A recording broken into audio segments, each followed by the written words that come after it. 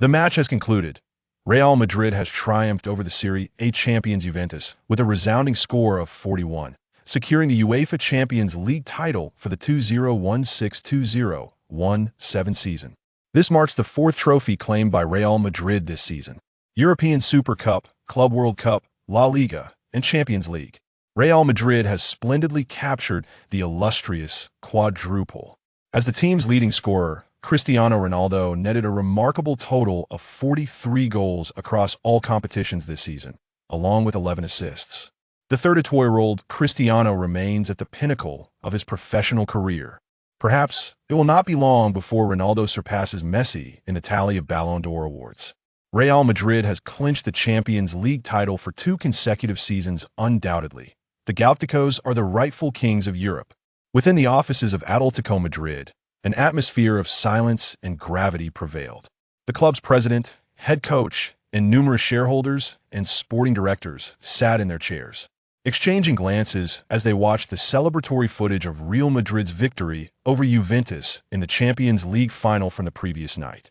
The moment captured Ronaldo, Bale, and Benzema gathered around the coveted trophy for a commemorative photograph.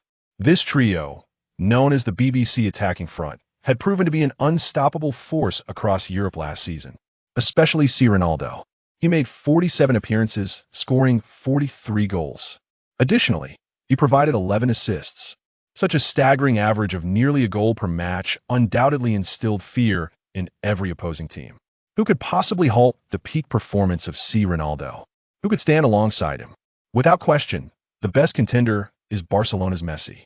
Yet at that moment, Messi had just endured 3 consecutive runner-up finishes with his national team, and at the club level this season, he had only secured the King's Cup and the Spanish Super Cup. Moreover, rumors suggested that this summer, Messi's talented partner in attack, Neymar, would depart for Paris.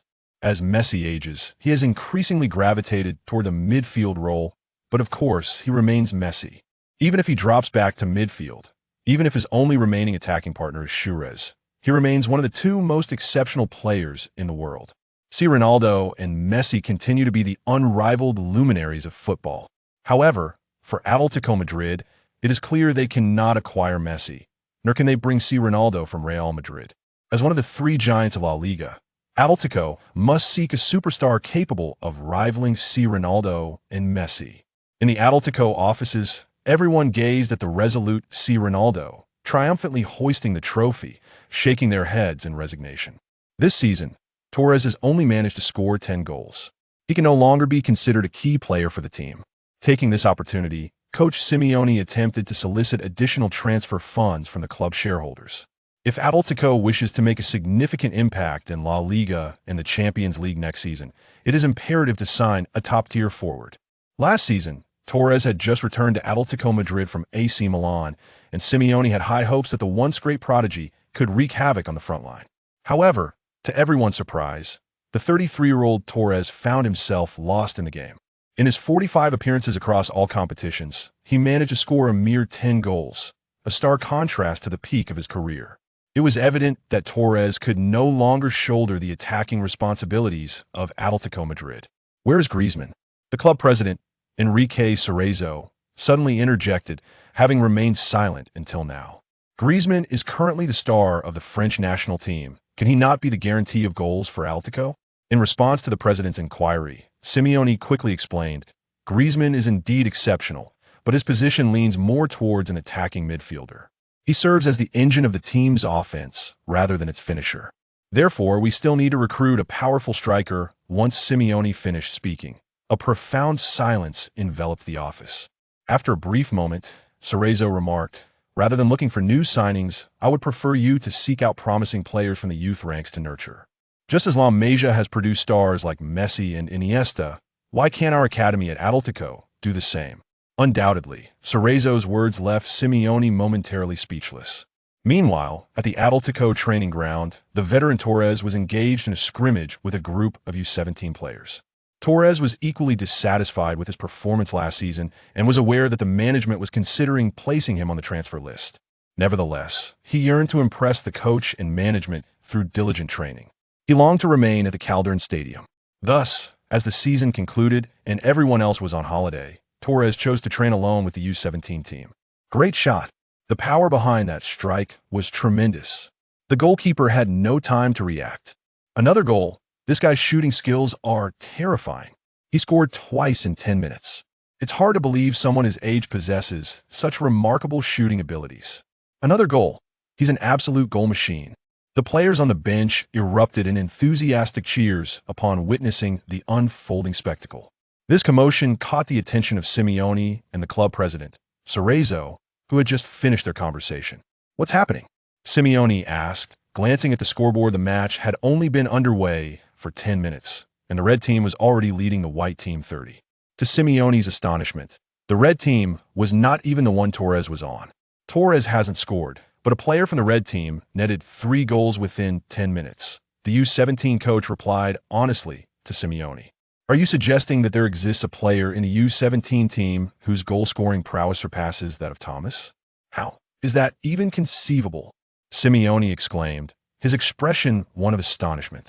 As a professional coach, Simeone understood that although Torres was nearing the twilight of his career, competing in U17 matches should be a mere formality for him. However, to his surprise, Torres had failed to score, overshadowed instead by the brilliance of the U17 player. At that moment, the red team regained possession of the ball. The winger, positioned near the baseline, delivered a sudden cross. In the penalty area, a tall player soared into the air. Despite the best efforts of 3 defenders attempting to intercept him, he successfully executed a header. Bang! In an instant, the football struck the net like a cannonball, crashing into the goal. The goalkeeper failed to respond in the slightest. The score was once again altered. Red team 4, white team 0. "This player has already netted his 4th goal. It is truly terrifying," remarked the U17 coach, capturing Simeone's attention once more. "Are you saying that every goal for the red team was scored by that Asian player?" "Indeed." Chapter 2. Securing a trial opportunity.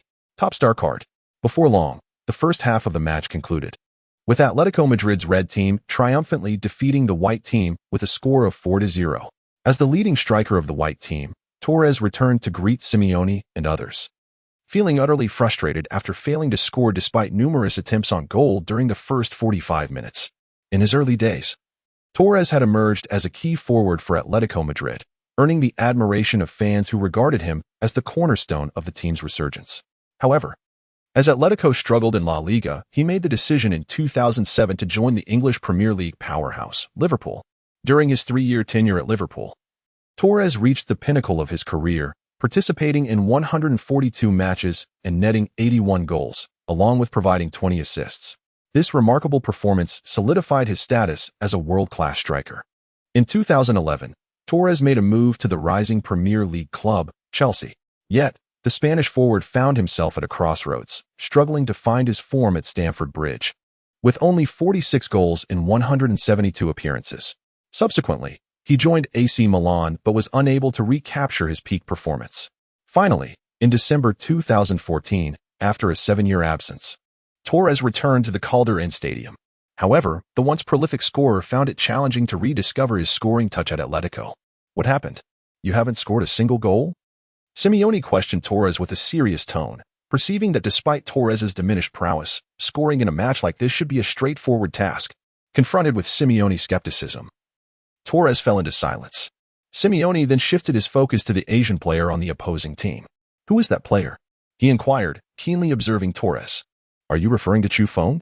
He is the substitute striker for Atletico 17, hailing from the Celestial Empire." Upon hearing Chufeng's nationality, a flicker of surprise crossed Simeone's eyes. He was aware of the Celestial Empire's footballing standards, which he believed barely reached the level of the Asian top 8. Has he been in the youth training camp for long? Simeone continued to question Torres, clearly intrigued by the Asian forward. "It seems he just joined the training camp last month. I'm not entirely sure." "You should direct such inquiries to the youth training director," Torres replied. After hearing Torres's response, Simeone fell into contemplation. Suddenly, he spoke. "Find a time to give him a trial opportunity." With that, Simeone departed the club alongside team owner Cerezo. To be candid, Simeone harbored doubts about the capacity of Atletico's youth training camp to produce a top-tier striker. Such odds were akin to winning a substantial lottery. This match was merely an internal scrimmage among the U17 team, devoid of any practical significance. Most crucially, Chu Feng is only 17 years old, and such a young player is fundamentally unprepared for the intensity of La Liga matches. The opportunity for Chu Feng to train under Simeone is largely a gesture intended for the ears of the club president, Cerezo. It is worth noting that during a recent executive meeting, Cerezo explicitly instructed Simeone to scout talent from the youth academy. This was merely a formality for Cerezo. "Chu, I have splendid news for you," exclaimed Torres. "Coach Simeone just mentioned that he will grant you a trial opportunity." As soon as Simeone and Cerezo departed, Torres hurried to share this news with Chu Feng.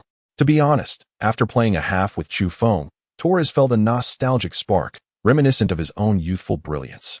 Thus, he genuinely hoped that Chu Feng would find a greater platform to showcase his talents. "Really? Are you certain?" Chu Feng's heart surged with a mix of anxiety and exhilaration. For him, the ultimate dream was to step onto the pitch in one of the top 5 leagues. "Torres, thank you for your recommendation," he said excitedly, patting Torres on the shoulder. Torres quickly waved his hands in response, clarifying, "Chu, you misunderstand. I did not recommend you.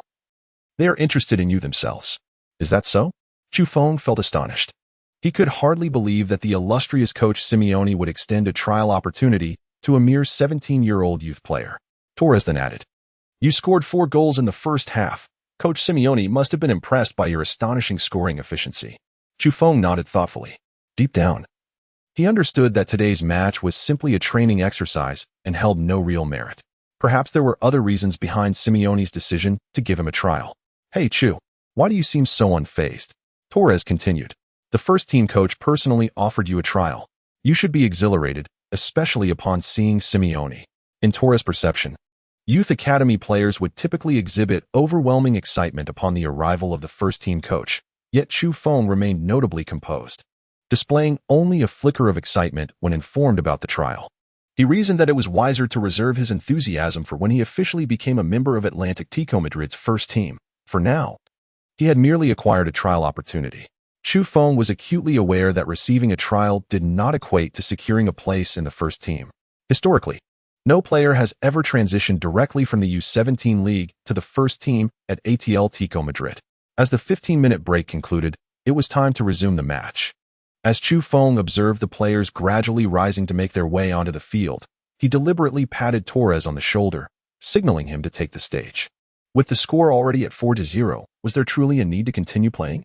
Torres, with a look of despair, gazed at the scoreboard, feeling disinclined to endure the second half of the match. Is this your mindset? Remember, until the referee blows the final whistle, anything can happen. Chu Feng urged with unwavering conviction. With no other option, Torres steeled himself and stepped onto the pitch. Meanwhile, a smile crept onto Chu Feng's face as he realized that once the match concluded, he would obtain Torres' star card. Although Torres had long lost his once formidable prowess, he was, after all, a top-tier striker at the peak of his career. Chapter 3. Matching Torres' star card. Participating in the trial. Ding. Congratulations, host. A successful 90-minute battle with Torres has been detected. Reward. Torres star card. Ding. Would you like to match the Torres star card? That evening, within the Atletico Madrid youth training dormitory, having finished training, Chu Feng lay on his bed, filled with excitement, eagerly awaiting the sound he longed to hear. He did not rush to match the card, but instead focused intently on the star card he had just acquired. Fernando Torres, 33 years old, height, 186 centimeters, weight, 78 kilograms, physical attributes, speed, 75, explosiveness, 73, reaction speed, 69, strength, 73, stamina, 65, jumping, 72. Injury, 60, physical attribute rating, offensive attributes, shooting, 80, long shot, 76, header, 77, set pieces, 66, dribbling, 71, offensive attribute rating, passing attributes, long pass, 65, short pass, 64, through ball, 60, cross, 60, vision, 70, passing attribute rating, defensive attributes, tackle, 67, sliding tackle, 56, interception, 56, goalkeeping, 56, physicality, 60, defensive attribute rating, overall rating, 73, assessment. Due to age and injury concerns, Torres' speed and impact have significantly diminished. Yet he still possesses a certain level of shooting ability. He can serve as a starter for relatively weaker teams in the top 5 leagues, though his stamina can only sustain him for 60 minutes. To be honest, upon seeing Torres' current attributes, a flicker of disappointment crossed Chu Feng's face.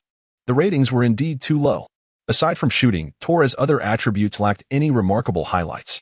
However, this was expected in real history. Torres would soon transition to the Sakura League in a few years. Nevertheless, at this moment, Torres still boasted several attributes superior to those of Chu Feng. A month ago, after witnessing a last-minute defeat by Saudi Arabia, Chu Feng, in a fit of rage, smashed his television.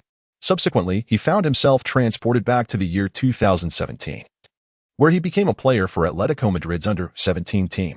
Despite possessing an overall rating of merely 60, he boasted an impressive strength attribute of 88, which enabled him to gradually establish his presence in the team. Just yesterday, the system issued a challenge to compete against Torres, and he was tasked with achieving victory. This prompted Chu Feng to exert every ounce of effort during the match. Ultimately, his hard work paid off as he secured a resounding victory against Torres' team, earning himself the coveted star skill card of Torres. Without a moment's hesitation, Chu Feng decisively clicked the matchmaking button. Matching in progress. Please wait. After approximately 10 seconds, the familiar voice of the system echoed in his ears once more. Ding. Match successful. Please check your latest attribute values. Chu Feng eagerly widened his eyes and excitedly opened his updated attribute panel. Indeed, following the match, several of his attributes had experienced significant enhancements.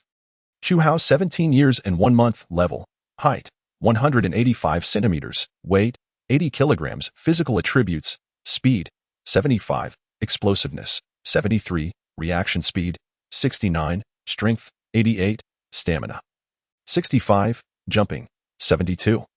Injury, 65, physical attribute rating, offensive attributes, shooting, 80, long shot, 76, heading, 77, set pieces, 66, dribbling, 71, offensive attribute rating, passing attributes, long pass, 70, short pass, 64, through ball, 67, cross, 67, vision, 78, passing attribute rating, defensive attributes, tackling, 56, sliding tackle, 56, interception, 56, goalkeeping, 56, physical duels, 60, defensive attribute rating, overall rating, 75, comprehensive evaluation level, football, star level classification, king level, ability value 96 to 100, Ballon d'Or level, ability value 90 to 94, superstar, ability value 85 to 90, main player in the top 5 leagues, ability value 76 to 84. Substitute player, ability value 69 to 75. Professional player, ability value below 75. According to the current classification, Chu Feng's rating has ascended to the level of a substitute player in the top 5 leagues. At this moment, the system presented him with methods for improvement. Improvement methods. Each victory in an official match awards 1 point of free attributes. A victory in the Champions League earns 2 points of free attributes. Securing the Golden Boot in various tournaments grants 5 points of free attributes. Furthermore, during matches, skill packages from opponents in the same competition will be randomly dropped. Upon reviewing this information, Chu Feng felt an overwhelming surge of confidence. He firmly believes that after matching Torres' star card, his current strength is entirely sufficient to challenge the top 5 leagues. Furthermore, he possesses an impressive power attribute of 88, which is enough to dominate in the 17 leagues. Indeed, Chu Feng is already capable of competing in the top 5 leagues. During a trial, at that moment, Chu Feng suddenly recalled the invitation for a trial from Simeone himself, and he was determined to participate. This was undoubtedly his best opportunity to enter the top 5 leagues swiftly. It is worth noting that the system's method of enhancement revolves around achieving victories in official matches, predominantly in the top 5 leagues. Therefore, if Chu Feng wishes to elevate his attributes further, he must, by all means, join a team in one of these leagues. Atletico Madrid stands out as one of the finest choices. As one of the 3 giants in La Liga, Atletico not only competes in the Champions League, but is also capable of contending for the championship. Moreover, compared to the other 2 giants, Real Madrid and Barcelona, Atletico presents a relatively easier competition in the attacking line. Aside from Torres, there are French star Griezmann, Argentine forward Angel Correa, and Kevin Gamero. However, all 3 players are under 1.8 meters tall and are not particularly skilled in heading. If Chu Feng could indeed win Simeone's favor and become a player for Atletico's first team, he would undoubtedly have the chance to establish himself in the club. Just thinking about this ignited a fire within Chu Feng. He was now eager to participate in the trial and impress Coach Simeone with his innate talent. The next day, as soon as Chu Feng arrived at Atletico's training camp, he learned from the U17 coach Henderson about the invitation for the afternoon trial. Henderson, as Chu Feng's coach in the U17 youth team, solemnly patted Chu Feng on the shoulder and advised him earnestly, "It's fine to give it a try. To broaden your horizons. The trial with the first team will involve actual matches, so be sure to avoid injury." To be honest, Henderson did not believe Chu Feng could succeed in the trial. In his view, while Chu Feng possessed excellent physical attributes and some shooting skills, he was still far from qualifying as a first-team player. Chu Feng, however, paid no heed to Henderson's doubts and immediately prepared his gear, eager to showcase his skills before Simeone. Chapter 4. The trial begins. Chu Feng faces mockery. In the afternoon, at 1 o'clock. When Chu Feng arrived at the Atletico training ground with his equipment, he did not see the first-team coach Simeone. Instead, the trial was overseen by Simeone's assistant, Burgos. Additionally, stars like Torres and Griezmann from the first team had specially come to the training ground to watch. "Chu, how are you prepared? Do you have confidence?" Upon meeting Chu Feng, Torres inquired about his readiness. Chu Feng responded calmly, "Of course, I have been waiting for this day for a long time." Anavan. This is the formidable Asian individual who triumphed in the 17th match. His name is Chu Feng. After exchanging a few words with Torres, he took the initiative to introduce Chu Feng to Griezmann, who was standing nearby. "Young man, aspiring to join the Atletico Madrid first team is no easy feat. I wish you the best of luck," Griezmann remarked as he appraised Chu Feng. "I am aware, yet I remain steadfast in my confidence," Chu Feng replied. At that moment, Burgos suddenly blew his whistle, signaling the trial players to gather around him. Once all the players had assembled before Burgos, the assistant coach of the Atletico Madrid first team began outlining the rules. "Soon, you will draw lots to form teams, and then engage in a 90-minute match. Only those who excel in this contest will have a chance to join the first team. Now proceed to draw lots." Lin Feng cast a glance at his fellow trial participants, most of whom were players from Atletico Madrid's youth academy, aged around 21, along with a few free agents. This meant that Chu Feng would be competing against players 4 years his senior.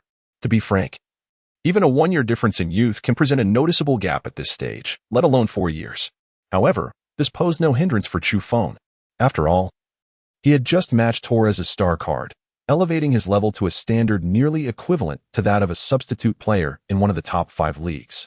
As long as he performed at his usual level, he firmly believed he could secure a place in Atletico Madrid's first team.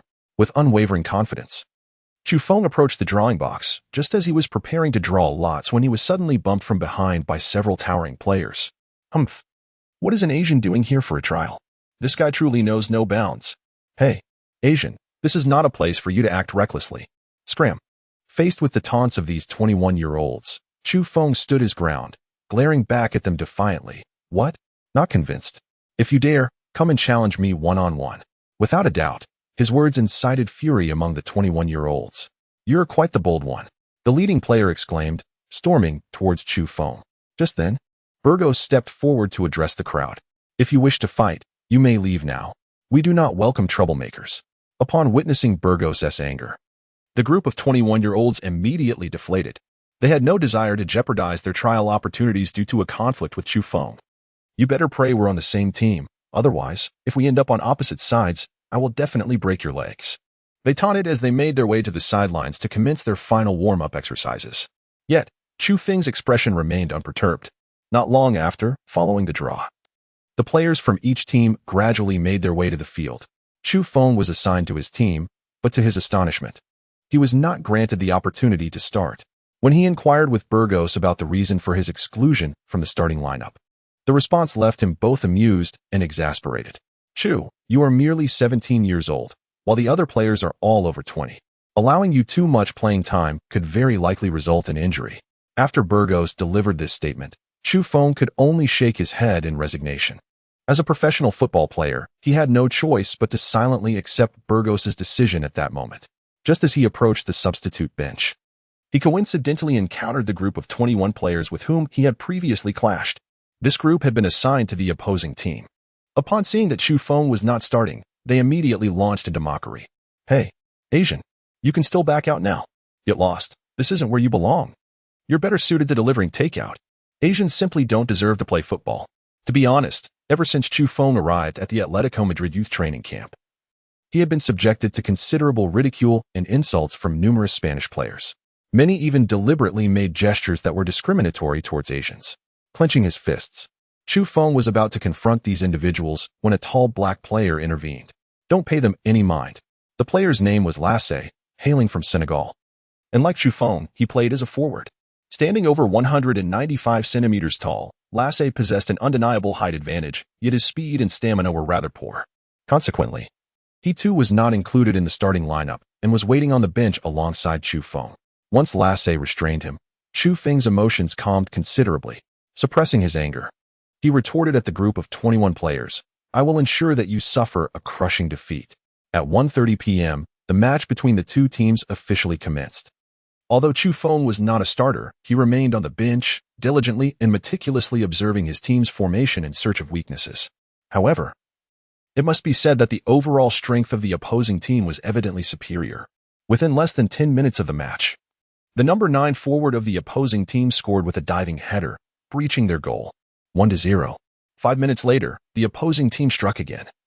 This time with a midfield player launching a long-range shot from the top of the penalty area. Within 20 minutes, the opposing team had already established a 2-goal lead, causing the morale of Chu Feng's team to plummet. By the end of the first half, the opposing team had further extended their lead to 3-0. Chapter 5. Assisting for a double. Terrifying athleticism. At this moment, Burgos approached Chu Feng, patting him on the shoulder with hopeful anticipation, saying, "Make sure to showcase all your talents." As the second half commenced, you took to the field. If you aspire to join Atletico Madrid's first team, you must exhibit exceptional performance within these 45 minutes. Chu Feng nodded at Burgos, donned his match jersey, and approached the sidelines, awaiting his substitution. Alongside him was Lasse, who was also granted a precious opportunity to showcase his skills for the next 45 minutes. Lasse, once you enter the pitch, simply position yourself within the penalty area. I will deliver passes to you. Chu Feng held a favorable impression of Lasse and resolved to assist him in scoring during the match. Beep.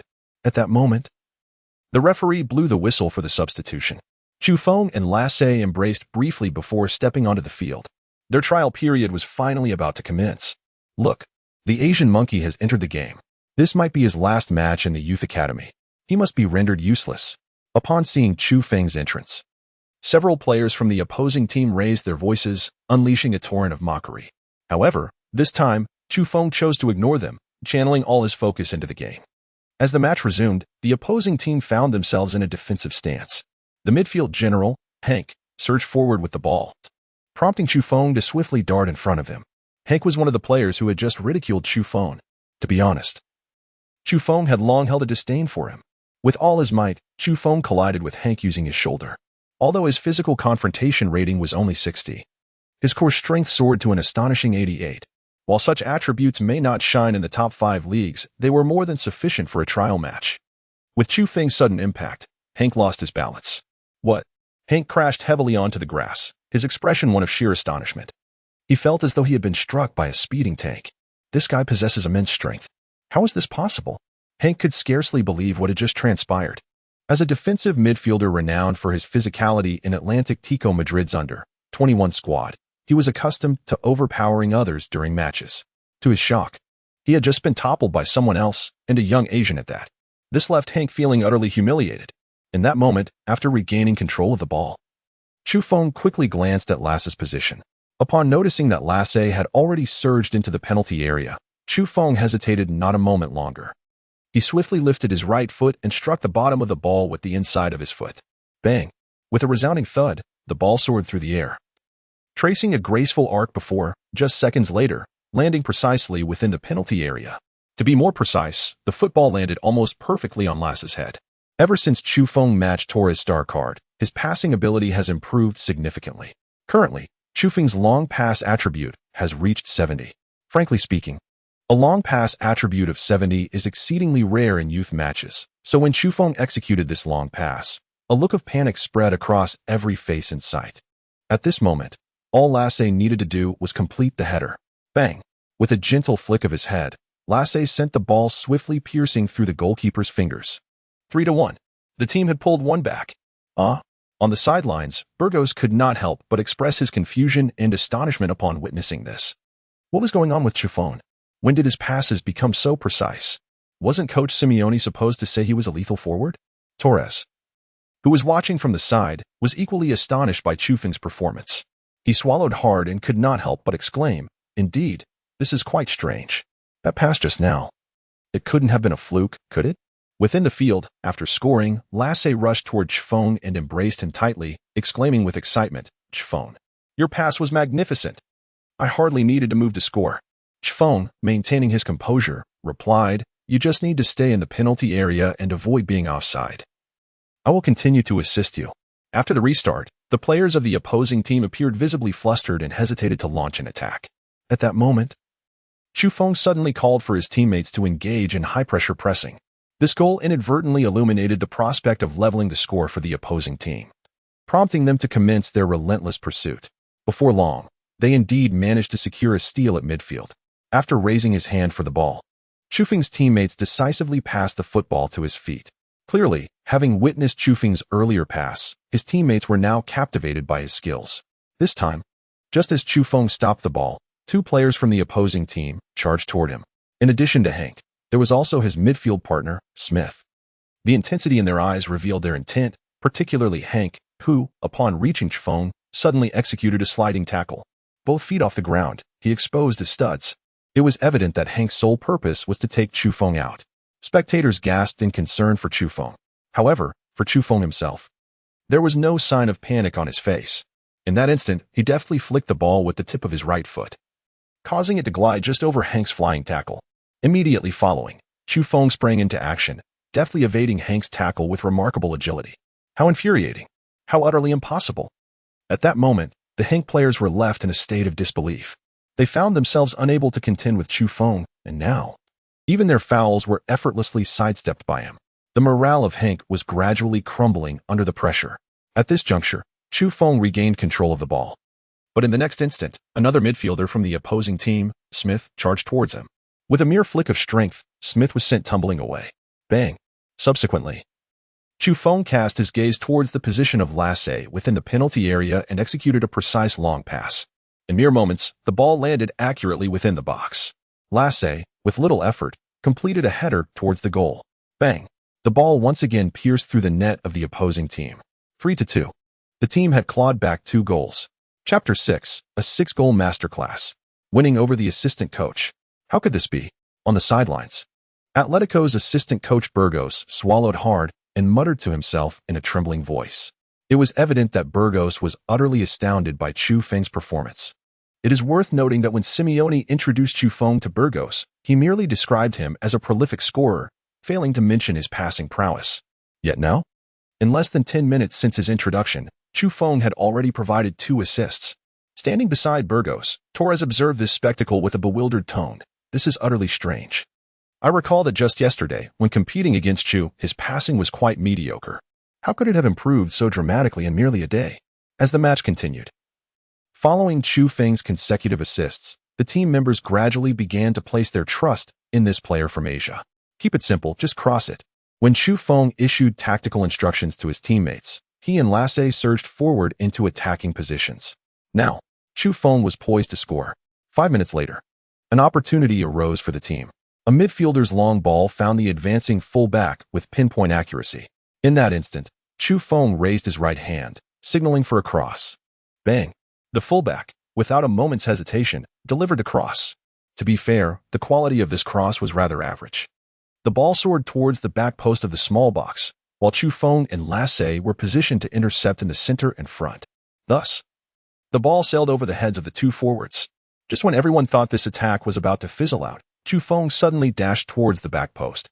In that fleeting moment, Chufeng once again seized control of the football, while simultaneously, 2 defenders from the opposing team positioned themselves strategically. The 2 center-backs appeared on either side of Chufeng, attempting to impede his advance. Yet, they underestimated the true impact of Chufeng's prowess. With determination, he raised his arms and engaged in a vigorous physical confrontation with the 2 defenders. In an instant, they lost their balance. At that moment, Chufeng executed a sharp, Angled shot. Bang. With a resounding thud, the football rocketed past the goalkeeper, piercing through his fingers like a cannonball. Ever since Chu Feng acquired Torres' star card, his shooting attribute had successfully upgraded to 80. In youth matches, an 80 shooting attribute is nearly unbeatable. Chu Feng's strike exuded an undeniable dominance, and the score swiftly transformed to 3-3. What a magnificent goal! Upon witnessing Chu Feng's success, Burgos immediately offered him enthusiastic applause. Griezmann, standing nearby, couldn't help but exclaim, "I can't believe he is only 17. His ability to maneuver is even more impressive than that of 21-year-olds. His physique is astonishing." Fernando Torres humorously remarked, "The youth today are truly formidable. It seems I must step aside soon." Amidst their conversation, Chu Feng found the net once more. In midfield, a teammate suddenly delivered a precise through ball. As Chu Feng controlled the football, the opposing defensive midfielder, Hank, rushed towards him. Clearly, Hank still harbored resentment from their previous encounter. He would not allow an Asian player to dominate before him. Consequently, Hank, with all his might, charged at Chu Feng from the side. However, this collision had no effect on Chu Feng. In fact, after crashing into him, Hank lost his balance and fell heavily to the ground. This exemplified Chu Feng's formidable physicality. After toppling Hank, Chu Feng strode confidently towards the attacking zone. At the edge of the penalty area, he suddenly halted, glanced at the goal, and, in the next moment, unleashed a powerful long-range shot. Bang! The football soared like a cannonball, crashing into the net. The goalkeeper stood helpless once more, and the score shifted from 3-3 to 4-3. In less than 20 minutes, Chu Feng achieved a flawless performance of 2 goals and 2 assists. With his exceptional physical attributes and remarkable shooting skills, he is truly a prodigy. It is astonishing to think he is only 17. It is evident that the assistant coach of Atletico Madrid has been thoroughly captivated by Chu Feng's performance. Meanwhile, Torres, observing Chu Feng's display in the match, inexplicably felt a sense of familiarity. Beep, beep, beep. As the 90-minute trial concluded, the score was firmly set at 6-3. Chu Feng subsequently netted 2 more goals, bringing his tally to 4 goals and 2 assists, single-handedly contributing to 6 goals. With almost sole effort, he propelled the team to victory. "Chu, you played exceptionally well. I must admit, you are a prodigy." After the match, Burgos sought out Chu Feng. "Thank you, coach. So, can I now join Atletico Madrid's first team?" Chu Feng bypassed any pleasantries and directly inquired about the outcome of his trial. A flicker of embarrassment crossed Burgos's face as he paused for a moment before explaining to Chu Feng, "The final decision rests with Coach Simeone. I will send him the video of your performance today. I will inform you as soon as I receive any news." Chu Feng nodded silently, refraining from further comment. At that moment, Torres approached Chu Feng, excitedly patting him on the shoulder and jesting, "Young man, your skills are improving remarkably. You even resemble the player I once was." Upon hearing Torres's words, a smile broke across Chu Feng's face as he replied, "You are my idol." "No, you are my idol. I grew up watching you play. No wonder. I thought your playing style was so similar to mine." Torres continued, "Once you make it to the first team, I will definitely look out for you." Great. To be honest, Chu Feng felt uncertain about his chances of joining Atletico Madrid's first team, as he could not decipher Coach Simeone's intentions.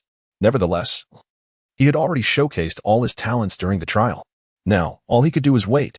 Chapter 7. Signing the professional contract. Officially joining Atletico Madrid's first team. The following day, in the office of the head coach at Atletico Madrid, assistant coach Burgos had just handed his meticulously prepared trial report to Simeone. After a brief glance at the contents, a hint of tension surfaced on the usually composed face of the head coach. "You only played for 45 minutes and scored 4 goals and 2 assists? Is this true?" Simeone inquired seriously of his assistant coach, Burgos. "Indeed. Chu was responsible for 6 goals. His performance is truly extraordinary. The defenders simply could not withstand his onslaught," Burgos promptly responded. Simeone furrowed his brow, clearly regretting not witnessing Chu Feng's trial performance in person.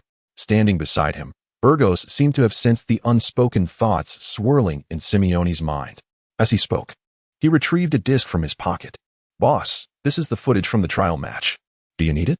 Upon hearing the mention of the recording, Simeone's eyes instantly sparkled with anticipation. Without a moment's hesitation, he exclaimed, "Absolutely. Play it now." Burgos promptly connected the disc to his laptop and swiftly opened the match footage. dragging the timeline directly to the beginning of the second half to provide Simeone with a clearer view of Chu Feng's performance. Simeone fixated intently on the laptop screen, his face occasionally betraying expressions of astonishment and disbelief. As the 45 minutes elapsed, his gaze remained steadfastly glued to the screen, seemingly in a state of disbelief. Quick! Contact Chu. Elevate him to the first team immediately. This lad is nothing short of a supercharged Torres. His potential is limitless. Undoubtedly, after witnessing Chu Feng's trial performance, Simeone was profoundly impressed by this Asian prodigy. Deep within, he felt a strong premonition that this 17-year-old forward would serve as the cornerstone for Atletico Madrid's resurgence. To score 4 goals and provide 2 assists against opponents averaging 4 years his senior speaks volumes about his talent. It is a travesty for such a player to languish in the youth academy. He must be summoned to the first team at once. At that moment, Simeone could hardly contain his eagerness to witness Chu Feng's prowess firsthand. Understood. I will call Chu right away. Meanwhile, within Atletico Madrid's youth academy, Chu Feng was engaged in training with his teammates. To be frank, after waiting all night for news from Burgos the previous day, Chu Feng felt disheartened, believing his chances of joining the first team were slim. Thus, he transformed his sorrow into motivation, dominating the morning's scrimmage with an impressive display. He scored with powerful strikes, headers, and even executed a breathtaking bicycle kick, netting 6 goals single-handedly and leading his team to a resounding victory. After training, Chu Feng had lunch and returned to his dormitory for a brief rest. Just then, he received a call from Burgos. Chu, congratulations! You are officially joining Atletico Madrid's first team. Pack your things and report to the club this afternoon. Burgos' words took Chu Feng by surprise. Mr. Burgos, is this true? He couldn't help but confirm once more. Absolutely. I know it's hard for you to believe right now, but it is indeed true. You are now a player for Atletico Madrid's first team. Report to the club by 2 o'clock this afternoon. As Chu Feng ended the call, a determined expression illuminated his eyes. He understood that his time to shine was about to begin. As Chu Feng glanced at the clock, it was already 12:30. He hurriedly packed his belongings into his suitcase, just as his roommate returned to the dormitory for a break. Chu, what are you up to? Are you renting a place outside? No, I just received a call from Mr. Burgos, instructing me to report to the first team. Upon hearing this, astonishment flooded his roommate's eyes. The first team? But you're only 17. His roommate continued, if memory serves, since Simeone became the head coach of Atletico Madrid, no player aged 17 has ever been directly promoted to the first team. But now there is. Chu Feng replied with a faint smile before wheeling his suitcase out of the dormitory. At 2 o'clock in the afternoon, Chu Feng arrived punctually at the entrance of the Atletico Madrid club. Mr. Burgos had been waiting for him and quickly approached, taking the suitcase from Chu Feng's hands. First, you'll meet with Coach Simeone, and then you'll sign a professional contract, making you a player for the Atletico first team. After saying this, Burgos led Chu Feng to the office of the head coach.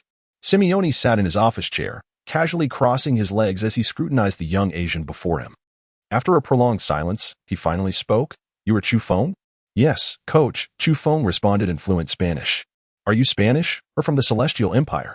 Perhaps it was Chu Feng's commendable command of Spanish that piqued Simeone's interest in his nationality. I am from the Celestial Empire, but I came to live in Spain with my uncle a long time ago, which is why my Spanish is decent, Chu Feng replied, drawing from the memories of his current life. Here is your professional contract, Simeone said, handing him the prepared document. Since you are not yet 18, we can only offer you a 3-year contract with a weekly salary of 3,000 euros, totaling approximately 15,600 euros annually. Of course, if you perform exceptionally well, there is always the possibility of a raise. Chu Feng nodded, understanding that as a 17-year-old, he could not expect a high-value contract and would have to settle for the minimum guaranteed contract. Nevertheless, he felt quite satisfied, as earning 3,000 euros a week translated to over 20,000 in his currency, a substantial sum for someone of his age. That's fine. Chu Feng promptly picked up the pen and signed his name on the contract. The new season will commence on July 15th. During this interim period, you may train at the club. Remember, while you are now a member of Atletico's first team, this does not guarantee you an opportunity to play in La Liga. Before the commencement of the new season, my coaching staff and I will conduct an evaluation of the first-team players. If your performance is mediocre, there is a possibility of being relegated to the reserve team or loaned out. I shall strive diligently, coach. Chu Feng's tone exuded a resolute spirit. Chapter 8. The Fortuitous Skill Card of Little Spider Alvarez. Ding. Detected that the host has successfully signed with the first team of Atletico Madrid. Reward. Random skill card of a top Atletico striker. As soon as Chu Feng had settled his belongings in the player's apartment at Atletico Madrid, he was suddenly greeted by the voice of the system. Additional rewards? However, what does this top Atletico striker skill card entail? Just as Chu Feng voiced his inquiry, the system promptly provided clarification. Random top Atletico striker skill card. Randomly select skills from all top forwards who have played for Atletico Madrid. Would you like to draw? Draw. Without hesitation, Chu Feng was eager to discover what kind of skill card he would receive. Drawing. Please wait. 1050100. Ding. Congratulations to the host for acquiring the luck-boosting card of Alvarez. Alvarez? Little Spider? Isn't he the player who joined in the 2024 season? Is this really possible? However, what utility does this skill card possess? Chu Feng had anticipated receiving skills from stars such as Agüero, Falcao, or Villa, only to find himself with Alvarez. Undeniably, Alvarez is also a world-class forward, having clinched the Grand Slam by the age of 23, and he celebrated a World Cup victory alongside Messi. He is undoubtedly a standout among the new generation of forwards, and upon joining Atletico Madrid, he immediately became the team's leading scorer. At that moment, the system displayed another prompt. Alvarez luck boosting card, passive. This skill card is passive. The host can gain a luck enhancement during matches, making it easier to secure shooting opportunities and score goals. Note, the harder you work, the luckier you become. The more active the host is in running, the higher the luck value. Conversely, the opposite holds true. This is intriguing. Upon reading the explanation of the skill card, Chu Feng's interest was piqued. It is well known that Little Spider Alvarez is an industrious forward, tirelessly running in every match, and it is precisely his diligence that has afforded him numerous opportunities. In other words, Alvarez's early achievement of the football Grand Slam is attributed not only to luck, but also to hard work. After all, effort and fortune complement one another. Without hard work, there would be no luck. Unfortunately, there are currently no matches for Chu Feng to witness the prowess of this skill card firsthand. Nevertheless, having obtained the Alvarez luck boosting card, Chu Feng's goal-scoring efficiency will undoubtedly see a significant increase. This also bolstered Chu Feng's confidence in impressing Simeone in the upcoming season. On June 3, 2017, in the vibrant Chinatown of Catalonia, Spain, a blonde woman was diligently arranging the merchandise on the shelves of a small supermarket.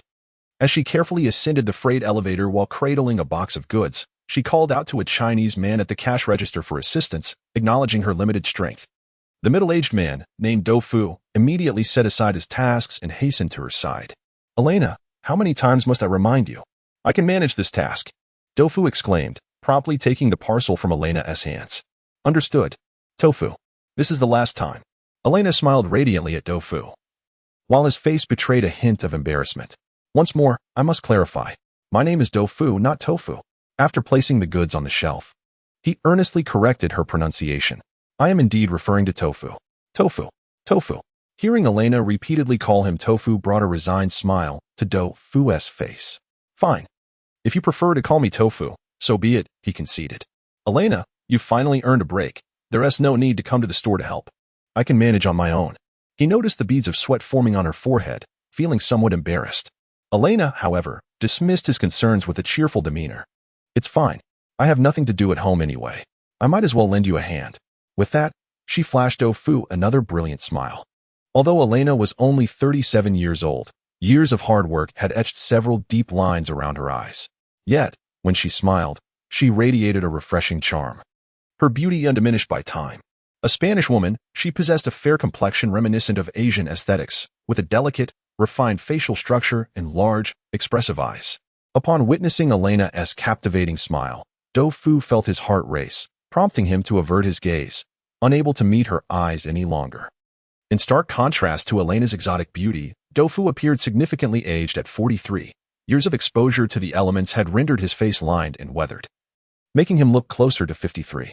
Despite this, the younger Elena held a profound admiration and affection for Do Fu, while he, embodying the reticence characteristic of Eastern culture, hesitated to advance their relationship further. This left their connection delicately poised in a state of ambiguity. "Uncle, where are you?" "I'm back." The sound of a voice abruptly shattered the awkward atmosphere enveloping the two, particularly affecting Dofu. He dashed to the store entrance with the speed of a sprinter, his piercing gaze assessing the young man before him. "What's the matter? After a month apart, have you forgotten who I am?" Chu Feng remarked, unable to restrain his sarcasm as he noticed his uncle's scrutinizing stare. "Chu Feng, this little rascal actually returned? Where have you been wandering for the past month?" Dofu, Chu Feng's uncle, had raised him after both of his parents tragically passed away in a car accident. Having never married, Dofu regarded Chu Feng as his own child. A month prior, Chu Feng had left a letter and set off alone to join the Atletico Madrid youth training camp, which had greatly distressed Dofu. Now that Chu Feng was back, a reprimand was inevitable. "Here, sign this right away." Ignoring Dofu's furious outburst, Chu Feng handed him a contract. "What is this?" Dofu inquired, bewildered.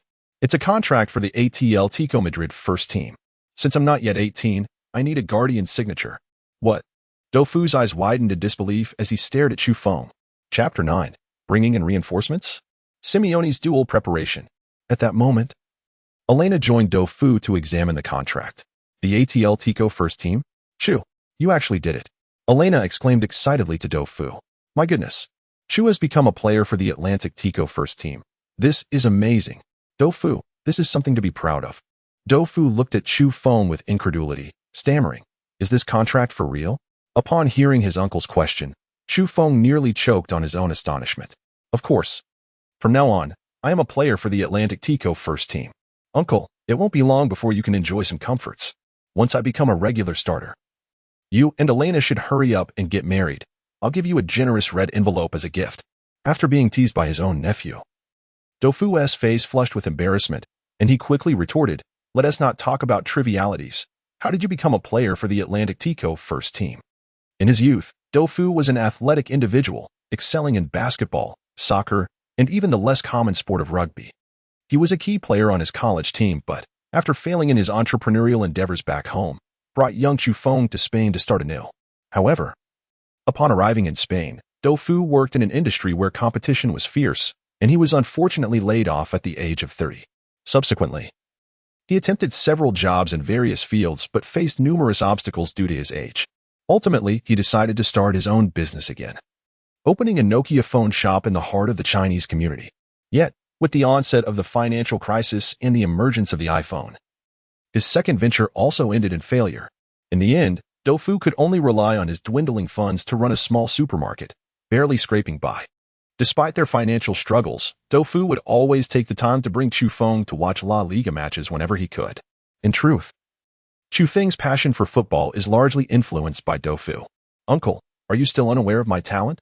I merely revealed a glimpse of my abilities." And Coach Simeone was utterly impressed. Chu Feng confidently remarked, patting Dofu on the shoulder. "Elena, do you think this is genuine?" Dofu, feeling uneasy, worried that Chu Feng might be deceived, handed the contract to Elena, who, proficient in Spanish, carefully examined it before nodding in affirmation. "Dofu, there is no doubt. This is absolutely authentic." Upon hearing Elena's words, a smile finally graced Dofu's face. "Good lad.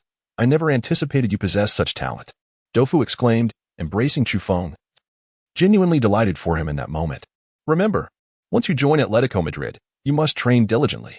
Atletico is one of the top 3 teams in La Liga. Securing a position in such a prestigious club is no easy feat." Chu Feng waved his hand dismissively, impatience evident in his voice. "All right. Enough with the chatter. Let us get this signed. I'll treat you and Elena to a sumptuous meal afterward. Currently, I earn 3,000 euros a week, uncle. If you're in need of money, don't hesitate to let me know." Subsequently, Chu Feng turned to Elena and inquired, "Elena, please invite my sister as well. It has been far too long since I last saw the lovely Mia." Haha. Mia, Elena's daughter, is only a year younger than Chu Feng, possessing an exceptionally sweet appearance. Renowned in school as a stunning beauty, in their daily lives, Mia and Chu Feng are also quite close friends. It's worth mentioning that the fate of Elena and Mia, this mother-daughter duo, has been quite arduous. Elena's husband tragically lost his life on the streets due to drug-related issues when Mia was just born, leaving Elena to raise Mia alone amidst the chaos of Madrid. As Elena had to care for young Mia, she found it impossible to work, leading to an increasingly strained existence. Eventually, Elena had no choice but to relocate with Mia to a Chinatown in the suburbs of Catalonia, where she fortuitously met Dofu. From the moment Elena laid eyes on Dofu, She was captivated by his politeness and humility, as well as his robust physique. Standing at 6 feet tall and possessing a strong build, Dofu was a sporting prodigy. Thus, through Elena's proactive approach, their relationship blossomed. Perhaps due to their shared experiences of life's injustices, which fostered lively conversations between them. However, Dofu believed his career was shrouded in darkness, unworthy of providing Elena with a happy life, which is why he had never dared to confess his feelings. This aspect of Dofu has always been a point of disdain for Chu Feng. Mia recently participated in a cheerleading competition and probably won't be home for another week. Upon hearing this from Elena, Chu Feng waved his hand dismissively. Then let it be. We three shall dine together. Aunt, what do you think of my earlier suggestion? Elena only possesses a rudimentary understanding of Chinese, and thus remains oblivious to the meaning of aunt, as well as the implications of Chu Feng's words. You little rascal. Don't call people recklessly. Dofu reprimanded in a swift manner in Chinese, before turning to explain to Elena in Spanish. That evening, at a Chinese restaurant. After a sumptuous dinner shared by Chu Feng, Dofu, and Elena, the following day, Chu Feng set off for Madrid with a contract in hand. As June unfolded, with just over a month remaining until mid-July, Chu Feng recognized that if he wished to secure a place in Atletico Madrid's first team, he needed to devote himself to rigorous training during this crucial period. It was essential for him to establish a foothold within the elite ranks of Atletico.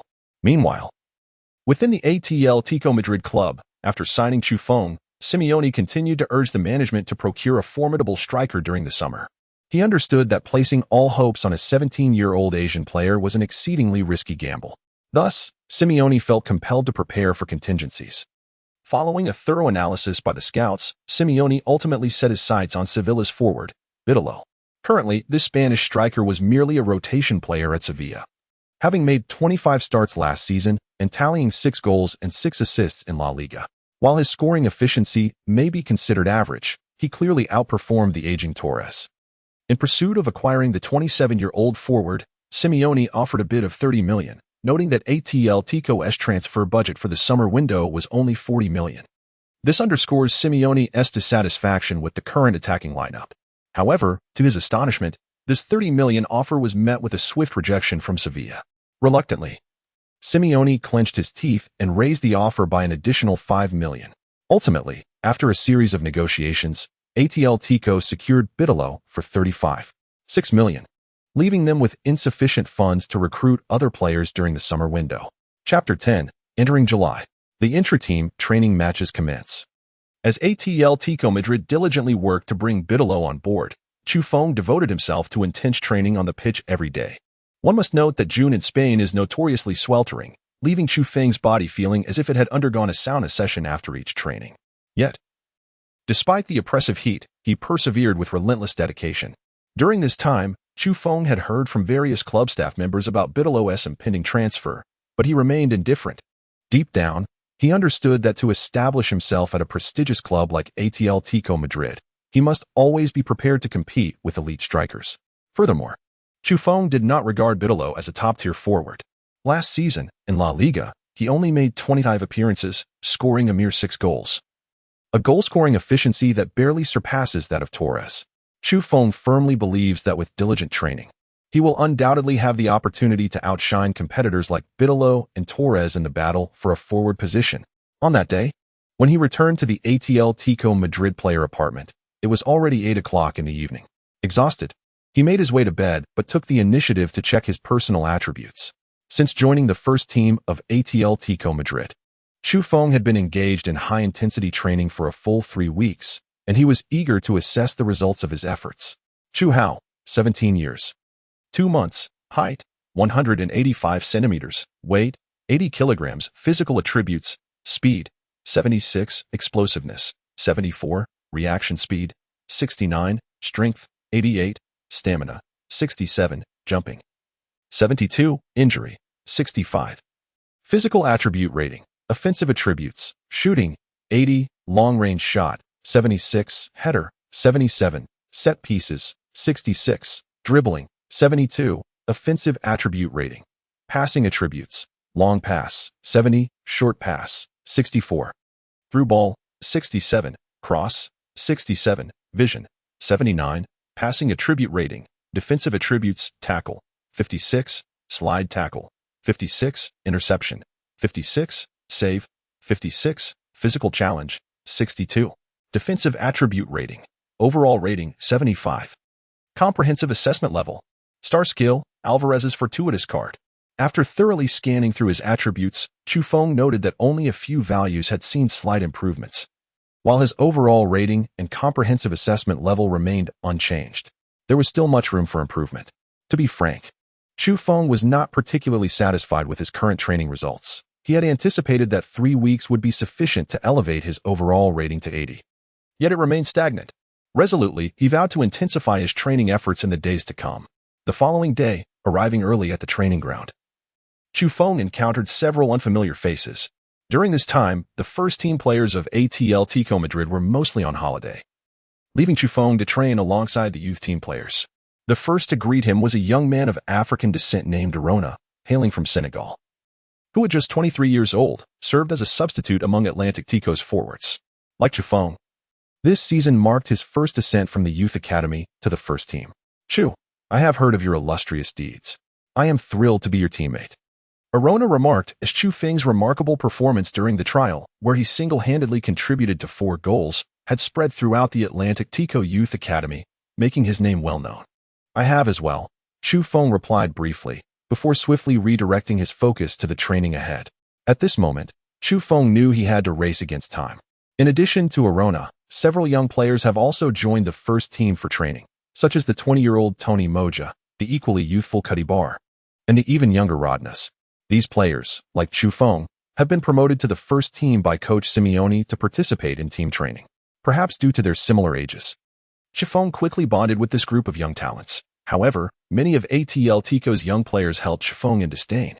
A prime example is the young central defender Antonio Montoro, a quintessential Spaniard who, regardless of Chufeng's remarkable performances, harbored an inherent prejudice against Asians.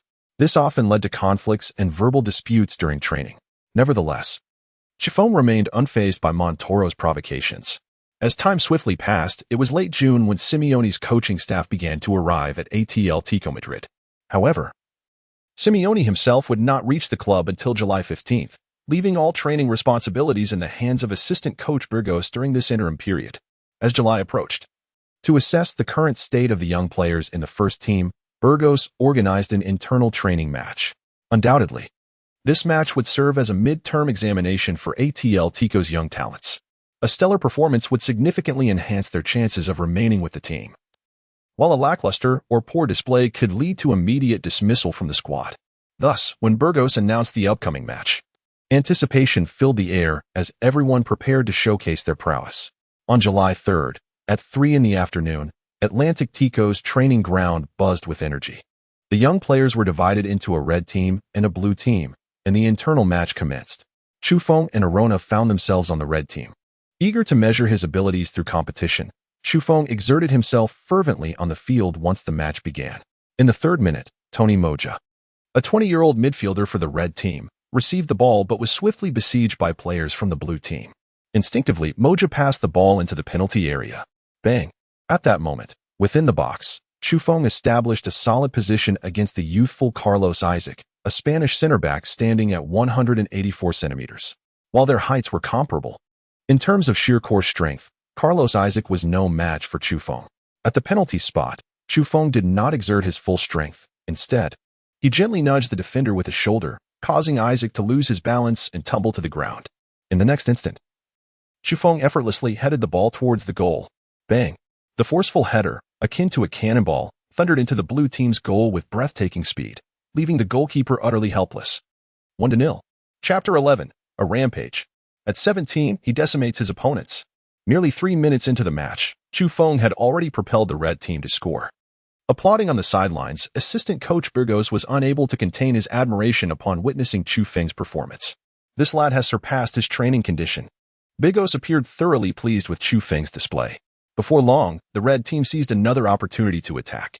This time, rather than waiting in the penalty area, Chufeng proactively withdrew to the midfield to receive the ball. In the 8th minute, Tony Moja received the football in the center and, without a moment's hesitation, swiftly passed it forward to Chufeng.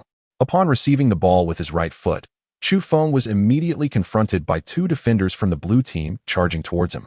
Clearly, following his recent goal, the blue team's defenders had intensified their focus on neutralizing Chu Feng. At this moment, no matter where he found himself, at least two players would be surrounding him to disrupt his play. Unfazed, Chu Feng expertly controlled the ball with his right foot and immediately accelerated. It is noteworthy that his dribbling attributes had reached a commendable 72, complemented by a speed of 76. Most importantly, his strength had peaked at 88. As he surged forward, he resembled a high-speed freight truck. In an instant, Chu Feng forcefully broke through the encirclement of the two blue defenders. Following this, Chu Feng launched into a full sprint, striding like a meteor into the blue team's penalty area. In this flash of action, the pressure fell squarely upon the 21-year-old center back, Antonio Montoro. Taking a deep breath, this defender summoned all his strength and charged towards Chu Feng. It had been previously noted that Antonio Montoro had always underestimated Chu Feng. This time, he was determined to make Chu Feng feel the weight of his prowess. Yet, he was a step too late. Near the edge of the penalty area, Chu Feng suddenly halted his advance and lifted his right foot to execute a powerful strike. With a resounding thud, the football zipped past Antonio Montoro, hurtling towards the far corner of the goal. On the goal line, the blue team's goalkeeper exerted every effort to make a save. But the speed and angle of Chu Feng's shot were nothing short of exquisite. The ball struck the inside of the goalpost and ricocheted into the net. 2-0. Chu Feng scores once more. Infuriating. Once again, this Asian player has scored. This dark-haired Asian forward is nothing short of a phenomenon. His strength is overwhelming and utterly unstoppable. Has the level of Asian football risen to such heights? Upon witnessing Chu Feng netting his second goal, the faces of the blue team players revealed a mix of despair and helplessness. Antonio Montoro stood frozen in disbelief, unable to comprehend the precision of Chu Feng's strike. The match was far from over, and Chu Feng's individual showcase was far from concluding. 10 minutes later, Chu Feng, utilizing his robust physique, bulldozed through an opponent's defensive midfielder, effortlessly seizing possession of the ball. In the next moment, Chu Feng galloped like a meteor toward the opponent's penalty area. At this juncture, every defensive player from the blue team instinctively concentrated their efforts on Chu Feng, with three defenders drawn to his breakthrough. In that instant, Chu Feng keenly spotted Arona charging into the box.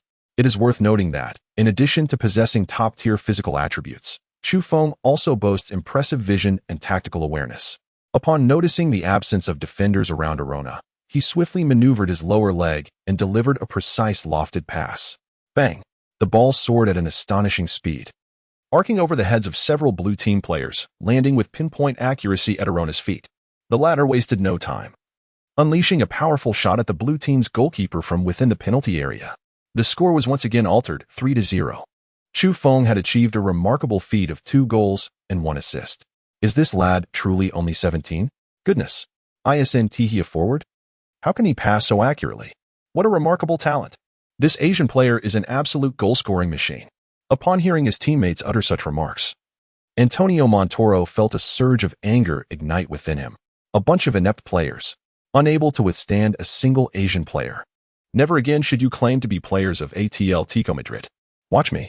In the ensuing match, Antonio Montoro proactively took on the task of marking Chu Feng. To be fair, Montoro, as a central defender, possesses commendable talent. Both his physical prowess and defensive awareness place him among the elite in his age group. Yet, when faced with Chu Feng's relentless assault, he found himself utterly helpless. In the 35th minute of the match, at the edge of the penalty area, Montoro attempted to thwart Chu Feng by trying to intercept the ball as Chu Feng backed into him. But Chu Feng offered him no respite. Instead, he swiftly pivoted and forcefully collided with Montoro, using his shoulder. Montoro, undeterred, exerted every ounce of his strength to confront Chu Feng. However, at the very moment their shoulders collided, he was struck by the ominous sound of cracking bones. With a pained cry, Montoro collapsed to the ground. Meanwhile, Chu Feng unleashed a powerful shot that effortlessly pierced through the defenses of the blue team's goalkeeper. The score stood at 4-0. How could this be? Montoro gazed at Chu Feng with incredulity. In his eyes, it was unfathomable that an Asian player, particularly one hailing from the Middle Kingdom, could possess such formidable physical prowess. Before the first half concluded, Chu Feng delivered a surgical pass to Arona, successfully assisting him in scoring. Ultimately, the halftime score was fixed at 5-0. Prior to the commencement of the second half, Burgos substituted Chu Feng with another player, fully aware of Chu Feng's exceptional capabilities. A 17-year-old who had achieved a hat trick and 2 assists in the first half was undeniably a prodigy. Burgos recognized the necessity of allowing Chu Feng to rest. He did not wish for such a talented player to sustain an injury. Chapter 12. Key Players Return. The official sprint to the new season. Following the conclusion of the match, the confrontation was officially over, and Coach Burgos, along with his assistants, provided ratings for all participating players. Chu Feng received the highest score. Accompanied by glowing remarks, this player exhibited outstanding heading and shooting abilities, with the capacity to retreat to midfield for passing and organization. Given his age of 17, he could certainly be deemed a genius. In the aftermath of this match, the previously dismissive Spanish players experienced a dramatic shift in their attitudes towards Chu Feng, including the likes of Antonio and Montaro. It is no exaggeration to say that Antonio and Montaro had completely transformed into Chu Feng's admirers, even going so far as to offer to clean his boots after training every day. Indeed, to earn the respect of others, one must first become stronger. Nowadays, nearly all of Atletico Madrid's young players firmly believe that Chu Feng deserves a place in the first team. Consequently, aside from Montaro's fervent attempts to win Chu Feng's favor, the other players also gathered around him daily, seeking to forge a good relationship in hopes of receiving his support in the future. Yet, Chu Feng remained remarkably composed. He understood that, given his current abilities, establishing himself firmly within Atletico Madrid's first team was still uncertain. Thus, he continued to train relentlessly, undeterred by fatigue. As time gradually passed, the day of July 15th finally arrived. This marked the assembly of the key players of Atletico Madrid's first team. Furthermore, Atletico Madrid's head coach, Simeone, has concluded his vacation and officially arrived at the training ground with his coaching staff. On the first day of assembly, Chu Feng had the opportunity to observe numerous renowned stars up close, including Griezmann, Gamero, Sael, Koch, Godin, Felipe, Oblak, and the club's new signing, Vitalo. Gentlemen, the new season is set to commence in a month. It is imperative that you cast aside the joys of vacation. Starting today, all players must engage in physical training. Prior to the commencement of the season, Simeone convened a brief meeting with all first-team players. Last season, we merely secured 78 points in La Liga, achieving a third-place finish, and to be frank, I am profoundly dissatisfied. Our noisy neighbors claimed 4 titles last season, while we, on the other hand, ended up empty-handed. This is nothing short of disgraceful. Simeone raised his voice, continuing to admonish the players. This season, our primary objective is to seize the La Liga championship, followed by triumphs in the Champions League and the Copa del Rey. I'm aware that some may consider me delusional. However, I assure you, as long as you adhere to my tactical directives, Atletico has every chance to succeed. Simeone elaborated for a full hour. Truth be told, the pressure he bears as Atletico's head coach is considerable, especially after last season's dismal performance, where Atletico failed to secure any titles, while our city rivals, Real Madrid, basked in glory with 4 championships. Presently, Simeone's support among fans and club executives is waning. If he fails to achieve commendable results this season, the threat of dismissal looms large. Thus, it is essential for Simeone to conduct a motivational session with the players to invigorate their competitive spirit. Shortly after 10 in the morning, training for the first team officially commenced. As most key players had been on vacation without engaging in training, Simeone focused on restoring their physical condition through strength and endurance drills. How is it going? Are you settling in with the team? Torres inquired, striking up a conversation with Chu Feng during training. Quite well. I heard you performed admirably in the recent inter-squad matches. However, I must caution you not to become overconfident. Performance ratings do not guarantee your place in the first team. Torres patiently explained to Chu Feng, if all goes as planned, Coach Simeone will organize another scrimmage in a week. Only those who excel in this match will remain with the squad, so you must step up your game. Chu Feng nodded in acknowledgement to Torres and then immersed himself back into training. This was anticipated by Chu Feng, as he had long understood that establishing a foothold in Atletico's first team would not be an easy endeavor. It requires navigating through rigorous selection processes. As of now, the only course of action for Chu Feng is to diligently train and adjust his condition as much as possible.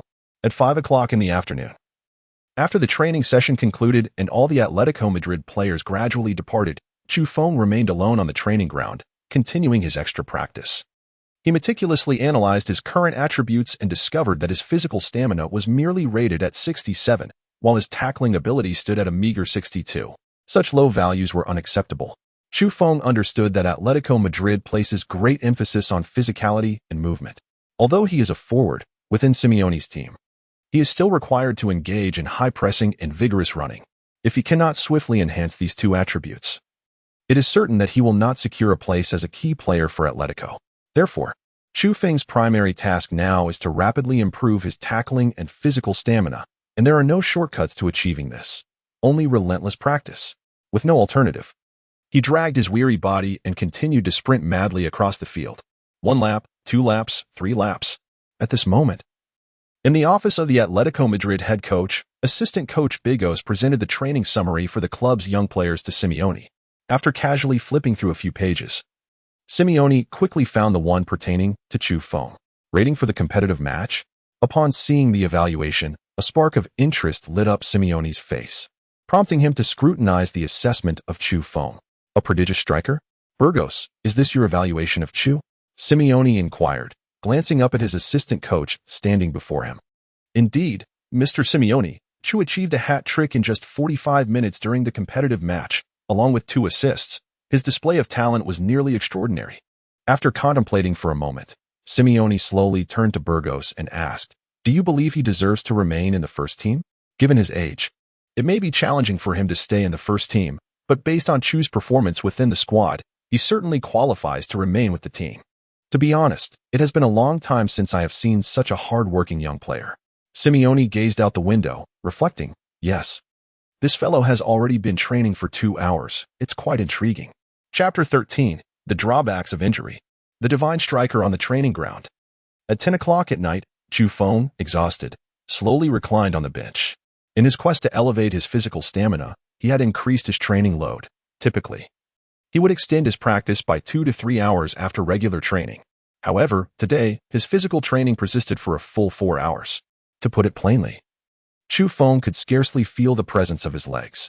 After lying on the bench and catching his breath for a moment, he mustered his spirit and accessed his attribute values once more.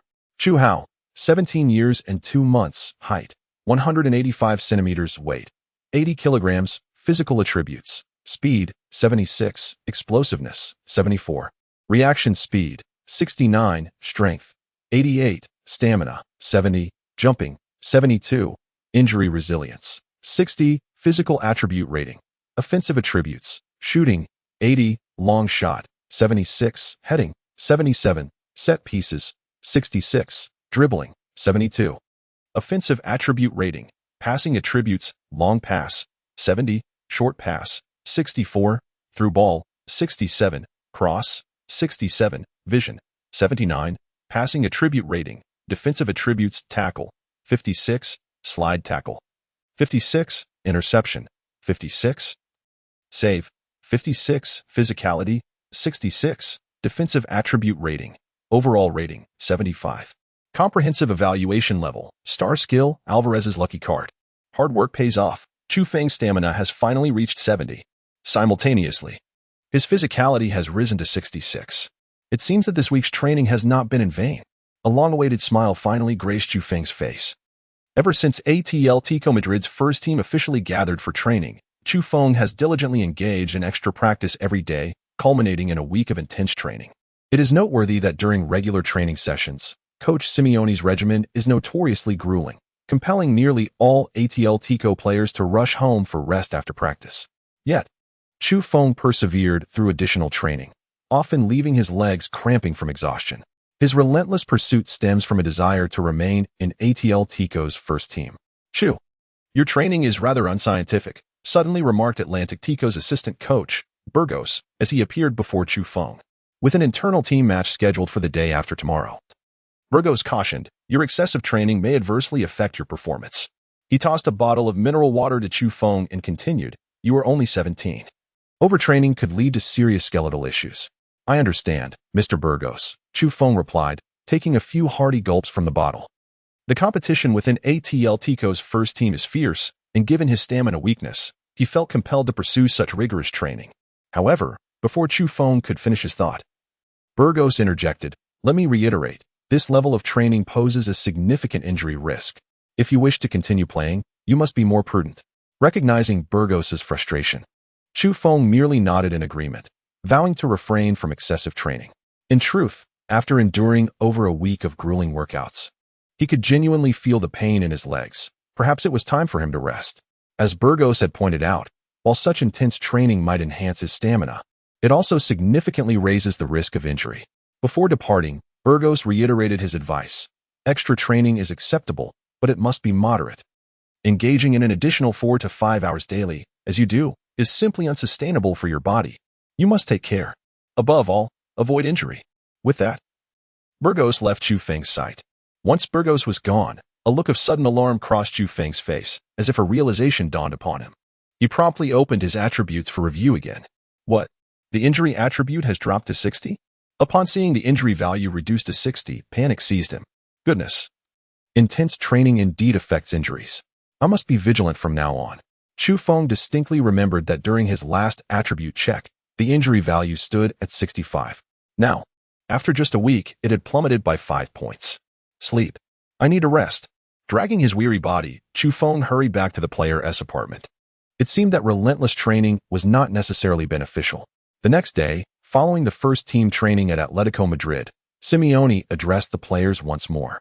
Tomorrow at 3 in the afternoon, there will be an internal match. Be prepared. After a brief pause, Simeone continued with a serious demeanor. This match is extremely important for the young players. The coaching staff and I will determine who among you will remain in the first team based on your performance. Following these words, many young players displayed signs of anxiety, including Chu Feng. Finally, the match that would determine his fate was approaching. Chu, how do you feel? Are you confident? Arona approached Chu Feng, inquiring quietly. I don't know. I'll just give it my all, was Chu Feng's genuine sentiment. Although his physicality and competitiveness had improved over time, his injury attribute had decreased. Moreover, this internal match featured not only young players but also key members of the first team. Chu Feng was uncertain if his current abilities would suffice to meet the intensity of La Liga. I believe you are the most promising among the young players. You must secure your place in the first team. Arona, a close friend and roommate of Chu Feng, encouraged him earnestly. In their previous match, Chu Feng had assisted Arona, which solidified Arona's belief in him. Let us work hard together, Chu Feng said, giving Arona a reassuring pat on the shoulder before heading towards the player's apartment. Chu, aren't you going to train extra today? Arona asked curiously as he caught up with Chu Feng. With a slight sigh, Chu Feng replied, My body can't handle it lately. I need to rest for a while. Clearly, since he noticed the increase in his injury attribute, he had completely lost interest in extra training. His immediate priority now was to recuperate. Upon returning to the player's apartment, Chu Feng was just about to lie down for a brief rest when suddenly, a familiar voice echoed beside him. Ding. Mission issued. To realize your football dream. Host must remain in the Atletico Madrid first team. Ding. Mission reward. Godly Striker Training Ground. Godly Striker Training Ground? What on earth is that? Chapter 14. The crucial showdown that determines destiny. Little Spider's luck activated. The next day, at 3 in the afternoon, Simeone, Burgos, and other members of the coaching staff stood solemnly at the sidelines. Meanwhile, on the field, the Atletico Madrid first-team players had divided into the red team and the blue team. The inter-squad match was officially underway. This was Chu Feng's first opportunity to compete alongside Atletico's main players, and to be frank, his emotions were undoubtedly exhilarating. Chu, this time I will not lose to you. Before the match commenced, Torres deliberately approached Chu Feng to boast. In the recent draw, Torres had been assigned to the red team, while Chu Feng found himself in the blue team, setting the stage for a direct confrontation between the two strikers. Ignoring Torres, Chu Feng focused earnestly on his warm-up exercises. On the sidelines, Burgos handed the recently finalized team rosters to Simeone and the other assistant coaches. The red team boasted 8 main players and 3 young talents. The goalkeeper was Oblak, with defenders Juan Fran, Savic, Godin, and Felipe. In midfield were Gaydin, Gabi, Alavi, and Tony Moya, while the forwards included Torres and Gamero. The blue team, on the other hand, comprised 5 young players and 6 mainstays, with Moya as the goalkeeper. The defensive line featured Montoro, Lucas Hernandez, Jimenez, and Carlos Isaac. In midfield were Party, Sael, Griezmann, and Kevin Gamero. The forwards for the blue team were Angel Correa and Chu Feng. After Burgos presented the starting lineups for both teams, Simeone nodded slightly and said, "Let us begin." As soon as Simeone finished speaking, the referee blew the whistle to signal the start of the match. Beep. The decisive battle that would determine Chu Feng's fate in the Atletico Madrid first team had officially commenced. With 8 main players, the red team swiftly seized control of the match. In the second minute, the players of the red team launched their offensive. Midfield General Gabby, upon receiving a pass from a teammate, made a brief adjustment and immediately sent a long ball soaring. Boom. Moments later, the ball was under the control of red team's fullback, Juanfran. As Atletico Madrid's primary right-back, Juanfran possessed formidable attacking prowess, and his crossing ability was among the finest in La Liga. As soon as Juanfran received the ball, forwards Torres and Gamero rushed into the penalty area. Boom. Juanfran cast a glance at his teammates' positioning, and without a moment's hesitation, he decisively delivered a cross with his right foot. The ball soared as if guided by an unseen force, skillfully arcing over the heads of the defenders and heading straight for Torres. Bang! Within the small penalty area, Torres, having established his position against the blue team as Carlos Isaac, executed a powerful header. Although goalkeeper Moya reacted swiftly, he was unable to make contact with the ball. The net rippled as the ball found its mark. 1-0. Barely 3 minutes into the match, Torres had already opened the scoring for the red team. Magnificent! At the sidelines, Simeone, witnessing Torres's goal, couldn't help but exclaim, "Experience always prevails. Torres is in remarkable form."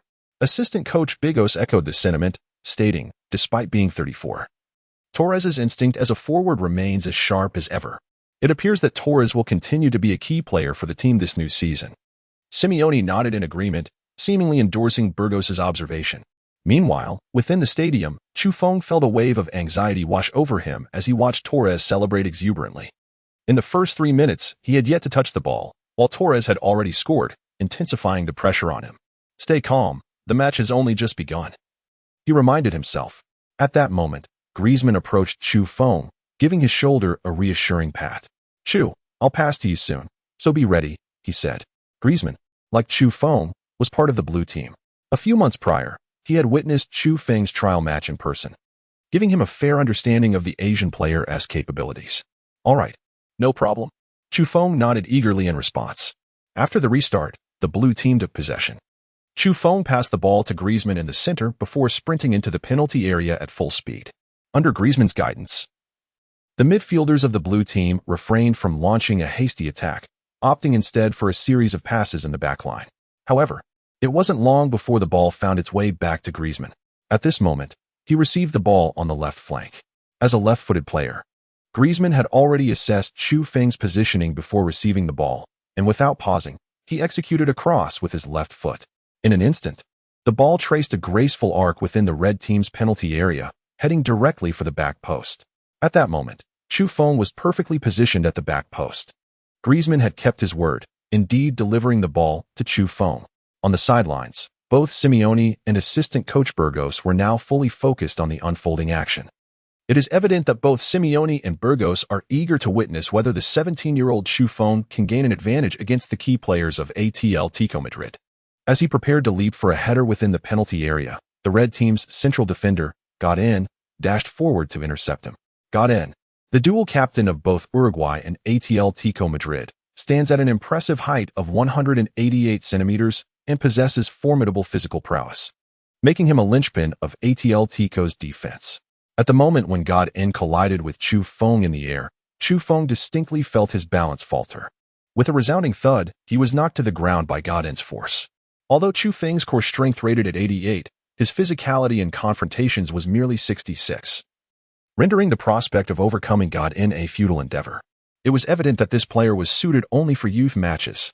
Simeone, witnessing Chu Feng's effortless tumble at the hands of Godin, displayed a clear sense of disappointment. After all, Godin is one of La Liga's elite defenders, capable of withstanding even the likes of Benzema and Suarez, let alone a mere 17-year-old like Chu Feng. Burgos, however, quickly interjected with a few encouraging words for Chu Feng, having spent some time with him. The Atletico assistant coach was genuinely moved by Chu Feng's determination and hoped he could remain with the team. Just as Simeone and Burgos engaged in conversation, the dynamics on the field shifted dramatically. After being knocked down by Godin, Chu Feng sprang back to his feet, and sprinted towards God In with the speed of a 100-meter dash, clearly intent on intercepting the ball from under God In's feet. Suddenly, a notification rang out. Ding. The lucky card of Alvarez has been successfully activated.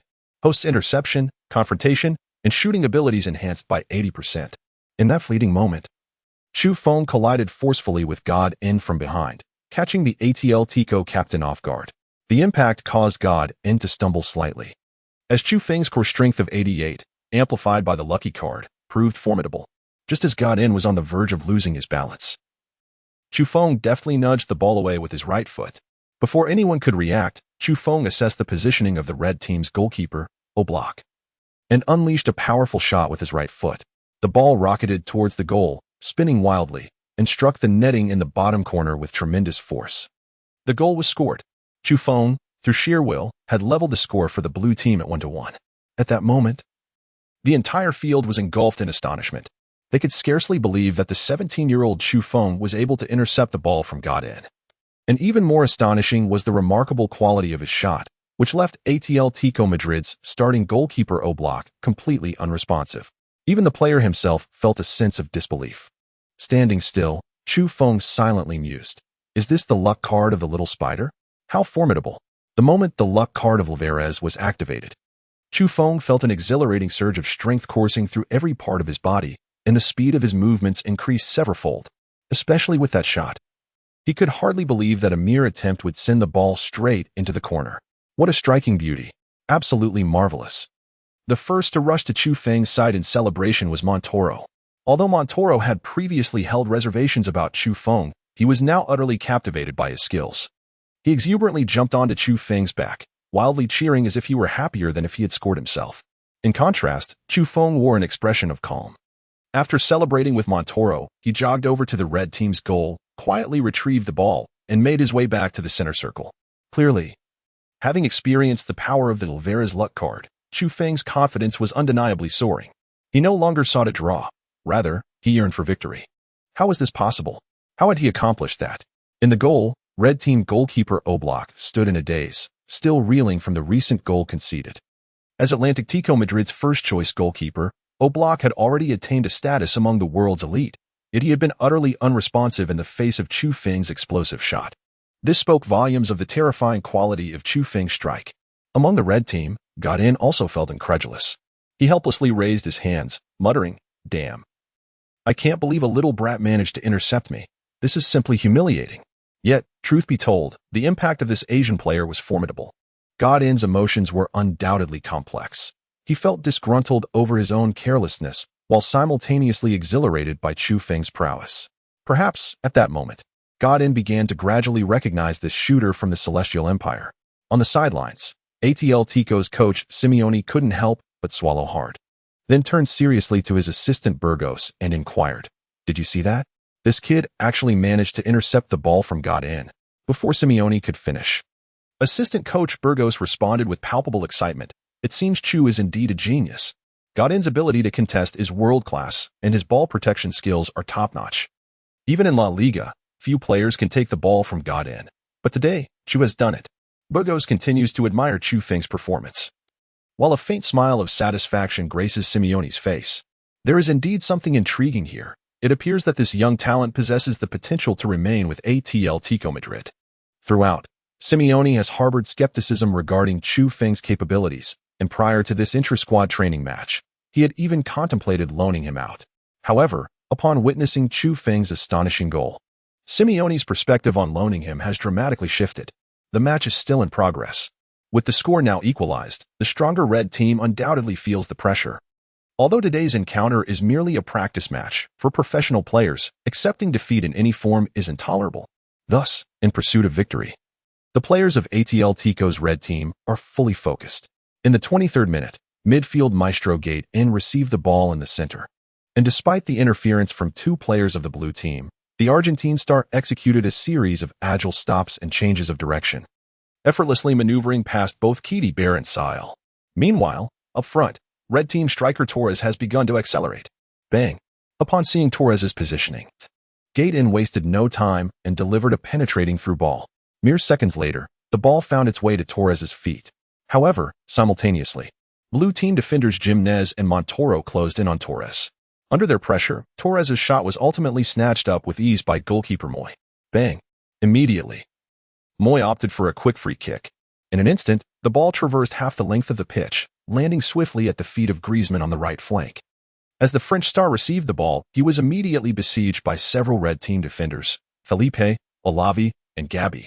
Yet, Griezmann, being Atletico's star player, possesses exceptional technical skill. Within mere seconds, he utilized an array of feints and variations in rhythm to carve out a path through the defenders. With remarkable finesse, Griezmann surged into the top of the penalty area. Witnessing this, the two central defenders of the red team, Godin and Savic, could not afford to be complacent and rushed towards Griezmann. At that moment, Griezmann gently nudged the ball with his left foot. It rolled to the right side of the penalty area, right in front of Chufeng. Moreover, at this juncture, there were no defenders in sight. Undoubtedly, this represents a prime scoring opportunity for Chufeng. Chapter 16. A last-minute interception. A divine pass. Bang. Faced with this exceptional opportunity to score, Chufeng exhibited no hesitation whatsoever. He raised his head to gauge Oblak's position before swiftly unleashing his right foot. In that fleeting moment, Chufeng concentrated all his physical strength into that single kick. The resounding thud echoed as the football soared towards the far corner of the goal with breathtaking velocity. On the goal line, Oblak, upon witnessing Chufeng's shooting motion, immediately heightened his focus, his gaze fixed intently upon the ball. As Chufeng completed his strike, Oblak quickly bent his legs and leaped into action.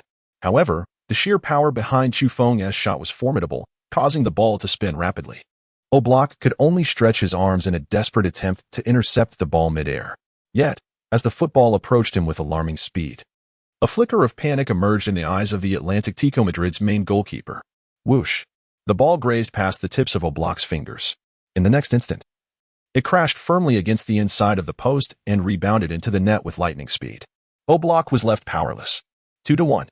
Chufeng had once again breached Oblak's defenses, propelling the blue team to a remarkable turnaround in the scoreline.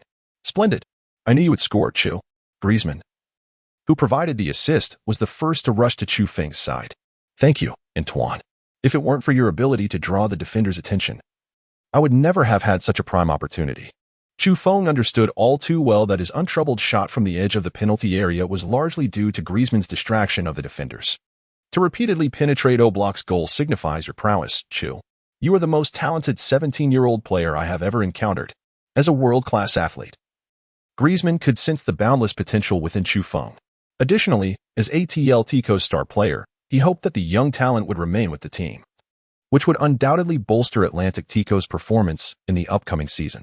On the sidelines, Simeone, having witnessed Chufeng's powerful strike pierce through Oblak's defenses once more, could not help but applaud him. Burgos, what do you think of Chu's shot? Simeone inquired of his assistant coach. Top-notch, both in power and angle. And Chu was fortunate as well.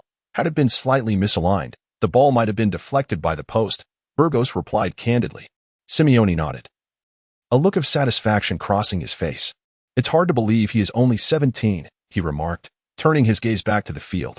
Undoubtedly, when Chufeng unleashed a powerful strike that breached the red team's goal, the players of the red team found themselves with no path of retreat. They were compelled to give their all. Shortly after the kickoff, several key players from Atletico Madrid began to showcase their true prowess. In the 38th minute, Gabi received the ball in midfield and executed a series of one-touch passes with Gaetan, Olivide, and others. When the ball returned to Gabi's feet, the entire midfield of the blue team had been penetrated. At the edge of the penalty area, this Atletico midfielder attempted a long-range shot. Gabi's shooting position was nearly identical to that of Chufeng's previous strike, yet the outcome was utterly disparate. Gabi's shot soared into the stands. 5 minutes later, Red Team's fullback Juanfran opted to push forward and deliver a cross, but unfortunately, Torres' header inside the box went wide of the goal. During this period, the Red Team squandered numerous opportunities in a frenzy. Upon entering the second half, the Red Team made a substitution, replacing the ineffective Arona with Gamero. It must be noted that Gamero's introduction immediately enriched the Red Team's attacking strategy. Although Gamero stands just over 1.7 meters tall, he possesses a robust physique and commendable shooting skills. In the 60th minute, Gamero and Torres executed a wall pass at the edge of the penalty area, with Gamero using his strength to shield the blue team's center back before swiftly passing the ball to Torres. At that moment, Torres had already surged into the penalty area. Faced with this golden opportunity, Torres struck the ball low, successfully piercing the blue team's goal. The score was now 2-2. At last, the red team had leveled the match. Torres's goal undoubtedly ignited the fighting spirit of the red team players. In the ensuing moments, the red team launched an assault against the blue team. Observing this, Chu Feng promptly retreated to midfield to actively participate in the defense, though, to be frank, the impact was minimal. The red team's midfielders, Gabi, Gaetan, along with the two wingers Juanfran and Felipe, were all key players for Atletico, exhibiting a remarkable synergy. Regardless of how fervently the blue team's supporters cheered, the ball remained firmly under the control of the red team. During this time, forwards Torres and Gamero amassed numerous shooting opportunities, yet, regrettably, the red team's offense, though thunderous, failed to yield any rain in the form of goals. On the other side, while Angel Korea had a few counterattack opportunities, they were thwarted by Godin and Savic. Thus, the score of 2-2 persisted into the final 10 minutes unbeknownst to anyone. As the 80th minute approached, the players from both sides, hindered by fatigue, were unable to mount effective attacks, resulting in a stalemate in the match. For the majority of the match, the players of the red team dominated possession in the midfield and defense, engaging in meaningless passes to run down the clock. In the 88th minute, with only 2 minutes remaining, the red team's central defender, Godin, passed the ball to Gabi, who was receiving it with his back turned. Just as Gabi was about to turn around, a shadow suddenly darted past him. In an instant, it felt as though he had been struck by a massive truck, causing him to lose his balance, while the ball rolled into the control of Chu Feng. It was indeed Chu Feng who had seized the opportunity from behind, using all his strength to topple Gabi. Clearly, Chu Feng was unwilling to settle for a draw at 2-2. He yearned for victory. In the next moment, he surged forward, charging towards the opponent's penalty area with the ball at his feet. At that very moment, several red team players rushed towards Chu Feng, including two key defenders, Savic and Godin. Additionally, the fullback Juanfran was actively moving towards the center. In an instant, Chu Feng found himself besieged by three of Atletico Madrid's most formidable players. To be frank, given Chu Feng's current abilities, breaking through the three defenders seemed nearly impossible. He was acutely aware of this reality. Just as the three players were about to close in on him, Chu Feng suddenly passed the ball into the penalty area. At that moment, Griezmann was already positioned near the 12-yard spot, ready to shoot. Chapter 17, Successfully Staying with the Team. The Divine Striker's training ground opens. In an instant, Chu Feng's pass successfully soared over the heads of several red team defenders, landing perfectly at Griezmann's feet. Undoubtedly, this was a pass akin to a guided missile, delivering the ball right to Griezmann's mouth. At that moment, the French star showed no hesitation, swiftly unleashing a powerful strike with his left foot. The entirety of his foot connected with the ball, generating instant force. Boom! With a resounding thud, the ball shot towards the goal like an arrow released from a bow.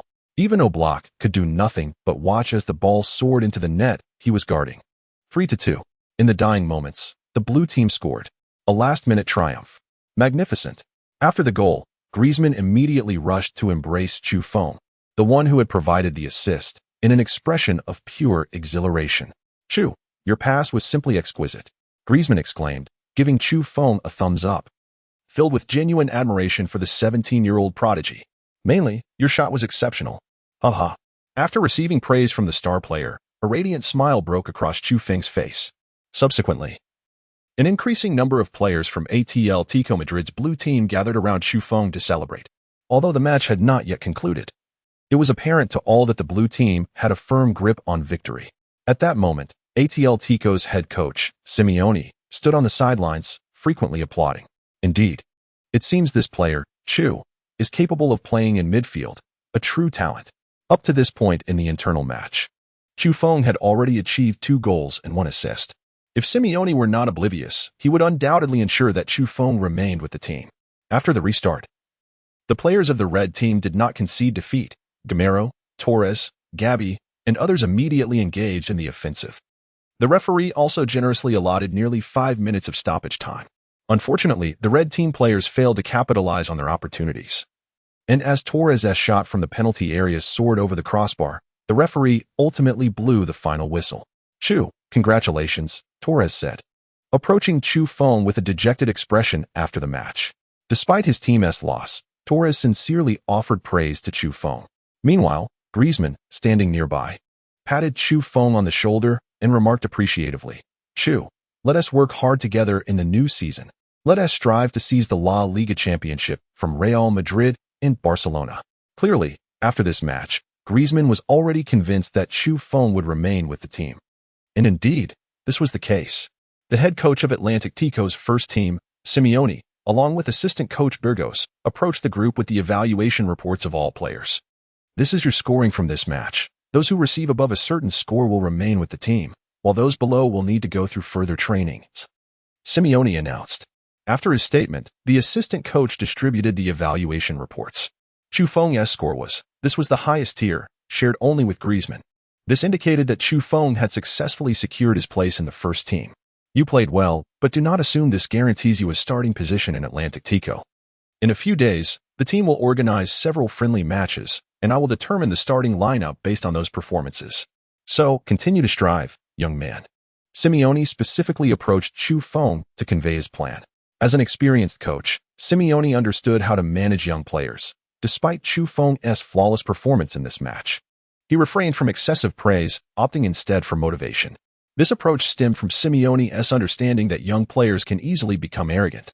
However, what Simeone did not realize was that Chu Feng was not an ordinary young player. He might possess confidence, but he would never succumb to pride. For Chu Feng understood that to become a mainstay in Atletico's first team, his current abilities were far from sufficient. He must continually strive for excellence. In the evening, precisely at 8 o'clock, within the confines of the player's apartment, Chu Feng had just concluded a phone call with his uncle, Do Fudong, during which he informed him of his retention in the first team. No sooner had Chu Feng hung up than a familiar voice resonated in his ear once more. "Ding. Congratulations, host, on successfully completing the task. You will remain in the first team of Atletico Madrid for the new season. Ding. Task reward, Godly Striker Training Ground." Ah. Of course, the task reward. Had it not been for the system's reminder, Chu Feng might have almost overlooked it. Speaking of which, what on earth was this Godly Striker Training Ground? Just as he pondered this, a dialog box appeared before him, accompanied by the system's explanation. Godly Striker Training Ground, a virtual football field where the host can train various attributes with an efficiency surpassing that of conventional training, all while eliminating the risk of injury. Incredible! Upon reading the system's description of the Godly Striker Training Ground, Chu Feng was instantly intrigued. He hastily activated the Godly Striker Training Ground. In an instant, Chu Feng found himself on an exceedingly realistic football pitch with options for all attributes laid out before him. After careful consideration, he ultimately chose to focus on his confrontational attributes. Suddenly, a virtual player clad in golden attire appeared on the training ground, and without a moment's hesitation, charged directly at Chu Feng. In a flash, Chu Feng was sent sprawling to the ground. Wow! The sensation was astonishingly lifelike. The impact from the virtual player felt indistinguishable from that of an actual match. Rising to his feet, Chu Feng immediately summoned his utmost focus and began to engage with the virtual player in a confrontation. After a rigorous training session lasting a full 5 hours, Chu Feng discovered that there was indeed a training progress bar. Training project, confrontational attributes. Target value, 6,667. Current progress, 10. Estimated time required, 7 days. This meant that once the progress reached 100%, his confrontational attribute would increase from 66 to 67. Gaining a rough understanding of the situation, Chu Feng eagerly immersed himself back into training. After nearly 2 more hours of intense practice, he found, to his delight, that his training progress had indeed increased. Current progress, 14. Chu Feng had intended to continue training. But at that moment, the Godly Striker Training Ground unexpectedly shut down. It turned out that there was a daily training limit of 7 hours. Exceeding this would result in automatic closure. With no choice but to wait until the following day to resume training, Chu Feng conceded. Although limited to 7 hours, the efficacy of the Godly Striker Training Ground was undoubtedly far superior to that of regular training. Perhaps it would not be long before Chu Feng transformed into a versatile hexagonal warrior. Chapter 18. The warm-up match begins. Balotelli's heavy artillery. Time swiftly progressed to late July. As the commencement of the new season draws nearer, Coach Simeone has intentionally begun to alter the training regimen, placing greater emphasis on tactical preparation. His preferred formation, the 4-4-2, has led the Atletico Madrid first-team players to practice this system almost daily.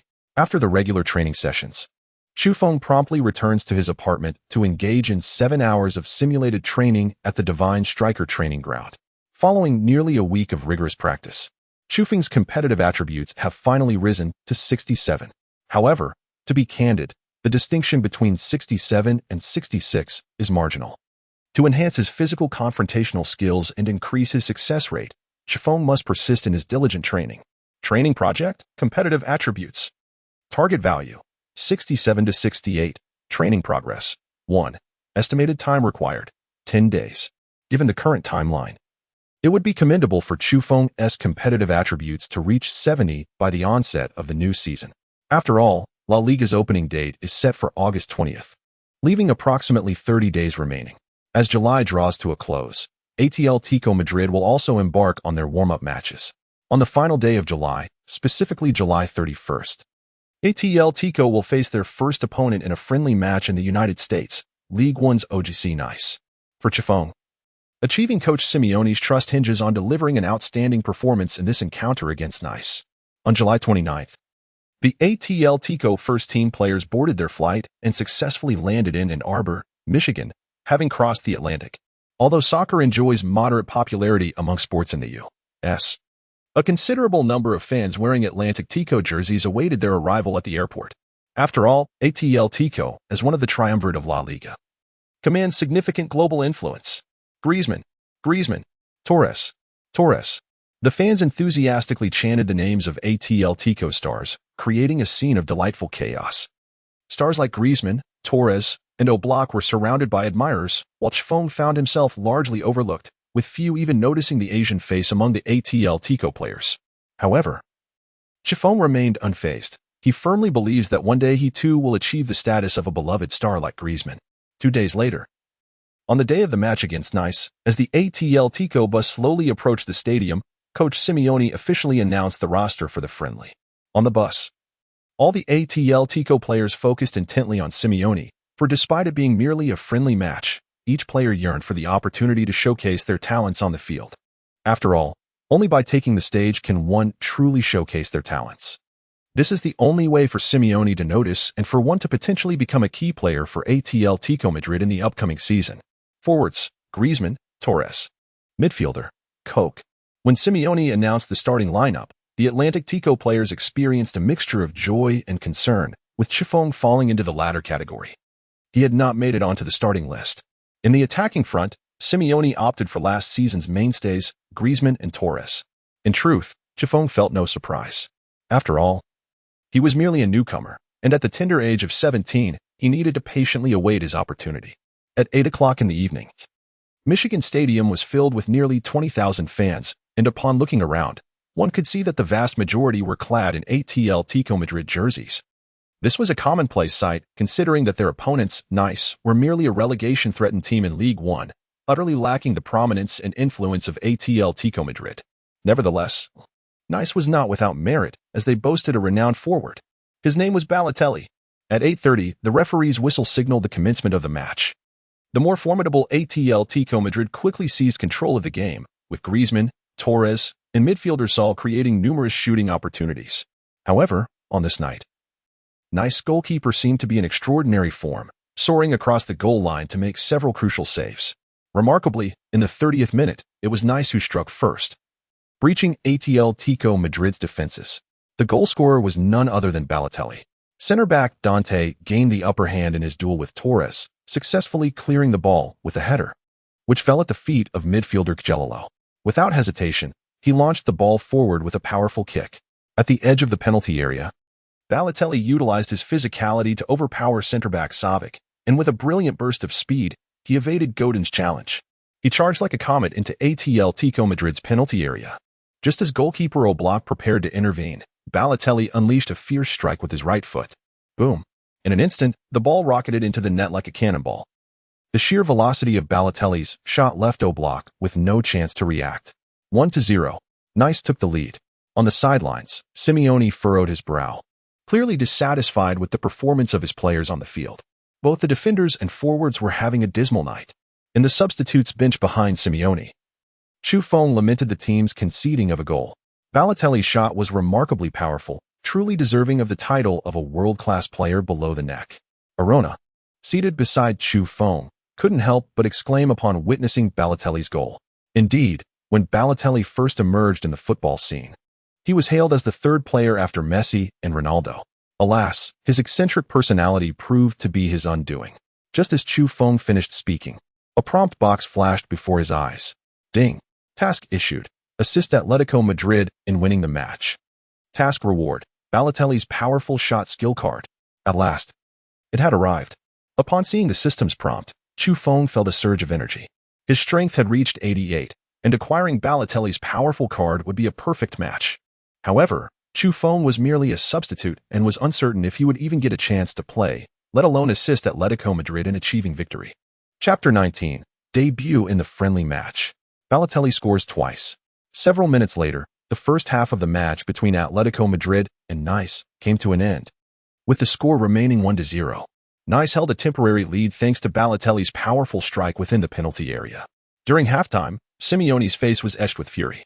He roared at the Atletico players, "Is this your true strength? Get your act together. Be serious. Don't be afraid of injury. Show me your real capabilities." Simeone understood that the majority of Atletico's players had not showcased their true abilities in the first half, a fact easily explained by the presence of last season's main lineup. Barring any surprises, these players would undoubtedly be the starters in the new season, hence they must demonstrate their true level in this friendly match. With only 20 days remaining before the La Liga season commenced, any injuries incurred from exerting themselves in a friendly would likely result in losing their starting positions. As an experienced head coach, Simeone was acutely aware of the players' underlying thoughts. After some contemplation, he decided to make extensive substitutions. 15 minutes later, Arona, Bitolo, Cuddy-Bear, Montoro, and Chufeng were granted their opportunity to take the field. Clearly, these players were all new recruits. Simeone hoped to alter the current disadvantageous situation with these fresh legs. As Chufeng stepped onto the pitch for the first time, he could distinctly feel his heart racing. Though merely a friendly match, it marked Chufeng's debut representing Atletico Madrid. Beep. When the referee blew the whistle to signal the start of the second half, Chufeng hurriedly surged into the attacking zone, eager to find an opportunity to shoot.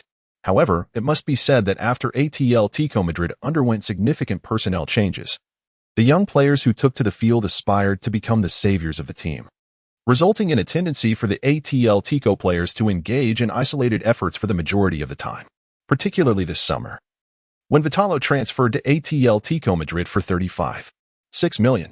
In the 48th minute, Juanfran's cross from the flank soared accurately into the vicinity of the small penalty area.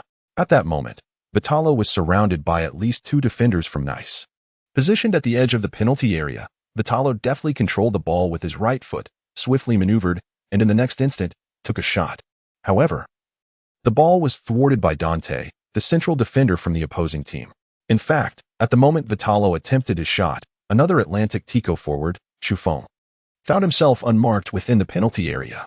Had Vitalo chosen to pass the ball to Chufeng, it would have been a certain goal. "Hey, pass it. I'm unmarked," Chufeng exclaimed in frustration, raising his hands towards Vitalo. Yet, Vitalo paid no heed to Chufeng and continued to indulge in solitary offensive endeavors throughout the ensuing match. In the 53rd minute, the ball found its way back to Vitalo.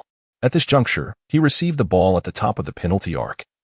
And when the young midfielder Cuddy-Bear passed it to him, Nice's two central defenders, Dante and Lamar, were already in position. Clearly, Vitalo, caught between the two defenders, had no opportunity to shoot. Nonetheless, he stubbornly opted against passing, forcing a turn and attempting a shot despite losing his balance. Once again, the ball was blocked by Dante's body. Frustrated, Simeone observed Vitalo's performance from the sidelines, shaking his head in despair. He seemed exceedingly dissatisfied with the new recruit's display. Just then, a counterattack from Nice ensued. After Dante blocked Vitalo's shot, the Brazilian defender adeptly seized possession of the ball.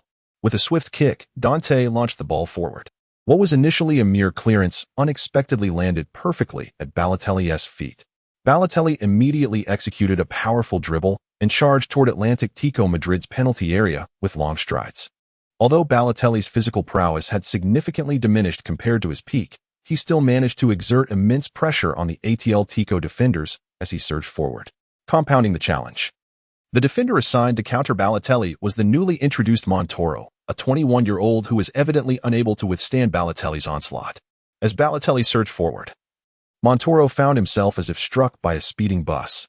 In an instant, the young center-back lost his balance and crashed violently onto the pitch. The very next moment, Balotelli stormed into Atletico Madrid's penalty area. The despair in Oblak, the goalkeeper for Atletico Madrid, was palpable. For he understood that Balotelli would not attempt a delicate shot to the far corner. Instead, he would unleash a powerful strike. Should Balotelli attempt to breach the goal from such close proximity, Oblak would have no time to react. The moment Balotelli entered the box, he swiftly raised his right foot, preparing to shoot. However, just as Balotelli was about to make contact with the ball, another Atletico defender got in, collided with him from the side. The referee, witnessing this, immediately blew the whistle for a foul without hesitation. Consequently, Nice was awarded a penalty. Got in, fully aware of his wrongdoing, did not contest the referee's decision. He recognized it was indeed a foul. At the penalty spot, Balotelli seized the ball from the referee and, without exchanging words with Oblak, struck it with ferocity. The ball thundered into the net's corner as if launched from a cannon. Oblak did not even attempt to respond. The penalty was converted, and Nice led Atletico Madrid 2-0. This exemplified Balotelli's prowess. As a natural marksman, his penalty conversion rate remained a flawless 100%. No goalkeeper has ever been able to anticipate Balotelli's intentions. On the sidelines, Simeone, witnessing Balotelli's successful penalty, returned to the bench, utterly disillusioned with his players on the field. At this moment, Simeone only wished for the match to conclude quickly. Chapter 20. Goal. The final 15 minutes. The moment of truth for Chufeng had arrived. With Nice extending the score to 2-0, the pressure bore down mercilessly on every Atletico Madrid player. With key stars like Griezmann and Torres already substituted, Atletico's hopes of leveling the score or securing a victory in this friendly match now rested solely on the young players. In the 58th minute, Felipe, the fullback, delivered a precise 45-degree cross, perfectly finding Biddolo in the box. Undoubtedly, this was a prime opportunity to score. Yet, the new Atletico signing squandered it once more. His header lacked power, and the Nice goalkeeper easily gathered the ball. Useless. It seems that the over 30 million euros spent were in vain. Sitting on the bench, Simeone felt a profound pang of pain as he witnessed Biddolo's consecutive missed opportunities. Just a month prior, it was Simeone himself who had brought Biddolo into the fold. Yet now, it seemed that Biddolo was merely an executioner of offensive chances. Almost every shot he took veered off course, inadvertently aiding the opponent's defense. For Atletico Madrid to rely on Biddolo in their pursuit of the La Liga title against Barcelona and Real Madrid was nothing short of fanciful thinking. After about 15 minutes, the match settled into a stalemate. For Nice, who held a 2-goal lead, they believed they had already shattered Atletico's spirit, leading to a gradual relaxation of their mentality. On the other hand, although the young players of Atletico were eager to alter the scoreline, their limited capabilities, compounded by Biddolo's dismal form, gradually extinguished their fighting spirit. In the 73rd minute, Atletico Madrid finally earned a corner kick through a breakthrough by their full-back, Juanfran. Center-backs Godin and Montoro, among others, surged into the Nice penalty area, striving to break through the opponent's defenses from the corner. With a resounding thud, Felipe sent the ball soaring into the box. At that moment, chaos reigned in front of the goal. Attacking and defending players were entwined in a fierce struggle, yet despite this tumult, the towering Godin managed to claim the first touch. The players of Nice were acutely aware of Godin's exceptional aerial prowess. In a desperate attempt to thwart his advance, 3 Nice players surrounded him. Yet Godin still managed to execute a challenging header on goal. On the goal line, Nice goalkeeper, Cardinali, who had been largely uninvolved until then, displayed remarkable reflexes, leaping into the air to punch the ball away. This was a save worthy of global acclaim, just when all the Nice players believed they had successfully defended. An unexpected turn of events occurred. The ball ricocheted to Chufeng at the edge of the penalty area. Remarkably, there were no Nice players nearby to obstruct him. Since Chufeng's introduction, Nice defense had underestimated this Asian player. Had Biddolo managed to pass the ball to Chufeng, perhaps Atletico would have already taken the lead. With determination, Chufeng seized this golden opportunity, raising his right foot with great force to strike. The ball zipped through the air like a lightning bolt, curving into the far corner of the goal. The Nice goalkeeper, who had just performed a world-class save, now stood motionless, helplessly watching as the ball sailed into the net. Atletico Madrid had finally scored, bringing the score to 2-1. However, Chufeng understood that this goal did not alter the current scoreline between the two teams. To fulfill the system's mandate and earn Simeone's trust, he would need to continue finding the back of the net. As the Atletico Madrid players prepared to rush towards Chufeng to celebrate, he sprinted into the goal at a 100-meter dash pace, retrieving the ball with remarkable speed. With unwavering determination in his gaze, he raced towards the center circle. On the substitutes bench, Simeone was instantly invigorated by Chufeng's strike. Rising to his feet and exuberantly pumping his fists. "Well done, Chu. In critical moments, we rely on you." Truth be told, Simeone had long since lost hope and confidence in this match, yet Chufeng's goal rekindled the suspense of the game. Coach Chu has once again demonstrated his prowess. Beside Simeone stood assistant coach Burgos, who perhaps felt the greatest joy upon witnessing Chufeng's contribution to the team's goal, as he had personally brought Chufeng into the first team. Burgos had always held Chufeng in high regard. With approximately 15 minutes remaining in the match, one could only wonder what this 17-year-old Asian player would showcase next. Simeone's eyes gleamed with anticipation. With the whistle blown for the restart, the nice players remained blissfully unaware of the impending crisis.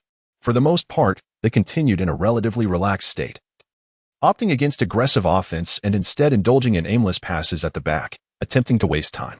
In the 78th minute, the ball found its way to nice midfielder Kojiro. However, the moment Kojiro received the ball, Chufeng summoned all his strength and charged at him from the side. In an instant, Chufeng collided forcefully with Kojiro's shoulder. Striking with such speed, he caught his opponent off guard. Though Kojiro was a robust midfielder, in that moment of impact, he lost his balance. Ding! Lucky card, Little Spider activated. Clearly, the system detected Chufeng's fervent desire for victory, activating the passive skill card, Little Spider's Luck. In an instant, Chufeng's physical attributes surged dramatically, ruthlessly toppling the nice midfielder. Since the collision was shoulder to shoulder, it did not constitute a foul. As Kojiro fell to the ground, Chufeng seized the ball. At that moment, his gaze was fixated solely on the goal. Without hesitation, he strode forward, as if propelled by the very winds of fortune, charging directly into nice penalty area. The two center backs, Dante and Lamar, observed the interception but did not exhibit any urgency. In fact, they failed to mount an immediate defensive response. Dante once had the honor of representing the Brazilian national team, earning him the status of a marginal international. As for Lemerson, he also boasts experience with the French national team. In their eyes, they held the Asian player Chufeng in utter disdain, believing he posed no threat to the nice goal. Chapter 21. The last-minute decisive goal. A hat trick. In that fleeting moment, Chufeng surged into the nice penalty area like a shooting star. The ball deftly controlled at his feet. Simultaneously, he swiftly raised his right foot, just as Dante and Lemerson closed in on Chufeng. The football whistled past the ears of the two nice defenders. Bang! With the enhancement of the Little Spider Alvarez's fortuitous card, Chufeng's shot gained remarkable precision and power. Although nice goalkeeper Cardinale quickly dove to make a save, the angle of Chufeng's strike was nothing short of a dead zone for the goal. A second later, the ball found the net, leaving the nice goalkeeper to lament in silence. 2-2. Chufeng had equalized for Atletico Madrid. After scoring, Chufeng showed no change in his demeanor. He dashed toward the goal and retrieved the ball with fervor. For him, leveling the score was not the end goal. He yearned for victory. How could it be? The speed of this Asian player's shot was astounding. Dante, the nice center back, stood frozen in disbelief, unable to comprehend the power of Chufeng's strike. Meanwhile, Lemerson stood with his hands on his hips, a look of despair etched across his face. To concede 2 goals to an Asian player was an utter disgrace. It seemed they had to become serious. Lemerson glanced at the clock. Roughly 6 minutes remained in the match, and Nice still had a chance to alter the score. Naturally, Atletico's players also had an opportunity to secure a victory. On the sidelines, Simeone clapped his hands fervently, thoroughly pleased with Chufeng's performance. Keep going. Keep going. There is still time. Let's aim for another. As a renowned figure in the football world, Simeone was determined not to lose to a relegation-threatened League One team in front of over 30,000 American fans. He had his pride to uphold. Not far from Simeone, on the nice bench, Coach Lafleur wore a grave expression. Initially, he believed his team was poised to secure the victory, but unexpectedly, Chufeng had emerged as a formidable force. What manner of player was this Asian talent? Lafleur turned to his assistant coach, who promptly opened a computer to search for Chufeng's name, but found no information. At that moment, the referee blew the whistle to signal the restart of the match. As Chu Feng netted 2 consecutive goals, the morale of Atletico Madrid's players soared. In the dwindling minutes of the match, they aggressively pressed forward, striving to secure a third goal. Conversely, the players of Nice found their spirits plummeting. The ball had become a proverbial hot potato for them. In an effort to prevent conceding, their initial response to Atletico's relentless pursuit was often to clear the ball with a hasty kick. Soon, the match reached the 90th minute, with the fourth official signaling for 3 minutes of stoppage time. The score remained tied at 2-2.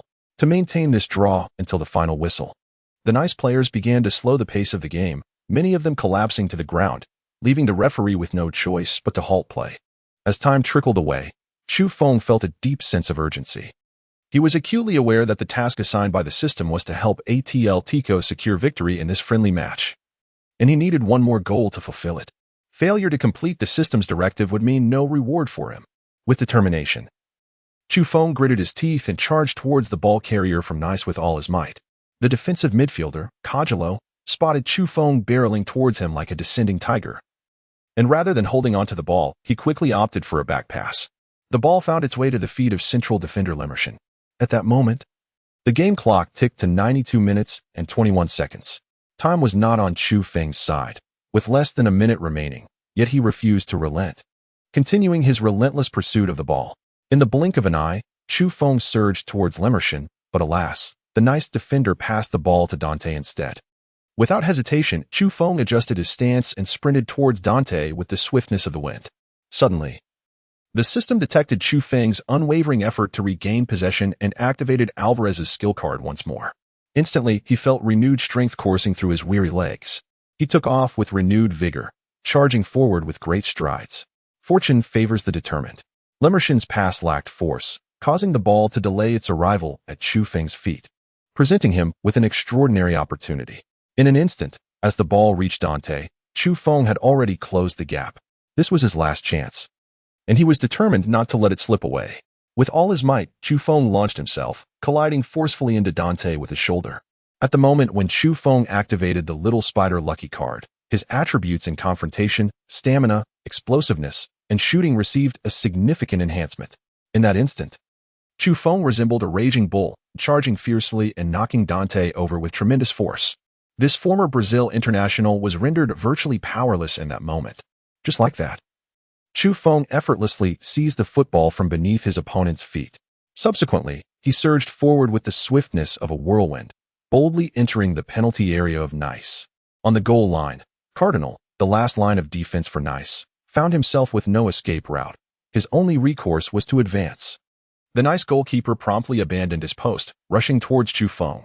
Alas, with the activation of the Alvarez lucky card, Chu Feng's attributes had escalated to near the peak capabilities of Alvarez himself. In a flash, Chu Feng deftly maneuvered the ball with his left foot, sending it swiftly past Cardinal.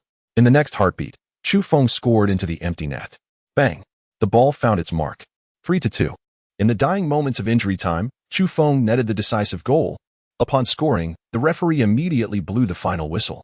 With a hat trick, Chu Feng led Atletico Madrid to victory in the friendly match.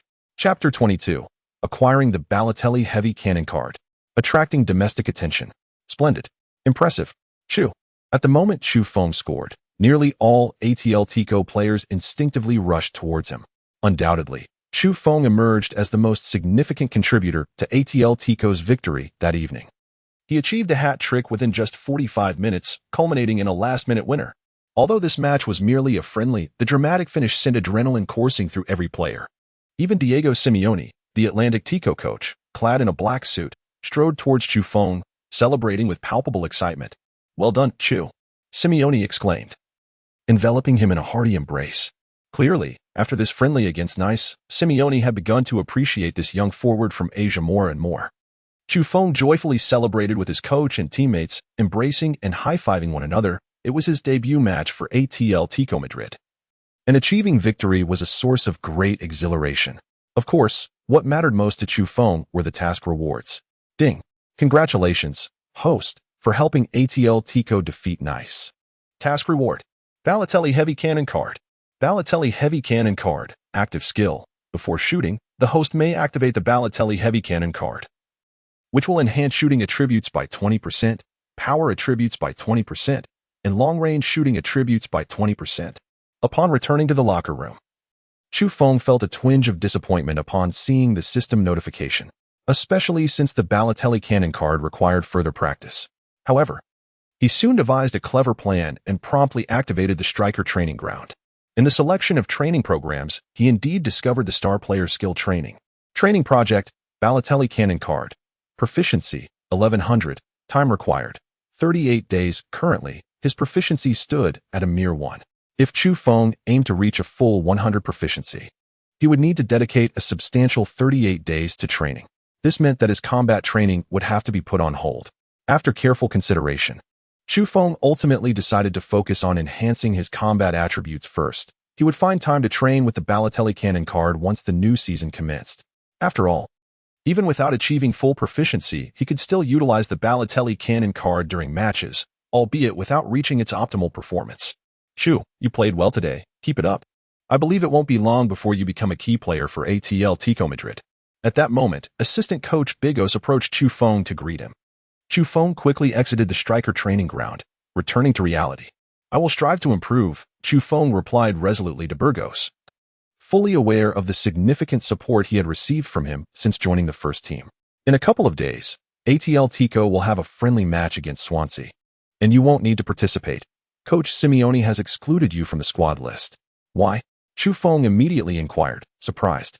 Burgos smiled slightly and explained to Chu Feng, you have earned Coach Simeone's trust. Now, your primary concern should be to avoid injury. There are only 20 days left until the new season begins. Train diligently and strive to reach your best form. Trust me, you will certainly have playing opportunities in the upcoming La Liga season. As Burgos had stated, following the match against Nice, Simeone's attitude towards Chu Feng underwent a remarkable transformation. In fact, Simeone had included Chu Feng in the team's primary roster. Upon hearing Burgos' explanation, a smile instantly brightened Chu Feng's face. I will train diligently. I will not disappoint you or Coach Simeone. In that moment, visions of himself scoring for Atletico at the Calder Stadium flashed through Chu Feng's mind. With precisely 20 days remaining until the new season, he needed to maximize this time to hone his skills to perfection. Only then could he secure his chance to play. At this moment, in a tavern somewhere in Madrid, Spain, several fans clad in Atletico Madrid jerseys were sipping beer while watching football news. In a recently concluded friendly match, Atletico Madrid triumphed over Nice with a score of 3-2, thanks to a hat trick by the 17-year-old prodigy, Chu Feng. This marked their first victory in the warm-up matches. As the television broadcasted highlights of the match, it instantly captivated the attention of the Atletico fans. What? Chu Feng? Who is he? Is he a newly signed player? Inquired one older fan with curiosity. I have no idea. I've never heard of this player before. Is he Asian? Another fan remarked, intrigued by the highlights of Chu Feng's goals. Only 17? Could he be a young talent promoted from the youth academy? It's astonishing that someone so young could achieve a hat trick. To be honest, Atletico's forward line does need rejuvenation. Torres is getting on in years, and his performance has declined. But this player named Chu Feng is only 17. Can he truly adapt to the intensity of La Liga? The fans engaged in animated discussions about Chu Feng. When Messi made his debut in La Liga, he was merely 17. So perhaps this young Asian forward could become Atletico's own Messi. Haha, let us hope so. Aspiring to be Messi is a tall order. But if he can reach Aguero's level, that would suffice. In Asia, within the offices of the largest sports website in the country, a staff member responsible for La Liga statistics stumbled upon news about Chu Feng while gathering updates on Atletico. Chu Feng? Could he be from our country? This staff member suddenly felt invigorated. It has been quite some time since a player from our nation has graced one of the top 5 league clubs. If this player named Chu Feng is indeed of our nationality, it would be seismic news for domestic football. The staff member, not wanting to miss a beat, hurriedly logged on to Atletico's official website to search for Chu Feng's name. Indeed, he found Chu Feng listed on the team roster, with the website confirming his nationality as being from our country. What? No way, the staff member exclaimed excitedly, feeling as though he had just discovered a new continent like Columbus. Chapter 23, Public Opinion and Turmoil. The meteoric rise of Chu Feng on the Atletico Madrid forum. A user posted highlights from the match against Nice, titled, 17-year-old Wagwa prodigy scores hat trick to secure Atletico's first victory in warm-up matches. Within half an hour, It drew a massive influx of domestic fans eager to see the spectacle. Who is this Chu Feng? How have I never heard of his name before?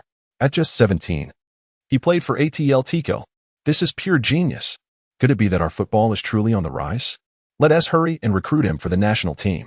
Perhaps one could make a remarkable entrance into the 2018 World Cup. My goodness, this is Atletico Madrid. It is astonishing to see a player from our homeland. The power of that shot is truly exceptional. It is difficult to fathom that it is a strike from our compatriot. Please, do not return home. You must remain with Atletico. Indeed, flourish in Europe. Who knows, you may truly become a world-class star. Is Chu Feng really from our homeland? Let us not be mistaken. I find it hard to believe. It seems that my identity as a fan of Atletico Madrid over the past 2 decades can no longer be concealed.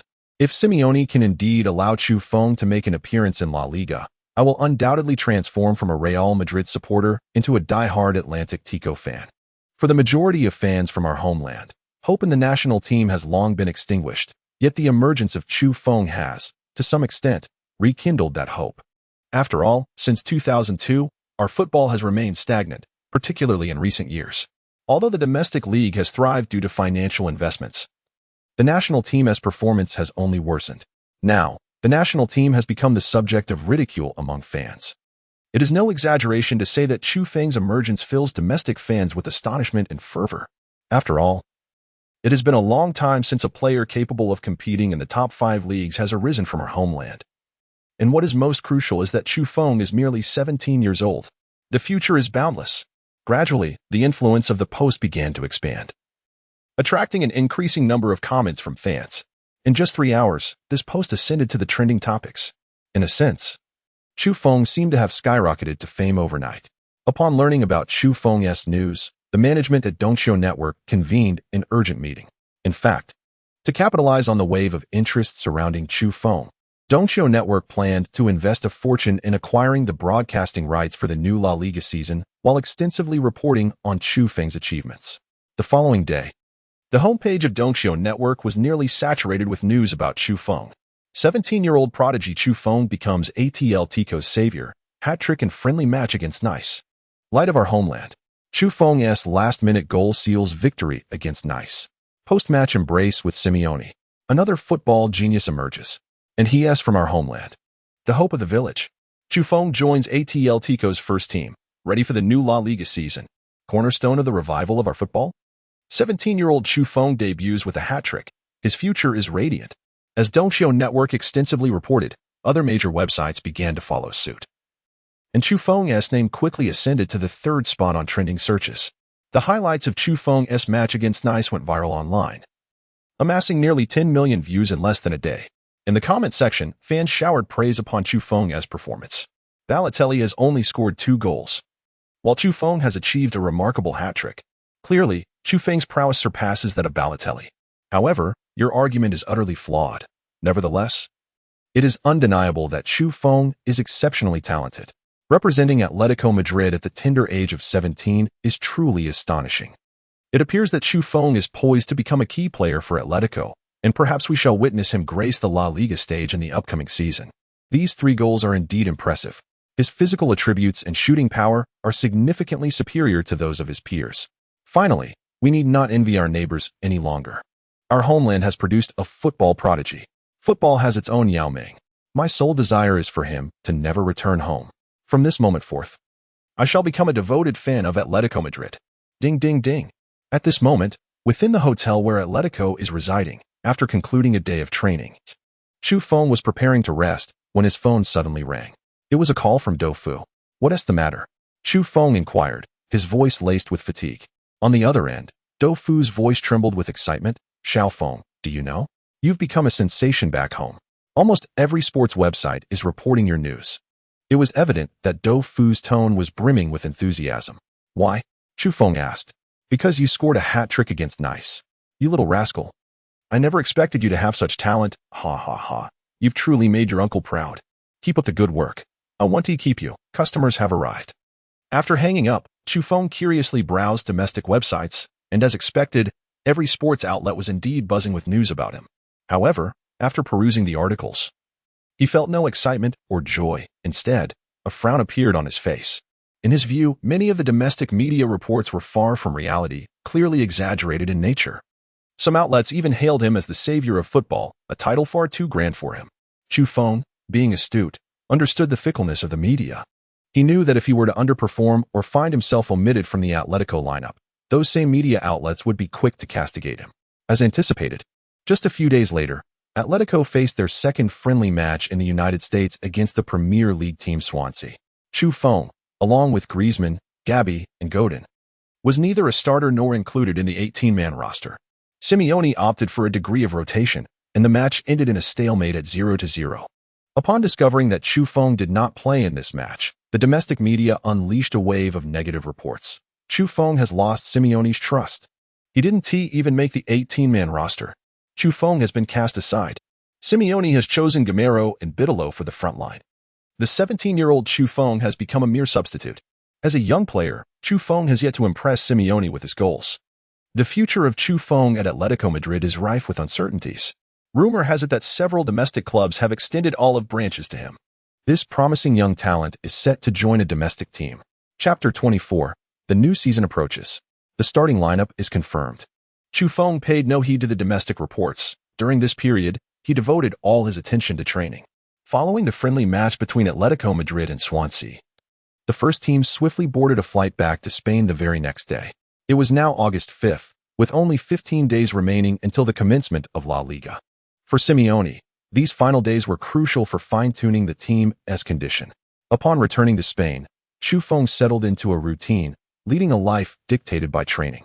His days were filled with rigorous training sessions, and after each session, he would return early to his player apartment, where he would engage in additional practice at the Divine Striker training ground. After 7 hours of relentless training, he would finally succumb to slumber. This regimen persisted for over a week. As a result of his fervent training, all of Chu Feng's attributes saw a notable enhancement, particularly his physicality, which had reached an impressive level of 69, just a step away from 70. After one training session, Chu Feng took a moment to review his personal attributes.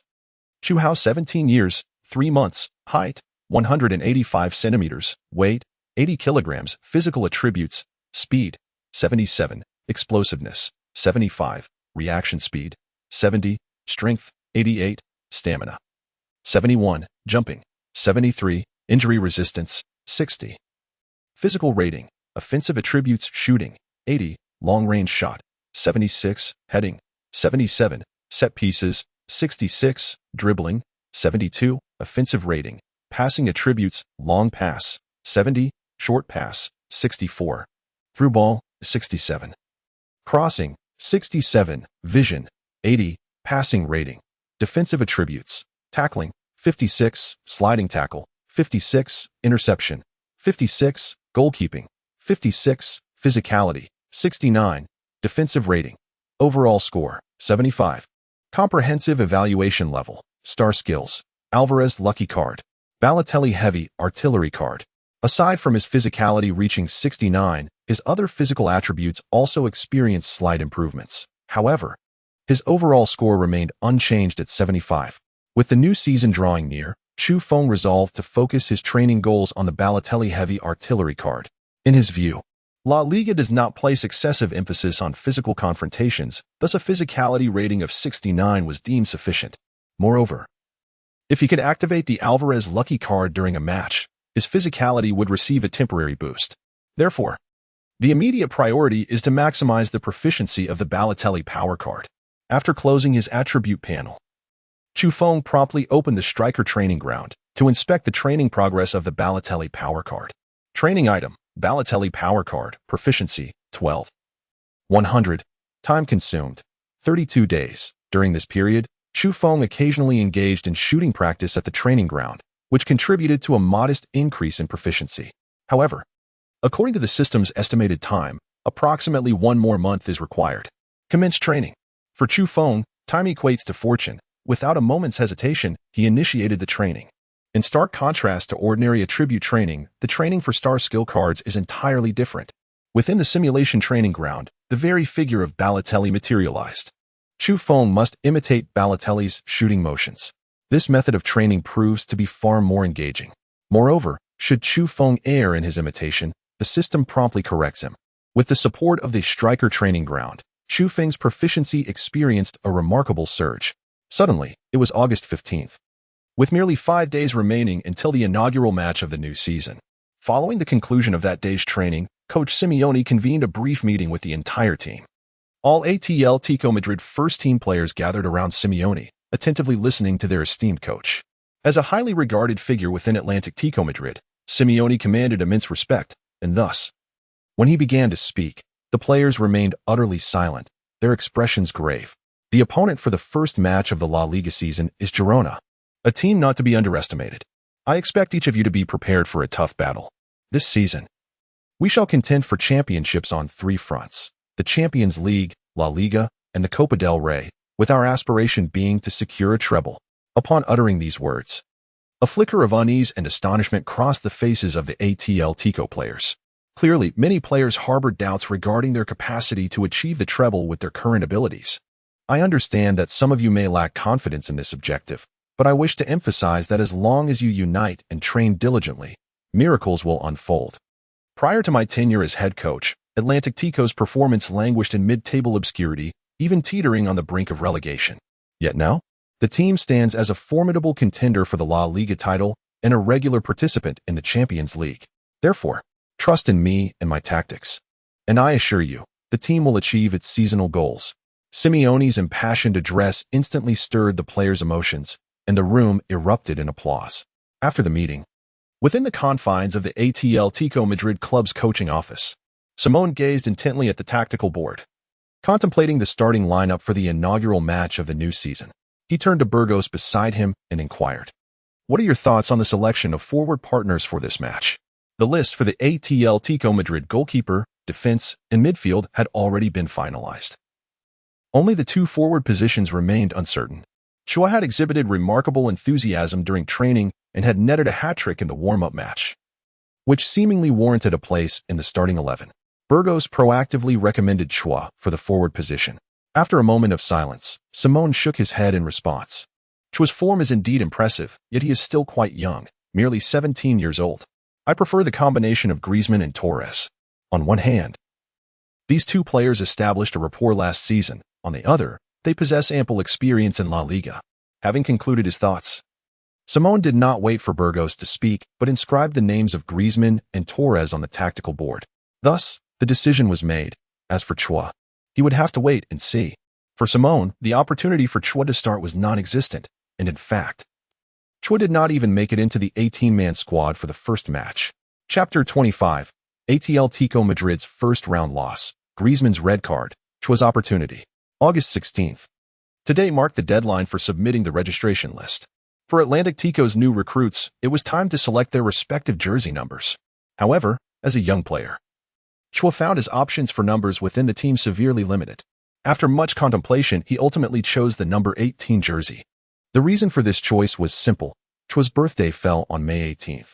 When Chua excitedly reported his chosen number to Burgos, he was disheartened to learn that he had not made it into the 18-man squad for the match against Girona. "I'm sorry, Chua, this was Coach Simone's decision. But please don't lose heart. The season is long, and you will eventually earn your chance to play," Burgos said, gently patting Chua on the shoulder. "All right," Chua replied, somewhat dejected. In truth, he had anticipated not becoming a first-team regular for Atletico so soon. After all, he understood Simone's approach. This Argentine coach was not one to favor young talents. Rather than promoting newcomers, Simone preferred the players he knew well. As a fledgling 17-year-old, Chua would need to patiently await his opportunity under Simone's guidance. After bidding farewell to Burgos, he immediately headed to the training ground for extra practice. After 3 rigorous hours of training, Chua returned to the player's residence and opened the Divine Striker training ground, immersing himself wholeheartedly in his training once more. As the opportunity to play remained elusive, Chu Feng's sole recourse was to engage in rigorous training, striving to master the formidable skills of the Balotelli card in the shortest time possible. Time swiftly advanced to August 20th, the opening day of La Liga. The players selected for the matchday squad of Atletico Madrid boarded the bus early, heading to the away venue, while Chu Feng remained at the training facility, diligently honing his skills. In the domestic arena, the largest sports website, Don't.com, invested a staggering €30 million to secure broadcasting rights for La Liga and the Copa del Rey, seeking to capitalize on Chu Feng's burgeoning popularity. They also enlisted the renowned commentators He Wei and Su Yang to provide coverage. It is fair to say that Dongqiu.com spared no expense in its efforts to live-stream Chu Feng's matches, even pinning the streaming link to the top of their official website 3 days prior. However, when Atletico Madrid's 18-man roster was unveiled, it struck Dongqiu.com like a thunderclap. Chu Feng had not made the starting lineup. Headlines read, Atletico's 18-man roster released, 17-year-old prodigy Chu Feng left out, and Simeone lacks faith in the young Chinese star. Chu Feng even excluded from the bench. Rumors circulated that Chu Feng's future at Atletico was uncertain, with whispers of a potential loan on the horizon. In Spain, at 7 o'clock in the evening local time, the first match of the La Liga season between Girona and Atletico Madrid commenced. Chu Feng did not watch but continued training at the Divine Striker training ground. As the match began, the away team, Atletico Madrid, played with considerable aggression, with Griezmann and Torres among the forwards generating numerous shooting opportunities.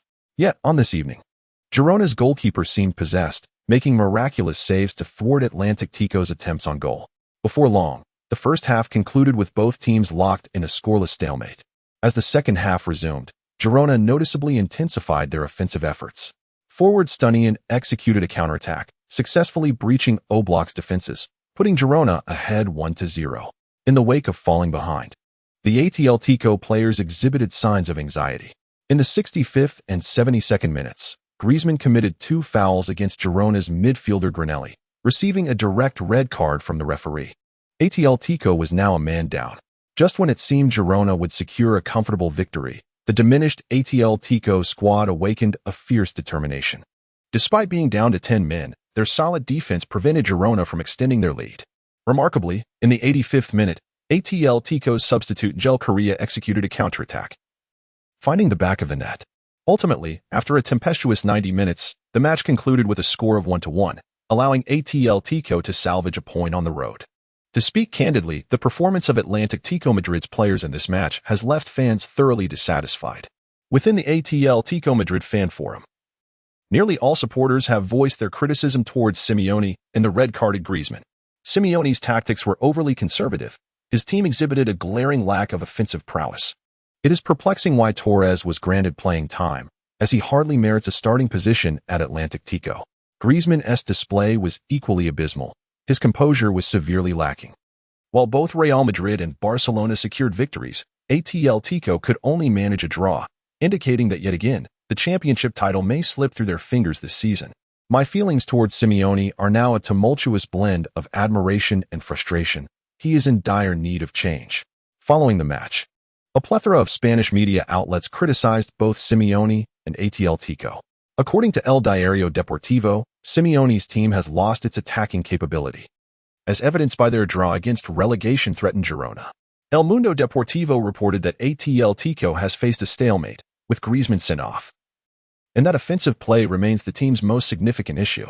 AS lamented that the 36-year-old Torres has lost his former magic, questioning who could potentially fill the number 9 role. Marca highlighted the current odds for the La Liga title, with Real Madrid leading the pack, followed by Barcelona, while Atletico finds itself on par with Sevilla.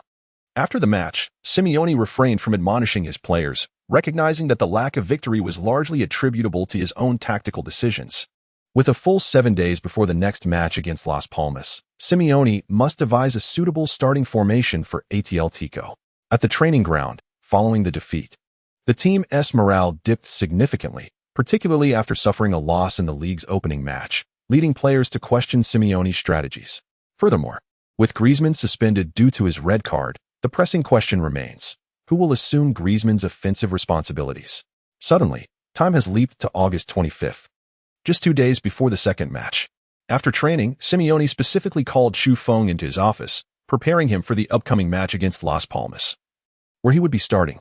Chapter 26. The starting debut. Chu Feng is set to make his La Liga debut. Upon leaving Simeone's office, Chu Feng was overwhelmed with excitement. His long-awaited opportunity to play was finally at hand. Yet, he soon regained his composure. He understood that if he failed to score or performed mediocrely in the upcoming match against Las Palmas, regaining Simeone's trust would become exceedingly difficult. Therefore, Chu Feng must seize this once-in-a-lifetime opportunity. Upon returning to his apartment, he immediately lay on his bed and opened the striker training ground. Chu Feng needed to enhance his proficiency with the powerful Balotelli card in the shortest time possible, as Balotelli's proficiency with the powerful shot increases. So too does the likelihood of Chu Feng scoring in the upcoming match. 2 days later, on match day, the players of Atletico Madrid boarded a flight early in the morning en route to Las Palmas. This season's La Liga schedule has been rather illogical, requiring Atletico to play away matches from the first to the third round, with their home game not occurring until the fourth round.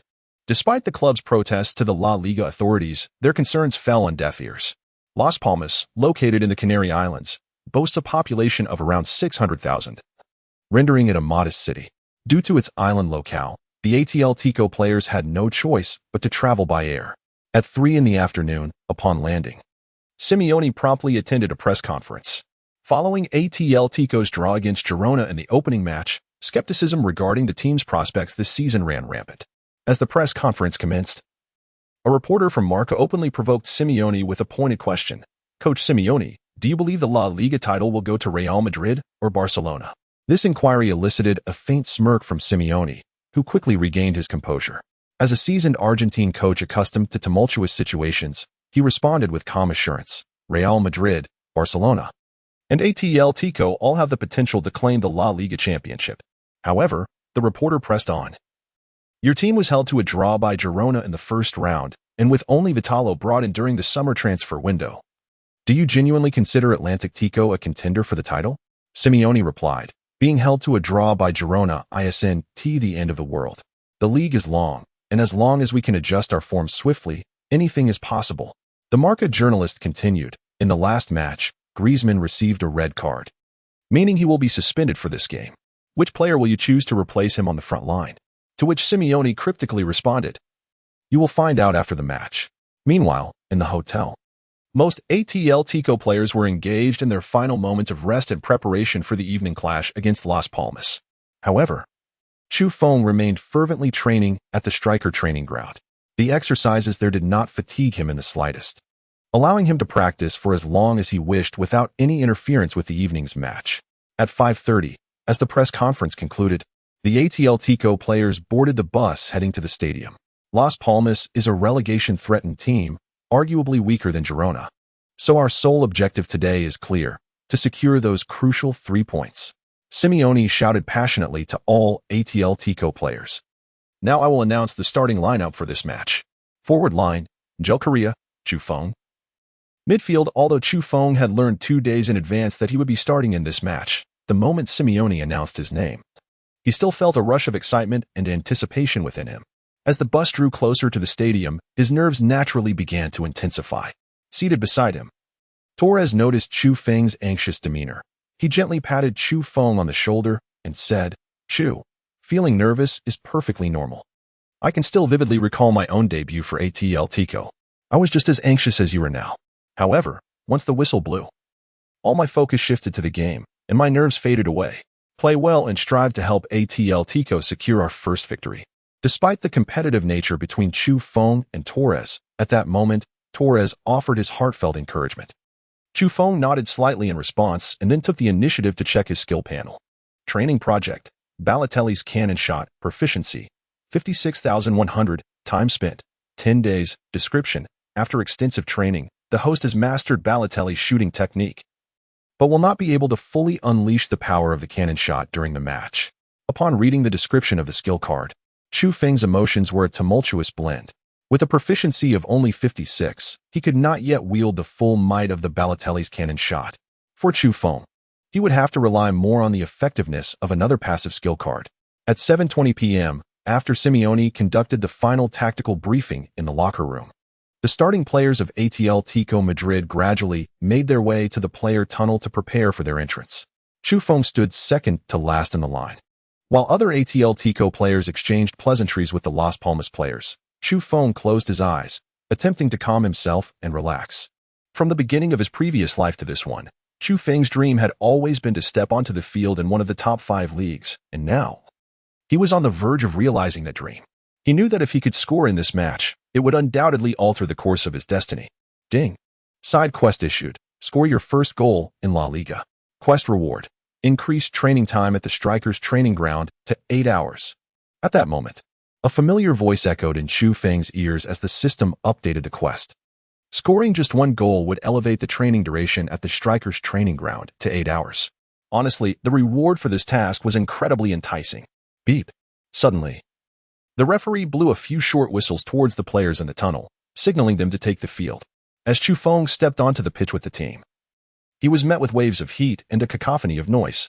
The home ground of Las Palmas is named Gran Canaria Stadium, which can accommodate a total of 31,000 spectators simultaneously. Tonight, the stadium is bustling with a sea of fans, with every seat occupied. Chapter 27. A match that captivates all. The rapid pace of La Liga. Far away on the distant eastern continent, in the Celestial Empire, within the Dongxiu Network broadcasting studio, Hiwei and Suyong have commenced their commentary duties. Welcome, friends of Dongxiu Network, to the second round of the 2017 to 2018 La Liga season, where Las Palmas faces off against Atletico Madrid at home. In their previous match, Las Palmas suffered a thrashing from Sevilla with a score of 3-0, while Atletico Madrid was held to a draw by Girona in an away game. Neither team has yet to secure their first victory of the season. Now, let us introduce the starting lineups for both teams. The head coach of Las Palmas, Max, has deployed a 4-3-3 formation. The goalkeeper is Chicazola, with 4 defenders, David Simon, Lemos, Bigas, and Danny. The midfield consists of Fabio Gonzalez, Borja, and Vieira, while the forward line features Halilovic, Benito Ramirez, and Momo. On the visiting side, Atletico Madrid, Simeone continues to employ his familiar 4-4-2 formation. The goalkeeper is Oblak, with defenders Felipe, Godin, Jimenez, and Juanfran. The midfield includes Carrasco, Koch, Party, and Saul, while the forwards are Angel Correa and Chifon. The 17-year-old Chifon has the opportunity to take the field tonight, if I am not mistaken. Chifon is set to break the record for the youngest Asian player to start in La Liga. Oh my. It is truly astonishing that a player from the Celestial Empire can appear in La Liga at such a tender age, representing Atletico Madrid no less. Although Hiwei, as a football commentator, has long been accustomed to the ebb and flow of the game, he still finds it difficult to remain composed upon seeing Chu Feng's name on the starting list. It has been a long time since the Celestial Empire has produced a football prodigy, or perhaps it has never done so. Now, with Chu Feng starting at the age of 17, it is evident that he possesses extraordinary talent. It seems we are about to witness history in the making. As is well known, Coach Simeone is not one to favor the introduction of newcomers, yet tonight, he has surprisingly allowed the 17-year-old Chu Feng to take the field, signifying that this young player from the Celestial Empire possesses exceptional qualities. The commentary from guest analyst Su Yang is equally filled with excitement. Initially, this match did not attract many fans, but as the Dongxiu Network staff pinned the news of Chu Feng's starting position on the official website, an influx of fans surged in almost instantaneously. In less than 5 minutes, nearly 1 million viewers entered the live stream. Have we missed Lu Xiong's entrance? I would willingly trade my roommate's fortune for a goal from Chu Feng. Am I dreaming? Is it possible that Chu Feng has made the starting lineup? Could Simeone have been bribed? Do you think Europe is akin to our national football team? Clearly, Simeone has recognized Chu Feng's exceptional talent. I can hardly believe that a player from our country is not only representing Atletico Madrid but also starting in the match. From this moment forward, I declare myself a devoted fan of Atletico. Does anyone know where I can purchase Chu Feng's number 18 jersey? Hey, upstairs, consult Wang Dao. Let's go, Chu Feng. Aim for a goal. My expectations are modest. A single shot on target would suffice. On the live commentary, aside from a small faction of fans indulging in playful banter, the majority of domestic supporters showered Chu Feng with blessings. For these fans, it has been quite some time since they have witnessed a player from our country in one of the top 5 leagues, especially with the recent stellar performances of players from South Korea and Japan, such as Sun Heung-min and Shinji Kagawa, who have become mainstays in these leagues. As for our nation, although Zhang Shizhe once joined VfL Wolfsburg in the Bundesliga, the club's acquisition was primarily driven by commercial interests, branding him as a sales-oriented midfielder. He did not earn a single appearance and ultimately returned home. Yet now, at the lowest ebb of Chinese football, Chu Feng has emerged. He not only represents Atletico Madrid on the field, but does so at the tender age of 17 years and 4 months. A feat that has left all domestic fans in a state of disbelief. This evening, millions of fans from our country will rally behind Chu Feng. cheering for him from the distant eastern continent. In Catalonia, within a supermarket, Dofu eagerly turned on the television, munching on sunflower seeds as he awaited the match's commencement. "Tofu, are you certain that little Chu is starting?" asked Elena, equally transfixed by the diminutive 20-inch screen. "He's on the field. Look. Number 18. The one in the number 18 jersey is Chu Feng." "Ha ha ha, he wasn't lying. He truly is starting," Dofu exclaimed, leaping from his seat with childlike joy upon seeing Chu Feng emerge from the player's tunnel. "That's wonderful. I am so proud of little Chu," Elena exclaimed, crossing her heart and silently wishing Chu Feng good fortune. In the Gran Canaria Stadium, as the referee's whistle echoed, the match commenced. The home team, Las Palmas, initiated the kickoff. As a relegation-threatened side in La Liga, Las Palmas did not launch an aggressive assault against Atletico Madrid, but instead opted for a conservative approach, retaining possession in their defense. Press forward, seize the ball, show Atletico's fighting spirit.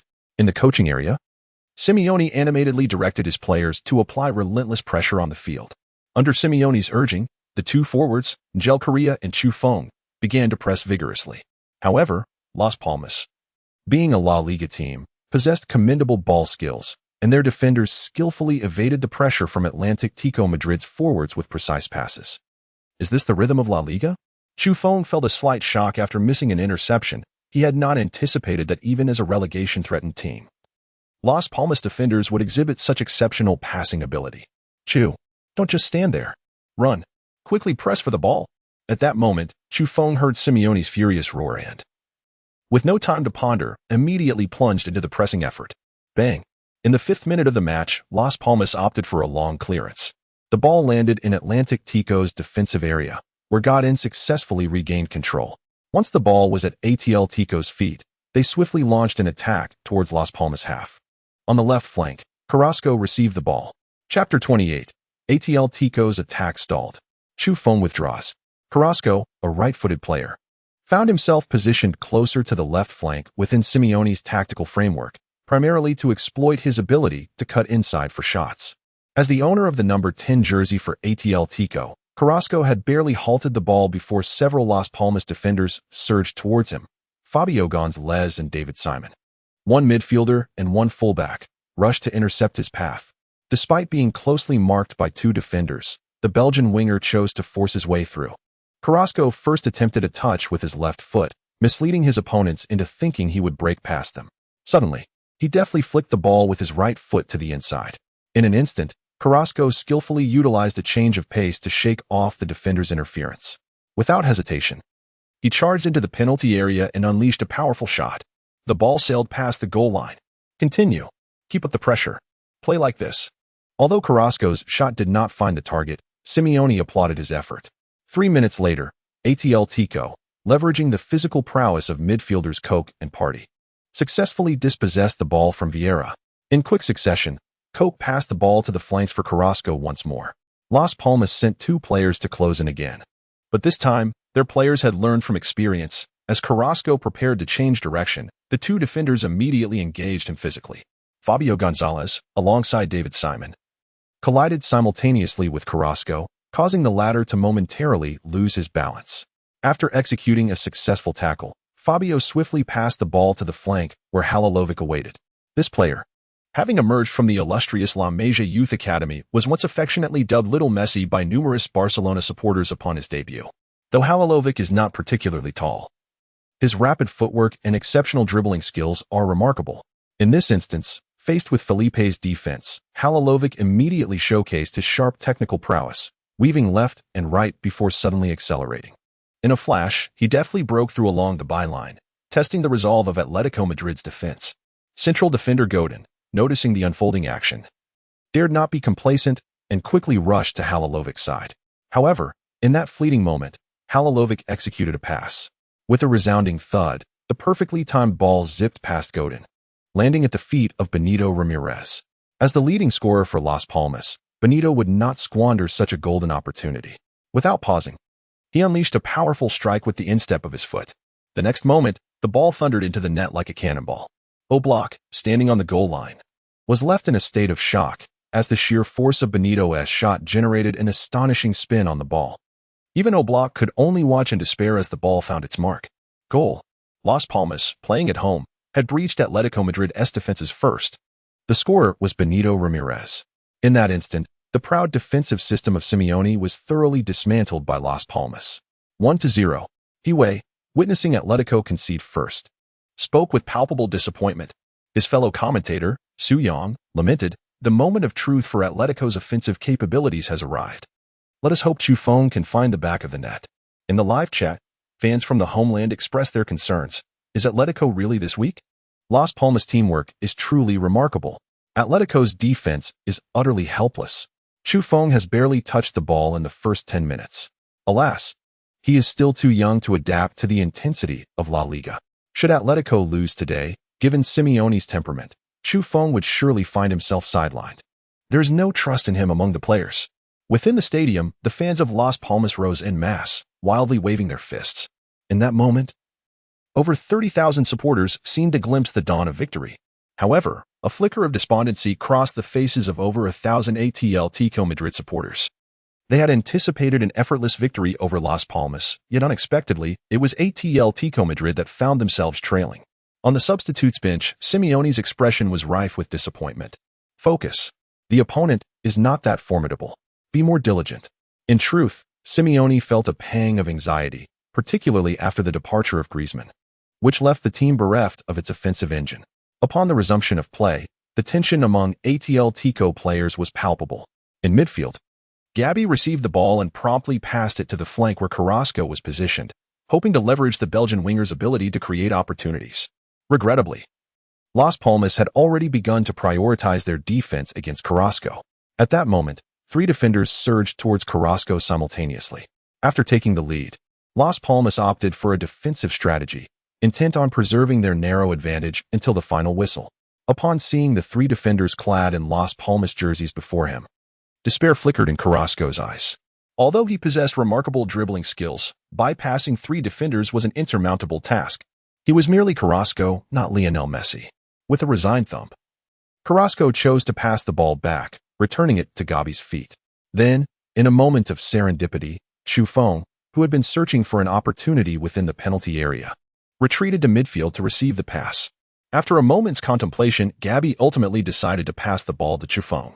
At the edge of the penalty area, Chufeng received the ball with his back to the goal, astonishingly finding himself unmarked by any defenders. In the next instant, Chufeng swiftly turned to face the goal. To the Las Palmas players, he was merely an Asian player, a 17-year-old forward unlikely to pose a threat. Consequently, when Chufeng positioned himself at the edge of the penalty area, no Las Palmas player made an effort to impede him. Chapter 29. The birth of a La Liga goal. A golden strike. Chufeng glanced at the goal's position, and in the next heartbeat, he lifted his right foot, striking the ball with fervor. Only then did the defenders of Las Palmas rush towards him. The center back, Ramos, was the first to confront Chufeng. Alas, by that time, Chufeng had already executed his shot. With a resounding thud, the ball shot towards the Las Palmas goal like a cannonball. Ding! The Balotelli cannon card unlocked. With a proficiency of 56, goalkeeper Kikasola remained vigilant on the goal line.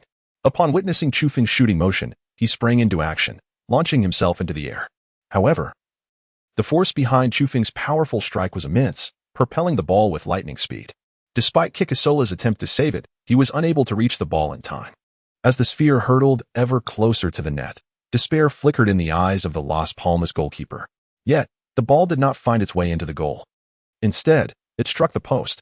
A proficiency of 56 was simply insufficient. After witnessing his shot thwarted by the post, Chufeng instinctively clasped his head in dismay, his face a canvas of regret. In truth, he had endeavored to control the angle of his shot, but alas, it veered slightly off course. Good. Keep going. Be more decisive with your shots. From the sidelines, Simeone did not chastise Chufeng for missing the opportunity. Rather, he offered applause and encouragement.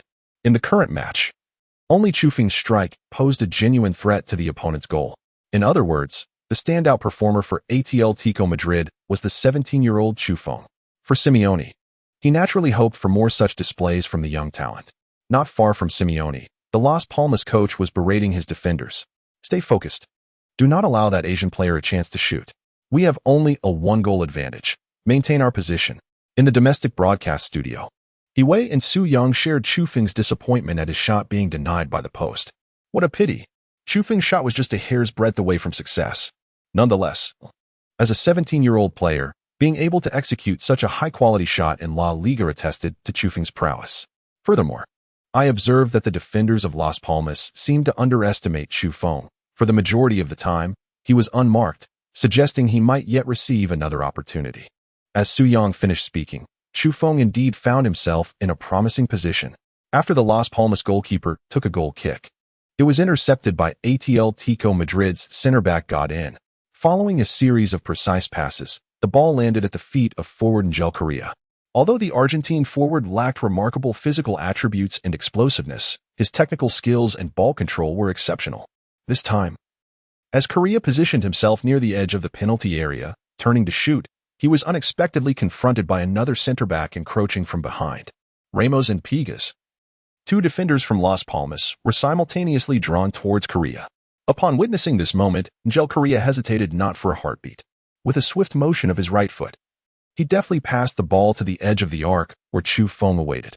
At this juncture, Chu Feng found himself surrounded by an expanse of emptiness, presenting yet another splendid opportunity for a strike.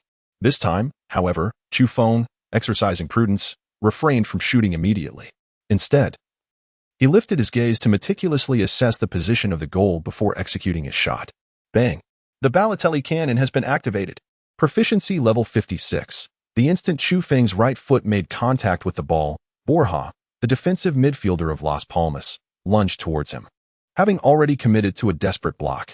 Yet, he was just a fraction too late. The ball had already been propelled towards the goal. In an instant, the football zipped past Borja like a bullet, and the next moment, it thundered into the bottom corner of the net. It was a goal. Moreover, throughout the entire sequence, the Las Palmas goalkeeper made no attempt to intervene, underscoring the sheer velocity of Chu Feng's strike.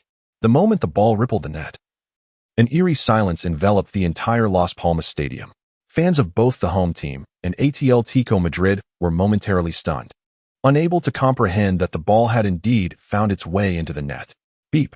As the fans witnessed the referee pointing towards the center circle, realization dawned upon them that Chu Feng had indeed scored.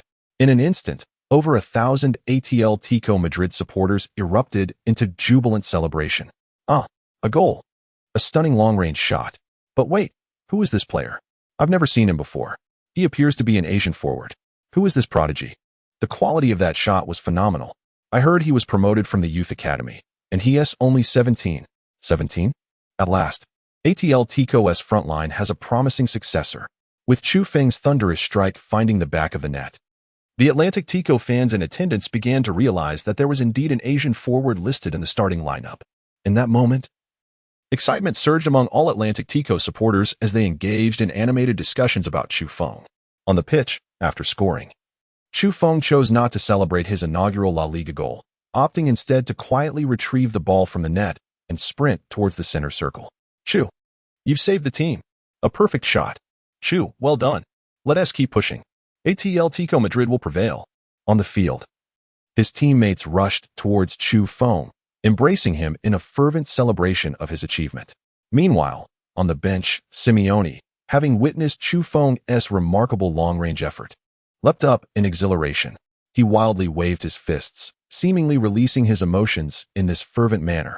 The assistant coach Burgos embraced Simeone, equally exhilarated, exclaiming, "Mr. Simeone, we have equalized." It was Chu's goal.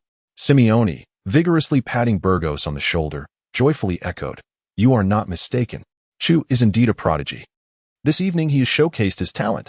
For Simeone, including Chu Feng in the starting lineup had placed immense pressure upon him, as he was acutely aware that should the team falter or if Chu failed to perform, he would undoubtedly face the wrath and scorn of Atletico Madrid supporters. Yet, in hindsight, it appears that Simeone has made a judicious choice. Chapter 30. Creating history. The first Chinese player to score in La Liga. Chu Feng received the ball at the top of the penalty area, with no Las Palmas defenders in sight. He took the shot. The ball zipped past Borja. It's a goal. 1-1. Goodness. 17-year-old Chu Feng has helped Atletico Madrid level the score. What a magnificent goal. Chu Feng is the first player from China to score in La Liga. At this moment, he has etched his name in history. In the studio, commentator He Wei, filled with fervor and excitement, roared into the microphone, as if he had glimpsed the future of Chinese football in that instant. Beside him, guest commentator Su Yang could not contain his admiration, declaring, "This will be a milestone moment for Chinese football." Chu Feng, at the tender age of 17, has netted his first goal in La Liga. Moreover, the match is not yet concluded. Given Chu Feng's current form, he may well score again. As Chu Feng found the back of the net, the entire live broadcast was inundated with an avalanche of comments. Looking around, one could see that nearly all viewers were beside themselves with joy. "Wow, Chu Feng has truly scored. Brilliant. Chu Feng is amazing. I can hardly believe I am witnessing history. This night has not been in vain. Finally, a Chinese player has scored in La Liga. Keep pushing for another goal. Where can I buy an Atletico jersey? I must get an 18 jersey to support Chu Feng." To be honest, I never dared to dream that a Chinese player could score for Atletico Madrid. The renaissance of Chinese football is finally upon us. Undoubtedly, millions of Chinese fans were elated upon witnessing Chu Feng's goal, having waited a long time for this moment. For Chinese football, which has long been shrouded in darkness, Chu Feng's emergence is akin to a beacon of hope. However, at the stadium, the spirits of the 30,000 Las Palmas supporters plummeted, as they never anticipated that a player from Asia, let alone a Chinese player, would score. This seemed an unimaginable disgrace for Las Palmas. How infuriating to be scored upon by an Asian forward. What on earth is the defensive line of the team contemplating? It must be said, this forward from the Middle Kingdom possesses remarkable shooting skills. Yet, one might argue that this individual simply enjoys a stroke of luck. Indeed, it is a common perception that Asians are not adept at playing football. Come on, Las Palmas, you must secure victory. Shortly, the match will resume. During this interlude, the players of Las Palmas abruptly abandoned their defensive strategy and instead engaged in a fierce offensive against Atletico Madrid. However, let it be known, this was not the wisest choice. Atletico Madrid, both in terms of player caliber and market value, far surpasses Las Palmas. Given the current strength of Las Palmas, attempting to confront Atletico Madrid head-on is akin to striking a stone with an egg. In the 38th minute of the match, Las Palmas midfield stalwart, Borja, halted the ball in the center and was just about to initiate a forward drive when he was suddenly besieged by several defenders. In an instant, Coke, Party, and others surged towards Borja. Witnessing this, Borja was evidently taken aback. Without time to contemplate, he swiftly passed the ball to the flanker Halilovi.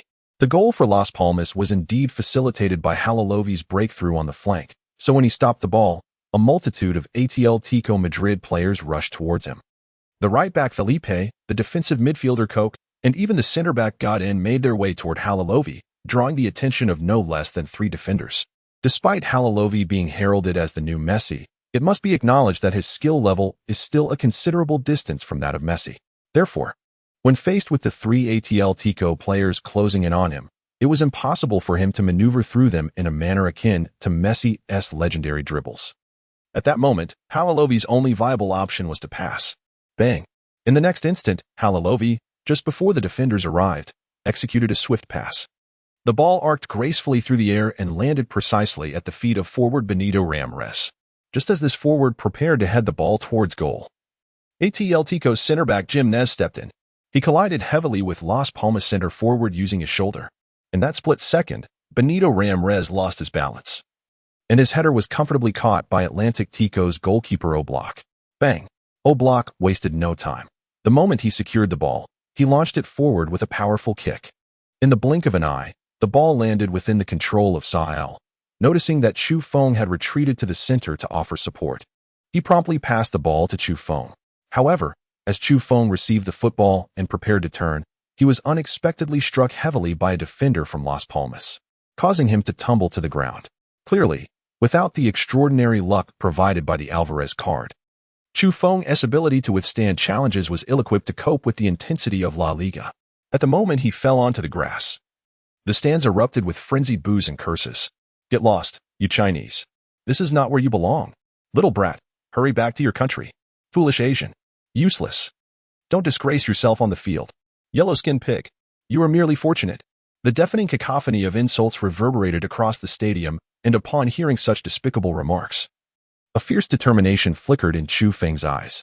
He took a deep breath, striving to regain his composure.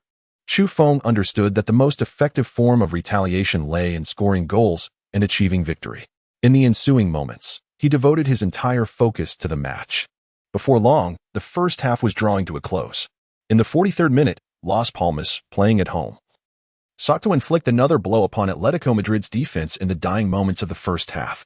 This time, Las Palmas midfielder Borja, upon receiving the ball, opted to launch a powerful kick towards Atletico's penalty area. Boom. At the edge of the penalty area, Las Palmas star forward Benito Ramírez and Atletico's center-back God and leaped almost simultaneously. However, in both physical confrontation and jumping ability, God exhibited a clear superiority. Chapter 31. Assist 1. The divine pass from Chu Feng. Boom. After Godin knocked Benito Ramírez to the ground, the Atletico center-back swiftly sent the ball forward. The moment for Atletico's counterattack had arrived. Coincidentally, Godin's clearance landed perfectly in the gap between Chu Feng and David Simon. The two players, fueled by an urgent desire, sprinted towards the ball at full speed. Currently, Chu Feng's explosive attribute stood at just over 70, while David Simon, as a genuine fullback, evidently surpassed Chu Feng in speed. Ultimately, the Las Palmas fullback managed to gain possession of the ball first. Nevertheless, Chu Feng refused to concede defeat. He gritted his teeth and sprinted with all his might. Merely a second later, he found himself in front of David Simon. Although the ball was firmly under Simon's control, Chu Feng did not relent. Suddenly, he lunged forward, charging into David Simon's path. Then, with all his strength, he collided fiercely. At that very moment of impact, the Alvarez card was activated once more. Ding! With the enhancement of skills card attributes, Chu Feng at that moment resembled a speeding heavy truck, instantly knocking David Simon down. The referee, however, did not blow the whistle for a foul.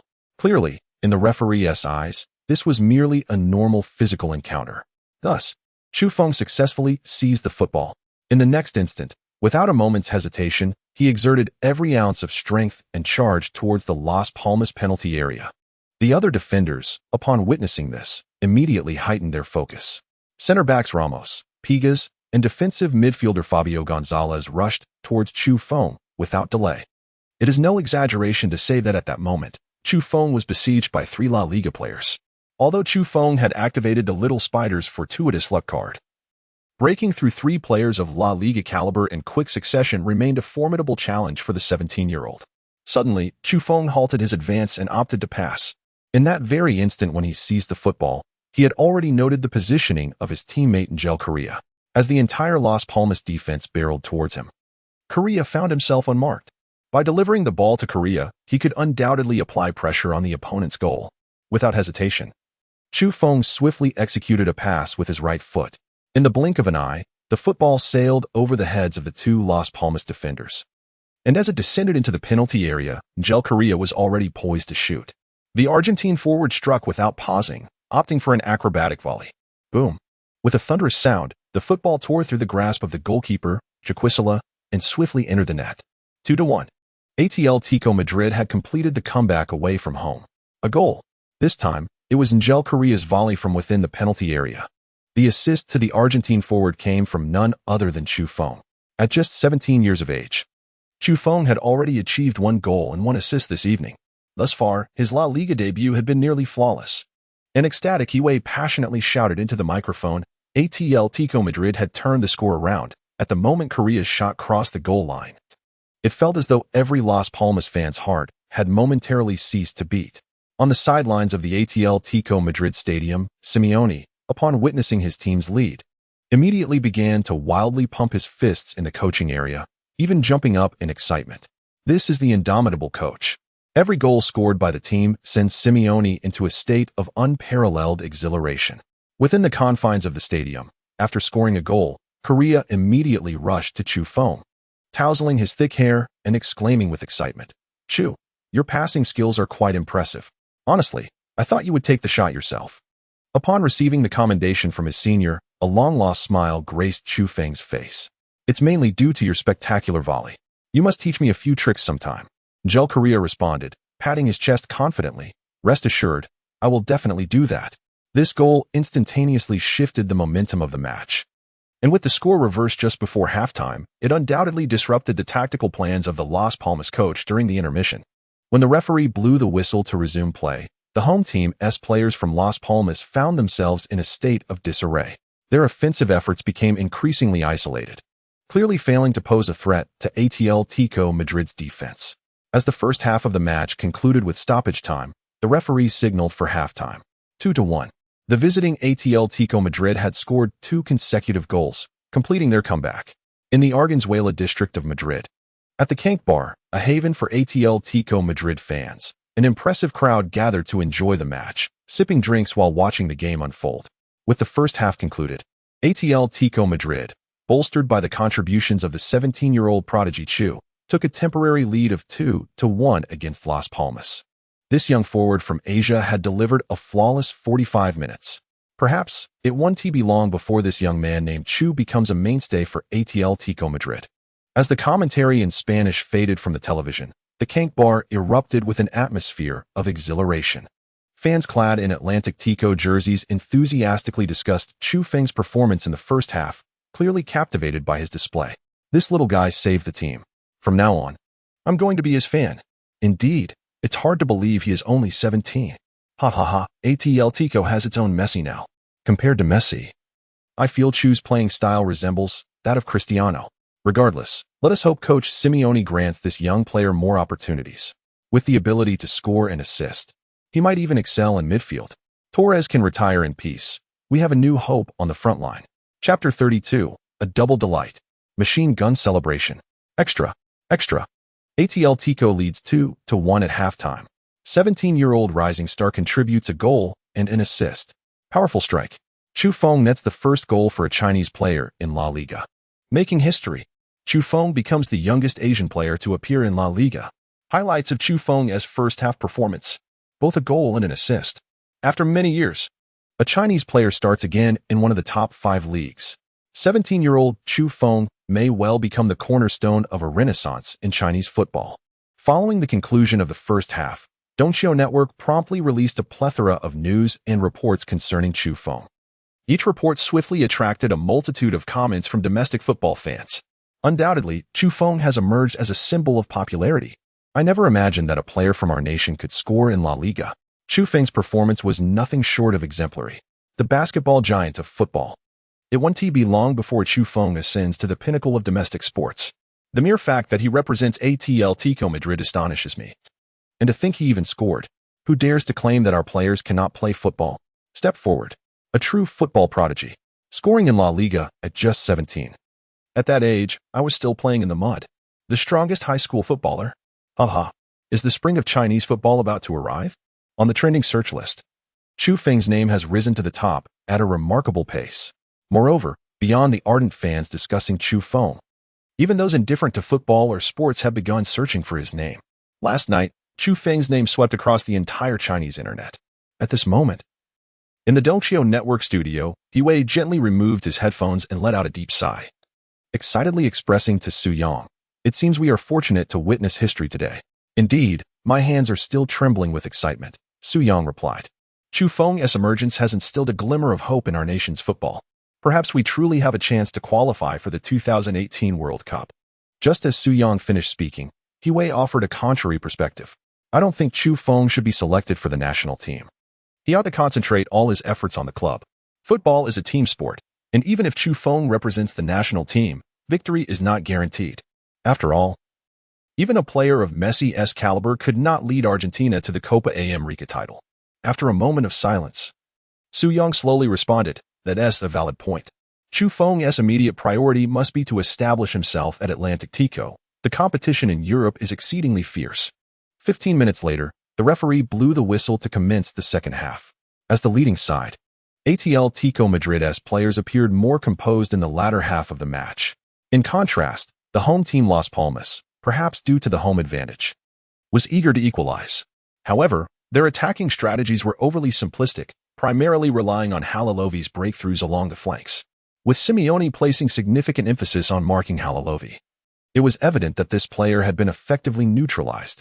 Confronting the formidable Atletico defense, Las Palmas players could see no path to scoring. In the 55th minute of the match, Atletico Madrid's midfielder Gabi, in conjunction with his fellow midfielder Party, executed a well-coordinated interception from Fabio Gonzalez. Mere moments later, the ball found its way to Carrasco at the left flank. The Belgian winger, leveraging his remarkable speed, deftly maneuvered past defenders David Simon and Borja. In a flash, Carrasco surged into the edge of the penalty area. At that moment, the entire Las Palmas defense had been sliced through by Atletico's relentless advance. To thwart Carrasco's incursion, the two center backs, Lemos and Bigas, had advanced to the edge of the penalty area. Bang! Nevertheless, Carrasco resolutely unleashed a shot. The ball zipped through the gaps of the defenders like a missile, veering rapidly toward the goal's blind spot.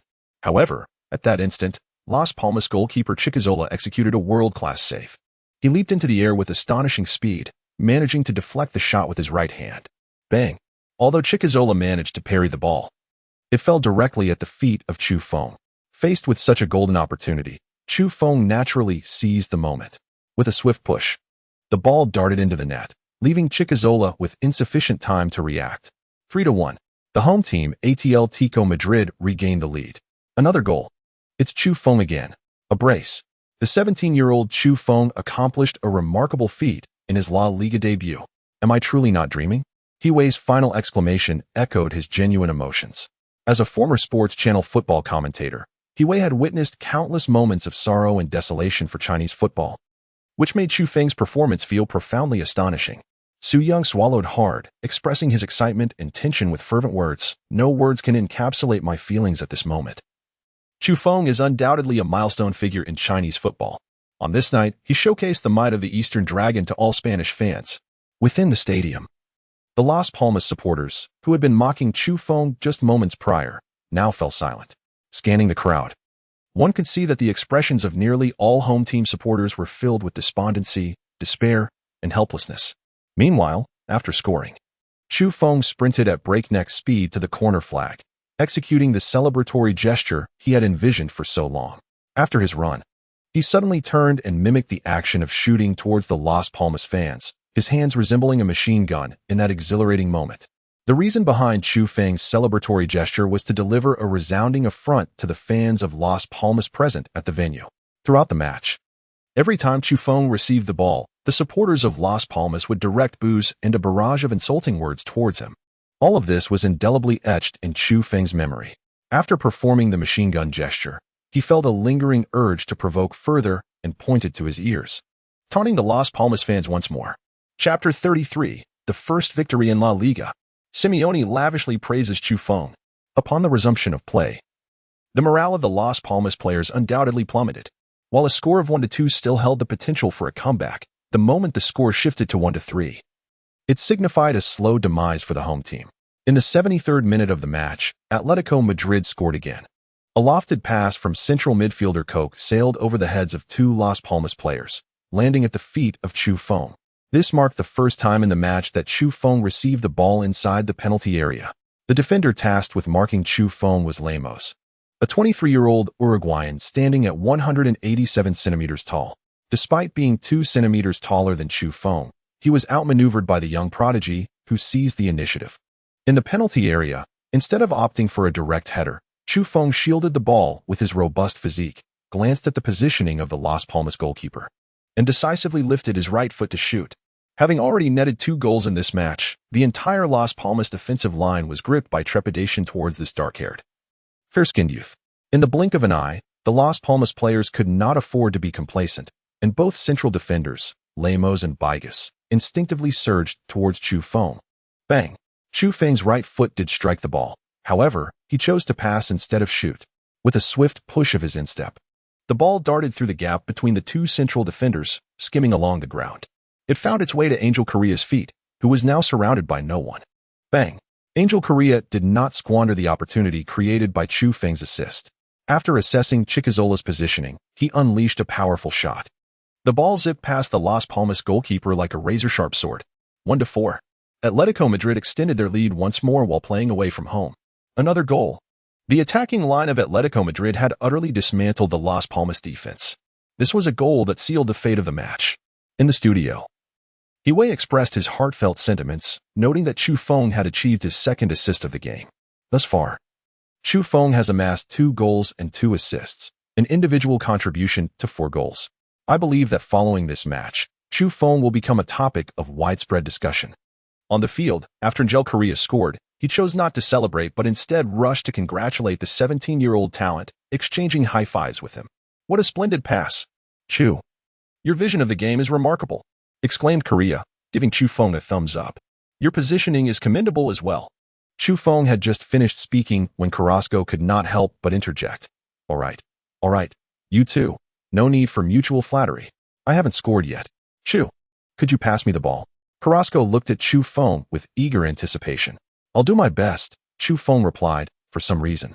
He had become the playmaker as the game progressed. After the restart, the players of Las Palmas had completely lost their fighting spirit. Under the coach's directive, they retreated to their own half, forming a defensive wall. Clearly, Las Palmas had relinquished any hope for this match. The final 20 minutes devolved into mere formality. In the 76th minute, Simeone opted for a triple substitution, bringing off Carrasco, Angel Correa, and Chu Feng.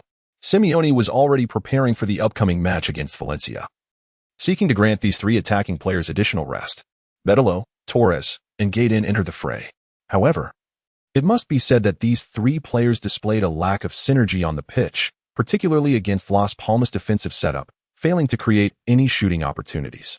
Ultimately, after a full 90 minutes, Atletico Madrid triumphed over Las Palmas with a score of 4-1, securing their first victory of the season. Chu Feng, who had netted 2 goals and provided 2 assists, was awarded the title of man of the match. In the players' tunnel, Chu Feng had his first interview with a Spanish reporter. "Chu, this is your debut La Liga match. How does it feel?" queried a blonde reporter holding a microphone. "It is an honor to represent Atletico Madrid at the age of 17. I am grateful for Coach Simeone's trust," Chu Feng replied, demonstrating emotional intelligence. He promptly expressed his gratitude to the Atletico Madrid head coach. After all, without Simeone's endorsement, Chu Feng might still be in the youth academy at 17. Can Atletico Madrid seize the La Liga title from Real Madrid and Barcelona this season? Another bespectacled reporter inquired of Chu Feng. "Apologies. I am not omniscient and lack the ability to foresee the future." Chu Feng understood the reporter's intent and responded directly. "Nevertheless, I firmly believe that Atletico Madrid is on the right path, as long as the players adhere to the coach's tactics. They will undoubtedly achieve gratifying results by the end of the season." In another interview area, Atletico Madrid's head coach, Simeone, was also addressing inquiries. "Mr. Simeone, could you share your thoughts on player Chu Feng?" Evidently, the majority of reporters were intrigued by this 17-year-old prodigy from the Middle Kingdom within Atletico's roster. Upon hearing Chu Feng's name, a smile briefly illuminated Simeone's face. "He is the most gifted 17-year-old star I have ever encountered. In a certain sense, Chu Feng's playing style closely resembles that of a young Torres. Moreover, he possesses an exceptional long-range shot. I am confident he will evolve into a top-tier forward." Simeone generously lavished praise upon him, rating Chu Feng's performance that evening a perfect score. To be candid, prior to the match, Simeone had harbored concerns about Chu Feng's ability to acclimate to La Liga's intensity. However, the results indicated that Chu Feng not only fully adapted to the pace of the game but also emerged as the most outstanding player on the team. Ding.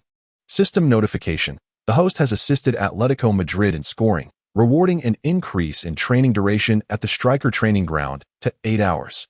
Chapter 34. Mastery Level 100 achieved. Season objectives initiated.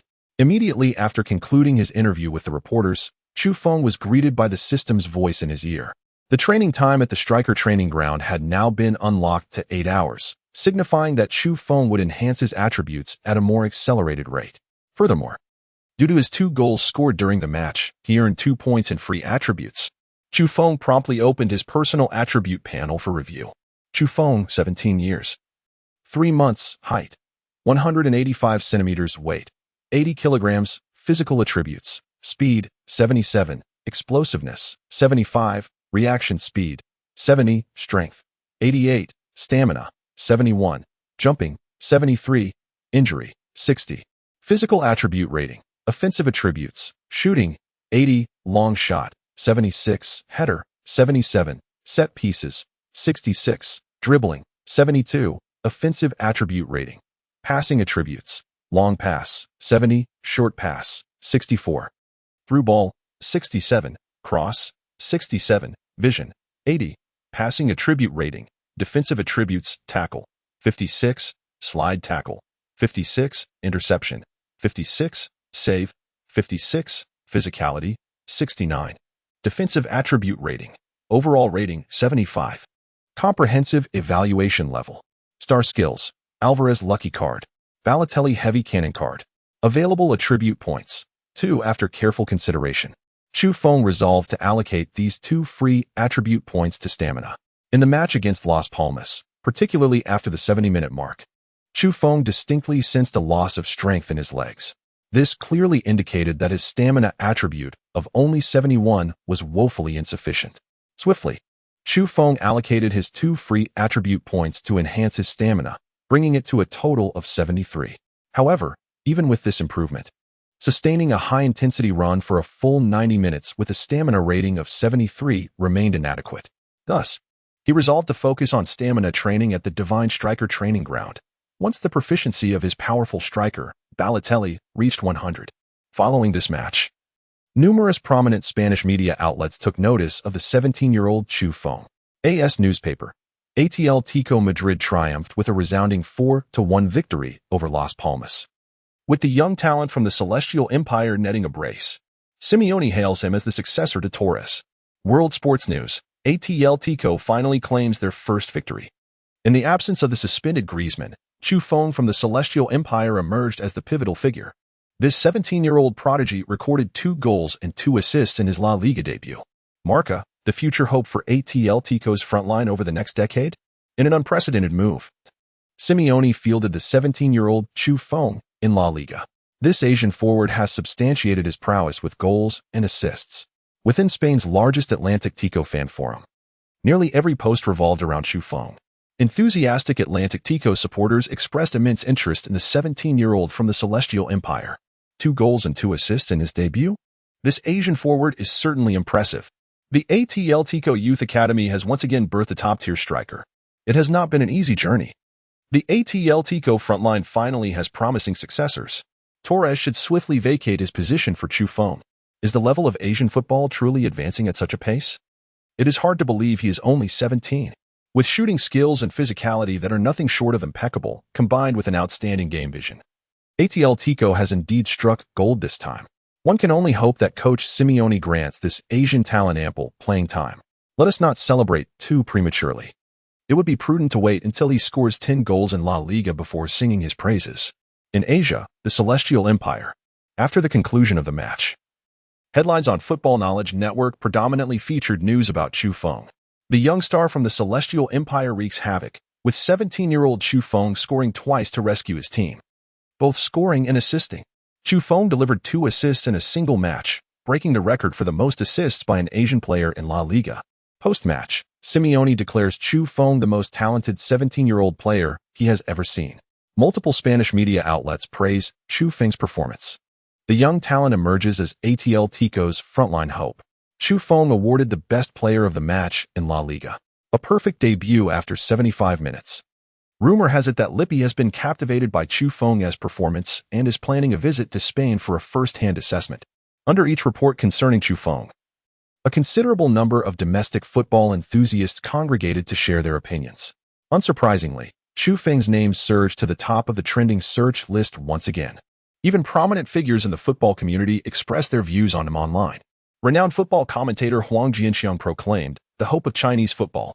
The 17-year-old Chu Feng, in his debut match for Atletico Madrid, scored twice to secure victory for his team. Perhaps, at this moment, Chinese football is on the brink of a resurgence. Underground football figure Li Laobao asserted, who says Chinese players cannot compete in the top 5 leagues, who claims that Chinese athletes cannot establish themselves in prestigious clubs. Chu Feng, with his 2 goals and 2 assists, has emphatically silenced his detractors. He is the beacon of hope during the dark times of Chinese football. Young talent advocate and commentator Dong Lu remarked, Chu Feng's performance was indeed exceptional, but I still advise Lippi against including him in the national team. The immediate priority should be enabling Chu Feng to solidify his position in Europe. At that moment, aboard a flight returning to Madrid from Spain, while all Atletico Madrid players were resting, Chu Feng quietly opened the godly striker training ground to continue his practice with the Balotelli heavy shot card. During the match, Chu Feng had successfully utilized this skill card to score, which allowed him to truly appreciate the card's potency. He believed that if he could elevate the proficiency of the Balotelli heavy shot card to 100%, scoring in matches would become significantly easier. Furthermore, with 10 full days until Atletico's next match against Valencia, Chu Feng had ample time to enhance his skills. For days later, after dedicating 8 hours of training at the Godly Striker training ground, his efforts bore fruit as the proficiency of the Balotelli heavy shot card finally reached 100%. Training objective, Balotelli heavy shot card. Training progress, 100. Description, after an extended period of simulating Balotelli's long-range shooting technique, the host has fully grasped the fundamentals of this skill card. In matches, when the host attempts a long-range shot, the Balotelli heavy shot card will activate automatically. The host's power and long-range shooting ability will be enhanced by 50%. Upon exiting the Godly Striker training ground, Chu Feng could feel that his thighs and calves had visibly thickened. Was this the enhancement of achieving 100% proficiency with the Balotelli heavy shot card? Chu Feng could hardly contain his excitement to witness the results of his training in an actual match. Just then, the familiar voice of the system echoed in his ears. Ding! Main quest issued. Acquire the La Liga Golden Boot. Quest reward. Obtain a level star skill card. Chapter 35. The taunts from the opposing coach before the match. Who is Chu Feng? Win the La Liga Golden Boot? Is this a joke? Upon seeing the quest issued by the system, Chu Feng's first reaction was disbelief. It is well known that the La Liga Golden Boot has long been monopolized by Messi and Ronaldo, two of the most elite football stars in the world today. At the tender age of 17, Chu Feng aspired to seize the La Liga Golden Boot from the hands of the extraordinary duo, a feat that seemed almost insurmountable. Ding! The ball is round. Anything is possible. The system prompted an alert. Upon reading the system's response, a bemused expression involuntarily graced Chu Feng's face. Indeed. While the adage holds true, he remained somewhat lacking in self-assurance. Nevertheless, it was clear that he would not yield. After elevating Balotelli's powerful shot proficiency to a perfect score of 100, Chu Feng shifted his training focus to physical conditioning. Training objective, stamina 73-75, training progress, 1. Time required, 10 days.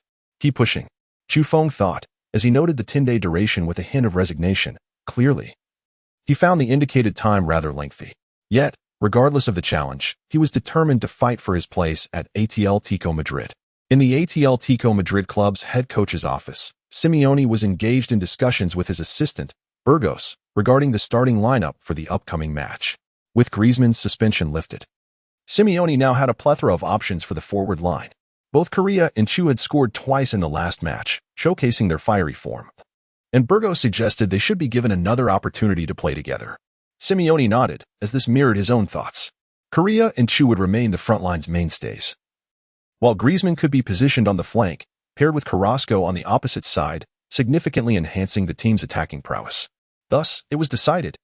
Known for his preference for defensive counterattacks, Simeone resolved to fully unleash the attacking talents of Atletico's players this time around. Unbeknownst to him, time flew by, and it was now September 8th, the day before the match against Valencia. At the pre-match press conference, the home team's coach, Marcelino, was the first to take the stage. Mr. Marcelino, your team shares a record of 1 win and 1 draw with Atletico. Do you believe Valencia can secure 3 points at home tomorrow? A reporter from Marca eagerly inquired. Marcelino shrugged slightly, responding with utmost confidence. Atletico is an excellent team, but achieving victory at the Mestalla Stadium is no easy task. Our players are fully prepared to stand their ground against Atletico, and we will strive to earn 3 points for our fans. Subsequently, a black-haired journalist from the Celestial Empire posed a question to Marcelino. Mr. Marcelino, I am Ma Fanshu, a correspondent from Tianqiao Dongqiu Network. What are your thoughts on player number 18 in the Atletico lineup? He just scored twice in the last match. Since Chu Feng achieved an impressive record of 2 goals and 2 assists in his last match, he has become an undeniable sensation in the domestic arena, even earning the title of a representative of popularity. In pursuit of first-hand coverage on Chu Feng, Dongqiu Network has specially recruited Ma Fanshu, the host of World Football, as a correspondent from the sports channel. On this occasion, Ma Fanshu took the initiative to inquire about the opposing coach's perspective on Chu Feng before the match. However, the Valencia coach seemed to dismiss Chu Feng altogether. Excuse me, who is Atletico's number 18 player? Upon hearing this from Marcelino, the journalists erupted in laughter, and Ma Fanshu's cheeks flushed with embarrassment, her expression revealing her discomfort. The Valencia coach continued, scoring twice at the age of 17 in La Liga, to be frank, is not a remarkable achievement. A moment of brilliance does not signify anything substantial. Valencia has always been a team centered around us. While Atletico is a traditional powerhouse of La Liga, undoubtedly boasting many exceptionally talented players, we should focus on Griezmann and Carrasco, not merely a 17-year-old youth. Regardless, the victory tomorrow night will ultimately belong to Valencia. A few minutes later, following Marcelino's press conference, Atletico Madrid's coach Simeone arrived at the scene. Ma Feixiu promptly relayed Marcelino's remarks regarding Chu Feng to Simeone. Chu Feng is only 17 and has played just one match in La Liga. It is understandable that Marcelino is unfamiliar with him. However, I believe that after tomorrow's match, he will certainly remember this young talent from the Celestial Empire. I am confident that Chu will create pressure on Valencia's goal during the match. After answering a few more questions, Simeone concluded the pre-match press conference. Shortly after the conference ended, media outlets in both Spain and the Celestial Empire swiftly reported on Marcelino's pre-match interview, igniting fervent discussions among fans. Marca, Valencia's coach, ignores 17-year-old Chu Feng. Simeone claims the youth from the Celestial Empire will respond with his performance. The showdown is imminent. Both coaches engage in a pre-match war of words. Sport, Atletico's number 18, the young talent from the Celestial Empire, faces mockery from Marcelino. Can this youth retaliate with goals in the match? In the comments section, Atletico fans ridiculed Marcelino, expressing sentiments such as, "This old man is truly arrogant." I hope Chu can make Marcelino regret his words with a victory. The opposing coach is genuinely repugnant. Atletico must win. I have a feeling that Chu might unleash his prowess in tomorrow's match. This ignorant old man. Chu must score and let this guy experience the mysterious power of the East. At this moment, within the hotel where Atletico Madrid is residing, Simeone, having returned from the press conference, promptly relayed Marcelino's words spoken at the event to Chu Feng. However, upon hearing this, Chu Feng did not exhibit any signs of anger. His face remained devoid of expression. This reaction surprised Simeone. "Chu, are you not angered by such remarks?" Simeone could not help but inquire. "Not really. Rather than feeling angry, I yearn to respond with goals," Chu Feng replied with calmness. This was the response Simeone had hoped to hear. Satisfied, Simeone patted Chu Feng on the shoulder and continued. "Good. If that is the case, you will continue to start in tomorrow's match. Use your goals to decisively silence Marcelino." Upon hearing this, Chu Feng's eyes sparkled with excitement. Initially, he believed that with Griezmann's suspension coming to an end, he might have to return to the bench. However, now he had once again secured a starting opportunity, which invigorated him immensely. "Rest assured, coach, I will," Chu Feng affirmed, his tone brimming with determination and confidence. This was precisely what Simeone wished to witness. The following day, match day. At 7 o'clock in the evening, Mestalla Stadium, Valencia's home ground, boasts a capacity of 55,000 spectators, and on this night, attendance was nearly at full capacity. 50,000 Valencia fans sang in unison their club anthem before the match. The lyrics proclaimed, "This is one of the best teams in the league. We are Valencia Football Club. We fight to defend everything." Meanwhile, in the away section, over 3,000 Atletico Madrid supporters were present. While their numbers paled in comparison to the home fans, each Atletico fan passionately sang their club's anthem. The epic showdown was imminent. Far away in Asia, within the Dongxio Network studio, commentators He Wei and Su Yang were also prepared. Early disclosure of the starting lineups had drawn a massive influx of domestic fans into the live stream, with the current viewership soaring to 8 million, setting a new record. Welcome, dear fans, to Dongxio Network, where we will witness the focal clash of the third round of La Liga. The Bat Army, Valencia, hosts Atletico Madrid. The commentary for this match will be provided by myself, He Wei, alongside my colleague Su Yang. On the home front, Valencia's Marcelino deployed a 4-4-2 formation. In goal, Neto. The defensive line, Montoya, Paulista, Garay, and Gay. In midfield, Soler, Parejo, Kondogbia, and Pereira. The forward line consisted of Zaza and Rodrigo. In the away match, Atletico de Madrid, under the guidance of Simeone, adopted a 4-4-2 formation. The goalkeeper, Oblak, was supported by defenders Felipe, Lucas Hernandez, Savic, and Juanfran. The midfield comprised Carrasco, Sael, Koch, and Griezmann, while the forward line featured Chu Feng and Gel Correa. In the first two rounds of the competition, Valencia and Atletico de Madrid each secured a victory and a draw, currently positioned 7th and 8th in La Liga, respectively. With the referee's whistle, the match officially commenced. At the Mestalla Stadium, Valencia, the home team, initiated the offensive. Following Rodrigo's kickoff, the ball reached the midfield maestro, Kondogbia, who, after a brief adjustment, passed it to the young Soler. However, at that moment, a tall Atletico player surged towards Soler, unceremoniously using his shoulder to knock him down. In a flash, this Atletico player successfully seized the ball, Chufeng. As the match began, Chufeng was already in the thick of it, employing his robust physique to overpower Soler. The referee, Jos Gonzalez, did not blow the whistle for a foul, deeming it a remarkable tackle. In the studio, just as Hiwei finished his commentary, Chufeng charged towards Valencia's penalty area with the ball. The nearly 50,000 Valencia fans in the stands responded with a chorus of boos. In a sense, like the supporters of Las Palmas in the previous match, Valencia fans expressed disdain for Chufeng, who hailed from Asia. Thus, as Chufeng advanced with the ball, the Valencia fans attempted to disrupt his focus with their vehement jeers. Meanwhile, in the coaching area, Marcelino wore a calm expression, seemingly unconvinced that Chufeng posed any threat to Valencia's defense. In a flash, Chufeng had penetrated the edge of the penalty area, where he encountered Kondogbia, a 25-year-old midfielder from Central Africa, standing at 188 centimeters, known for his exceptional physicality and defensive prowess. Chufeng was aware that he was not an equal match for Kondogbia in terms of physical confrontation. Hence, in that instant, he swiftly passed the ball to the right flank. Finding Griezmann, the French star, having served a suspension for a red card in the first match against Girona, was eager to make a dazzling return and assist his team.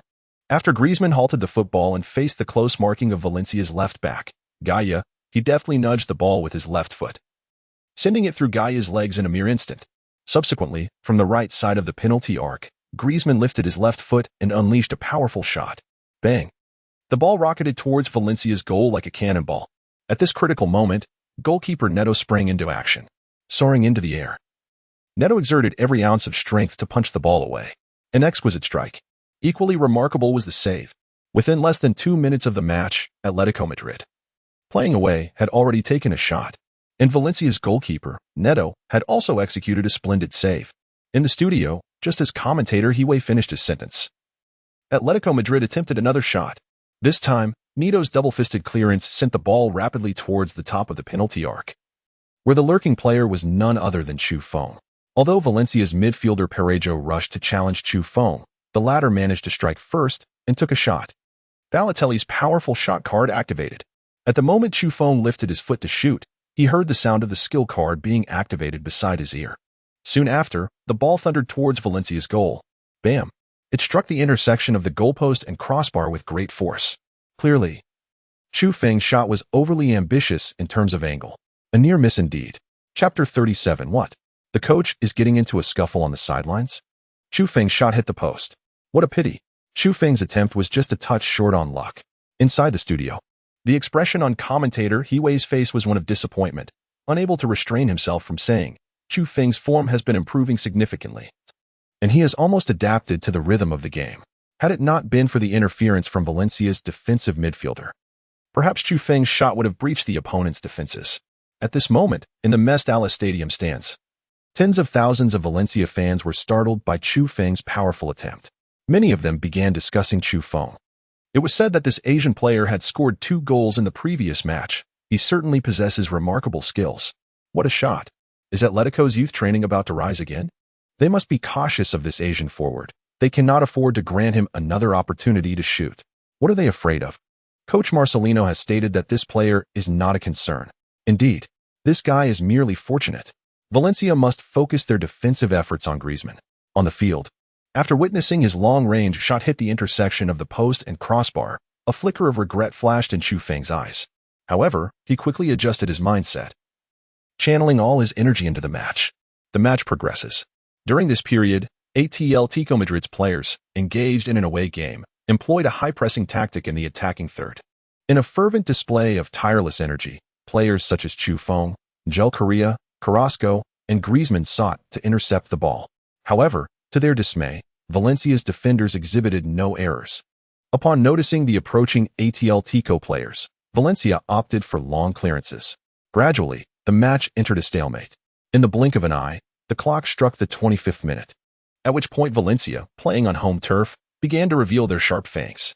In defense, when the ball reached Parejo, both Angel Correa and Griezmann Atletico's attacking players approached him with utmost caution. Yet, their pressure was a moment too late, as Parejo had already identified the gap in Atletico's defense. Bang! In an instant, Parejo showcased his remarkable long passing ability. Mere seconds later, the ball landed on the left side of the penalty area, where it was received by Rodrigo. As a Spanish forward, Rodrigo possessed notable dribbling skills. At this moment, Atletico's center-back Savic had already surged out of the penalty area. It is noteworthy that Atletico's midfield stalwart Godin was absent due to injury, leaving Lucas Hernandez to partner Savic in defense. Naturally, this player's defensive awareness and physical attributes could not compare to Godin's. As Savic charged toward Rodrigo, it signified a vulnerability in Atletico Madrid's backline. Seizing this golden opportunity, Rodrigo hesitated not. Bang! With a swift motion of his right foot, he deftly nudged the ball. Subsequently, it rolled swiftly along the ground into the penalty area. Simultaneously, another Valencia forward, Zaza, surged into the 12-yard box. Block. Prevent the opposing forward from finding shooting space. Quickly.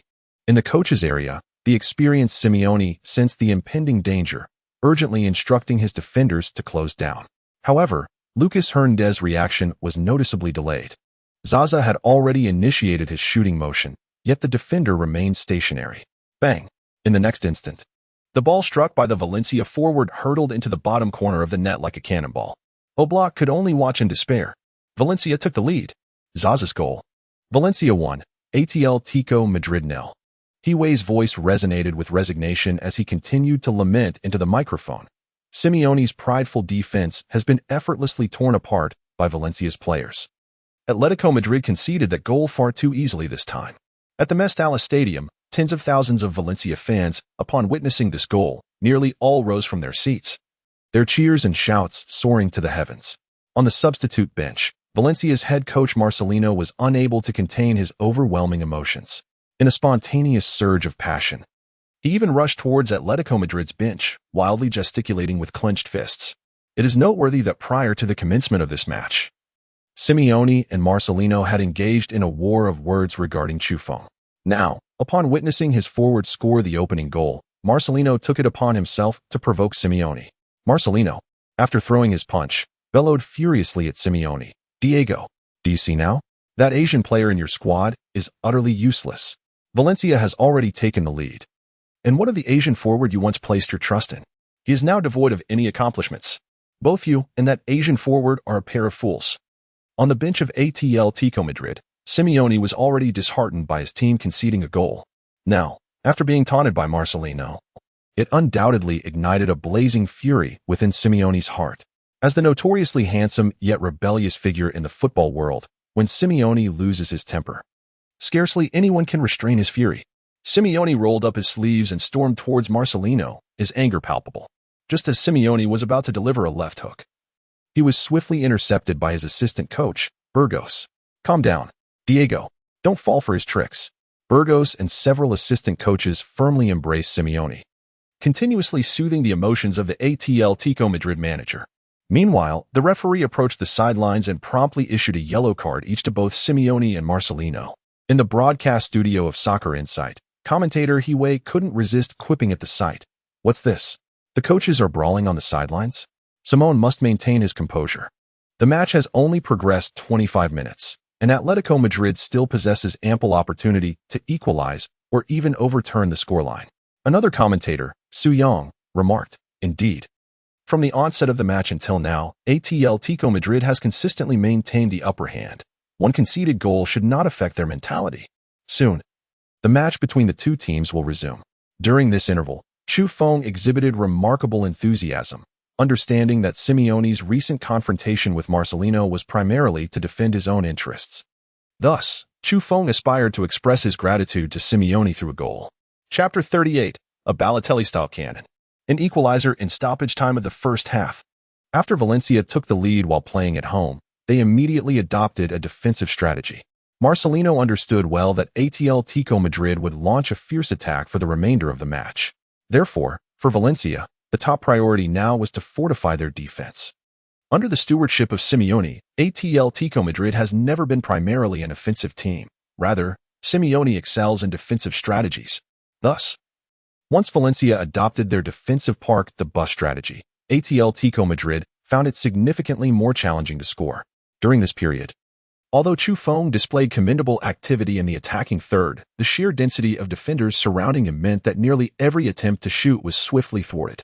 Moreover, each time Chu Feng received the ball, the stands of Mestalla erupted in a cacophony of jeers from Valencia supporters, incessantly gnawing at his composure. Not only Chu Feng, but even the team's star player, Antoine Griezmann, delivered a performance far below expectations. His repeated attempts at solo dribbles ended predictably, each one intercepted or dispossessed. The prolonged inability to threaten Valencia's goal gradually eroded Atletico's morale, their fighting spirit visibly waning. Unnoticed, the match had already reached the 40th minute. Within Atletico's technical area, Diego Simeone paced restlessly, shaking his head intermittently. Witnessing Chu Feng's first-half display, Simeone's despair was palpable. He had already resolved to substitute him with Fernando Torres after the break. 2 minutes. Only 2 minutes of added time remained in the first half. Valencia, playing at home, led Atletico Madrid 1-0. Atletico's performance thus far stood in stark contrast to their previous match against Las Palmas. Chu Feng's contributions, in particular, left much to be desired. In the commentary booth, Huey refrained from bias, bluntly dissecting Chu Feng's shortcomings. Torres has begun warming up on the sidelines, remarked co-commentator Su Yang with a resigned sigh. Barring any surprises, Coach Simeone will likely replace Chu Feng.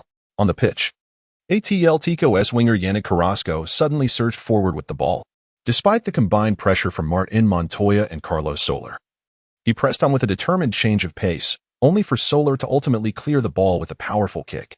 In an instant, the ball soared into Atletico's half. Valencia's forward Rodrigo, outmuscling Stefan Savi in an aerial duel, seized possession. Just like that, Valencia launched a swift counterattack. At the edge of the penalty area, Rodrigo controlled the ball and, without hesitation, unleashed a fierce strike. Fortunately, Atletico's goalkeeper Jan Oblak, ever vigilant, flung himself sideways to parry the shot. The rebound fell to midfielder Saul Elguez, but before he could steady himself, another wave of Valencia players had already closed in. Parejo and Kondogbia surged towards Saul almost simultaneously. In a moment of desperation, the Atletico Madrid midfielder, unfazed by the situation, opted for a powerful clearance. Bang! Suddenly, the ball landed in Valencia's defensive half, just as the defensive midfielder Pereira prepared to receive the ball. A player clad in Atletico's colors sprinted towards him with remarkable speed. Before Pereira could react, this Atletico player collided forcefully with him. That player was none other than Chu Feng. Alvarez's fortune card activated. At the instant of Chu Feng's collision with Pereira, Alvarez's fortune card was successfully activated. Strengthened in defense, shooting, and speed by 50, since this card was passively activated, the effects varied with each use. This time, enhancements in defense, shooting, and speed were bestowed upon him. Empowered by the skill card, Chu Feng successfully intercepted the ball from the feet of the Valencia midfielder, and without hesitation, he charged towards the penalty area with great strides. At that moment, in the coach's area, Marcelino observed Chu Feng's interception from a distance, his expression revealing calmness. In his view, Chu Feng's capabilities posed no threat to their goal. The Valencia defenders shared a similar sentiment, remaining blissfully unaware of the impending danger. The two center-backs, Paulista and Garay, chose not to press forward, concentrating their defensive efforts on another Atletico forward, Angel Correa. As for Chu Feng, he was to be interfered with by the other midfielder, Kondogbia. Perhaps prior to activating the Little Spider's fortune card, Chu Feng lacked confidence when facing Kondogbia. But now, his defense, shooting, and speed had surged by 30%. When Chu Feng accelerated, he resembled a small cannonball. In a flash, he deftly maneuvered with his right foot and then propelled himself against Kondogbia's shoulder. In the next moment, the Valencia midfielder lost his balance, nearly toppling to the ground. What? How could this be possible? Kondogbia's eyes were filled with tension and confusion. Previously, during their defensive encounters, Kondogbia had dominated Chu Feng, but now the roles had reversed. Just as Kondogbia grappled with his bewilderment, Chu Feng surged into the penalty area. It was at this juncture that the two Valencia center-backs finally recognized the gravity of the situation. Paulista and Garay rushed towards Chu Feng with utmost urgency, attempting to thwart his advance. At this moment, Chu Feng halted his forward stride and swiftly swung his right leg into action. Balotelli's cannon shot card. Activated. The instant Chu Feng completed his strike, the system's prompt resonated in his ears. In the next heartbeat, the football spiraled with ferocious intensity, whistling past the heads of Valencia's defenders like a tempest. On the goal line, Valencia's goalkeeper Neto reacted instantly, hurling himself into a desperate dive. Boom. Neto's fingertips grazed the ball, but the sheer, unstoppable force behind Chu Feng's shot overpowered his grasp, sending the ball crashing mercilessly into the net. Chapter 39. Unlimited Firepower. Winning Simeone's trust. Goal. Chu Feng had just hammered home his third La Liga goal, rescuing his team once more in the dying moments of the first half. Back in the Tianchao broadcast studio, commentator He Wei erupted in exhilaration as the ball tore into the net. Co-commentator Su Yang, equally electrified, roared. What an absolute thunderbolt of a strike. Like a cannonball detonating in the goal. Neto gave everything, yet the sheer power left him helpless. Across the live chat, Tianchao fans showered Chu Feng with praise. Incredible. When it matters most, Chu Feng delivers. That shot was pure artistry. Neto even got a hand to it. Unstoppable. Keep it coming. A brace next, please. Marcelino 1T forget Chu Feng's name now. Inside Mestalla Stadium, Chu Feng charged toward the corner flag, unleashing his signature machine gun celebration. Valencia's fans responded with a deafening storm of boos and vitriol. Asian monkey. Get lost. Mestalla is no place for your antics. Go back to Tianchao and tighten screws. A fluke shot. Nothing to celebrate. Worthless Asian. Unfazed, Chu Feng thrived on their fury. Their rage only fueled his fire, proof that his goal had shattered their composure. Chu. The power behind that shot. Unbelievable. Who knew those legs packed such dynamite? Griezmann, Atletico's star forward, was the first to reach him, admiration flickering across his face. Keep it up, Chu. We're not ahead yet. One more. Exactly. Just keep firing. I'll feed you the ball. Soon, Carrasco, Angel Correa, and others swarmed around him in celebration. Meanwhile, on the sidelines, upon witnessing Chu Feng's unstoppable cannon of a strike finding the back of the net, Simeone completely unleashed his emotions.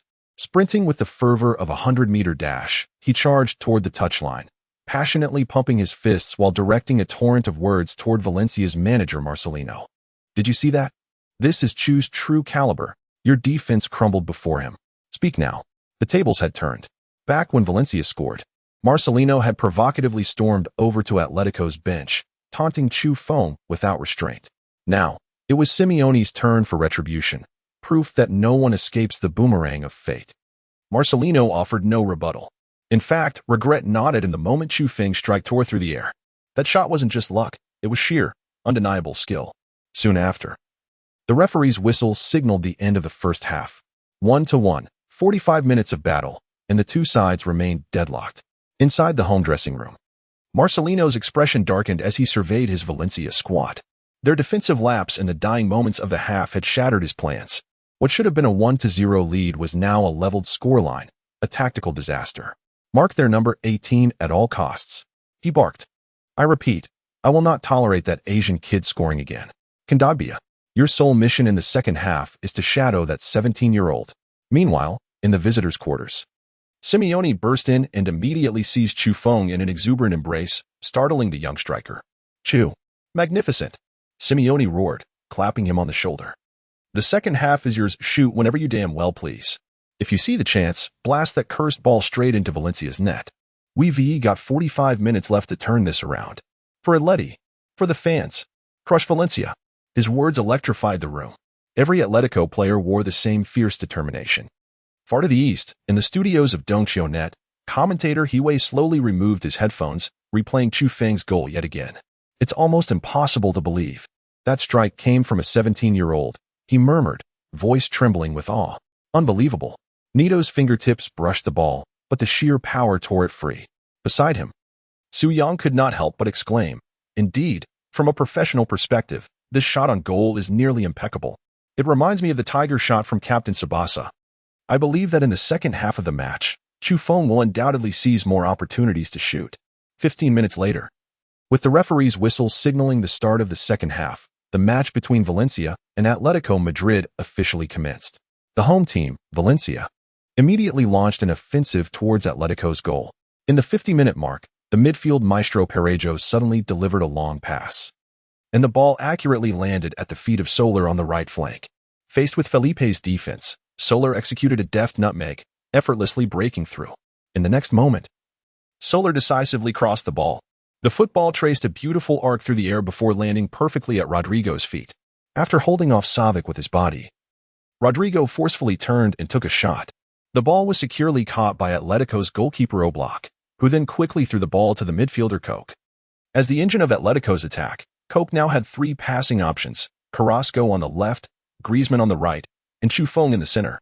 Without much hesitation, Koke made his decision. He delivered a piercing through ball with the inside of his right foot, which swiftly found its way to Chufeng's feet. Chapter 40. Genius idea. Heel pass. Assist 1. At the edge of Valencia's penalty area, Chufeng, with his back against the defensive midfielder Kondogbia, successfully received Koke's pass. Although Simeone had made it clear during halftime that Chufeng had the liberty to shoot at will during the match, at this moment, with his back to the goal, he was unable to take a shot. Just then, another Valencia midfielder, Pereira, charged towards Chufeng. In an instant, Chufeng found himself surrounded by a double team. Double marking. Such attention is typically reserved for superstars in La Liga. To everyone's surprise, Chufeng encountered it tonight. Before Hue could finish his sentence, Chufeng made his choice. He initially intended to forcefully turn and shoot. However, in that split second of turning, he caught a glimpse of Griezmann already dashing into the penalty area. Thus, Chufeng swiftly executed a heel pass. In an instant, the ball passed through Kondogbia's legs, landing precisely at Griezmann's feet. Kondogbia was completely unprepared for such a pass from Chufeng, and when the ball slipped through, he was left without a reaction. Inside the penalty area, Griezmann received the ball and immediately curled a shot with his left foot. Bang! In a flash, the ball hurtled towards the corner of the goal. Valencia's goalkeeper Neto could only watch helplessly as the ball sailed past him, utterly beyond his reach. 2-1. Atletico Madrid has taken the lead. A goal by Griezmann, and the assist came from Chufeng. A sublime backheel pass that set up Griezmann's strike. Now it's Atletico's turn to lead. To be honest, when Hue witnessed Chufeng flick the ball with his heel to find Griezmann in the box, he was momentarily stunned. He couldn't believe a 17-year-old Chinese player possessed such finesse. Even Chufeng himself hadn't expected to pull off such a precise pass to Griezmann. After all, his current passing ability was still developing. Magnificent. Griezmann, ecstatic after scoring, immediately rushed to embrace Chufeng, the architect of the assist. How did you even conceive that pass? I don't know, maybe it's just instinct, haha. Chufeng replied with an awkward laugh. With Griezmann's goal, the visiting Atletico Madrid finally seized the lead, shifting the pressure squarely onto Valencia's players. In the technical area, Marcelino clutched his head, his gaze betraying despair. Two of you couldn't contain a 17-year-old Asian? Unbelievable. Letting him deliver a back heel pass. You're absolute fools. Focus. If you don't want to play, get off the pitch. By now, Marcelino's composure had completely shattered. During the pre-match press conference, when questioned by Ma Fan-Shu, he had claimed not to recognize Chufeng, even dismissing him as a threat to Valencia's defense. And now, barely 50 minutes into the match, Chufeng had already notched a goal and an assist, a brutal rebuke to Marcelino's earlier remarks. After the restart, the home side Valencia had no choice but to attack relentlessly, to defend their pride, to salvage their manager's dignity. And this was precisely what Simeone had hoped for. As a renowned defensive mastermind in football, Simeone thrived in such scenarios. True to form, Atletico Madrid swiftly retreated into their infamous defensive block, with even their forwards dropping deep. The moment of truth had arrived for Valencia's ability to break down a stubborn defense. Yet, in their current squad, Valencia lacked a player capable of individual brilliance to dismantle such a setup. Their only recourse was to loft crosses into the box, hoping for a breakthrough. Alas, such predictable attacks posed no real danger to Atletico's resolute backline. After 15 grueling minutes of fruitless pressure, Valencia had nothing to show, not even a single clear chance. Push up. Fullbacks. Push up too. Attack with everything. But the siege yielded no reward. To address the offensive shortcomings, Marcelino had no choice but to deploy both fullbacks, Montoya and Gay, into the attacking third, hoping to create chances through crosses from the flanks. In the 68th minute of the match, on the right wing, the ball found its way to Valencia's fullback Montoya. With a swift glance into the penalty area, he spotted Zaza, Rodrigo, and even the defensive midfielder Kondogbia surging into Atletico's box. Without hesitation, he delivered a precise cross, Thump. Within 2 seconds, the football swiftly descended into the small penalty area. Although the three Valencia players exerted every effort to seize the opportunity, it was ultimately the Atletico Madrid defender Savic who executed the clearance first, on the left side of the penalty area as the football descends. It is deftly controlled by Coke. Now, it is Atletico Madrid's turn to launch an offensive. Due to Valencia's considerable investment in their attacking force, their defense has been reduced to merely 2 central defenders. At the forefront of Atletico Madrid's attack, there are also 2 formidable players, Chufong and Angel Correa. With a resounding thud, Coke promptly launched the ball forward with a powerful kick. Suddenly, the football landed at the edge of the penalty area. Argentine forward Angel Correa was the first to control the ball with a deft touch. Atletico's counterattack. 2 versus 2. 2 defenders against 2 forwards. Angel Correa received the football. Gary rushed forward to confront Angel Correa. The 2 players, hailing from Argentina, engaged in a direct encounter. Hiway gazed intently at the screen. Although Angel Correa was currently advancing with the ball, Hiway's eyes occasionally darted to observe Chufeng's position. Indeed, in the next moment, Angel Correa opted for a lateral pass. The football has entered the control zone of Chufeng. As Hiway had just finished speaking, Chufeng on the left side of the penalty area lifted his foot to take a shot. Upon witnessing this, Valencia's other central defender, Paulista, reacted instinctively without a moment's hesitation, launching himself to execute a desperate block. At that very moment, Chufeng swiftly altered the movement of his right foot. What began as a shot transformed into a deft touch. A strike. No, wait. A feigned shot that evolved into a precise dribble. Chufeng skillfully maneuvered past Valencia's central defender. The commentator Hiway was completely deceived by Chufeng's recent shooting motion.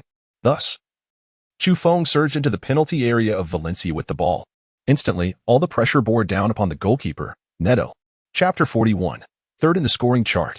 Consecutive matches with a double goal. The goalkeeper from Valencia did not hesitate.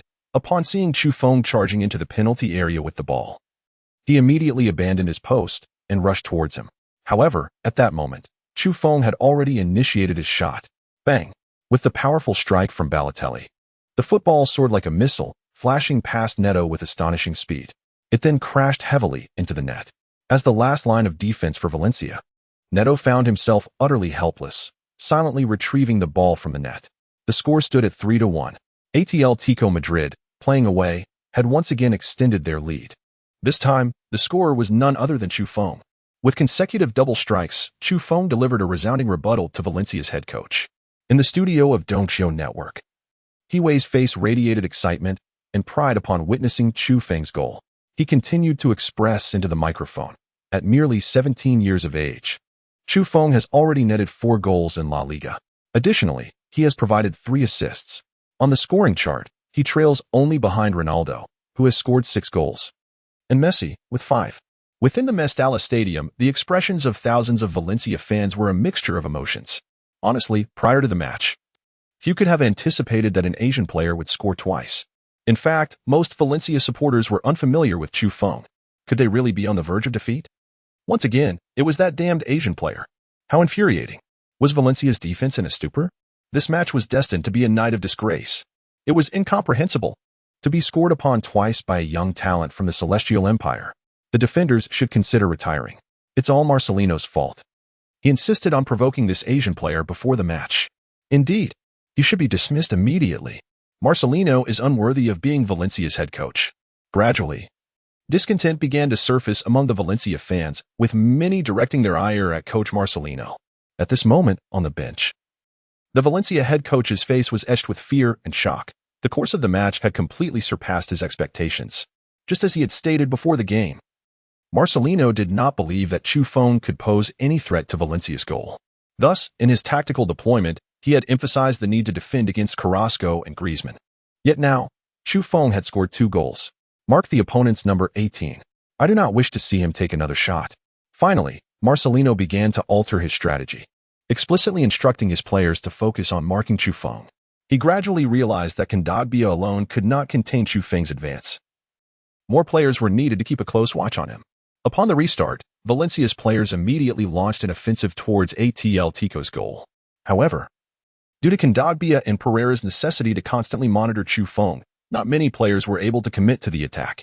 Moreover, after Atletico Madrid established a 2-goal lead, They resorted to a defensive strategy that further compounded Valencia's offensive woes. For the majority of the match, Valencia's players found themselves resorting to long-range shots from midfield in a desperate attempt to threaten Atletico's goal, though this approach yielded little success. As the clock struck the 80th minute, with merely 10 minutes remaining in the match, Marcelino made a decisive move, substituting the underwhelming Pereira for forward Gonçalo Guedes. This tactical shift transformed Valencia's formation from a 4-4-2 to a 4-3-3. In the 83rd minute, Parejo's long pass swiftly found the feet of Gonçalo Guedes in the attacking third. Perhaps due to his recent introduction, Guedes displayed considerable vigor on the field. He adeptly positioned himself to receive the ball on the left side of the penalty area. Meanwhile, his fellow forwards, Zaza and Rodrigo, surged into the box. Alas, Guedes opted not to pass. Instead, he attempted to turn and shoot, despite the close marking by Savic. Alas, his shot soared high into the stands. On the sidelines, Marcelino shook his head in exasperation, clearly dissatisfied with Guedes' choice in that moment. Pass the ball. Don't shoot. Do you think you're Messi? Just as Marcelino chastised Guedes, Atletico Madrid's goalkeeper Oblak unexpectedly initiated play with a goal kick. Mere seconds later, the ball found Carrasco on the left flank, presenting an opportunity for Atletico to counterattack. However, once Carrasco received the ball, Valencia's defenders, Montoya and Soler, swiftly closed in. Faced with their combined pressure, Carrasco lacked the energy to break through. With a decisive move, Carrasco delivered a cross that swiftly entered the penalty area. At the near post, Choupo-Moting leapt into the air. But recognizing the challenge posed by Paulista, he understood that a direct header on goal was unlikely. Thus, Choupo-Moting opted for a subtle flick. The ball sailed over another defender, Gabriel, landing perfectly at the feet of Angel Correa. With the Argentine forward presented with a golden opportunity, he instinctively lifted his right foot and struck. Despite Nito's valiant efforts to save, the ball thundered into the net. 4-1. The suspense was extinguished.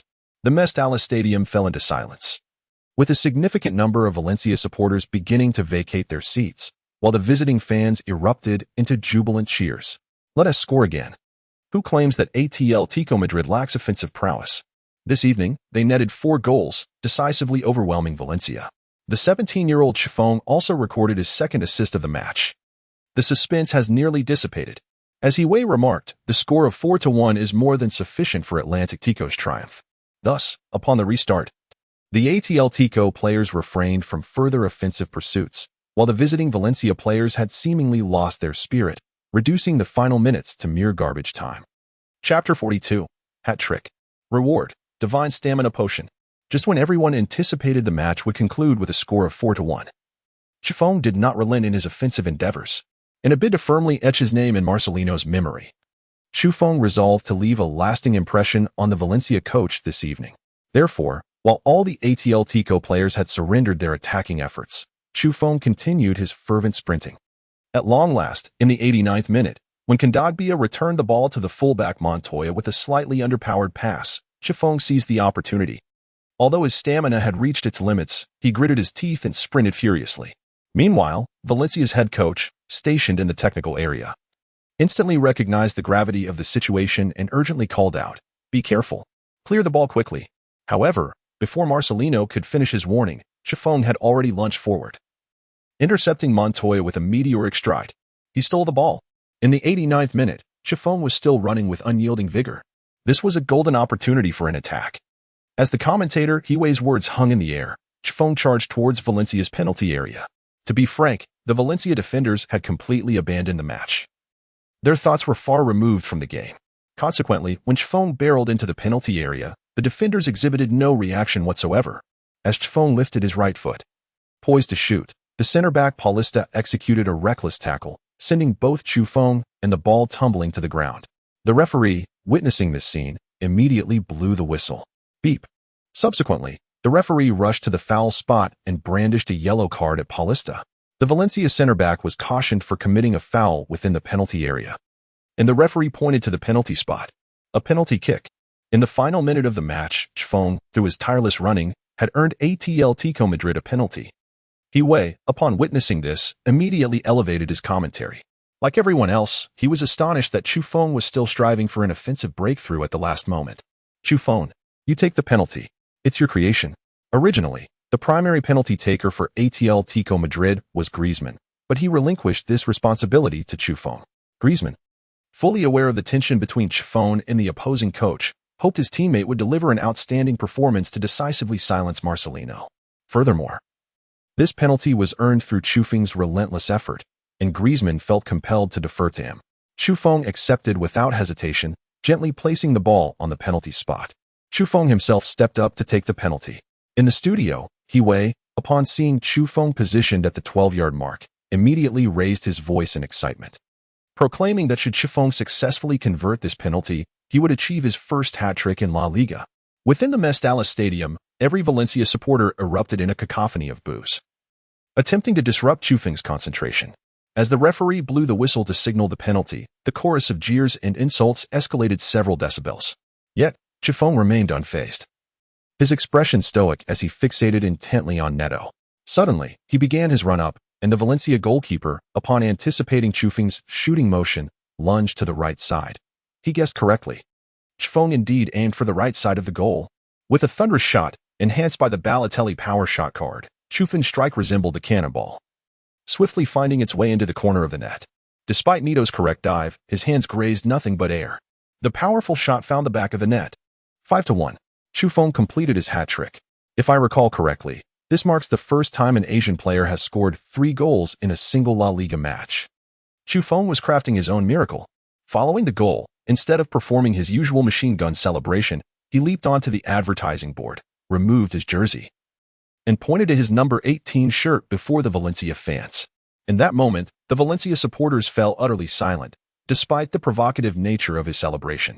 On the sidelines, Marcelino, filled with rage, smashed a water bottle against the bench before striding directly toward the players' tunnel. Shortly thereafter, the referee blew the final whistle. 5-1. Atletico Madrid, in a commanding away victory, triumphed over the backcourt. It was no surprise that Chufeng, having scored a hat-trick, was awarded the title of man of the match. Additionally, due to his 3 goals, he was permitted to take the match ball home as a memento. Ding. Detection of the host scoring 3 goals in the match, awarding 3 points to the free attributes. After the conclusion of the match, Chufeng was awarded 3 attribute points. Without hesitation, he immediately allocated these points to his confrontation skill. Subsequently, he reviewed his latest stats panel.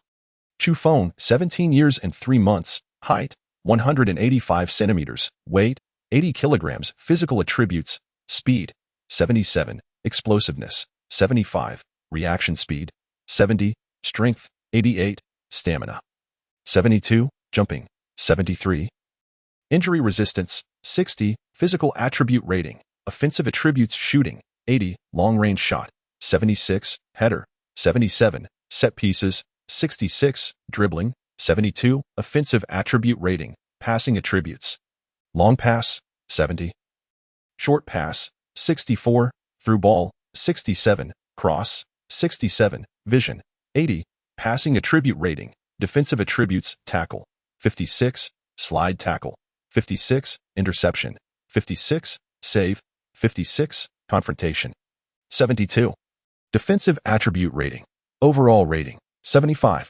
comprehensive evaluation level, star skills, Alvarez's lucky card, Balotelli's heavy shot card, available attribute points, 0 aside from the improvements in stamina and confrontation. All other attributes remained unchanged. Clearly, further training is necessary.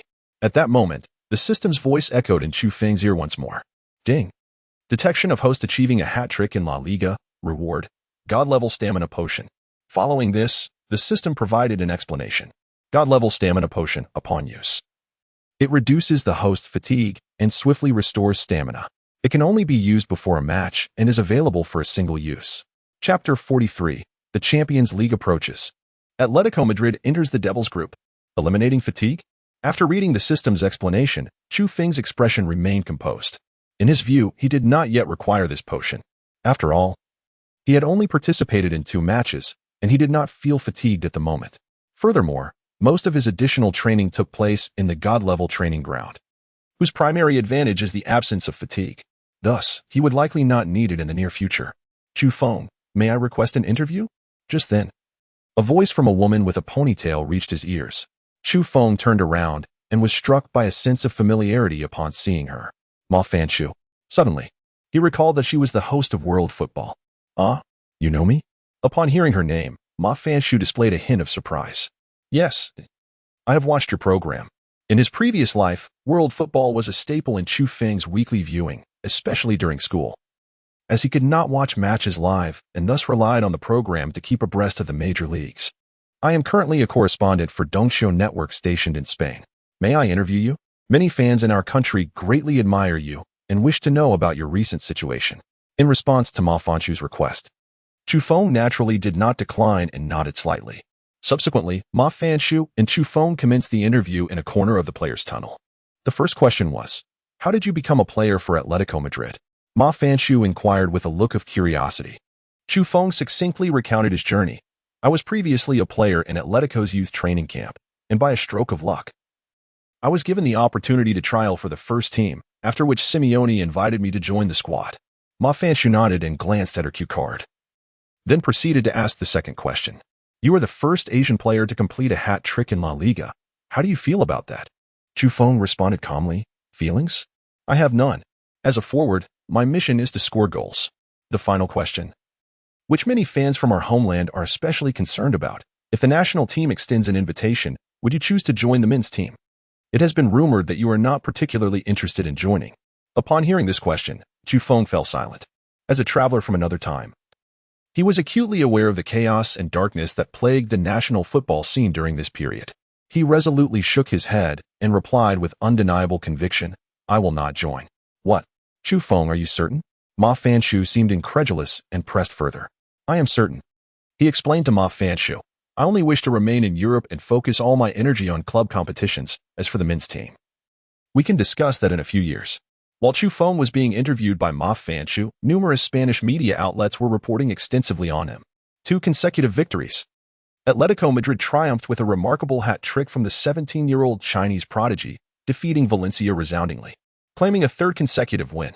AS reported, 5-1. Simeone's team announced their return to glory with a resounding victory. With 2 wins and a draw, Atletico has surged to 4th place in the standings. Notably, the 17-year-old Chinese talent has scored in consecutive matches. Marca reported, 5 goals in 2 matches. An Asian forward with black hair and yellow skin has emerged. What is most astonishing is that he is only 17. Catalonia Sports reported, the next super striker? Chu Feng from China achieved a hat trick against Valencia. He is creating his own miracle. Mundo Deportivo reported, the young Chinese player, who was mocked by Marcelino before the match, made sure his name would be forever remembered with 3 spectacular goals. Chu Feng, in the Arganzuela district of Madrid, within a bar adorned with Atletico memorabilia. Dozens of fans donned in Atletico jerseys passionately discussed Chu Feng's performance in this match. A middle-aged man, likely in his 50s, sipped his beer while extolling. It has been ages since Atletico Madrid's youth academy produced a prodigious striker. This young Asian talent evokes memories of my first encounter with Torres on the field. Another relatively younger fan remarked, it seems that Chu's prowess surpasses that of Torres when he first ascended to the first team. His shooting accuracy is terrifying. He bears resemblance to Aguero, and also to Forlan. I hope he can aid Atletico in securing the La Liga championship. The primary concern for Atletico has been the forward line. If this Asian forward can reach the peak prowess of Torres, we may indeed have a chance at the title. The patrons in the tavern enthusiastically praised Chu's performance, with some even beginning to dream of the La Liga championship. Meanwhile, in the locker room, Atletico Madrid's head coach, Simeone, expressed immense satisfaction with his players' performance. After all, Valencia's strength far exceeds that of Las Palmas. Yet Atletico triumphed with a resounding victory. Well done, lads. Keep it up. Next week, we face a doubleheader, and the Champions League group stage is about to commence. I hope we can maintain tonight's form against Roma. With the match concluded, it was time to shift focus to the upcoming Champions League clash. Defeat Roma. Defeat Roma. Under Simeone's guidance, the faces of every Atletico Madrid player radiated confidence. 4 days later, Atletico was set to challenge Roma away, marking the first match of the Champions League group stage. Atletico found itself in a genuinely treacherous group, alongside the English powerhouse Chelsea and Caraba. The strength of Roma.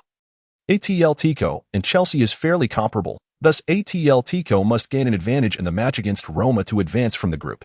The following day, at the Atletico Madrid training ground, Simeone wasted no time granting his disciples a respite. instead immersing them in preparations for the match against Roma.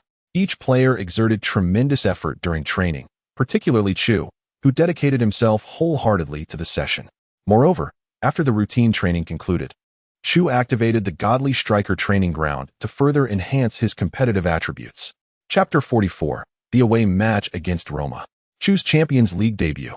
In the distant Eastern continent. The official Dongchio network released this report, and within a mere 10 minutes, nearly 100,000 readers had engaged with it. As time progressed, the readership numbers soared.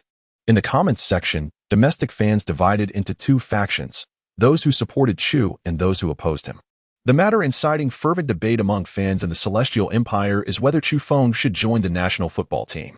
As a citizen of the Celestial Empire, it is only natural that he should enlist. It is Chu Feng's duty. After all, a football prodigy has emerged, and we must aid our national team in reaching the World Cup. I truly cannot fathom what Chu Feng is contemplating. Joining the national team could elevate him to the status of a national hero. We are all too aware of the state of domestic football. Selecting Chu Feng would yield more harm than good.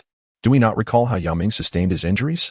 It was due to excessive participation in international competitions. Let us not forget that Chu Feng is merely 17 years old, still a child. He must not be burdened with too many matches.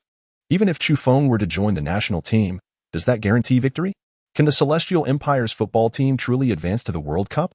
One fears that Chu Feng may struggle to uplift this group of underperformers. Before long, the comments section erupted, with the disputes between the two factions of fans growing increasingly sharp, even escalating to mutual insults. Observing this, the sports website promptly initiated a poll titled, "Do you believe that 17-year-old Chu Feng should join the Celestial Empire's national football team?" Within a day, nearly 1 million fans participated in the poll, with 80% opposing Chu Feng's enlistment, 10% remaining neutral, and only 10% advocating for him to fight for his country. At this moment, in Madrid, Spain, Chu Feng remained indifferent to the domestic fans' discussions. Upon returning to his apartment, he immediately accessed the Divine Striker training ground. With only 2 days remaining until the UEFA Champions League match against Roma, he needed to swiftly enhance his competitive attributes. He yearned to score in the Champions League, after all, according to the system's reward rules. Scoring a goal in the Champions League grants 2 points of free attributes. In a sense, the Champions League presents a splendid opportunity for Chu Feng to augment his attributes. The following day, at 8 o'clock, the players of Atletico Madrid boarded a flight to Italy. During the flight, Chu Feng diligently trained in the Divine Striker training ground. As the plane landed, his training came to an end, and once again, the system's voice resonated in his ears. Ding. Side quest issued. Help Atletico Madrid advance to the Champions League quarterfinals. Ding. Quest reward. Unknown. Yet another task. This time, however, the system did not disclose the reward but indicated it as unknown, which piqued Chu Feng's curiosity. Nevertheless, for Atletico Madrid to reach the Final Four, the foremost task is to ensure advancement from the group stage. To do so, victory in this match is imperative. Upon returning to the hotel, Chu Feng reopened the Divine Striker training ground. Every bit of training counts. At that moment, during the press conference, Simeone articulated his objectives for this match. Our journey to Rome is not merely for tourism, it is to seize victory in the match. Undoubtedly, Roma is an exceptional team, boasting numerous elite players in their ranks. However, this will not impede Atletico Madrid from triumphing. Upon hearing this statement from Simeone, the faces of the Roma journalists in attendance clearly exhibited signs of defiance. One reporter from the Roma Sports Daily raised his hand to pose a question to Simeone. Roma has remained unbeaten in this season's Serie A, particularly at home, where they have achieved 3 consecutive victories. Do you truly believe Atletico has the capability to defeat Roma? With an impassive demeanor, Simeone replied, "Of course. That is precisely why we have come to Rome. As you mentioned, Roma is indeed in fine form in the league, but regrettably, this match is not Serie A. And Atletico is certainly not an Italian team. The competition in the Champions League is incomparable to that of Serie A." This is Simeone, always forthright. He articulated his ambitions with remarkable clarity during the interview. The following day, match day, surrounding the Olympic Stadium in Rome, throngs of fervent Roma supporters eagerly awaited the commencement of the grand battle. The Roma fans were acutely aware that to progress from the group stage, their team must secure victories against Atletico and Chelsea. Consequently, a multitude of fans gathered, striving to transform the Olympic Stadium into a fortress of intimidation. At 7 o'clock in the evening, within the visiting team's locker room, Simeone announced the starting lineup for the night. Predictably, the hat-trick hero from the previous match, Chu Feng, secured his place in the starting 11. Chu, bring your goal-scoring prowess to the Champions League. Go for it. Prior to his entrance, Simeone took a moment to bolster Chu Feng's spirits. The Champions League is akin to La Liga. Do not be anxious. I believe you can aid the team with your goals. Since Chu Feng's remarkable brace against Las Palmas, he had completely earned Simeone's trust. Thus, in this pivotal clash against Roma, Chu Feng was once again granted a starting position. I will give it my all, Chu Feng responded resolutely to Simeone. At 7:25, the starting players of Atletico and Roma, hand in hand with the ball boys, officially stepped onto the pitch. At that moment, the stands of the entire Roman stadium erupted into a frenzy of ecstatic song. Over 50,000 Roma fans united in harmonious chorus, singing their anthem, Roma, my Roma. The lyrics convey a powerful sentiment that the entire city of Rome will stand and fight alongside Roma. Meanwhile, in the away section, over 2,000 Atletico supporters had traveled to the away match, though they could not rival the home crowd in numbers. Their fervor in singing their anthem was equally unyielding. Chu Feng was profoundly moved by the atmosphere in the stadium. He felt an overwhelming surge of determination coursing through his legs, eager to showcase his talent on the field. Chu, give it your all. Once the match begins, I will create opportunities for you. At that moment, Griezmann leaned in close to Chu Feng's ear. In this match, Chu Feng's partner on the front line was indeed Griezmann. Let's seize this damn victory together. Like Chu Feng, Griezmann was ignited by the ambience, his spirits soaring high. Chapter 45. The clash erupts. The fans' emotions ignite. At this moment, in the studio of Dongfang Continent's Dongqiu Network, commentator He Wei announced the starting lineups of both teams. The first round of the 2017 to 2018 UEFA Champions League group stage was upon us. The illustrious Serie A club AS Roma hosted Atletico Madrid at home. Head coach Di Francesco deployed a 4-3-3 formation. In goal was the Brazilian Alisson. The defensive line comprised Bruno Perez, Manolas, Juan Jesus, and Kolarov. The three midfielders were Stripman, De Rossi, and Nainggolan. The attacking trident consisted of El Shaarawy, Dzeko, and Perotti. Meanwhile, Atletico Madrid, playing away, maintained a 4-4-2 formation under Simeone. Goalkeeper Oblak was stationed in net, with four defenders, Felipe, Godin, Savic, and Juanfran. The midfield quartet included Sael, Partey, Gabi, and Koch. Up front were Chu Feng and Griezmann. Notably, this match marked Chu Feng's first start in the Champions League. We hoped for an extraordinary performance in his debut. On the pitch, the referee's whistle pierced the air, signaling the start of the match. Instantly, the entire Stadio Olimpico erupted with thunderous cheers and roars. As over 60,000 Roma fans waved their fists in unison, the atmosphere reaching a fever pitch. Within the stadium, the home team Roma swiftly initiated their offensive, with veteran midfielder De Rossi launching a long pass that accurately found El Shaarawy on the front line. Faced with Felipe's defense, El Shaarawy executed a series of rapid stops and changes in direction, attempting to create a breakthrough with feints. However, Felipe remained focused and refrained from recklessly intervening, preventing El Shaarawy from finding a favorable shooting opportunity.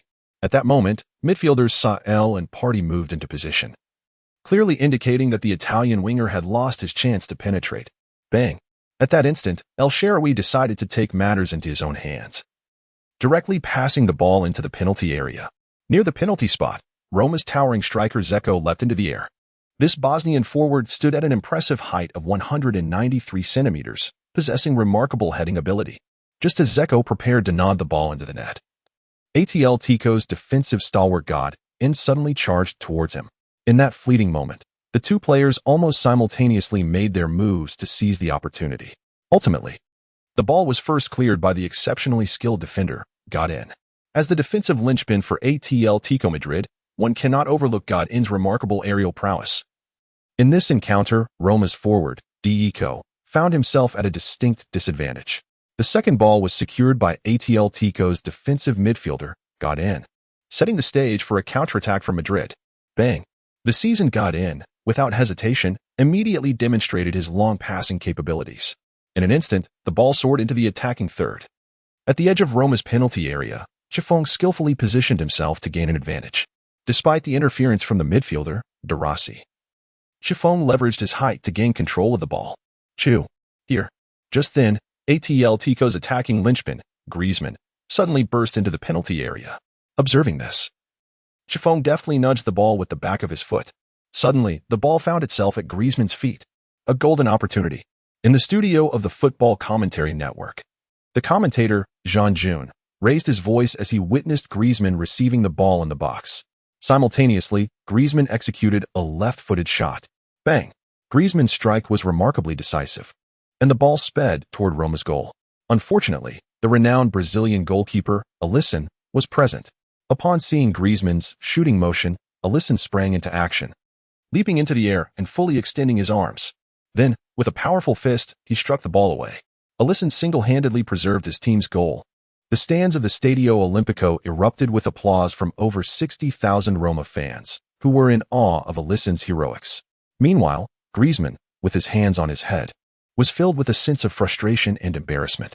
Nevertheless, Atletico's assault did not wane. The ball, cleared by Alisson, landed in midfield, where Atletico's players successfully claimed the second ball. Before long, the ball found its way to Sael's feet, inside the penalty area. Upon witnessing this, Chifeng suddenly opted to retreat. He understood that given his current capabilities, the likelihood of obtaining a shooting opportunity within the box was slim. Thus, the wisest course was to hover at the edge of the penalty area. As anticipated, the moment Chifeng retreated to the top of the box, Sael delivered a precise through ball. The ball landed perfectly at Chifeng's feet, and this time, he faced the goal squarely. Confronted with this splendid opportunity, Chifeng did not hesitate. He swiftly swung his right foot, only to be violently brought down by Roma's De Rossi at that very instant. The tackle from De Rossi came in from the side, sending both player and ball tumbling. Beep.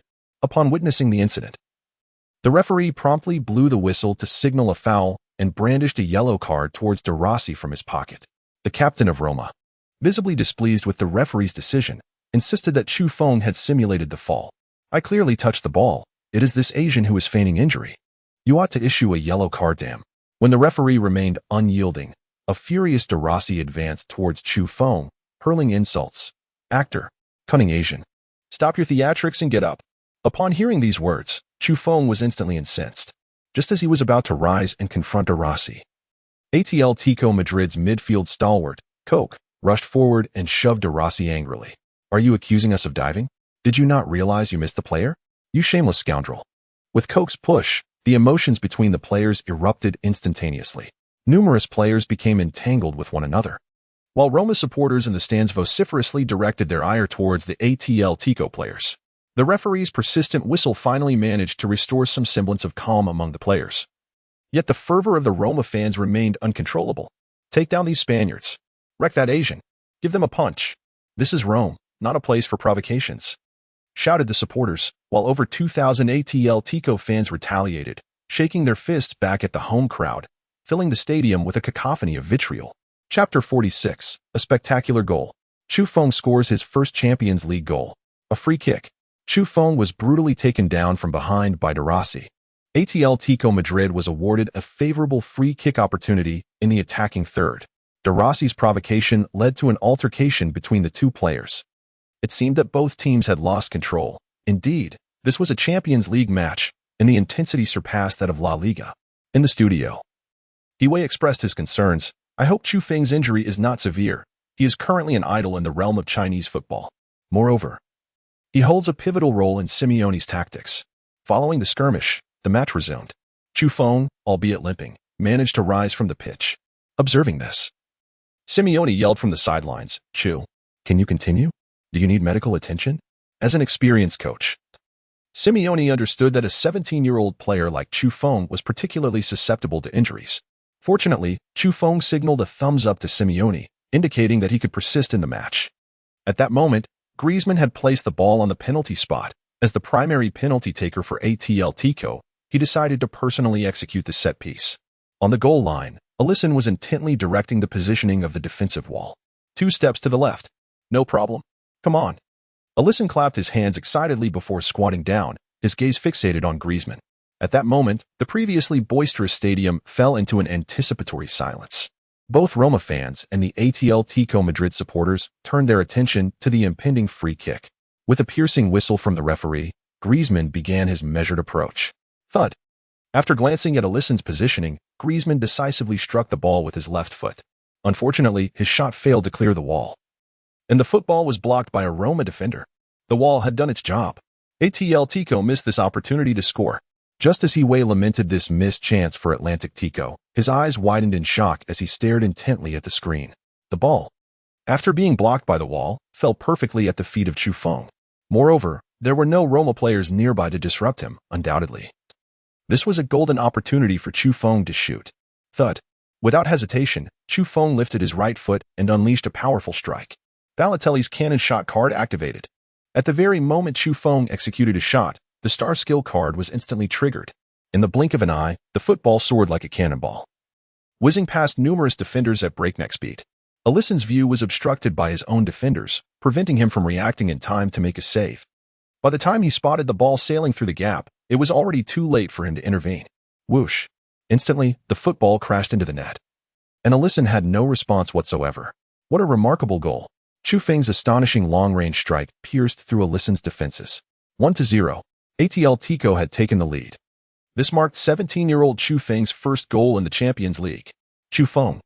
He had successfully carried his fiery form from La Liga onto the grand stage of the Champions League. In the studio, Hiway, brimming with excitement, shouted passionately. To be honest, before the match began, he had not even anticipated Chufeng would start. Yet now, not only had Chufeng started, but he had also scored. On the screen, numerous fans from the homeland echoed Hiway's exhilaration, and in an instant, the entire display was overwhelmed with comments. Did that really go in? Chufeng's shot was phenomenal. No way. How is this even possible? Chufeng's long-range ability rivals that of Ronaldo. Is Chufeng really only 17? Is he truly a player from our homeland? I can hardly believe it. In La Liga, scoring is one thing, but to achieve it in the Champions League is truly remarkable. What a night to remember. A world-class strike. Alisson had no chance to respond. Within the confines of the pitch, following his goal, Chufeng refrained from his customary machine gun celebration. Instead, he stood still, arms outstretched, his expression remarkably composed. A celebration reminiscent of royalty, exuding undeniable charisma. Once again, Chufeng silenced his detractors with a splendid goal. On the sidelines, Coach Simeone, witnessing Chufeng's long-range strike, fervently celebrated, pumping his fists in the air, while his assistant coach, Burgos, enthusiastically applauded. The joy on everyone's faces was heartfelt as they celebrated Chufeng's achievement. He had once again proven his worth in a crucial match. Mr. Simeone, Chu is destined to be the team's future treasure, Burgos remarked, prompting a rare smile from Simeone. Indeed, he is the most gifted 17-year-old player I have encountered. Perhaps, in the future, he will claim the Ballon d'Or. Simeone's attitude towards Chufeng has undergone a complete transformation, evolving from initial skepticism to profound admiration. Through sheer talent, Chufeng has solidified his position as a key player in the team. On the field, Atletico Madrid's players rushed to Chufeng, celebrating the brilliance of his goal, while the Roma players displayed expressions of helplessness and frustration, particularly the goalkeeper, Alisson, who stood there, arms raised in resignation. In his eyes, had it not been for a teammate obstructing his view, he might have had a chance to save the shot. However, in the world of football, there are no what-ifs. Now, the Roma players must accept their deficit. As play resumed, the home team, Roma, had no option but to press forward, determined to attack Atletico's goal. Yet, after gaining the lead, Simeone's team swiftly adopted a defensive strategy, with Griezmann and Chufeng immediately retreating to the midfield. For the home side, the pressing concern was to breach Atletico's formidable defense. As the game progressed, Roma began to frequently launch long balls, attempting to exploit the height advantage of their striker, Zeko, to threaten Atletico's goal. However, despite their relentless efforts over 15 minutes, Roma failed to find the net, even allowing Atletico a chance to counterattack. In the 38th minute of the match, Roma found an attacking opportunity. Forward El Shaarawy received the ball on the right flank, skillfully executing a nutmeg to bypass Felipe's defense. Yet, faced with the combined pressure of Sael and Godin, the Italian winger opted to continue his advance. The outcome was predictable, as Godin thwarted the attempt with a decisive clearance. Although Salavi dazzled in the Serie A with his dribbling prowess, he found himself utterly at a loss when confronted by Godin. Once again, Roma's attack was thwarted. In the distant eastern continent, the commentator Hiway casually addressed the microphone, stating that Roma had little recourse against the ironclad defense of Atletico Madrid. With just 7 minutes remaining in the first half, the players of Roma needed to devise a strategy. 2 minutes later, Roma mounted another assault. This time the ball found its way to the right winger Perotti. His technical style bore some resemblance to Salavi, predominantly focusing on breakthroughs. However, faced with the combined blockade of Juanfran and Koch, Perotti too was unable to find a way through. Moreover, the sheer number of Atletico's defenders was overwhelming. And in the blink of an eye, the ball was cleared by an Atletico player. Bang! Koch's powerful clearance sent the ball soaring into the forward area. At that moment, near the center circle, Chufeng managed to seize the position, successfully outmuscling De Rossi to claim the first touch. In the stands, over 2,000 Atletico fans raised their arms in unison, chanting Chufeng's name. Undoubtedly, the 17-year-old Chufeng had already become the star in the hearts of Atletico supporters. On the field, Chufeng, despite De Rossi's interference, successfully controlled the ball. However, just as he prepared to turn sharply, Roma's center-back Manolas charged in from behind. In that instant, Chufeng found himself besieged by two of Serie A's top defenders. To be frank, attempting to break through would pose a considerable challenge for him. Bang!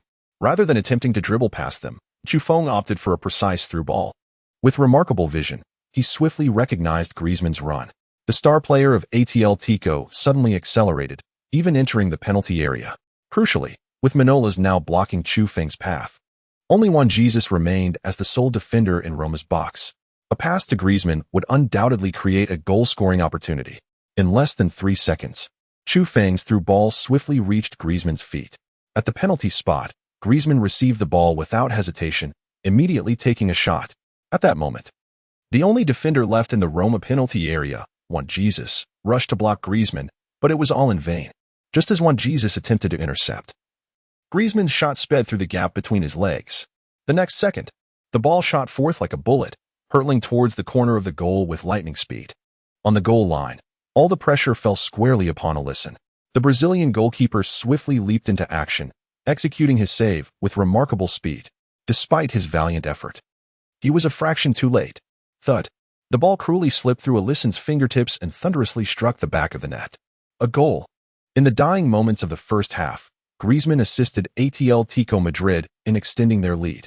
The exhilaration was palpable on Griezmann's face as he immediately rushed to embrace Chufeng. The two locked in a tight hug.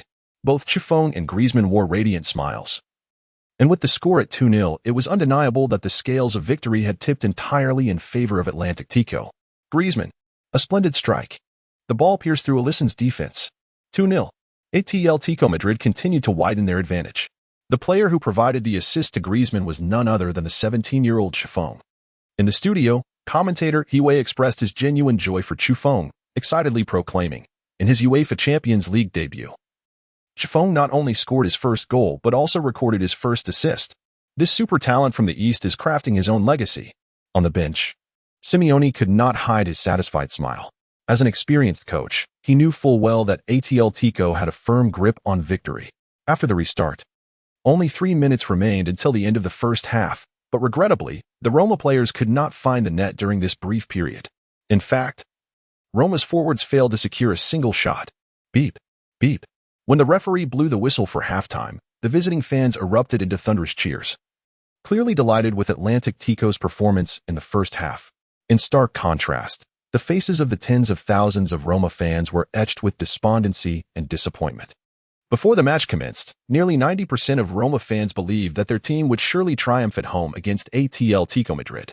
Yet, the reality was a 2-0 deficit at halftime. This was undoubtedly the worst first half I have ever witnessed. Di Francesco should resign immediately. To be outplayed by a 17-year-old Asian forward. What is wrong with Alisson? I can't watch anymore. It's too disheartening. In the stands, many Roma fans could only sigh in despair, with a significant number already beginning to leave the stadium. Meanwhile, in the distant east, the official Dongxia website wasted no time during halftime, publishing a plethora of news about Chufeng, heralding his inaugural Champions League goal. In a thrilling encounter, Chufeng breached Alisson's defenses, marking his Champions League debut with a goal. He seamlessly translated his fiery form from La Liga to the grand stage of the Champions League, continuing to work wonders at just 17 years of age, propelling Atletico Madrid to an early lead. His assist to Griezmann showcased the formidable partnership of Atletico's twin stars. leading to a commanding 2-0 victory over Roma in the first half. In a celebration reminiscent of royalty, Chu Feng unveiled a second celebration gesture, solidifying his status as the youngest Asian player to score in the Champions League. Chapter 48. A dazzling dribble. Chu Feng executed a breathtaking solo breakthrough. Inside the home team's locker room, Roma's head coach Di Francesco furiously flung open the door, bellowing with a voice akin to thunder, "What were you doing in the first half? Were you in a daze? This is the Champions League. Bring forth your utmost determination. Do not allow that young forward from the East to have a shooting opportunity. He is only 17, and I refuse to witness his celebration again. We must fight for our fans." Di Francesco reprimanded the Roma team for a solid 10 minutes, and as the final 5 minutes before their entrance approached, he hastily devised a strategy for the second half. As the second half commenced, the beleaguered Roma squad had no choice but to bravely mount an offensive. In the 49th minute, the ball found its way to Nainggolan's feet, and the Roma midfielder embarked on a vigorous run. To be fair, Roma's midfield lineup was not lacking in strength. Players like Strootman, De Rossi, and the advancing Nainggolan all possessed exceptional physical attributes and excelled in both offensive and defensive roles. As Nainggolan surged into the half, he swiftly attracted the attention of several Atletico defenders. At that moment, Saul, Partey, and Gabby all converged upon him simultaneously. With a resounding thud, Nainggolan recognized that, given the current circumstances, a breakthrough was implausible, so his only option was to pass. In an instant, the ball zipped over the heads of the three Atletico players. Moments later, it landed within the penalty area. Roma's towering forward Dzeko leapt into the air, exerting every ounce of strength to seize the first touch. Unfortunately, Atletico's central defenders Godin and Savic executed a tactical squeeze, encircling Dzeko like a sandwich, leaving him unable to secure the initial touch. Ultimately, Godin managed to clear the ball, and Roma's assault continued to falter against Atletico's impregnable defense, with the second ball also falling under the control of Atletico players. The young Saul, upon controlling the football at the edge of the penalty area, did not hesitate for a moment. He unleashed a powerful kick, sending the ball soaring into the forward zone. Thud. Mere seconds later, the football landed squarely at Griezmann's feet. As the most valuable player in the Atletico Madrid lineup, it was undeniable that the entire Roma defense would feel a surge of tension the moment the ball reached Griezmann. Leading the charge towards him was Roma's central defender Manolas, with the defensive midfielder Strootman also closing in on the Atletico linchpin. Furthermore, lurking in the background were central defender Juan Jesus and fullback Bruno Perez, all eyeing the situation keenly. This meant that for Griezmann to seize a shooting opportunity, he would need to navigate past 4 defenders in a matter of moments, a daunting task indeed. Griezmann, undoubtedly the star of Atletico, possessed notable dribbling skills. However, the prospect of breaking through 4 defenders from Roma was evidently a tall order. At that critical juncture, Griezmann heard someone calling his name. Anur, pass it. Chu Feng was beckoning for the ball from the top of the penalty arc, with no defenders in close proximity. Without a moment's hesitation, Griezmann swiftly pushed the ball with his left foot, sending it gliding along the grass to Chu Feng's feet. In the stands of the Stadio Olimpico, tens of thousands of home supporters erupted in a deafening chorus of boos. The Roma fans were rattled. In the first half, Chu Feng had already notched 1 goal and 1 assist, propelling Atletico to a 2-goal lead. As a result, every time the Roma fans spotted Chu Feng receiving the ball, an inexplicable anxiety gripped their hearts, prompting them to boo in a desperate attempt to disrupt his focus. Yet, the resolute Chu Feng remained unfazed. Indeed, the louder the boos grew, the more emboldened he felt. As Chu Feng received the football and prepared to unleash a shot, Bruno Perez, the Roma fullback, sprinted into his path. Realizing the predicament, Chu Feng had to alter his attacking strategy, transitioning from a shot to a dribble. However, in terms of sheer speed, he was no match for Perez. Consequently, at the very moment Chu Feng took his touch, the Roma fullback was already upon him. Perez clung to him like a stubborn adhesive plaster, shadowing Chu Feng closely. Aware that a shooting opportunity lay only in a successful breakthrough, Chu Feng decided to slow his pace momentarily, then executed a sudden change of direction. Simultaneously, however, Perez lunged in with a desperate attempt to intercept the ball. At this critical juncture, a familiar voice unexpectedly echoed in Chu Feng's ears. Ding! The Alvarez Luck Boost card has been activated. Enhancement of confrontation, speed, breakthrough, and shooting by 30%. The right foot of Roma's fullback, Bruno Perez, had already made contact with the ball, but in the next moment, The ball ricocheted off Chu Feng's calf. In that instant, Chu Feng swiftly maneuvered with his right foot, with the support of the Little Spider Luck Boost card. He effortlessly broke through with astonishing speed. How could this be? Bruno Perez was momentarily taken aback. During the first half, he had faced Chu Feng and hadn't perceived his explosive speed to be particularly remarkable. Yet, in that fleeting moment, Chu Feng darted past him like a bolt of lightning. This forced Bruno Perez to question his own reality. Breakthrough. Chu Feng had swiftly outpaced the Roma defender. He surged into the penalty area. He Wei, while commentating on the match, silently offered a prayer. As Chu Feng charged into the box, Roma's last central defender, Juan Jesus, rushed to confront him. Nevertheless, Chu Feng did not falter in his forward momentum.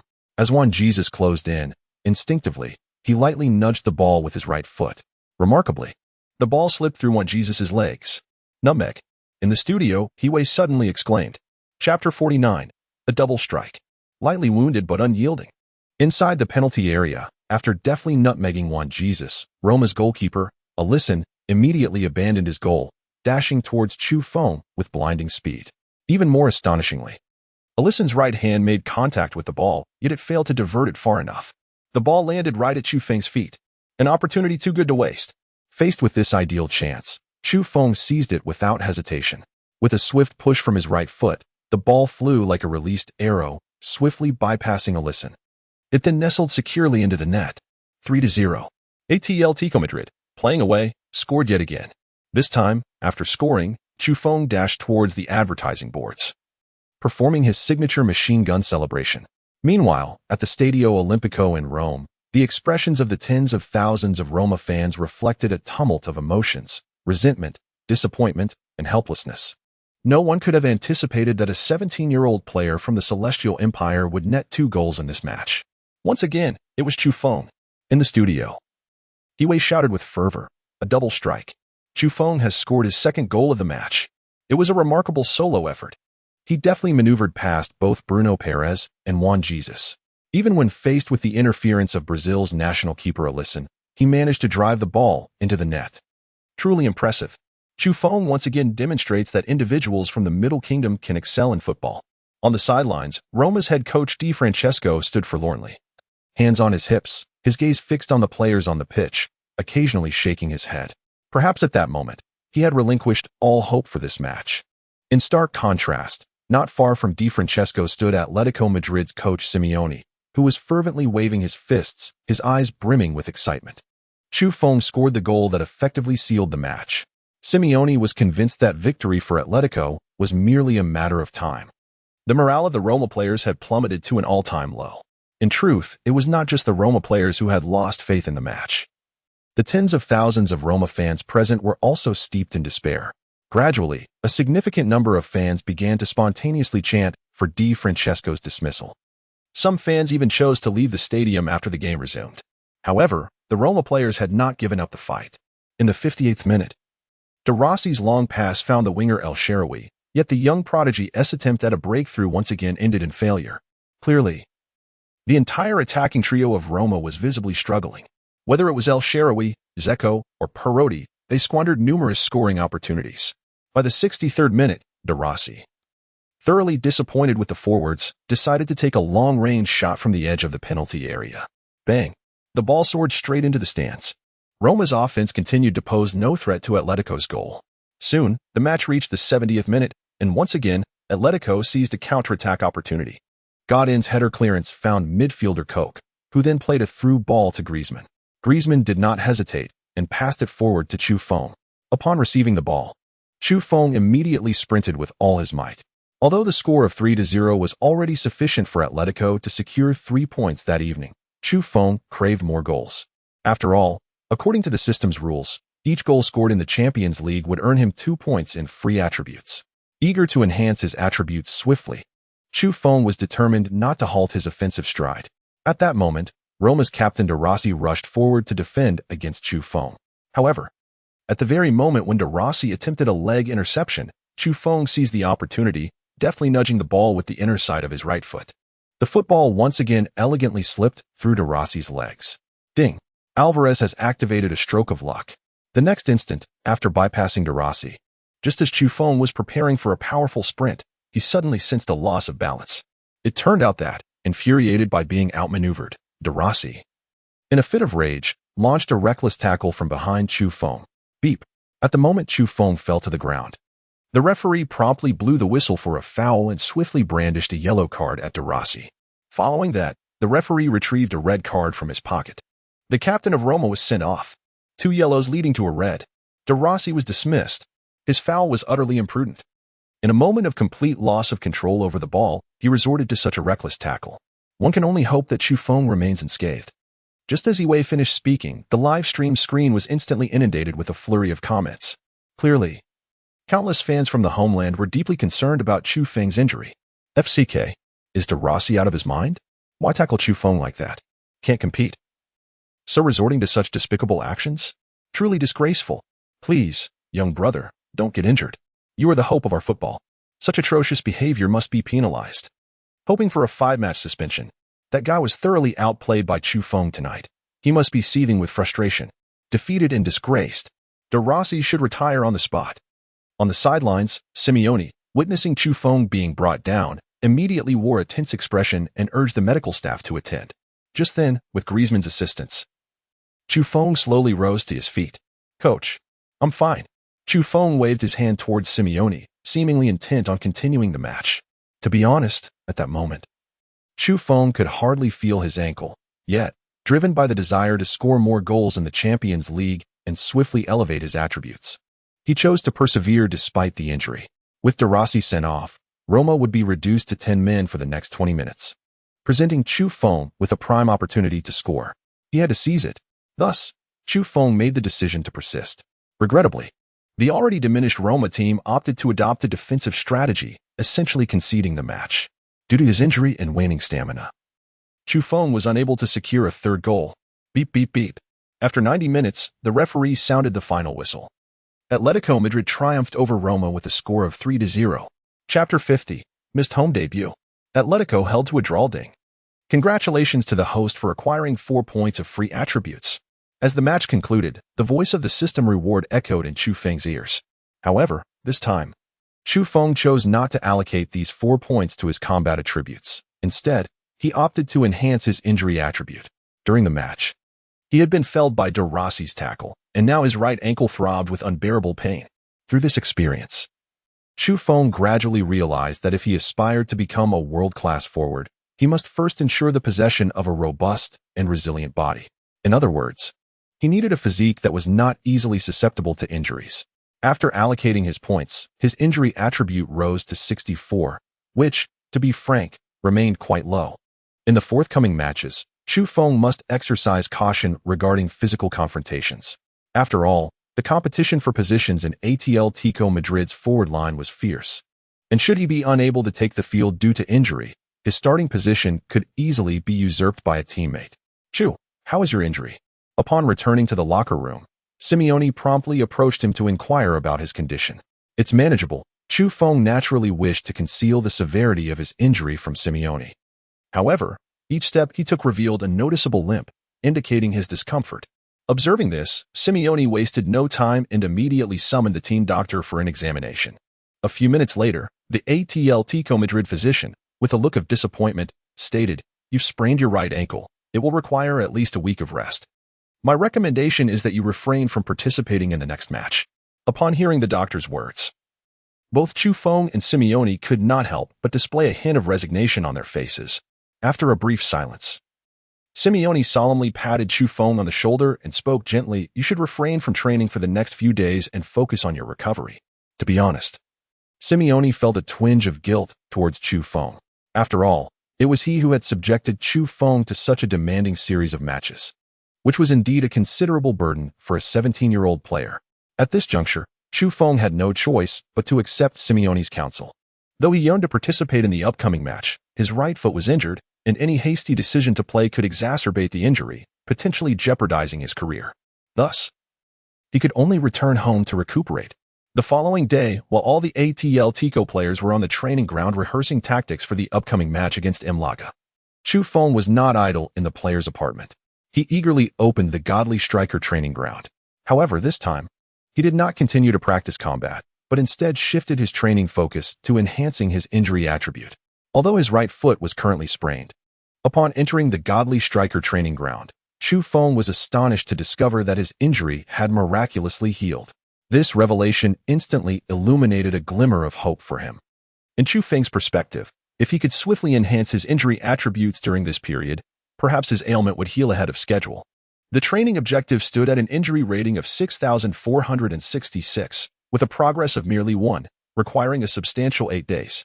Upon realizing the time required for such a modest improvement, a wave of despondency washed over his face. For this indicated that he would likely miss the upcoming match against Malaga, with only 5 days remaining until the game commenced. The primary reason for Chu Feng's eagerness to participate in the next match was that it marked Atletico Madrid's inaugural home game of the season against Malaga. He had long dreamed of competing at the Calderón Stadium, yet it now appeared that he would have to forfeit this opportunity. On the training ground, as the team's head coach, Simeone bore immense pressure. He understood well that Malaga was not a team to be taken lightly. In Chu Feng's absence, Simeone had no choice but to place his hopes on Griezmann and Angel Correa. As for Torres and Gamero, it was evident that both players had fallen completely out of favor with Simeone. Particularly Torres, who had been a mainstay for Atletico last season, had now seen his position usurped by the emergence of Chu Feng and the impressive form of the Argentine forward Angel Correa. Before long, the date of September 17th arrived, the day of the match between Atletico and Malaga. It was Chu Feng's first experience watching a game from the stands of the Calderón Stadium. However, to be honest, he longed to be on the pitch rather than merely a spectator. In this match, Simeone opted for a striking combination of Griezmann and Angel Correa. Unfortunately, as the game commenced, their performance in the attacking front was lackluster, failing to create significant scoring opportunities. Moreover, both Griezmann and Correa were agile forwards. But when Atletico's teammates delivered high balls into the penalty area, it was challenging for either player to secure the first touch. Conversely, Malaga, playing away, frequently threatened Atletico's goal with their rapid counterattacks. Had it not been for Oblak's remarkable prowess, Atletico might have already conceded a goal. As Chu Feng watched from the stands, his frustration mounted. The more poorly the forwards performed, the more he yearned to don his jersey and take to the field. Eventually, he closed his eyes and engaged in additional practice on the Divine Forward training ground. After 90 minutes, Atletico and Malaga ended the match in a stalemate, with a score of 0-0. Just after securing 2 consecutive victories in La Liga, Atletico had been held to a draw at home by Malaga. Following 4 rounds, Atletico Madrid's record stood at 2 wins and 2 draws. In the standings, Atletico Madrid has been surpassed by Sevilla, now relegating them to 4th place. This outcome has undoubtedly discontented the fans of Atletico present at the match, as a chorus of boos erupted from numerous home supporters following the conclusion of the game. This was their way of expressing dissatisfaction as fervently as possible. During the post-match press conference, several journalists were unreserved in their inquiries directed at Simeone, posing a multitude of pointed questions. Mr. Simeone, what do you believe was the primary reason for the team's failure to secure victory this evening? A reporter from Marca was the first to raise their hand and inquire. Undoubtedly, it was the offense. After Chu's injury, the team's attacking performance was dismal. Both Griezmann and Angel Correa were effectively contained by the opponents tonight. Are you suggesting that if Chu were to play, Atletico could triumph over Malaga at home? The Marca reporter pressed further. Indeed, I must concede that Atletico has become reliant on Chu. He scored 5 goals in the first 2 matches of La Liga, which attests to his prowess. Simeone's response immediately ignited a flurry of reactions among the journalists present, as many perceived his remarks as an attempt to deflect responsibility. It is hard to believe that a 17-year-old forward from China is essential for Atletico's offense, right? Another journalist from the Madrid sports newspaper could no longer restrain themselves and posed a question to Simeone. Simeone furrowed his brow, then raised his hands in a gesture of resignation, stating, "But the reality is as such. I must admit, although Chu is only 17, he has already entered the ranks of top-tier forwards in La Liga. If all goes according to plan, Chu is expected to return from injury for the next match, and I am confident he will score against Athletic Bilbao." Following the conclusion of the press conference, Simeone's statements quickly became the focal point of Spanish media coverage. Marca reported, Atletico Madrid held to a draw at home by Malaga. Simeone claims the team's inability to win is due to the injury of the 17-year-old Chinese talent. Mundo Deportivo noted, 2 draws and 2 victories. Simeone's team slips to 4th in the standings. Chu's absence has led to a collapse in Atletico's offense. The Madrid sports newspaper remarked, the answer for Atletico's frontline? Chu is unable to play due to injury, leaving Atletico's attack barren. AS stated. Simeone post-match claims that the 17-year-old Chu is Atletico's hope for scoring. Without Chu, Atletico will lose their ability to find the net. In the comments section of these reports, a heated debate ensued among Atletico fans. A considerable number of supporters attributed the failure to defeat Laga primarily to Simeone's tactical choices, while another faction chose to side with him, leading to a fierce exchange between the two groups in the comments. Undeniably, Chu Feng has performed admirably in the first two La Liga matches. However, he is merely Chu Feng, not Messi. Indeed, Chu Feng's absence cannot possibly hinder Atletico Madrid's offensive prowess. Simeone can effortlessly deploy players such as Gamero and Torres. Simeone's obstinacy is quite evident. He must bear the brunt of the responsibility for this match. Is there a possibility that Simeone's assertions hold some truth? Currently, Atletico's offense genuinely seems reliant on this young Asian talent. Certainly, Chu Feng's ability to become a key player for Atletico Madrid at the tender age of 17. Scoring 5 goals in 2 La Liga matches attests to his exceptional talent. Gentlemen, let us cease our bickering. That match is behind us. Let us look forward to the next. To be honest, Chu Feng himself did not anticipate the elevated stature he holds in Simeone's eyes. Thus, when he perused these reports, he was genuinely astonished. Concurrently, Chu Feng gradually comprehended his significance to the team. In preparation for the upcoming match against Athletic Bilbao, he dedicated himself to rigorous training at the Divine Forward training ground. The following day, in a distant affluent district of Portugal, the renowned football agent Mendes held a newspaper in his hands, which featured Simeone's assessment of Chu Feng, particularly when Mendes spotted the phrases 17 years old in Celestial Empire. His pupils dilated in realization. In that moment, he keenly sensed a lucrative opportunity. Quickly, send me the information on Atletico Madrid's number 18 player. After reading the newspaper, Mendes immediately dialed his assistant. 5 minutes later, the assistant transmitted all pertinent information about Chu Feng to Mendes's phone. 17 years of age. Already boasting 5 goals in La Liga, along with 4 assists. Having played once in the Champions League and netted 2 goals. This is nothing short of genius. Mendes perused Chu Feng's current market value, and, upon discovering it to be a mere 100,000 euros, he hesitated not at all and redialed his assistant. Now, immediately, book me a flight to Madrid. As one of the foremost agents in the global football realm, Mendes represents elite stars such as Ronaldo, Di Maria, and Diego Costa. However, at 17, none of these stars had reached the level that Chu Feng currently exhibits. This conviction reinforces Mendes's belief that Chu Feng will undoubtedly emerge as a formidable contender for the Ballon d'Or in the future. He must secure Chu Feng's signature without delay. On September 20th, the day before Atletico's away match against Athletic Bilbao, Chu Feng arrived at the training ground early, following nearly a week of rest. His right foot injury had completely healed, and through intense training at the Divine Forward training ground, his attributes concerning physical confrontation and injury resilience had significantly improved. The attribute of resistance has risen to 75, while the attribute of injury has improved to 66. Upon witnessing Chu Feng's return to the training ground, Simeone was naturally filled with joy and excitement. However, to ensure precaution, he instructed the medical staff to conduct a thorough assessment of Chu Feng's condition. When he saw the doctor give a thumbs up, a rare and radiant smile broke across Simeone's face. He embraced Chu Feng and exclaimed with enthusiasm, "Chu, play well in tomorrow's match, and let your goals serve as a resounding rebuttal to those foolish media." Clearly, Simeone still harbored lingering feelings about the previous match's press coverage. Leave it to me. Despite missing only 1 game, Chu Feng was already eager to return to the pitch. He was itching to participate in the match at the earliest opportunity. The next day, on match day, early in the morning, the first-team players of Atletico Madrid boarded a bus heading to the Basque region. During the journey, Simeone announced the starting lineup for the match. Unsurprisingly, the recovered Chu Feng was selected as a starter. "Chu, I didn't expect you to be starting again.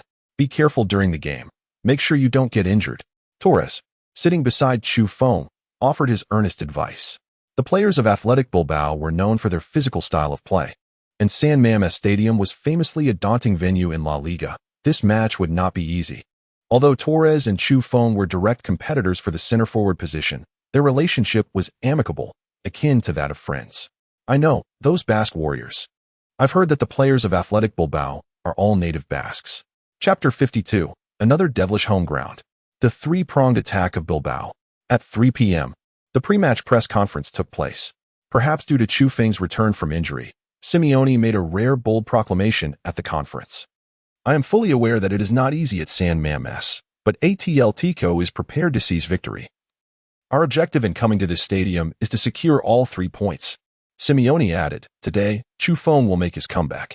I hope that the media and fans who previously doubted him will sincerely appreciate his performance. This young man from the Celestial Empire will lead Atletico to victory. Soon.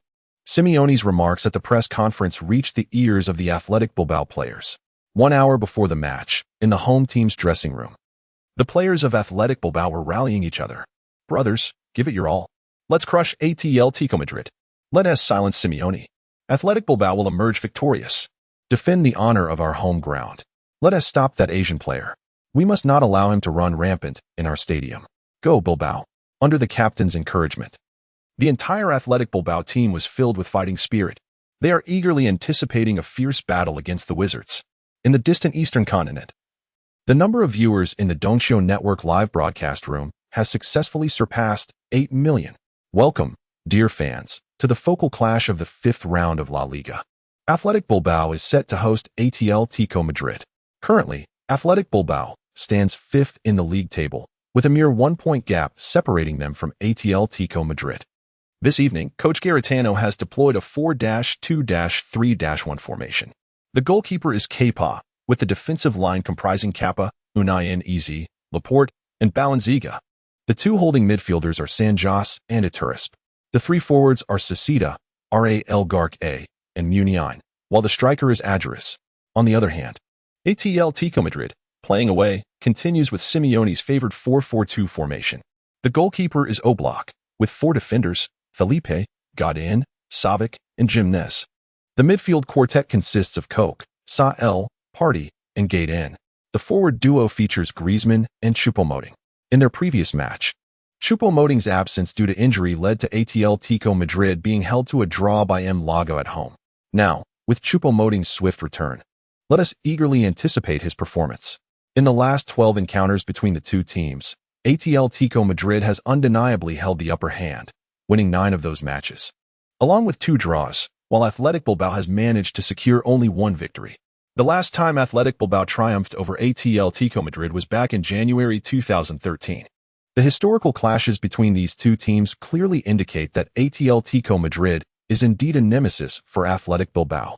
Shortly after Higuaín announced the starting lineups for both teams, a deafening cheer erupted from the stands of San Mamés Stadium. The starting players from both sides, escorted by the officiating crew, stepped onto the field. In that moment, over 50,000 Athletic Bilbao fans fervently sang their team anthem in Basque, proclaiming that Athletic Bilbao is the greatest team in the world and that the Basques will forever support them. It must be said that the lyrics of this song are quite stirring, and sung in Basque, they further amplify the spirit of the crowd.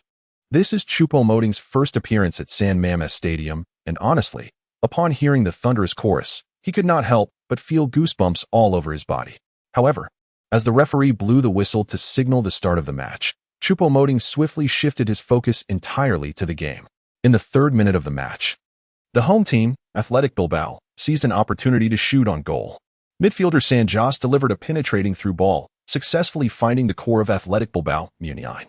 In the face of Jimenez's defense, Muniain executed a series of sudden stops and directional changes.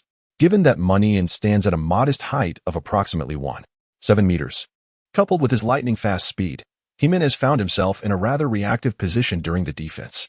In a fleeting moment, Muniain skillfully disrupted Jimenez's balance with his sharp movements and footwork, and then, with the swiftness of a flash, he surged towards the penalty area. Instantly, the entire Atletico Madrid defense was thrown into disarray, with center-backs Godin and Savic recklessly charging towards Muniain. At that critical juncture, the core player of Athletic Bilbao opted for a diagonal pass. In the area of the penalty spot, veteran Adjuris received the ball and swiftly unleashed a shot.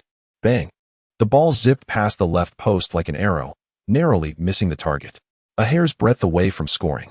Athletic Bilbao dealt a significant blow to Atletico Madrid's goal in the early stages, thoroughly penetrating their defense. Hiway remarked. It seems that Simeone's pre-match comments have successfully provoked Athletic Bilbao, which bodes poorly for Atletico Madrid. No sooner had he spoken than Athletic Bilbao launched their second wave of attack.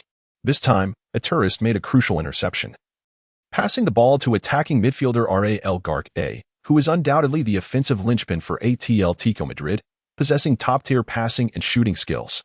As anticipated, upon receiving the ball, Ral Garque did not waste time engaging in dialogue with Atletico Madrid's defenders and immediately took a shot. Bang! With a dull thud, the ball soared toward the goal. At this pivotal moment, Atletico's goalkeeper Oblak showcased his worth, leaping to make a spectacular save, deflecting the ball with a powerful punch. Athletic Bilbao's initial 3 attacks had left Atletico Madrid's defense teetering precariously. In the stands, more than 50,000 Athletic fans erupted in jubilant cheers upon witnessing this, with the most devoted supporters even singing the club anthem. On the sidelines, Atletico's coach Simeone wore a look of discomfort, utterly unprepared for the ferocity of Athletic Bilbao's onslaught. The players in the front line appeared invigorated, as if fueled by adrenaline. However, Atletico would not remain passive indefinitely. After Oblak parried the ball, it was seized by midfielder Sael. Subsequently, the ball was swiftly relayed to the right flank, where Gaetan awaited. Meanwhile, in the penalty area, both Chufeng and Griezmann had taken their positions. Chapter 53. The ability of world-class defenders. Restricted. Counterattack. A counterattacking opportunity for Atletico Madrid. Gaetan advanced down the wing with the ball. A pass. Faced with the interference of several Athletic Bilbao players, Gaetan opted for an immediate cross. Within the confines of the studio, as Hiway had just concluded his statement, Gaetan's precise cross swiftly materialized within the penalty area. At this moment, at the 12-yard mark, Chufeng, the towering forward for Atletico Madrid, ascended into the air. Just as he prepared to execute a header, Athletic Bilbao's central defender, Laporte, was already in position. Both players leapt almost simultaneously. However, in terms of height and jumping ability, Laporte evidently held the advantage. Thud. Unsurprisingly, Laporte outpaced Chufeng, successfully clearing the ball with a header.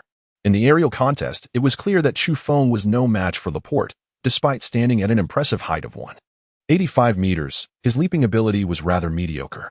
Hiway, witnessing Laporte's successful clearance ahead of Chufeng, could not help but express a hint of disappointment on his face. Meanwhile, in the stands of San Mamés Stadium, over 50,000 fervent Athletic Bilbao supporters erupted in genuine cheers and shouts. Clearly, Laporte's defensive prowess delighted the home crowd. Splendid. Laporte's defense remains steadfast. This Asian striker appears rather average, unable to even contend for aerial balls against Laporte.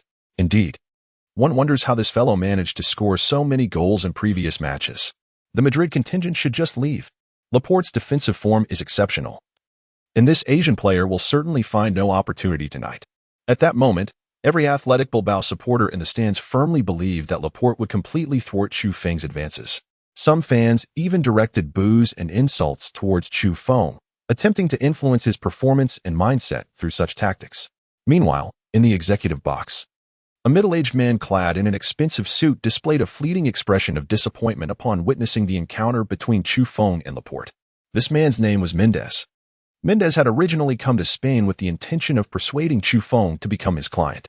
However, he now began to harbor regrets, realizing that Chufeng's abilities were not as formidable as portrayed in the Spanish press. Have I made a mistake?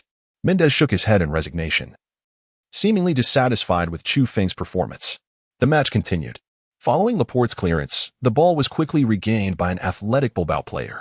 This time, the defensive midfielder Aturris received the ball and swiftly delivered a penetrating pass to the attacking midfielder Raul Garcia.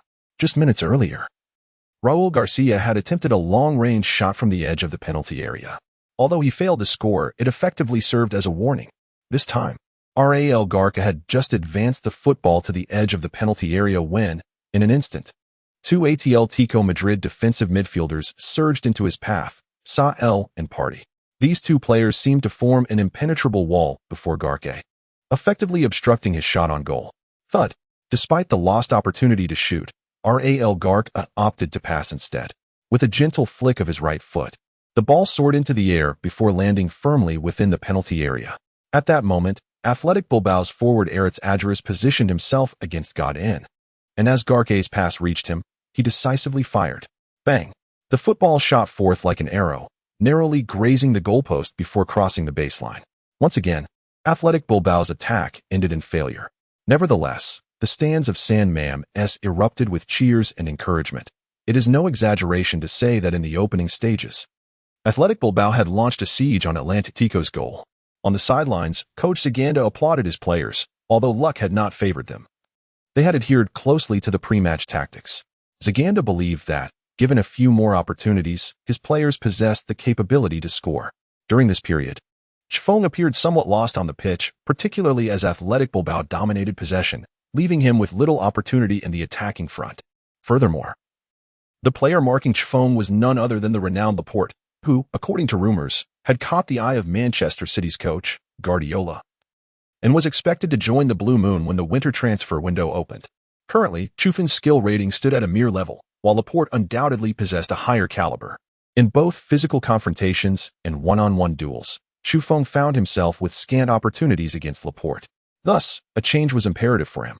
He began frequently retreating to the midfield and even the defensive line to receive the ball. Within Simeone's tactical framework, Chifeng enjoyed considerable freedom, capable of both passing and shooting. Before long, the ball arrived at Chifeng's feet.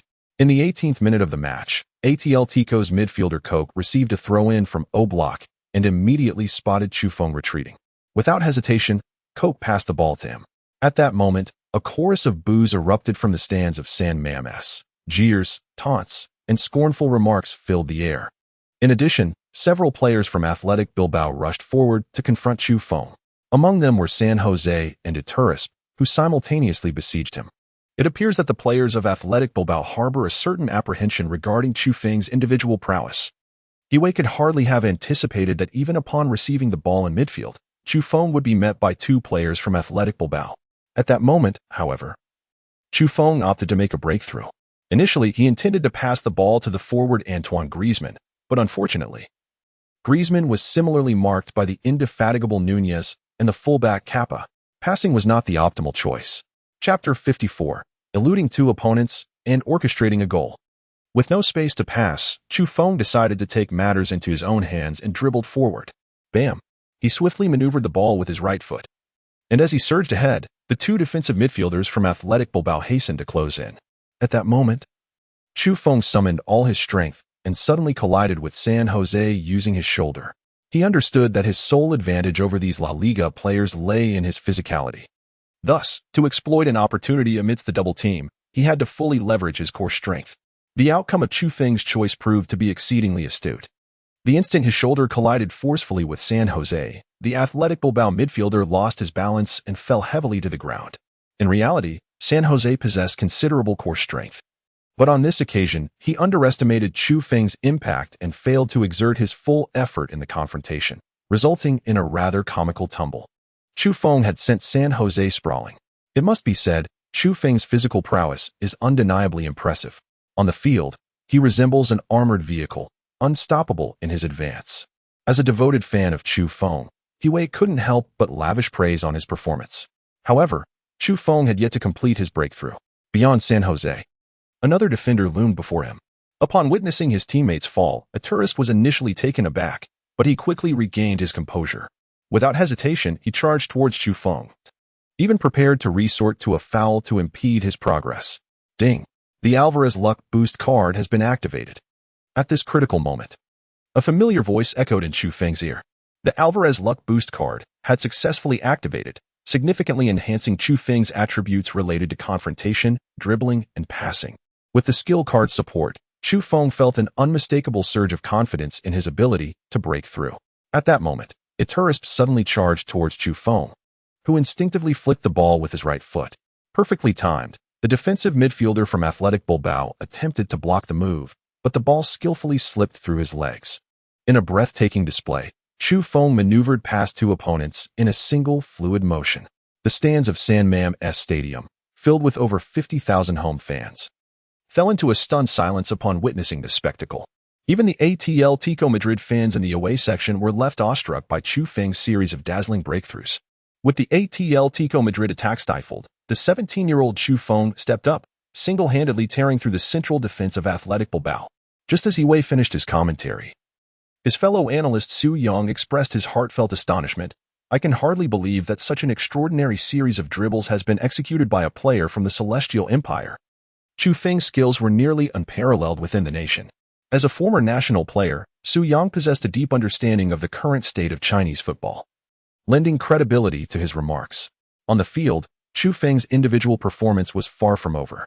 After effortlessly bypassing two Athletic Bilbao players, he pressed on, sprinting towards the opponent's penalty area at breakneck speed. Now it was Athletic Bilbao's turn to feel the pressure, particularly on the sidelines. Coach Zaganda furrowed his brow and shouted urgently, "Watch the defense. Don't let number 18 take a long-range shot. Defenders, step up. Quickly." Prior to this match, Zaganda had scrutinized all of Chu Feng's appearances this season, fully aware that this 17-year-old possessed a powerful long-range shot. Allowing Chu Feng a shooting opportunity in the attacking third could lead to disastrous consequences. Under the coach's urging, the defenders finally surged forward. Among them, Uainez and Laporte were the first to close in on Chu Feng. At the edge of the penalty area, Chu Feng found himself in a face-off with these two defenders. He had previously experienced Laporte's defensive prowess and now faced with Uainez as well. He understood that breaking through their combined efforts in such a short span was nearly impossible. For Chu Feng, the optimal strategy was to pass. With the advantage of his keen vision, he caught sight of Griezmann making a run into the space behind the defense.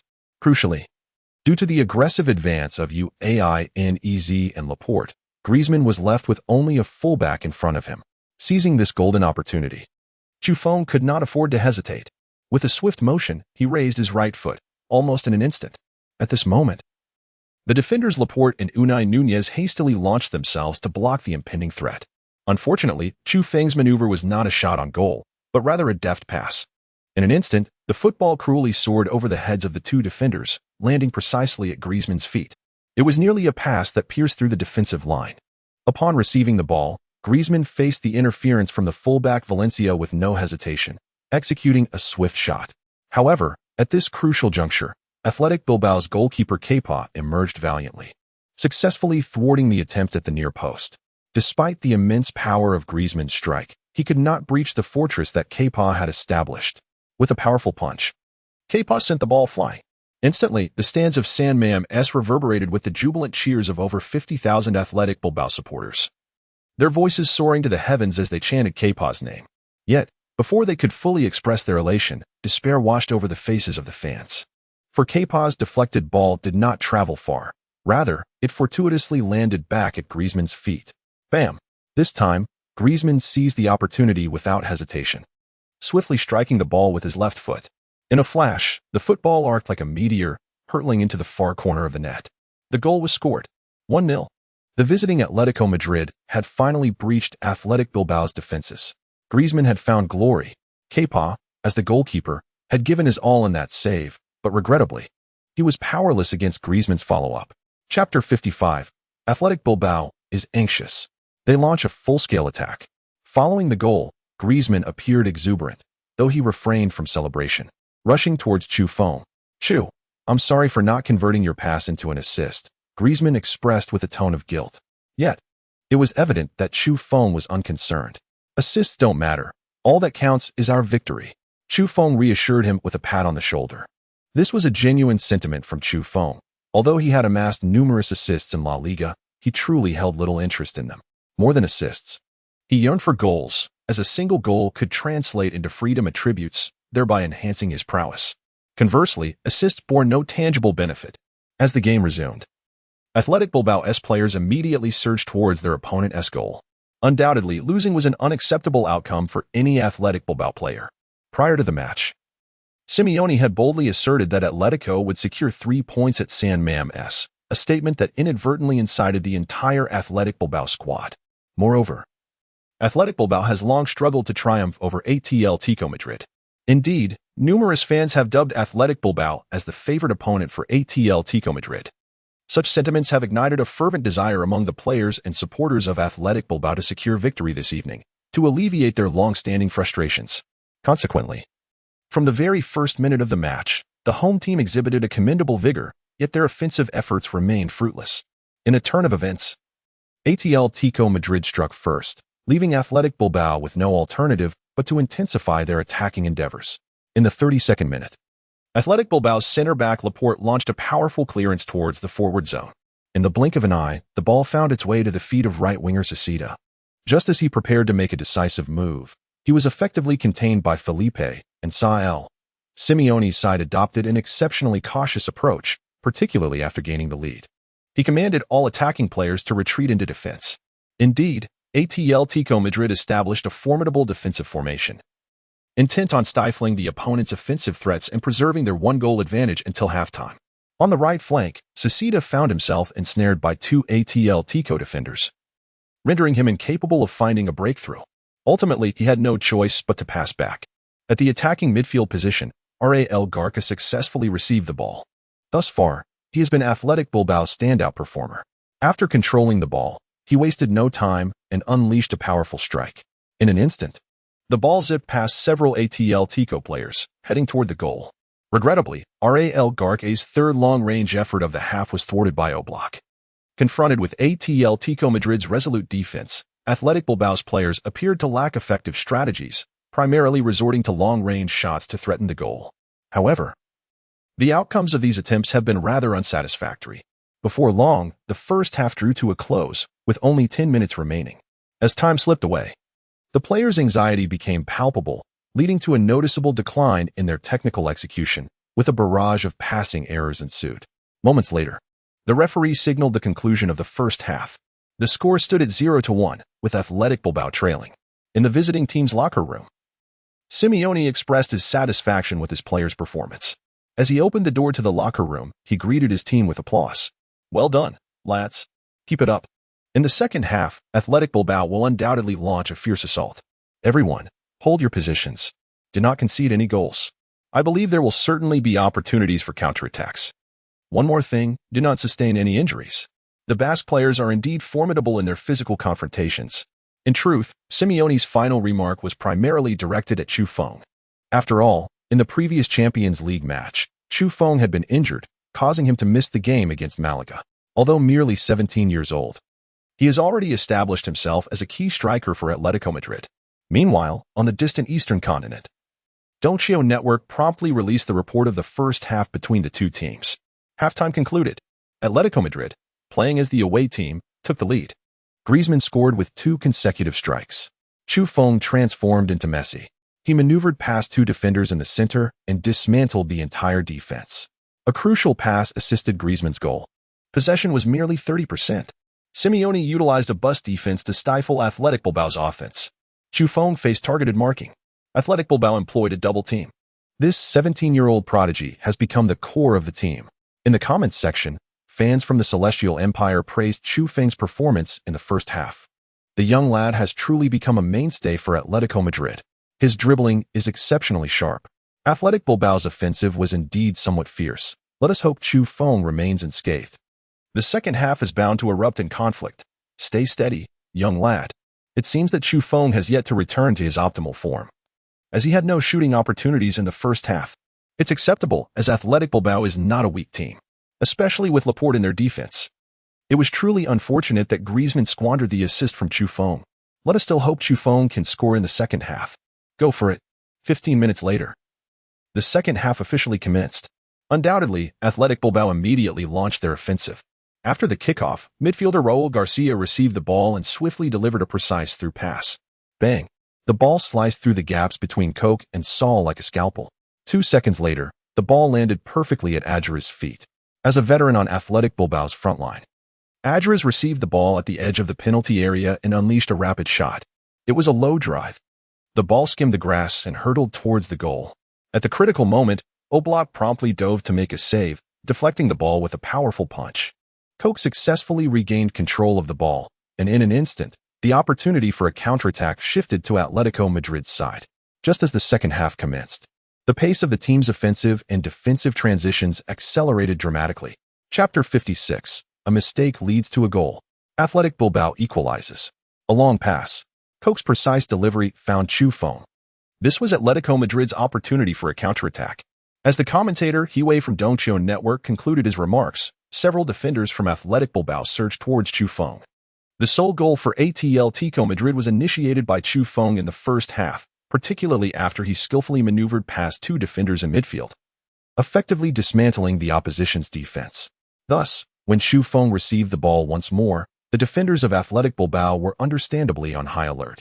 In an instant, the defensive midfielder Santos, along with the fullback Kappa, closed in on Xu Feng. Meanwhile, another Atletico forward, Griezmann, was already positioned within the Bilbao penalty area. For Xu Feng, the optimal offensive strategy would undoubtedly have been to pass the ball. However, he chose a different course of action. With bold strides, he launched himself into the defense, breaking through with remarkable speed. After feigning a pass with his right foot, he executed a rapid dribble. Yet, the defenders from Athletic Bilbao were now fully aware of his intentions. At the moment Xu Feng attempted to advance, both Santos and Kappa swiftly extended their legs to obstruct him, while their bodies collided forcefully with him. The resolute, door-closing defense of Athletic Bilbao effectively halted Xu Feng's progress. In a flash, the ball at Xu Feng's feet was intercepted. After Kappa's shoulder check sent Xu Feng off balance, he lost control of the ball, and at that precise moment, Santos seized the opportunity to clear the ball with a powerful kick. Boom! The ball soared into the forward area of Athletic Bilbao. What initially appeared to be a counterattack opportunity for Atletico Madrid had now transformed into an offensive thrust for Athletic Bilbao. In the attacking zone, the seasoned Aritz Adriz adeptly anticipated the ball's landing, subsequently passing it to the winger Munian. It must be said that once Munian gains a chance to break through, he plays with remarkable confidence. With a deft touch and a quick shift, Munian effortlessly glided past the defenders. Atletico's fullback Jimenez stood like a statue, unable to react in time. Following that, Munian decisively cut inside, utilizing his lightning speed to penetrate the penalty area. At that moment, it is no exaggeration to say that all of Atletico Madrid's defenders had their focus and attention riveted upon Munian. Central defenders got in, and Savic sprinted towards him at full speed. Just then, Munian opted for a diagonal pass. The ball spun rapidly, deftly slipping through the gaps between God, and Savic. In an instant, the ball was at Adri's feet. Before the veteran forward of Athletic Bilbao stood only the opposing goalkeeper, Oblak. Faced with this splendid opportunity, Adriz exhibited the poise of a seasoned veteran. He first lifted his right foot, preparing for a shot. However, upon noticing Oblak advancing, Adriz deftly nudged the ball with his right foot, guiding it into the control of his left. Thwack!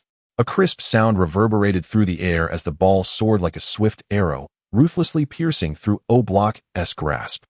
The ball found the net. Athletic Bilbao equalized the score. The entire San Mamés stadium erupted into a fervor. Both teams found themselves once again on even ground. At this moment, Hiwei's face betrayed a hint of embarrassment as he continued speaking into the microphone. In truth, Xu Feng bears some responsibility for this goal conceded. The players of Athletic Bilbao capitalized on a steal from Xu Feng, which granted them the opportunity for a counterattack. The broadcast camera then focused on Xu Feng, whose visage was clearly marked by frustration and disappointment. Griezmann, Koch, Saul, and other teammates approached him to offer comfort, yet Xu Feng remained enveloped in self-reproach. Ever since joining Atletico Madrid, he had committed few errors, even being heralded by numerous media outlets as the future hope of the club's frontline for the next decade. Yet this evening, he felt culpable for the goal conceded due to his impulsive offensive play. He could not forgive himself. In the stands, many Athletic Bilbao supporters initially erupted in fervent chants of Adri's name, only to subsequently direct their ire towards Xu Feng. A cacophony of insults ensued. Is this the Asian forward that Simeone praised before the match? Thanks to this Asian lad for the indirect assist. Victory shall ultimately belong to Athletic Bilbao. Continue the assault. Overwhelm these Madrilenians. What else can this Asian do besides concede goals? This fellow, aside from a touch of luck, possesses no real ability. Hurry back to your homeland. At this moment, on the Atletico Madrid bench, Simeone refrained from chastising Xu Feng for the goal conceded. In fact, he even offered applause to the young player. Xu, don't dwell on the goal conceded. Keep playing. This is not your fault. We are entirely capable of turning the tide. Simeone harbored unwavering trust in Xu Feng, firmly believing that this dark-haired, fair-skinned youth possessed the potential to conjure a miracle. After the restart, it was Atletico Madrid's turn to mount an attack. As previously mentioned, Atletico was the absolute nemesis of Athletic Bilbao. The last time Bilbao triumphed over them was a distant memory in 2013. From a psychological standpoint, Atletico's players naturally held the upper hand. Soon, the ball arrived at Saul's feet. The young Atletico Madrid midfielder made no hesitation, swiftly passing the ball to the right flank where Gaten awaited. After surveying the situation in the penalty area, Gaten decisively delivered a cross. As a South American player, it must be said that Gaten's technical prowess is beyond reproach. The ball traced a beautiful arc through the air, successfully soaring over the head of Unai Nez at the near post. It then landed perfectly in front of Chifong. Undoubtedly, this presented Chifong with a chance for redemption. Within the 12-yard box, Chifong showed no hesitation and leapt with all his might. Just as he was about to connect with the ball, he suddenly felt a loss of bodily control and crashed heavily onto the grass. In that critical moment, Laporte emerged once again, salvaging Athletic Bilbao. Chapter 57. Chufing's Redemption. The counterattack arrives. Once more, it was Laporte. Throughout this match, Chufong had been on the losing end every time he faced Laporte. This occasion was no different. Chufong was brutally knocked down by Laporte mid-air. In the studio, commentator Hiwei shook his head in resignation upon witnessing this. Su Yang remarked that, given Chufing's current abilities, he could not match Laporte's physicality. He needed to play more intelligently. In the stands of San Mamés Stadium, Athletic Bilbao fans erupted into deafening cheers upon witnessing Laporte's dominance in this confrontation, which was undoubtedly the scene every Bilbao supporter yearned to witness. Bravo, Laporte, the world's elite defender. This forward from the Middle Kingdom appeared utterly outclassed before Laporte. Worthless. This Asian player does not belong in La Liga. I wonder if this Asian has had a single shot on goal during the match. He should retire on the spot. Within the field, Chufong could clearly hear the taunts from the Bilbao fans, yet there was not a trace of anger on his face. Chufong understood that the best response was to score a goal. Thus, in the ensuing moments, he channeled all his focus into the game, yearning for a decisive opportunity. However, time was running short for Chufong. In the 70th minute, Chufong successfully received a pass from Koch at the top of the penalty arc, with his back turned. This time, Chufong feigned a move, making a deceptive gesture to pivot to the right. The moment Laporte reacted, Chufong swiftly shifted his weight to the left. Unfortunately, Laporte anticipated Chufing's intentions. As Chufong turned left, Laporte charged forward again. This time, Chufong barely had the chance to initiate his powerful shot before Laporte thwarted him. A mighty clearance. The football soared directly towards the attacking front of Athletic Bilbao. Fortunately, at that crucial moment, Atletico Madrid's central defender, Gaten, kept a close watch on Adris. Subsequently, this seasoned defender successfully intercepted the ball from Adris' feet, regaining control for Atletico. Hey, youngster, did you truly believe you could breach my defense? After clearing the ball, Laporte gave a slight push to Chufong, seemingly attempting to provoke him. Tonight, I shall demonstrate the intensity of La Liga. In response to Laporte's provocation, Chufong remained unfazed. Focusing solely on the match, he understood that as long as he continued to run diligently, opportunities to shoot would inevitably arise. However, at this moment, within the stands occupied by the visiting supporters, numerous Atletico fans displayed expressions of frustration and dissatisfaction. It had already been over 70 minutes. Why had Simeone not made any substitutions? Hurry and take Chufong off. His performance today has been abysmal. One fan remarked, honestly, I can't discern Chufing's contribution on the pitch. It seems as though he is in a daze. It was not entirely unjust to criticize Chufong, as Laporte's prowess was indeed formidable. The Atletico supporters engaged in animated discussions regarding Chufing's performance that evening, revealing that the majority were quite dissatisfied, with some even chanting Torres's name. Meanwhile, on the sidelines, Simeone did make a substitution, but it was not Chufong who left the field. Instead, the ineffective party was replaced by Carrasco. Alas, this change bore no fruit, as the team's attacking efforts remained lackluster. Gradually, time slipped into the 82nd minute, and as the match approached its conclusion, both the home side, Athletic Bilbao, and the visiting Atletico began to feel the tension rise. This time, Atletico's midfielders exerted tremendous effort to successfully regain possession from their opponents. The ball then found its way to Carrasco's feet. The Belgian winger was confident in his ability to break through, especially upon noticing that only one defender stood in his path, which bolstered his self-assurance. A sudden stop, a sharp cut, then a swift dash. Carrasco skillfully utilized his nimble footwork to shake off the Athletic Bilbao fullback. Defend. Do not allow him to cut inside. Foul. Quickly. Upon witnessing this, Seguanda's expression transformed into one of sheer anxiety. To be fair, he was somewhat familiar with Carrasco's individual capabilities. Should Carrasco find his rhythm for a breakthrough, It could very well lead to a spectacular goal. Under Seguanda's shouts, several defensive players from Athletic Bilbao swiftly positioned themselves to counter the threat. Except for the two defensive midfielders, San Jose and Turisp, even the center-back Unai Easy charged towards Carrasco. In an instant, three players clad in Athletic Bilbao jerseys surged towards Carrasco. Carrasco is not Messi. Faced with the onslaught of three defenders, he was utterly deprived of any opportunity. Ultimately, Carrasco's fate mirrored that of Chu Feng, as the ball at his feet was effortlessly intercepted by the opponent. Bang! Once again, Athletic Bilbao launched a counterattack. Center-back Unai Enes's long clearance transformed into a precise pass, landing deftly at the feet of Ral Garque, the attacking linchpin for Athletic Bilbao. Positioned at the edge of the penalty area, was afforded yet another chance to shoot. However, before Ral Garque could even initiate his shot, Godin executed a direct and forceful tackle, unceremoniously bringing Ral Garque down. Beep.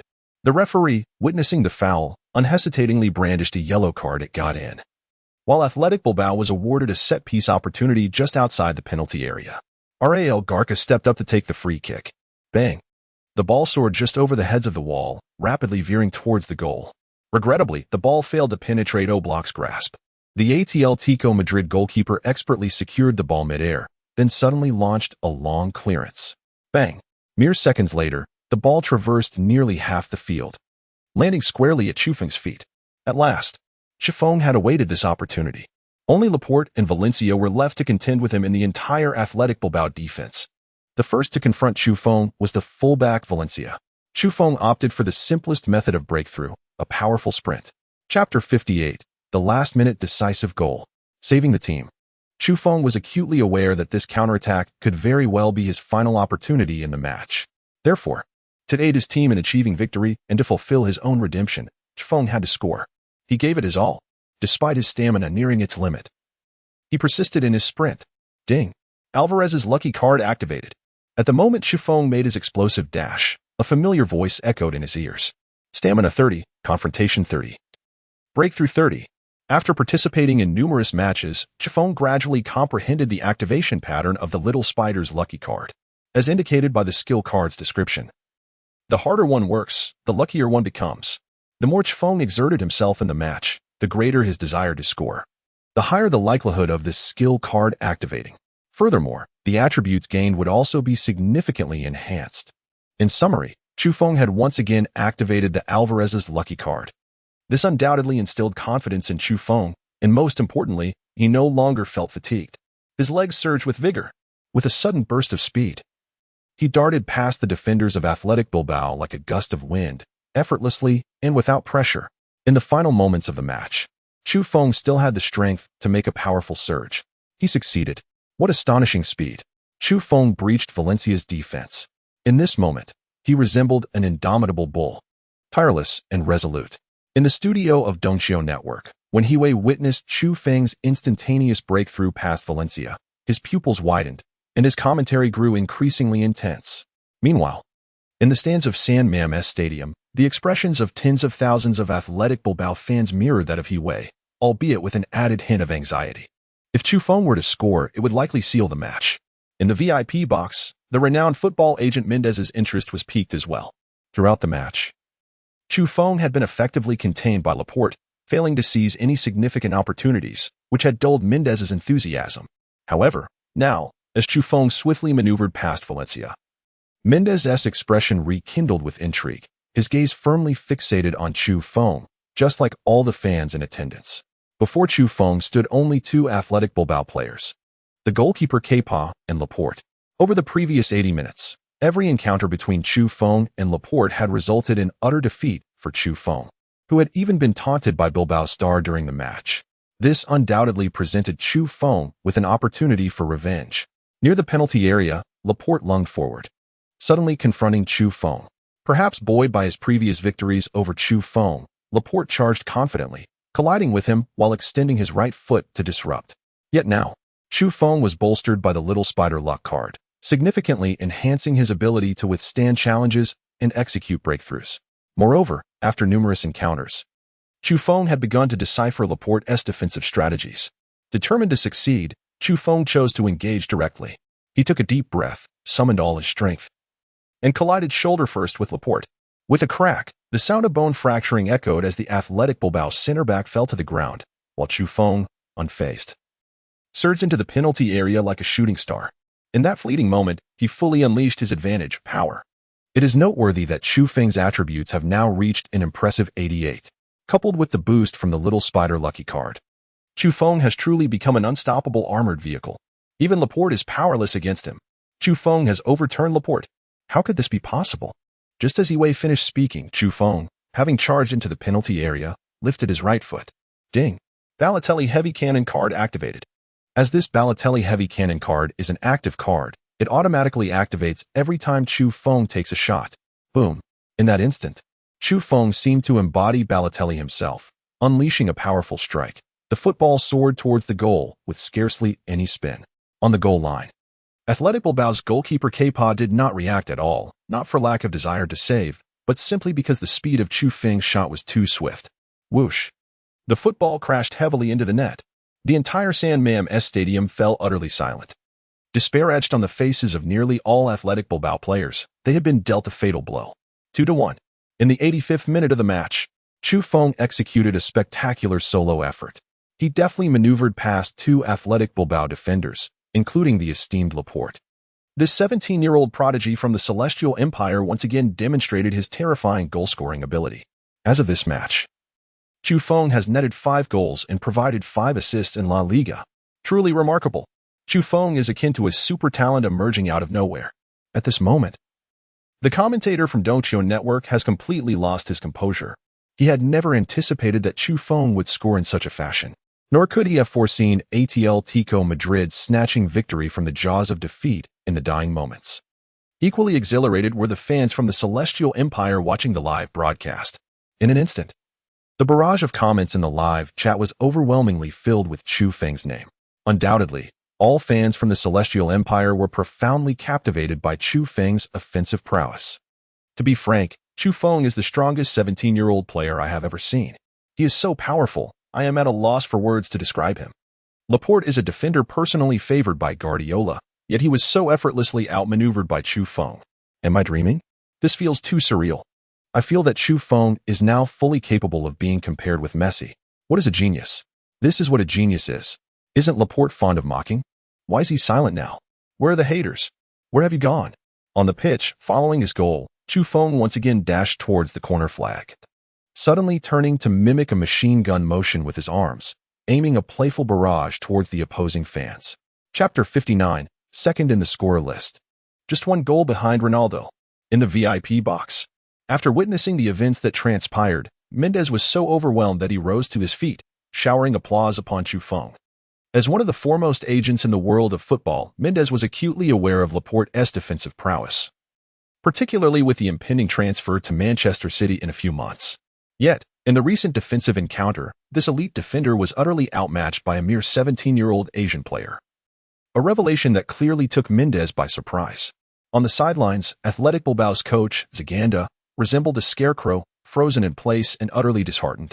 In truth, upon witnessing Chu Feng's goal, Zaganda's composure had completely collapsed. He understood that the suspense of the match had dissipated. His players lacked any capability to equalize in the final 5 minutes. Moreover, their defensive stalwart, Laporte, was sprawled on the grass, visibly in distress. After a thorough examination of his injury, the team doctor signaled to Zaganda for a substitution, revealing that Laporte had sustained a severe injury in his confrontation with Chu Feng, a dislocated shoulder that rendered him unable to continue. As Laporte was carried off on a stretcher, the Atletico Madrid supporters erupted in boos. Following the restart, while the Athletic Bilbao players launched an aggressive assault on the Atletico goal, they found themselves utterly powerless against the latter's formidable defensive strategy. As the 3 minutes of stoppage time elapsed, the referee blew the final whistle. The score stood at 2-1. Atletico Madrid, through Chu Feng's last-minute heroics, emerged victorious in this away match. To date, Atletico Madrid has achieved a record of 3 wins and 2 draws in the first 5 rounds of La Liga, currently occupying the 4th position in the league. Meanwhile, Chu Feng, who netted the decisive goal, stands second on the scoring chart with 6 goals, tied with Messi, while the top spot is held by Real Madrid's star Cristiano Ronaldo, who has 7 goals. Additionally, beyond his 6 goals, Chu Feng has also provided 5 assists, firmly establishing himself as the leading assist provider in La Liga. Chu, let us discuss tonight's match. For the first 80 minutes, your performance was relatively modest, especially in your duel with Laporte, where you didn't hold a significant advantage. Yet in the final moments, you delivered a remarkable performance, securing the winning goal for your team. How did you manage that? In the post-match player tunnel, Chu Feng was interviewed by journalist Ma Fan Shu from Dongxiu Network. Without hesitation, Chu Feng replied, "The reason is simple: belief. I have always firmly believed that Atletico de Madrid is the stronger side. Moreover, the trust placed in me by the coach has been paramount. As you rightly mentioned, during the first 80 minutes of the match, my performance was rather mediocre. Yet Coach Simeone chose not to substitute me. I am immensely grateful for Coach Simeone's confidence in me." This is truly a heartfelt sentiment from Chu Feng. In fact, at the beginning of the second half, Chu Feng was apprehensive that Simeone might take him off, especially considering the plethora of talented forwards on the Atletico bench, such as Angel Correa, Torres, and Gamero. Nevertheless, Simeone continued to place his trust in Chu Feng, and it has been proven that he made the right decision. According to a last-minute goal, the 17-year-old player from China overturned Laporte in the 85th minute, successfully breaching the net of Athletic Bilbao. He has helped Atletico secure another 3 points. Marca reported, "The mysterious force from the east continues." Chu Feng resolved the match in the final 5 minutes. Mundo Deportivo stated, Atletico's young forward is now tied for second in the scoring charts with 6 goals alongside Messi. He is just 1 goal away from Ronaldo.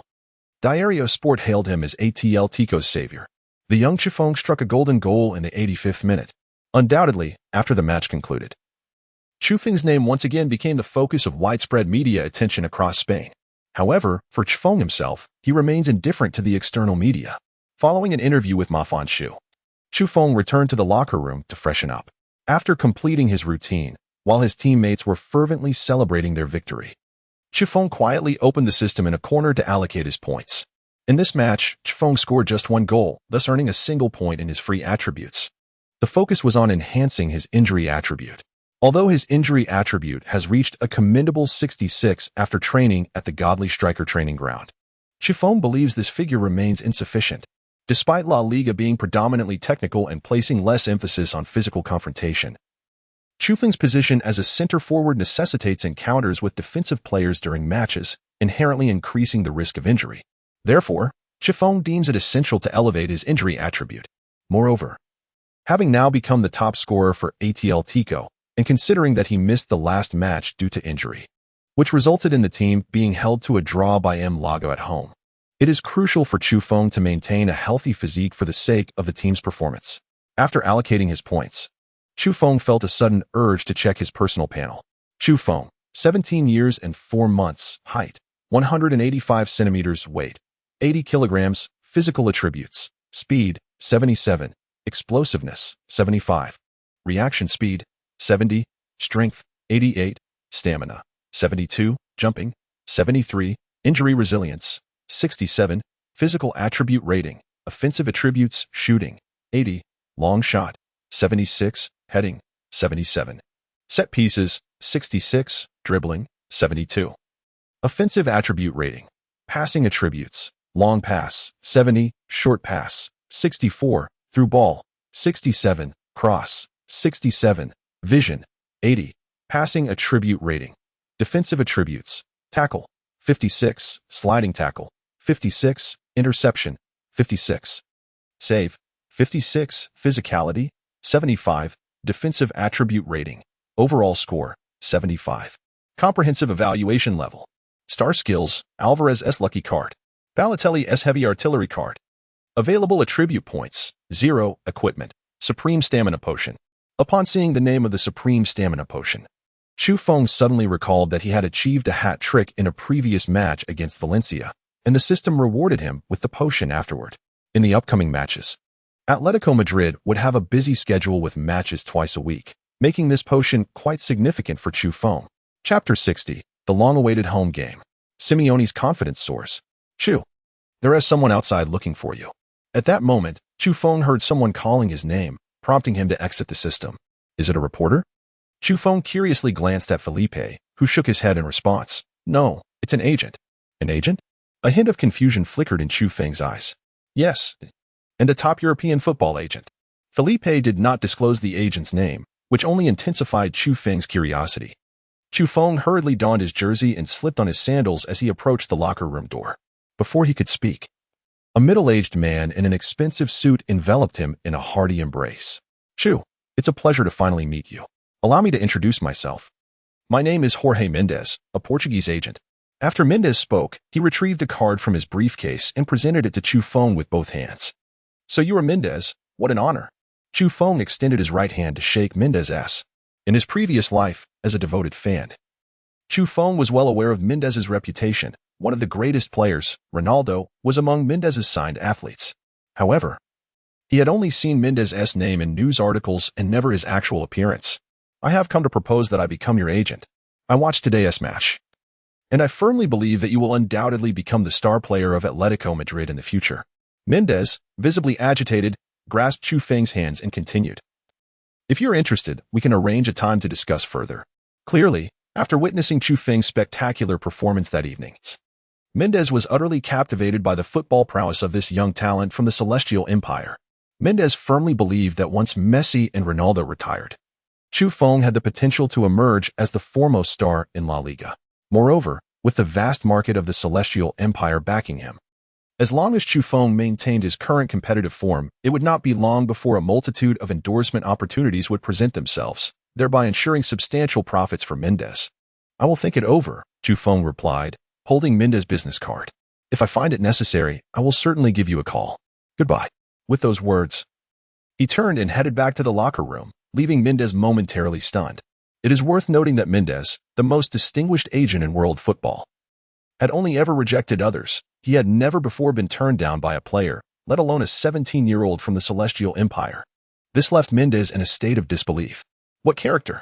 After a while, a hint of an awkward smile appeared on Mendez's face. The reason Chu Feng did not immediately accept Mendez's offer was primarily to focus all his energy on the matches ahead. Moreover, hiring an agent is a significant decision for any football player. He needed to contemplate carefully before making a choice. As a young player, he was aware that Mendez would likely demand a hefty fee, making this an inopportune moment for negotiations. After the match between Atletico Madrid and Athletic Bilbao, the team returned to Madrid that evening. In the following week, Atletico's players faced a grueling schedule of 2 matches per week. 2 days later, Atletico was set to host Sevilla, followed by a Champions League group stage match against Chelsea on September 28th. Undoubtedly, these 2 fixtures were of immense importance for Atletico. The upcoming match against Sevilla presented Atletico with an excellent opportunity to break into the top 3 of La Liga. Currently, Sevilla sat in 3rd place, while Atletico occupied 4th. With only a 2-point gap between the 2 teams, a home victory would allow Atletico to surpass Sevilla and descend into the top 3. Conversely, a defeat could see them overtaken by teams trailing behind, further widening the gap between them and the top 3. Moreover, this upcoming match against Sevilla was a home game. In previous home matches, Atletico had been held to a draw by Malaga, and despite 5 rounds of league play, they had yet to secure a victory at home. This was simply unacceptable for Simeone. The following day, Simone has cancelled the first team's holiday and instead utilized this time to commence a focused defensive strategy. For Chu Feng, the last home match was missed due to injury, but now, barring any unforeseen circumstances, he is poised to make his debut at the Metropolitano Stadium. In order to secure victory in the upcoming match, Chu Feng has been diligently training at the Divine Striker training ground over the past 2 days. Soon, the date arrived, September 23rd, match day. At 5 o'clock in the afternoon, Atletico Madrid's bus slowly approached the team's home ground, the Metropolitano Stadium. On board the bus, head coach Simone announced the starting lineup for the match. As expected, Chu Feng was successfully included. Partnering with him on the front line was none other than Griezmann. Let me reiterate, Sevilla is no weak opponent. Defeating them is certainly no easy feat. Once the match commences, we must take control of the game's tempo from the outset. Remember, above all, we must secure victory this evening. We aim to deliver an exhilarating match for our fans. Charge forth. Atletico Madrid. Simone's excitement is largely due to the immense pressure he has recently faced. Particularly following the home draw against Malaga, the club's higher-ups expressed their dissatisfaction with Simone. And the media as well as fans in Madrid have criticized his conservative tactics on various occasions. Therefore, This home match against Sevilla presents Simone with an opportunity to prove his coaching prowess. At 6 o'clock in the evening, Simone granted an interview to a reporter from AS. The Atletico players are fully prepared to seize victory. Tonight, the triumph shall belong solely to Atletico Madrid. Simone's words brimmed with confidence. Will the 17-year-old prodigy Chufeng take to the field in this match? Many Atletico fans eagerly anticipate witnessing the talents of this young Eastern player at home. Of course, Chufeng is in excellent physical condition, and he will certainly take the field. I assure you, he will deliver a stunning performance that will captivate the Atletico fans present. Whenever Chufeng is mentioned, a profound trust radiates from Simone's expression. Chapter 61, The Divine Stamina Potion. Confronting Lenglet. Ding. Are you sure you want to use the Divine Stamina Potion? Confirmed. At 7:15 in the evening, within the player tunnel.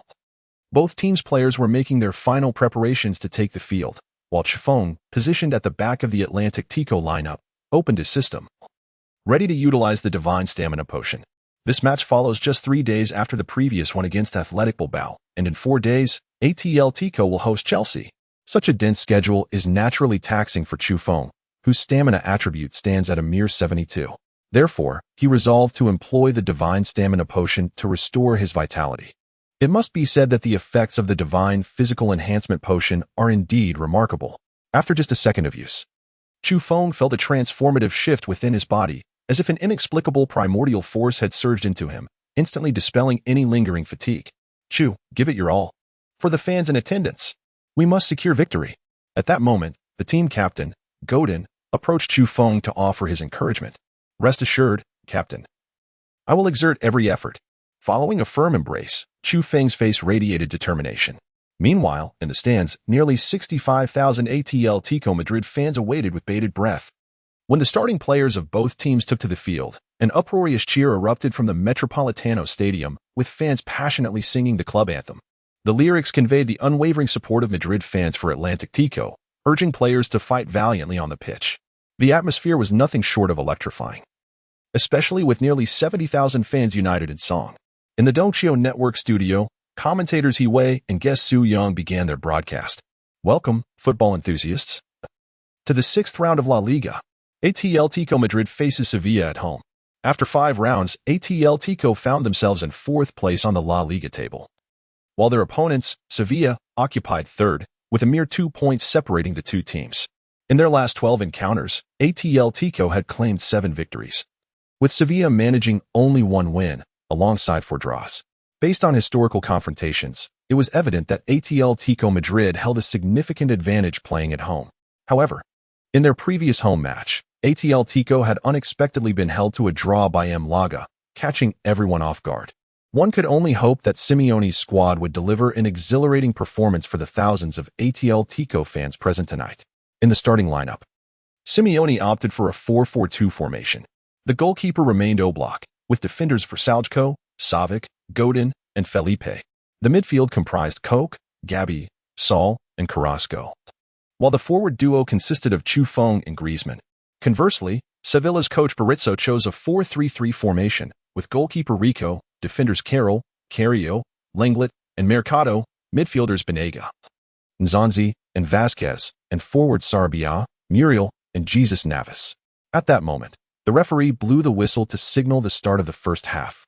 And amidst the fervent chants of nearly 70,000 Atletico fans, the match commenced. As the match commenced, Chufeng swiftly penetrated Sevilla's defensive line, engaging in a cerebral duel with the opposing defenders.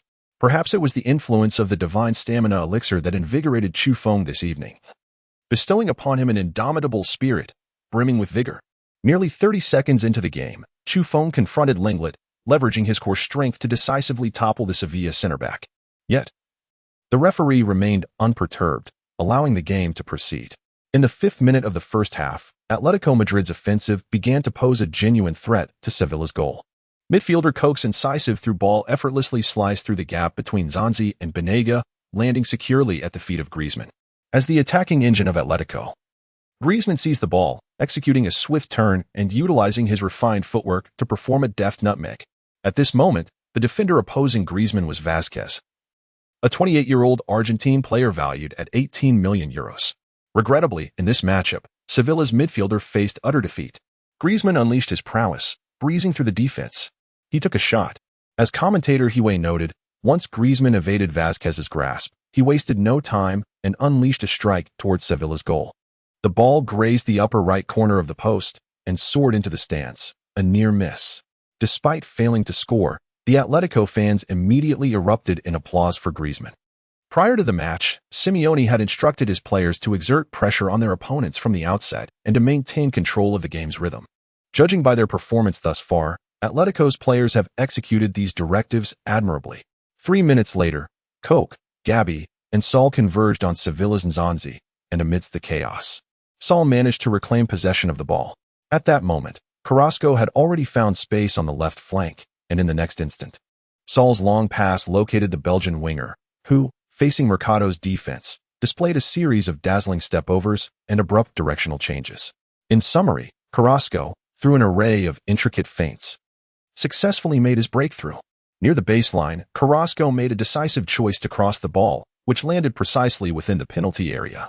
At the edge of the small box, Chufeng expertly positioned himself. As Lenglet attempted to use his body to hold Chufeng in place, striving for a favorable position, Chufeng remained steadfast, immovable as a mountain. In an instant, the ball descended upon Chufeng's head. At this moment, Chufeng summoned all his strength, resolutely carrying Langley to execute a header in the fierce aerial duel. Bang! Chapter 62, the first goal at the Metropolitano. The entire stadium erupted. Bang! Chufeng emphatically completed a powerful header. In an instant, the football, like a cannonball, sped into the net. On the goal line, Sevilla's goalkeeper Rico remained utterly unresponsive. Whoosh! The ball found its way into the net. This marked Chufeng's inaugural header since joining Atletico Madrid. More significantly, this goal represented his first at the Metropolitano Stadium. Thus, after scoring, Chufeng felt a surge of exhilaration, dashing towards the corner flag with remarkable speed, performing his signature machine gun gesture. Simultaneously, fans in the stands rose from their seats en masse. Incredible! This Asian player is destined to be Atletico Madrid's hope for the next decade. An awe-inspiring header. Sevilla's goalkeeper had no reaction at that moment. Is this the prowess of a prodigious talent? Unbelievable. Atletico is the champion. Across the field, every fan clad in Atletico Madrid attire felt genuine joy for Chufeng. His teammates swiftly rushed to embrace him in celebration. Yet, none were more elated than the head coach, Simeone. As Chufeng's header thundered into Sevilla's net, Simeone, dressed in a sleek black suit, raised his fist towards the Atletico fans, fervently chanting Chufeng's name. In the commentary hall of Dongqiu Network back in China, the header found its mark. Sevilla's goalkeeper Rico was powerless to respond. The ball instantly struck the corner of the net. 1-0. The home side, Atletico Madrid, took the lead. Chufeng netted his 7th goal in La Liga, equaling Ronaldo. Furthermore, this header was also his first goal at the Metropolitano. Now, the entire home ground of Atletico Madrid was in a state of euphoria, with everyone chanting Chufeng's name. In the corner flag area, Atletico's star player Griezmann was the first to reach Chufeng, playfully patting the back of his head. Well done, Chu. Who knew you could header too? It seems your height has its advantages. Captain Godin sprinted from the back line to the corner flag, wrapping his arms around Chufeng, excitedly exclaiming, "Keep it up, Chu. Maintain this form. We will help you secure the Pichichi trophy." Chufeng expressed his gratitude to his teammates for their well wishes. Yet he did not revel in the moment for long, as he understood that the match had only just begun. Sevilla is poised to launch a relentless offensive against Atletico Madrid in the upcoming moments. In a sense, the true battle is only just beginning. As the referee's whistle signaled the restart, Sevilla, playing away, immediately initiated their attack. On the sidelines, Coach Berizzo fervently urged his attacking players to position themselves effectively. However, following their goal, Atletico promptly opted to consolidate their defense, with all players retreating to their half to participate in the defensive effort. Simeone once again deployed his famed bus-like defense. As an exceedingly conservative coach, Simeone has always epitomized staunch defending, whether during his playing days or as a manager. His football philosophy has consistently prioritized defense. Under Simeone's reclusive tactics, Sevilla's offensive efforts encountered significant obstacles. The trio of forwards, Sarabia, Muriel, and Jess S. Navas, struggled to find any shooting opportunities in the final third. Gradually, the match reached the 30th minute. A long pass. A distant shot. Don't hesitate. Seize the chance to shoot. In the Sevilla coach's area, Berizzo's face was etched with urgency. In the first 30 minutes, Sevilla's attempts on goal were alarmingly few, with virtually no shots on target. He understood that a change was imperative. This time, Sevilla's defensive midfielder Banega received the ball near the center circle and, eschewing short passes, strictly adhered to Berizzo's tactics. With a powerful strike, the ball soared towards the flank of Atletico Madrid. Mere seconds later, Sevilla's winger Sarabia received the ball. Faced with Versalco's close marking, Sarabia swiftly executed a bicycle kick maneuver. However, the Atletico defender refrained from recklessly intervening, opting instead for a strategy of containment, leaving Sarabia with no choice but to force a cross. Inside the penalty area, the towering forward Muriel leapt into the air from the edge of the 6-yard box, striving with all his might to contest the header. Unfortunately, under the interference of Godin and Savic, Muriel was unable to make contact with the ball. Godin was the first to clear it with a header. Yet Sevilla's attack was far from over. Godin's header flew towards the edge of the penalty area, where Sevilla's midfield maestro Banega had just arrived. This Argentine international, renowned for his exquisite long-range shooting ability, would certainly not let such a prime opportunity slip away. With a thunderous strike, he unleashed a volley without letting the ball touch the ground. Instantly, the ball traced an uncanny arc through the air, heading straight for the far corner of the net. A crisp sound of the ball striking the post rang out. At that moment, the goalpost of the Metropolitano Stadium stood resolutely in favor of Atletico Madrid. What a shot! Banega's long-range effort could rightly be described as a thunderous warning. Atletico Madrid's goalkeeper Oblak has seemingly surrendered, though fortune has not favored him. Just after Hiway finished speaking, Oblak unexpectedly executed a goal kick. In an instant, the ball landed at the feet of winger Carrasco. The rapid decision to kick was prompted by Oblak's observation that Sevilla's formation was pressing forward, particularly with two central defenders encroaching upon the halfway line. This presented a splendid opportunity for Atletico to launch an offensive. Upon receiving the ball, Carrasco was immediately besieged by Vasquez, Mercado, and others. In that fleeting moment, the Belgian winger opted not to attempt a breakthrough but instead delivered a cross. Bang! The ball was deflected slightly by Sevilla's fullback Mercado, altering its trajectory. Carrasco had intended to pass directly to Griezmann within the penalty area. Yet the ball now fell to the edge of the penalty arc.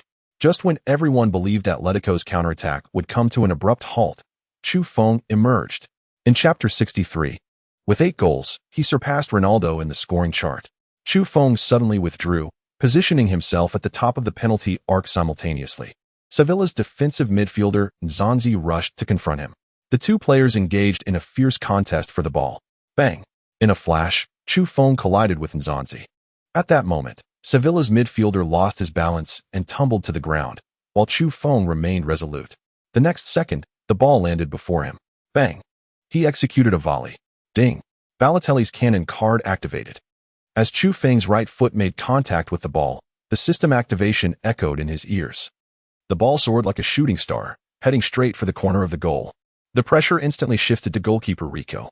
To be honest, Rico never anticipated that Chu Feng would shoot from that position. In a split second, the ball thundered into the goal's corner. Throughout, the Sevilla goalkeeper failed to react. The young lad from the eastern continent netted his second goal of the match. A volley. Rico was powerless. This marked Chu Feng's 8th goal of the season, propelling him to the top of the scoring chart, surpassing Ronaldo. The Spanish commentator's emotions were ignited by Chu Feng's goal, his voice trembling as he roared passionately. Simultaneously, over 60,000 Atletico fans in the stands raised their fists, cheering fervently.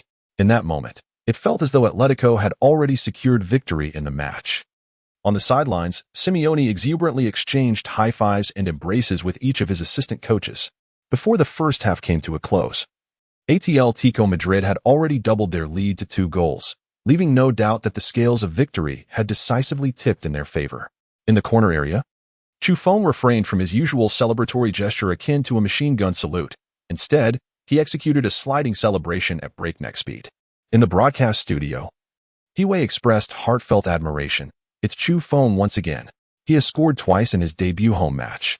Although only 7 rounds of La Liga had transpired, Chu Feng had already netted an impressive 8 goals, crafting a remarkable feat. The previously lethargic fans of Tianqiao were suddenly invigorated, their weariness dissipating upon witnessing Chu Feng's stunning volley. The barrage of comments on the screen flowed rapidly. Wow, is that even possible? Chu Feng's shot is truly exceptional. It feels like whenever Chu Feng takes a shot, it's almost guaranteed to hit the target. Sevilla's defense is utterly insignificant against Chu Feng. Who would believe that Chu Feng is only 17? His performance is simply extraordinary. He is now the top scorer in La Liga. Could he truly contend for the Golden Boot this season? Tianzhao has finally birthed a top-tier football star. Although Chu Feng may not win a World Cup, he certainly has the potential to claim the Ballon d'Or. 2 shots, 2 goals. His scoring rate is nearly 100%. On Sevilla's bench, Berizzo was utterly dumbfounded.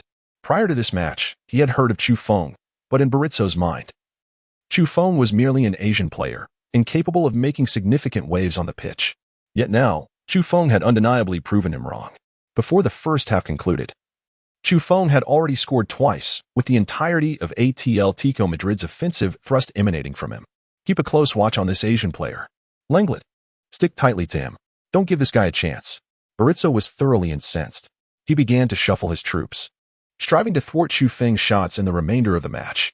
Of course, for Sevilla's players, in addition to fortifying their defense, they needed to strive to equalize before the end of the first half. Upon the restart, with a 2-goal lead and playing at home, Atletico Madrid once again set up a formidable defensive formation. In terms of effectiveness, this was undoubtedly the right choice. The Sevilla players found themselves utterly helpless against Atletico Madrid's entrenched defense. Even their hallmark possession-based play had lost its potency. Although they achieved a staggering 80% possession during this period, they failed to create a single shot on goal. Before long, the referee blew the whistle to signal the end of the first half. Thus, Atletico Madrid, playing on their home turf, temporarily took a 2-goal lead over Sevilla, thanks to the remarkable prowess of the 17-year-old prodigy, Chu Feng. Upon returning to the locker room, Simeone was understandably exhilarated. He embraced Chu Feng tightly, enthusiastically patting his shoulder. "Well done, Chu. Maintain this momentum in the second half." Turning his attention to the tactical board, Simeone excitedly addressed all the starting players of Atletico. "Our strategy for the second half is singular. Defend with all our might. If we gain a counterattack, ensure the ball is passed to Chu." In that moment, Chu Feng had undeniably become the focal point of Atletico Madrid's offensive strategy. In a distant, affluent neighborhood of Lisbon, Portugal, Mendes was also watching the match.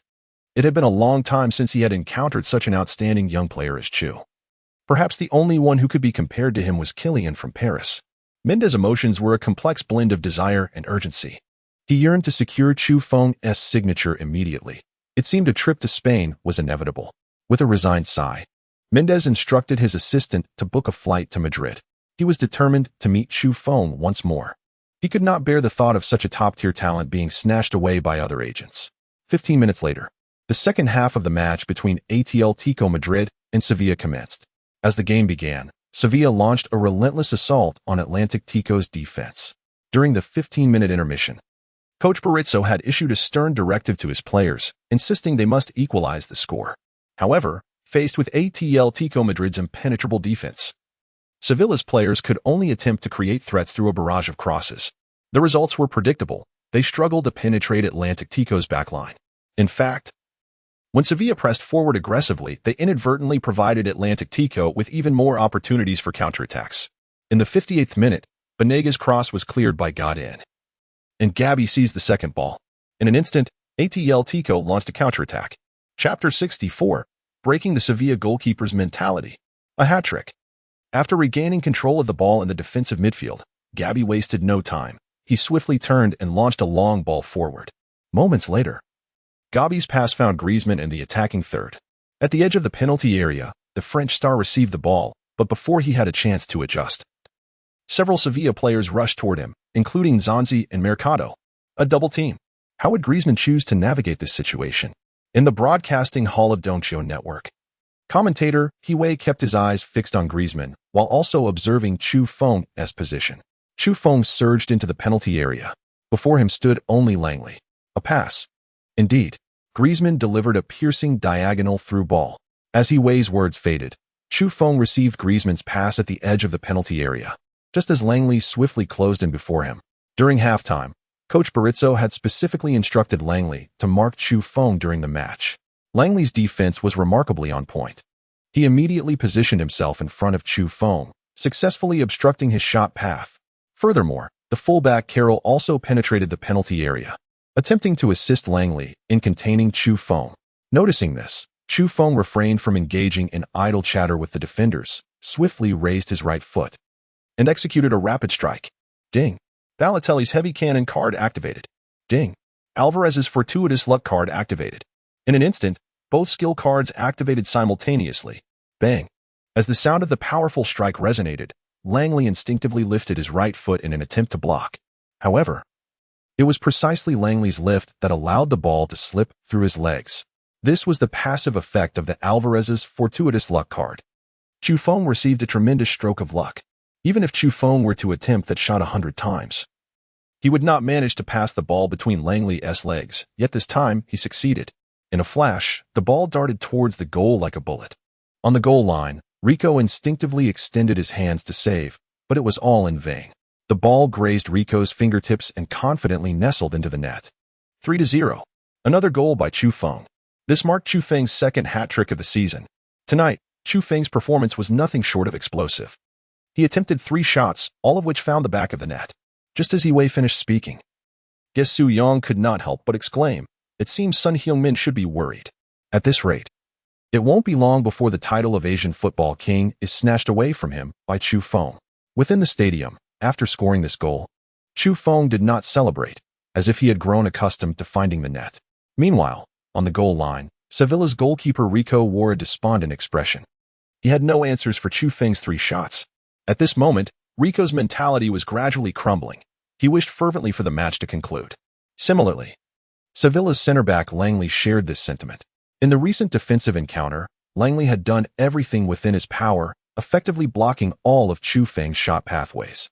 However, he never anticipated that Chu Feng's shot would slip through the narrow passage between his legs, a route that seemed almost singular. Yet, Chu Feng managed to find it. It was as if he saw the shadow of Lionel within this fellow. Langley stood frozen in place, gazing at the celebrating back of Chu Feng, reminiscent of his former teammate, Lionel Messi, during their time at Barcelona. In training sessions at Barcelona, Langley had once witnessed Messi score in a similar fashion. And after many years, he once again perceived the essence of Messi in Chu Feng. Substitutions. Sevilla made a change. Forward Ben Yedder entered the fray, replacing the rather lackluster Muriel. It appeared that Berizzo was not yet willing to concede the match. Nevertheless, Sevilla was already trailing by 3 goals. And judging by their current form, should they push forward recklessly, they would likely concede even more. Yi Wei spoke lightly into the microphone. In the 73rd minute, the newly introduced Ben Yedder showcased his attacking prowess. Although he donned the number 9 jersey, he was far from a traditional center forward. Ben Yedder preferred not to linger within the penalty area, as he stood just over 1.7 meters tall, making aerial duels almost impossible. Thus, he often roamed outside the box. On this occasion, he received a pass from Vazquez at the edge of the penalty area, turning his back to the approaching Savic. Suddenly, Ben Yedder executed a swift pivot. Given his relatively diminutive stature, his turning speed was notably quicker than the towering Savic. Bang! After turning, he unleashed a powerful shot. The execution of Ben Yedder's strike was remarkably fluid. However, regrettably, his sudden effort failed to breach Oblak's formidable defenses. Unbeknownst to all, the match had seamlessly entered the 70th minute. On the sidelines, Torres and Gaetan were already warming up, indicating that Simeone would likely make a substitution soon. Following this match, Atletico Madrid would continue to host Chelsea in the Champions League, and for Simeone, it was essential to prepare for the ensuing battle. Chu Feng glanced towards the sidelines, aware that Simeone intended to substitute him. Yet, he yearned to score. The more goals he netted, the more freedom attribute points he accumulated, thereby accelerating his growth and strength. Just then, Carrasco's breakthrough on the flank drew a foul from a defender. Atletico was awarded a set piece near the sideline. This would be Chu Feng's final opportunity to strike in the match. Anur, just watch my position. Pass me the ball. To seize the chance for a goal. Chu Feng called out to Griezmann, who was about to take the free kick. Griezmann gave a slight nod towards Chu Feng and then slowly approached the penalty spot. With a sharp whistle from the referee, Griezmann raised his right hand and swiftly passed the ball with his left foot. At that moment, players from both Atletico Madrid and Sevilla surged into the penalty area, leaving only Chu Feng standing at the edge of the penalty arc with his hands on his hips. Chapter 65. A magnificent quadruple. Praise from the opposing coach. Griezmann's pass did not soar into Sevilla's penalty area but instead veered towards the top of the arc. This was undoubtedly unexpected for everyone. Inside the box, both Atletico and Sevilla players were momentarily stunned. Just then, Chufeng, lurking at the top of the penalty arc, raised his right foot with remarkable speed. The instant the ball landed before him, he unleashed a thunderous shot. Boom. In an instant, the ball rocketed like a heavy cannonball, whizzing over the heads of the defenders, aiming straight for the far corner of the Sevilla goal. On the goal line, goalkeeper Rico, although he heard the sound of the shot, was obstructed by numerous defenders, rendering him unable to see the ball's trajectory. By the time the ball appeared before Rico, it was evident that he had no time to react. Swish. The ball struck the net. The score was swiftly revised to 4-0. Chufeng achieved his first career quadruple.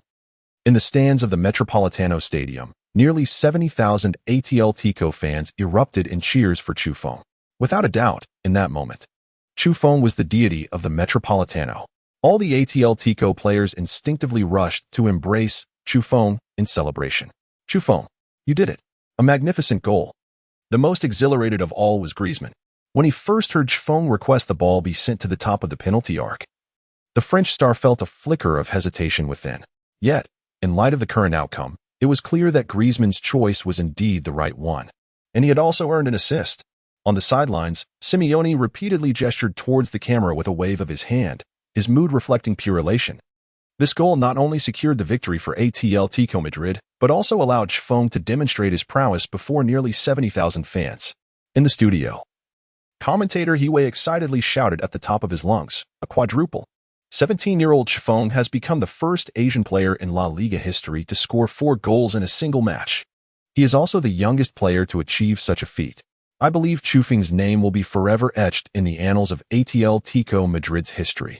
Tonight, Chufeng proved to the world that players from our nation can indeed establish themselves in La Liga and become the unequivocal star of a prestigious team. On the barrage, fans from the Celestial Empire expressed their immense pride in Chufeng. What a magnificent long-range shot reminiscent of Zidane's celestial strike. Who else? Keep criticizing, little black fans. Tonight, Sevilla's entire defense was dismantled single-handedly by Chufeng, a genius star, the future Ballon d'Or winner. It's settled. We are in the top 3. Atletico Madrid is coming. Scoring 4 goals in a single match, surely even Son Heung-min cannot achieve that. Leading the La Liga scoring chart, surpassing Ronaldo and Messi. This performance is truly extraordinary. Shortly after Chufeng's goal, Simeone made a substitution, bringing on Torres for Chufeng. As Chufeng made his way to the sidelines, the stands of the Metropolitano Stadium erupted with thunderous cheers and applause. In that moment, Chufeng's name resonated throughout the stadium. Chu, you played exceptionally well. I am proud of you. As Chufeng reached the sidelines, he and Torres embraced tightly, a moment captured by numerous media cameras. Chufeng felt a deep sense of gratitude towards Torres, for it was through competing alongside him that he had ascended to Chelsea's first team. Bolstered by the fusion of Torres' star card. Upon reaching the substitutes bench, head coach Simeone was the first to rush over and embrace Chufeng. Chu, rest well and aim to carry this form into the next Champions League match. I believe in you. Undoubtedly. The Atletico Madrid coach had already regarded Chufeng as the team's secret weapon, which was precisely why he opted to substitute him. 4 days later, Atletico Madrid was set to host Chelsea in the second round of the group stage at the Metropolitano Stadium. Whether they could emerge as group leaders hinged on the outcome of this match against the English powerhouse. Thus, for Coach Simeone, it was imperative to withdraw key players early to conserve energy. However, unbeknownst to Simeone, after utilizing the divine energy potion, Chufeng's stamina had significantly increased. He felt invigorated, his legs brimming with strength, utterly devoid of fatigue. Minutes later, the referee blew the final whistle, sealing the score at 4-0. The home team, Atletico Madrid, triumphed effortlessly over Sevilla, thanks to Chufeng's remarkable 4-goal performance. Post-match, Chufeng was undoubtedly awarded the title of Best Player. In the interview area, he received the single-match MVP trophy from La Liga officials, and, having scored more than 3 goals, he was also permitted to take the match ball home. Chufeng, the youngest player to achieve a remarkable quadruple in La Liga, was interviewed by journalist Ma Fanshu from Dongqiu Network. I feel quite well, he simply replied. For me, the quantity of goals is not what matters most. I place greater importance on whether the team can secure victory. Without the support of my teammates, I could not have achieved such a feat. I am grateful to the team. Chufeng, having been reborn, demonstrates considerable emotional intelligence. Despite his extraordinary performance in this match, he consistently emphasizes that Atletico Madrid is a collective effort. As the team prepares to face Sevilla at home next, asked whether he believes they can triumph, Chu Feng responded almost instinctively, "Of course, we are on the right path. I am confident that Atletico can defend the honor of our home ground." Meanwhile, at the post-match press conference, Sevilla's head coach Berizzo was thoroughly impressed by Chu Feng's performance. With a somber tone, he addressed the reporters. "We have been defeated by a mere 17-year-old. I believe it will not be long before the current rivalry transforms from a duel of two into a triad." Chu Feng possesses the capability to achieve that. Chapter 66. The media's frantic praise for Chu Feng. Chelsea approaches. The 17-year-old once again delivers a magical performance. His quadruple secures a triumphant home opener for Atletico. Marca, Atletico demolishes Sevilla at home with a 4-goal blitz. The forward from the Eastern lands conquers Sevilla with a stunning quadruple. World Sports, the youngest player in La Liga history to score a quadruple. 17-year-old Chu Feng shines at the Metropolitano Stadium. Spanish 6. Chu Feng surpasses Ronaldo with 10 goals, ascending to the top of the La Liga scoring charts. Daily Sports. This prodigious talent, nurtured by Simeone, is gradually captivating La Liga. With 10 goals in the first 6 rounds, the mysterious Eastern force sweeps across the Iberian Peninsula. Undoubtedly, following this match, Chu Feng's name became a hot topic among the Spanish media. That very evening, the sales of his number 18 jersey surged past 500,000. Making it the best-selling jersey in Atletico's flagship store. Additionally, his personal social media following skyrocketed to 800,000 overnight. It can be said that after this match, Chu Feng's name became known to nearly every Spanish football fan. However, for Chu Feng, this notoriety held little significance. Upon returning to his player apartment, he did not seek out news about himself. Instead, he opened the system to allocate points. Having scored 4 goals in this match, he earned 4 points in free attributes post-game.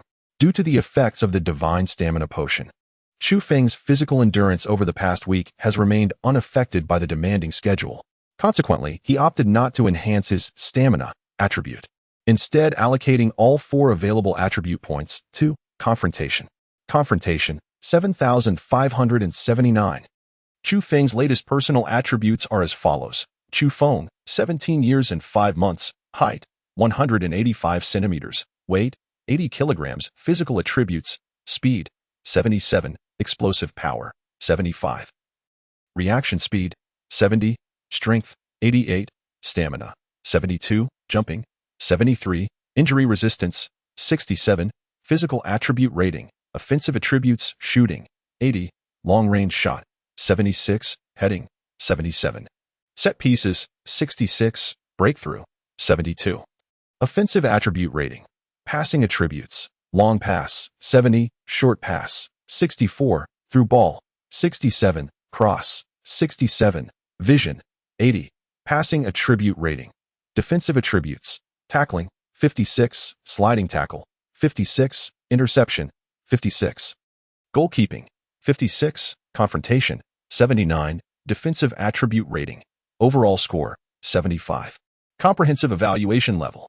Star skills, Alvarez's lucky card. Balotelli's heavy artillery card. Available attribute points, 0, equipment, 0. The overall score remains at 75, with no changes. However, the confrontation attribute has reached 79, a respectable level in La Liga. Yet, it still falls short of Chu Feng's ideal value, prompting him to activate his divine training ground for additional training and confrontation attributes. The following day, originally designated as a rest day, was altered as Atletico Madrid was set to face Chelsea in a fierce battle. As a result, Simeone canceled the day off, proceeding with regular training.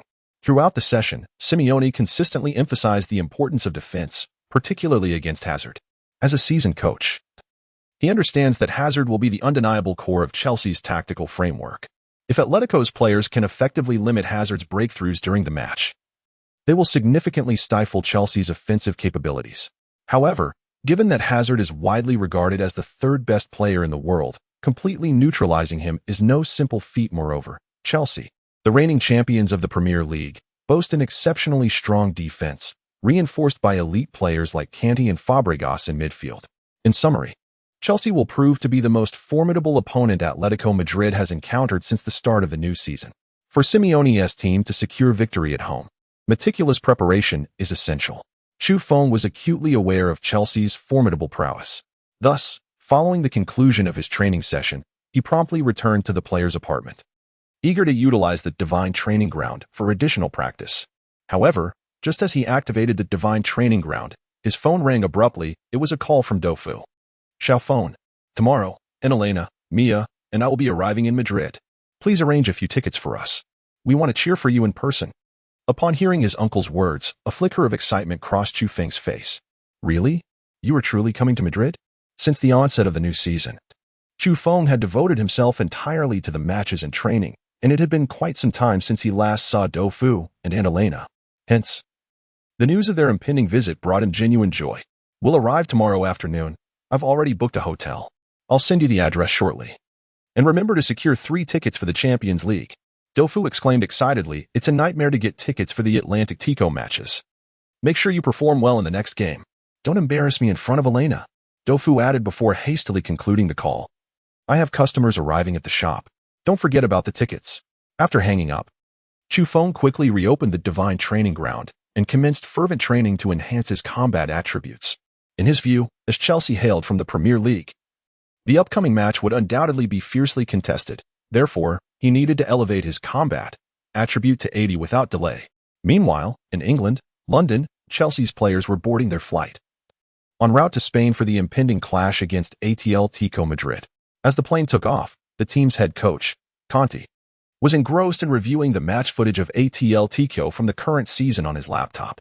Despite Chelsea's superiority in terms of strength and market value, the gap between the two teams was not insurmountable. Conte was well aware that this away trip would not be a smooth sail. The number 18 player on Atletico's front line has been in excellent form recently. We need to keep a close watch on him, Conte remarked to his assistant coach. This lad has netted 10 goals in La Liga, surpassing even Ronaldo in scoring efficiency. We must remain vigilant. Chapter 67, Conte's Strategy. A new celebration gesture. The next day, following the conclusion of training, Chu Feng promptly made his way to a hotel in downtown Madrid. There, Dofu and Elena were eagerly awaiting his arrival at the entrance, accompanied by Elena's daughter, Mia. Xiao Feng. Over here. Dofu's face lit up with a look of pride as he rushed to embrace Chu Feng tightly. So, Xiao Feng, did you manage to secure the tickets? Chu Feng had initially anticipated that Dofu would share some profoundly moving words with him. To his surprise, the first utterance was about tickets. I've got them. 3 box tickets.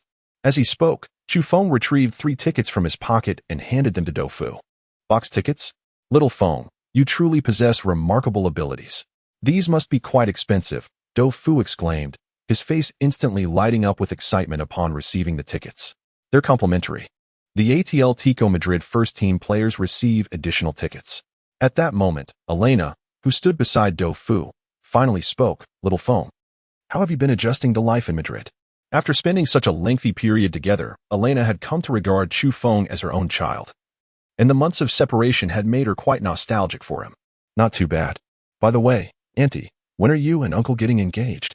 Before Chu Feng could finish, Dofu rushed to him, firmly covering his mouth. Don't bring up what shouldn't be mentioned. You, be quiet. As Dofu and Chu Feng playfully tussled, Elena's face turned as red as an apple. Just then, Mia suddenly dashed in front of Chu Feng, retrieving an Atletico Madrid jersey with the number 18 from her backpack. Handing it to him, she exclaimed, Great star, quickly sign this for me. I told my classmates you're my brother, and they don't believe it. Afterward, Mia pulled out her phone and insisted on taking a selfie with Chu Feng. Chu Feng, if you score tomorrow, could you please choose a different celebration? The machine gun gesture is just too cringeworthy. Upon hearing his much-anticipated celebration mocked, Chu Feng's expression soured. He coldly replied to Mia, Then tell me, what gesture would be better? A heart sign. Mia demonstrated the heart gesture for him. After watching, Chu Feng shook his head repeatedly, resolutely rejecting it. I am a dignified man, and you expect me to perform such a gesture? Absolutely not. Mia, feeling somewhat aggrieved, responded. I already told my classmates. You will definitely do the heart sign after scoring. If you don't, I will be ridiculed. Please, Chu Feng. With a resigned sigh, Chu Feng conceded to Mia's request. After a brief exchange, he extended an invitation to Dofu, Elena, and Mia to join him for dinner at an upscale restaurant. Although Chu Feng's salary wasn't particularly high, his goal bonuses were quite substantial. He earned €50,000 for each goal scored, so he had a bit of money to spare. Meanwhile, in the press conference hall at the Metropolitano Stadium, Chelsea's head coach Conte and player representative Hazard had already arrived. Coach Conte, which player from Atletico Madrid do you believe poses the greatest threat to Chelsea's goal? A reporter from Madrid Sports was the first to direct a question towards Conte. Antoine Griezmann and Yannick Carrasco will be our primary focus, Conte continued. In addition to these two, I have also observed that Atletico's number 18 forward has been in exceptional form recently. However, considering he is only 17, Chelsea will not place excessive pressure on this young talent. Upon finishing this statement, a cacophony of murmurs erupted from the reporters present. Mr. Conte, I would like to remind you that this 17-year-old has already scored 10 goals in La Liga, surpassing both Messi and Ronaldo on the scoring chart. A journalist from Marca interjected. A faint smile appeared on Conte's face as he confidently replied, if I am not mistaken, only 6 rounds of La Liga have been played. The statistics are not yet definitive. I firmly believe that after 30 rounds, the top scorer will undoubtedly be either Messi or Ronaldo. In summary, the Chelsea manager's remarks at the press conference exuded confidence, entirely disregarding the potential of the young player, which inadvertently stirred discontent among the Madrid media. Furthermore, Chelsea's star player Eden Hazard also shared his perspective on the forthcoming match. Our sole purpose in Madrid is to secure a victory and 3 points. I am aware that Coach Simeone prefers a defensive approach, but unfortunately for him, Chelsea is least intimidated by a compact defense. We will breach Atletico's impenetrable fortress. In no time, the responses from Conte and Hazard during the press conference were eagerly reported by numerous Spanish media outlets. Pre-match press conference. Conte claims he will not specifically target Chufong. This 17-year-old poses no threat to Chelsea's goal. Marca, the pride of Italy. Chelsea's manager dismisses Chufong. Claims this young talent is merely a fleeting phenomenon. Daily Sports. Conte and Hazard exude confidence in defeating Atletico. Bold declarations before the match. Once these reports were released, they undeniably ignited the fury of Atletico supporters. On various fan forums, Atletico fans began to hurl insults and mock Conte. Moreover, the Italian manager's pre-match comments had reached the ears of Atletico players. However, this was a deliberate tactic by Conte, designed to convey the impression that Chelsea would not closely monitor Chufong. In truth, the Chelsea manager's tactical preparations were primarily focused on neutralizing Chufong's impact during the match. To ensure Chufong's performance was thoroughly contained, Conte even designated a specific player to mark him. The intention behind his remarks at the press conference was ultimately to surprise Chufong. By the time Chufong returned to the player's apartment, it was already 8 o'clock in the evening. His phone already contained numerous reposts of Conte's pre-match remarks. However, for Chufong, such matters held little significance. Instead, he lay in repose, quietly accessing the God-tier forward training ground to commence his training. Chapter 68, Champions League Single Match Task Update. The following day, match day. At 4 o'clock in the afternoon, Atletico Madrid's bus slowly approached the Metropolitano Stadium. The players donned headphones, immersing themselves in music to maintain a relatively tranquil state of mind. In contrast, Chufong kept his eyes closed, diligently continuing his additional training in the God-tier forward training ground. At long last, as the bus was about to reach the stadium's parking area, Chufong's confrontation attribute successfully soared to 80. Target value, confrontation 80.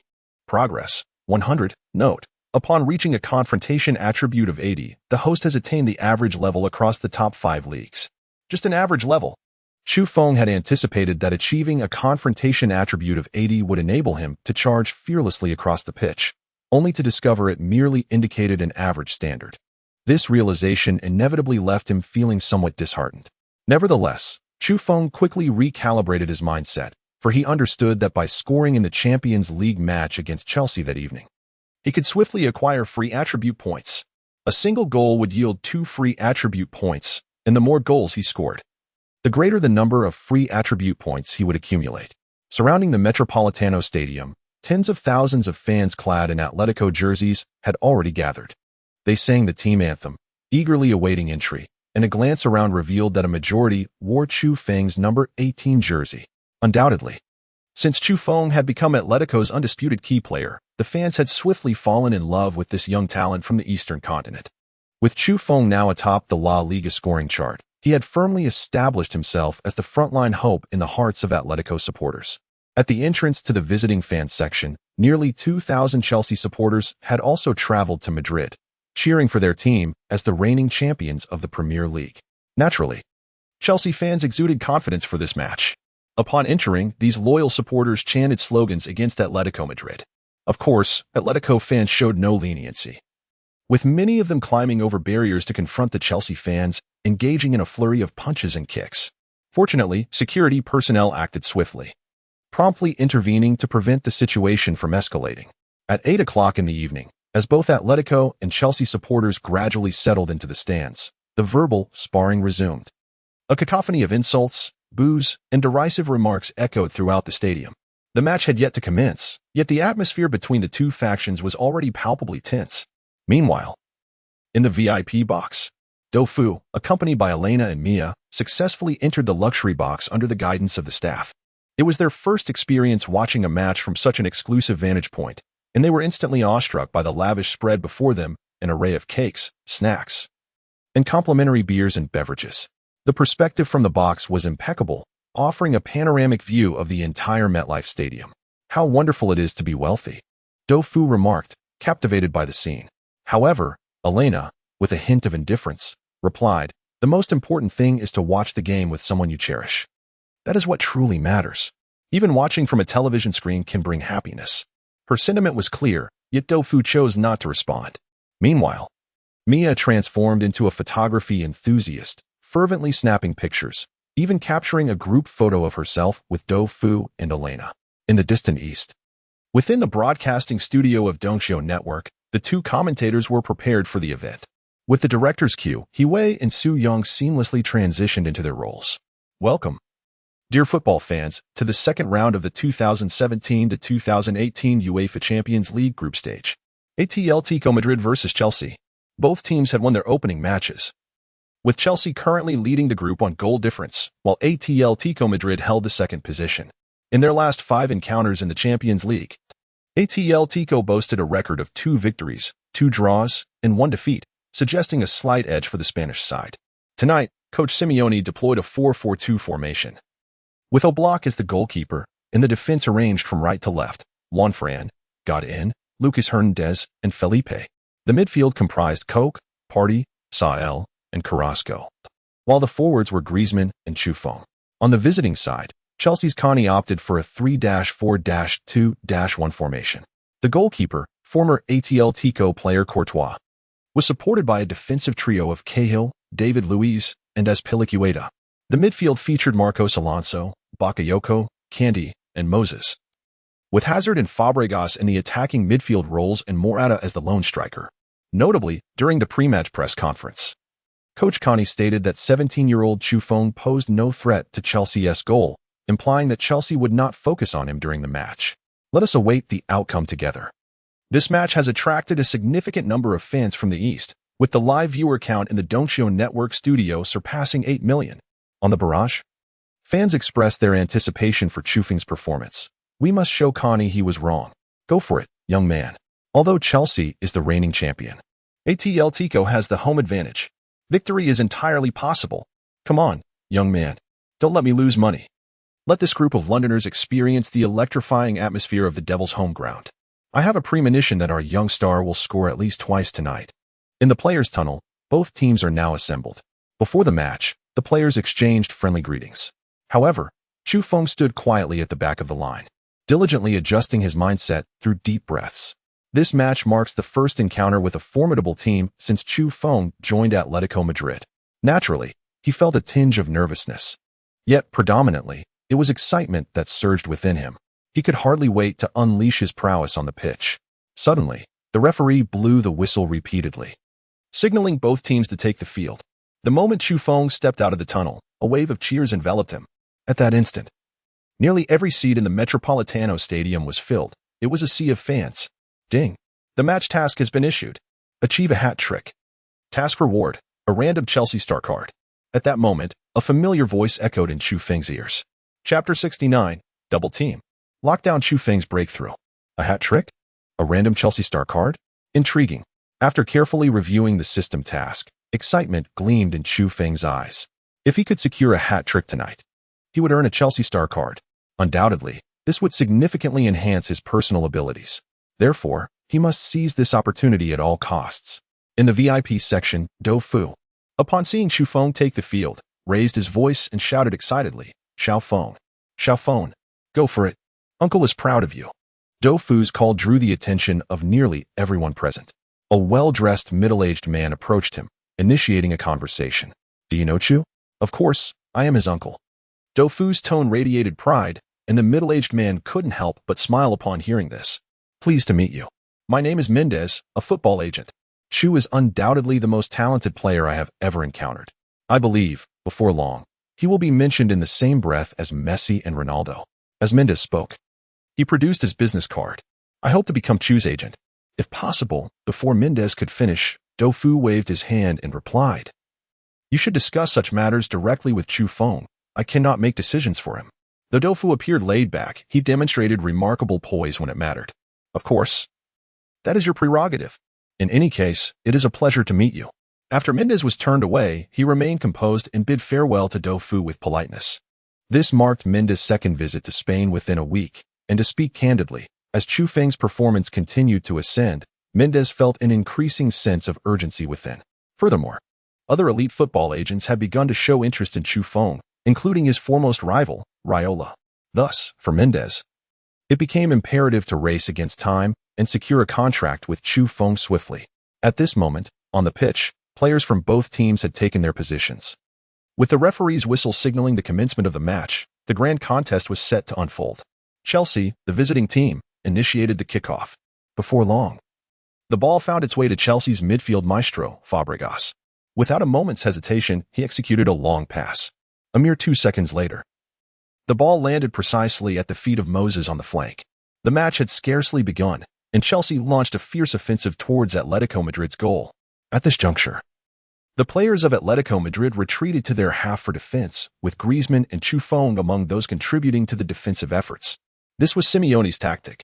First, they would park the bus, then wait for an opportunity to counterattack.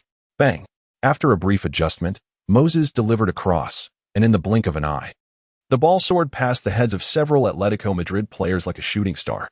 In the small penalty area, Morata had already leapt into the air. Amidst the challenge from 2 Atletico defenders, Morata exerted every ounce of strength to seize the first touch. Thud! He headed the ball powerfully toward the goal, but regrettably, this attempt did not breach Oblak's steadfast defense. On the goal line, the Atletico goalkeeper securely cradled the ball. Bang! Immediately thereafter, an opportunity for Atletico's counterattack arose. Oblak swiftly executed a hand throw, launching the ball forward. Just as the ball crossed the halfway line, Chu Feng intercepted it. In an instant, the stands of the Metropolitano Stadium erupted with deafening cheers. Over 60,000 fans simultaneously chanted Chu Feng's name. However, Chu Feng found himself with no space to maneuver. Marcos Alonso and the defensive midfielder Kanté swiftly closed in, effectively blocking his path to advance. A double team. Prior to this match, Coach Kanté had stated that his team would not focus heavily on marking Chu Feng, yet the current situation suggested that this was merely a smokescreen. In the studio, commentator Hiwei could not refrain from expressing his disbelief. Upon witnessing this scene, Chu Feng's countenance displayed an air of calmness. He refrained from recklessly attempting to break through.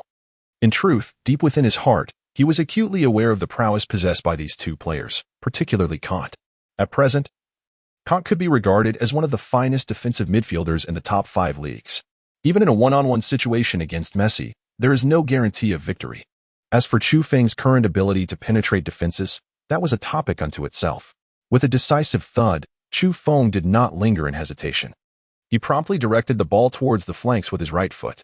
Suddenly, Atletico Madrid's winger Carrasco received the ball. On the left side, this Belgian winger faced Moses' defense and executed a stylish nutmeg, instantly completing his breakthrough. A gap had emerged in Chelsea's localized defense. At the edge of the penalty area, Griezmann had found space, yet Carrasco chose not to pass, instead opting to continue his forceful advance down the left flank. He soon encountered Azpilicueta, who wasted no words and launched a direct, flying tackle, taking both player and ball down in one fell swoop. The referee immediately blew the whistle for the foul. Yet the Atletico Madrid supporters were left discontented, as no yellow card was issued to Azpilicueta. Commentator Hiwei could not contain his critique. No card? The referee has chosen to show leniency towards Azpilicueta. To be candid, Azpilicueta's foul was certainly worthy of a yellow card. Under a more stringent referee, a red card might even have been warranted. However, this time, the referee remained unyielding. On the sidelines, Atletico's coach Simeone swiftly approached the fourth official, fervently voicing his discontent. Alas, his protests bore no fruit, and the referee issued him a yellow card for his outburst. On the pitch, Griezmann stood poised at the penalty spot, with defenders such as Godin and Lucas Hernandez already in position within the box. Buffon awaited his opportunity at the top of the penalty area. Suddenly, the ball was directed towards the edge of the penalty area. Clearly, Griezmann aimed to replicate his previous goal against Sevilla. As the ball settled at the edge of the area, Buffon raised his right foot. However, at the very moment he was about to unleash his shot, a player clad in Chelsea's colors unexpectedly appeared before him, executing a clearance with his head just before Buffon could strike. That player was none other than Chelsea's tenacious defensive midfielder, Kant. This pivotal defense exemplifies why Kant is hailed as the premier defensive midfielder in the Premier League. He consistently finds himself in the right place at the right time. As Hiway's voice faded, Chelsea's players once again seized control of the ball, with none other than the illustrious Fabregas receiving it. This signified the emergence of a counterattack opportunity for Chelsea. Ever since Mourinho took the helm as Chelsea's manager, the ethos of rapid counterattacks has been ingrained within the club. In this instance, upon receiving the ball, Fabregas immediately showcased his exceptional passing prowess. With a resounding thump, his right foot executed a long pass that sent the ball soaring forward in an instant. On the left flank, Chelsea's star player Hazard successfully intercepted the ball. In the stands occupied by away fans, over 2,000 devoted Chelsea supporters erupted into ecstatic screams. These away fans were acutely aware that once Hazard received the ball on the flank, he possessed the capability to exert significant pressure on the opponent's goal. And indeed, it was true. The moment Hazard received the ball, he surged towards the Atletico Madrid goal with remarkable speed. However, the defending players were already in position. The first to confront Hazard was Juan Fran, closely followed by Koch, who was also charging towards him. Faced with a double team, Hazard had the option to swiftly pass the ball into the penalty area. Chelsea's towering striker Morata had already surged into the vicinity of the 12-yard spot. Yet, upon noticing the interference from Atletico's defenders surrounding Morata, Hazard decisively opted against the pass. For a player of Hazard's caliber, confidence in his individual abilities was paramount. As expected, with a deft touch of his left foot, he maneuvered the ball past Juan Fran and Koch's defensive gap. A breakthrough. Truly, the Premier League's foremost dribbler. Hazard offered no opportunities for Atletico's defenders. In the commentary booth, witnessing this display, Hiway exclaimed with fervor, "Atletico Madrid's defense has completely collapsed at this moment." Both Juan Fran and Koch had lost their positions in this defensive effort.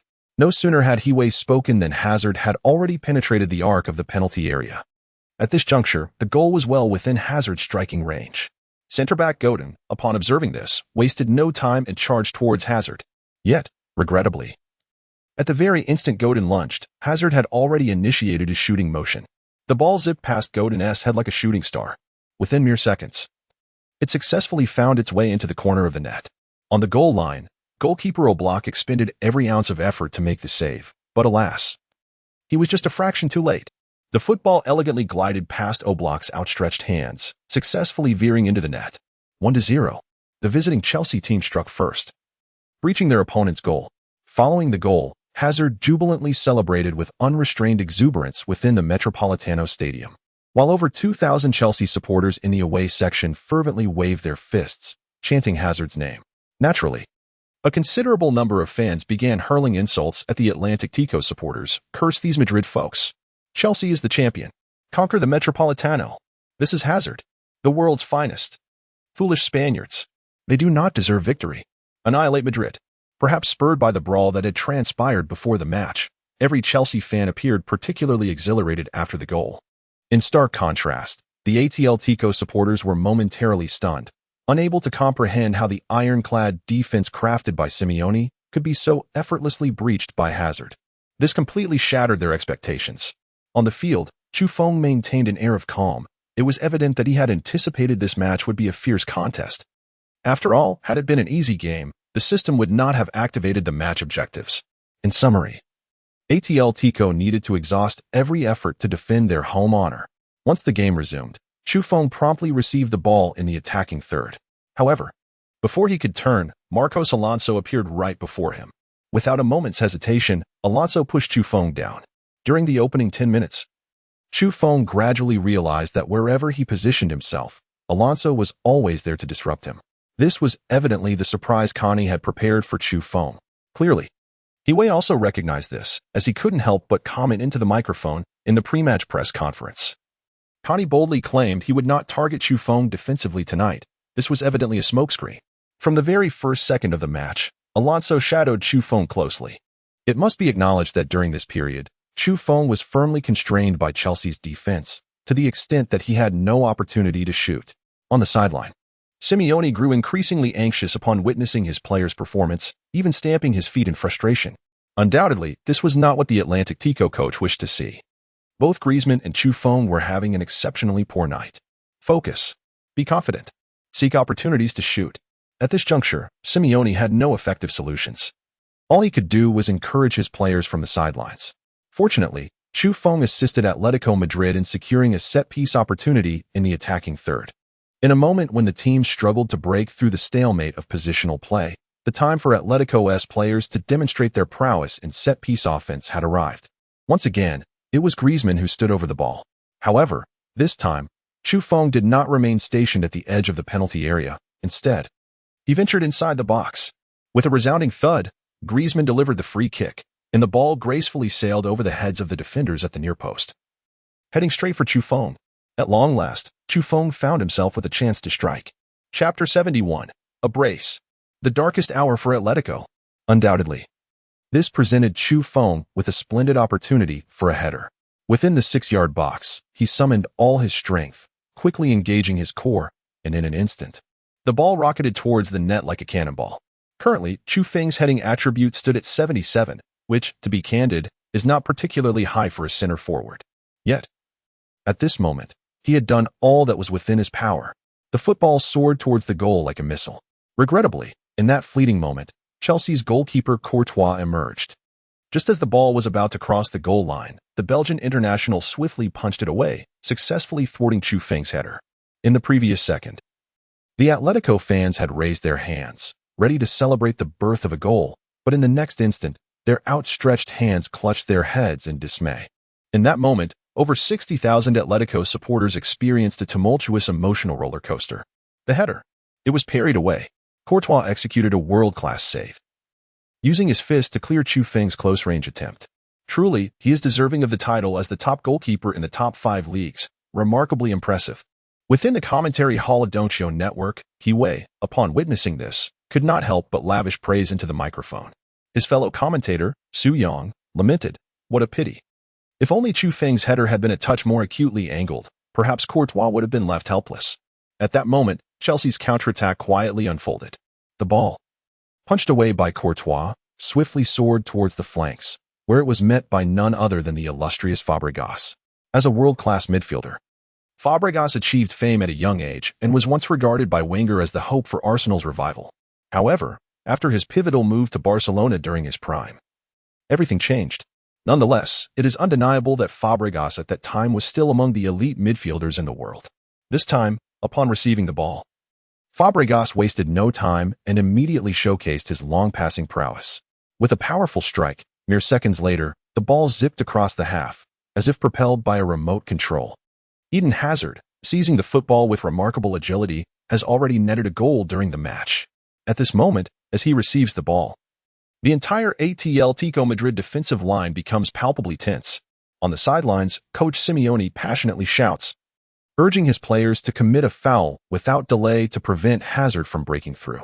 He is acutely aware of Hazard's formidable dribbling prowess. In his eyes, should Hazard penetrate into the vicinity of the penalty area, he could very well unleash another long-range shot to breach Oblak's defenses. In an attempt to mitigate the threat, Simeone instructs his players to adopt a tactical approach of fouling. Swiftly, the first to confront Hazard is Atletico's right back, Juan Fran, accompanied by the midfield stalwart, Partey. However, before these defenders can even interfere, Hazard transforms into a blue flash, darting past them with blinding speed. Within mere seconds, utilizing a series of feints, he effortlessly glides by both defenders, leaving them with no opportunity to foul him. In an instant, Hazard charges into the arc at the top of the penalty area. Glancing up to assess Oblak's positioning, he swiftly prepares to unleash a shot with his right foot.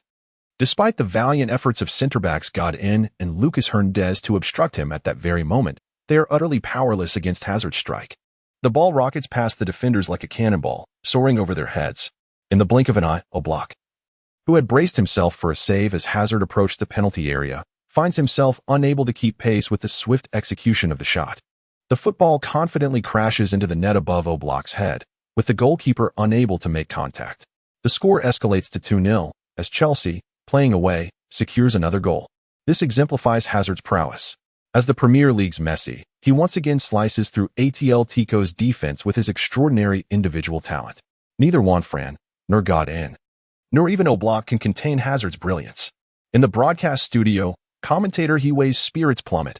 Honestly, he had anticipated a challenging match before it commenced, foreseeing that Atletico would likely struggle against Chelsea. Yet, the current score reveals Atletico trailing by 2 goals. Unseen pressure now weighs heavily on Chelsea's players. Meanwhile, millions of fans from the homeland express their concern for Atletico in the comments, urging them on. Come on, Atletico, give it your all. Chelsea undeniably lives up to its title as Premier League champions, showcasing an impressive offensive prowess. It feels as though Hazard's individual skills can now be likened to those of Messi and Ronaldo. Atletico Madrid seems to have been rendered completely powerless. Chelsea's counterattacks are remarkably precise. As for securing first place in the group, that seems unattainable. Striving for a top 2 finish is the realistic goal. It is quite evident that Conte, despite his pre-match assertion of not specifically targeting Chu Fong, sent a dedicated defender to mark him during the game. At this moment, the camera unexpectedly focused on Simeone, the head coach of Atletico Madrid, whose expression displayed a hint of resignation. Clearly, the entire first half of the match had unfolded far beyond Simeone's expectations. Particularly, his pride in the defensive line was shattered by Hazard's overwhelming performance. In the VIP box, Mia felt a surge of anxiety after Atletico conceded 2 goals, fervently cheering, "Come on, brother Chu Fong. I believe in you," she silently prayed. While her companion Do Fu maintained a serious demeanor. Elena, standing beside him, immediately offered reassurance. There is still plenty of time left in the match. I am certain Xiaofeng will seize an opportunity. Do Fu nodded, responding with unwavering conviction, "Of course, I have always believed in that little rascal. Atletico will achieve victory." The match progressed. In the stands of the Metropolitano Stadium, over 60,000 die-hard Atletico fans once again sang the team anthem, demonstrating their unwavering support alongside the players on the field, refusing to concede defeat. Chapter 72. Alvarez's luck turns around. An opportunity arises. For Atletico, the only path forward was to launch an offensive. Thus, after the kickoff, Atletico's players surged into Chelsea's half, initiating a siege. Meanwhile, Chelsea, holding a 2-goal lead, adopted a defensive strategy, retreating all their attacking players to fortify their half. For them, a 2-goal advantage was sufficient to secure victory that evening. Consequently, Chelsea's sole objective was to maintain this lead until the final whistle. Conte's team established a formidable defensive formation. As is well known, as an Italian coach, Conte has instilled deep-rooted Italian defensive principles into Chelsea. Now, Atletico's offensive efforts would face a significant challenge. In the commentary room, commentator Hiway expressed skepticism regarding Atletico's ability to penetrate Chelsea's defense. After all, in the first 30 minutes, Atletico's attacking attempts were exceedingly sparse, with only Chu Feng's header posing a threat to Courtois. By the 38th minute, Carrasco received a long pass from Koch on the wing, indicating that Atletico's offensive focus was increasingly shifting towards the flanks. Both strikers, whether it be Chu Feng or Griezmann, were effectively neutralized by their opponents, compelling the team to rely more on the prowess of their wingers. However, once all Chelsea players retreated to their half, the opportunities for Carrasco to break through on the flanks became exceedingly scarce. Azpilicueta and Kant, Chelsea's defensive stalwarts, acted as Carrasco's steadfast allies. Just as Carrasco attempted to initiate a breakthrough, these 2 players swiftly closed in on him. Carrasco endeavored to maneuver past Kant using a nutmeg. Yet his intentions were swiftly discerned by Kant. With a timely intervention, Kant successfully intercepted the ball from Carrasco. In an instant, possession was regained by the Chelsea players. On the stands occupied by the visiting fans, over 2,000 jubilant Chelsea supporters began to roar with excitement. Undoubtedly, at that moment, The Chelsea fans sensed an opportunity for a counterattack. True to form, after intercepting the ball, Kant promptly nudged it with his right foot, sending it to Fabregas. Thud. The Chelsea offensive linchpin immediately delivered a long pass. In the blink of an eye, the ball found its way to Morata. Another counterattack opportunity for Chelsea emerged amidst the cheers of the over 2,000 fans. Upon receiving the ball, Morata surged forward with fervor, charging like a meteor towards the opponent's penalty area. However, Atletico's two center-backs maintained their focus in an instant. Both got in, and Lucas Hernandez rushed to confront Morata. These two Atletico defenders, employing tight marking, effectively stymied the attacking advance. Ultimately, Godin cleared the ball with a powerful kick. Upon witnessing this, the Atletico supporters finally exhaled a sigh of relief. In the broadcast studio, Iwe could not help but exclaim, "Chelsea's counterattacks are exceedingly sharp. Had the player receiving the ball been Hazard instead of Morata, the score might have already been altered to 3-0. Another commentator, Su Yang, shared a similar pessimism for Atletico, remarking, "It seems merely a matter of time before Atletico succumbs to defeat. Chelsea's performance tonight is a clear demonstration of dominance.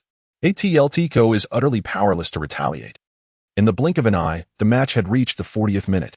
As the first half drew to a close, it was evident that the Atletico players were beginning to exhibit signs of impatience. Chiffon, who had not made a significant impact, also started to retreat into the midfield. Within the penalty area, Chiffon found himself surrounded almost entirely by Chelsea defenders, and he lacked notable aerial prowess. Whether facing Gary Cahill or David Luiz, Chiffon had no advantage in the battle for high balls. For Chiffon, the optimal strategy was to maintain a considerable distance from the penalty area, primarily positioning himself at the arc of the box to receive the ball. In the 42nd minute of the match, Oblak executed a quick throw to the flanks, reaching Carrasco. However, just as Carrasco controlled the ball, two defenders, including Kant, swiftly closed in. After several encounters, Carrasco had developed a clear understanding of Kant's defensive prowess. He was acutely aware that, given his current capabilities, breaching Kant's defense would prove to be quite challenging. Therefore, without a moment's hesitation, Carrasco delivered a long pass into the penalty area upon receiving the ball. Unfortunately, Kant intervened, causing the ball to veer off course and land at the top of the box instead. Fortuitously, it was Chiffon who awaited at that precise location. At the top of the penalty area, as Chiffon skillfully brought the ball to a halt with his right foot, the previously hushed Metropolitano Stadium erupted into fervent cheers. Undoubtedly, at that moment, over 60,000 Atletico Madrid fans yearned for Chiffon to conjure a miracle. It was well known that in previous matches, whenever Atletico found themselves in dire straits, Chiffon always rose to resolve the predicament. Thus, the supporters anticipated that he would once again assume the role of savior. Seal him off. Do not grant this Asian player an opportunity to strike. Quickly. In the Chelsea coaching area, Coach Conte visibly exhibited signs of anxiety upon witnessing this development. Prior to the match, he had meticulously reviewed all of Chifeng's game footage from the season, fully aware that allowing him to receive the ball in such a position could lead to dire consequences. True to his concerns, as Chiffon received the ball, Marcos Alonso rushed forward to confront him, with Kant also sprinting towards him. In an instant, Chelsea implemented a double-team strategy. Nevertheless, Chiffon did not falter in his advance. Faced with Alonso's defense, he opted for a forceful breakthrough. Ding! Alvarez's luck card activated. Just as Chiffon was about to engage in physical confrontation with Marcos Alonso, the familiar sound of the system echoed in his ears. At last, Chiffon successfully activated the star skill card. Chapter 73. Goal. Balotelli's powerful strike. Power 10. Breakthrough 20, shooting 20. With the activation of Alvarez's luck card, all three of Chifeng's attributes received varying degrees of enhancement. This undoubtedly bolstered his confidence. As Chelsea's defensive stalwart Marcos Alonso surged towards Chiffon, the latter instinctively flicked the ball with his right foot, allowing it to miraculously glide through the space between Alonso's legs, an exquisite nutmeg.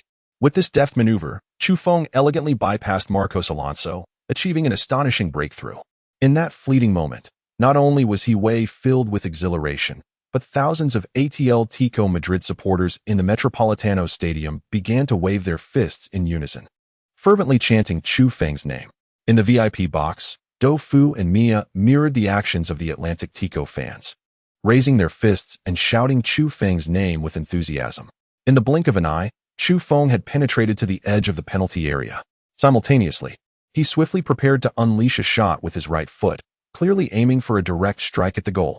Observing this, Chelsea's central defender David Luiz dared not hesitate for even a moment, rushing forward to confront Chu Feng. In that instant, Luiz had already resolved to commit a foul rather than allow Chu Feng a clear shot. However, just as David Luiz charged towards him, the prodigious talent of Atletico had already executed a shooting motion. Bang!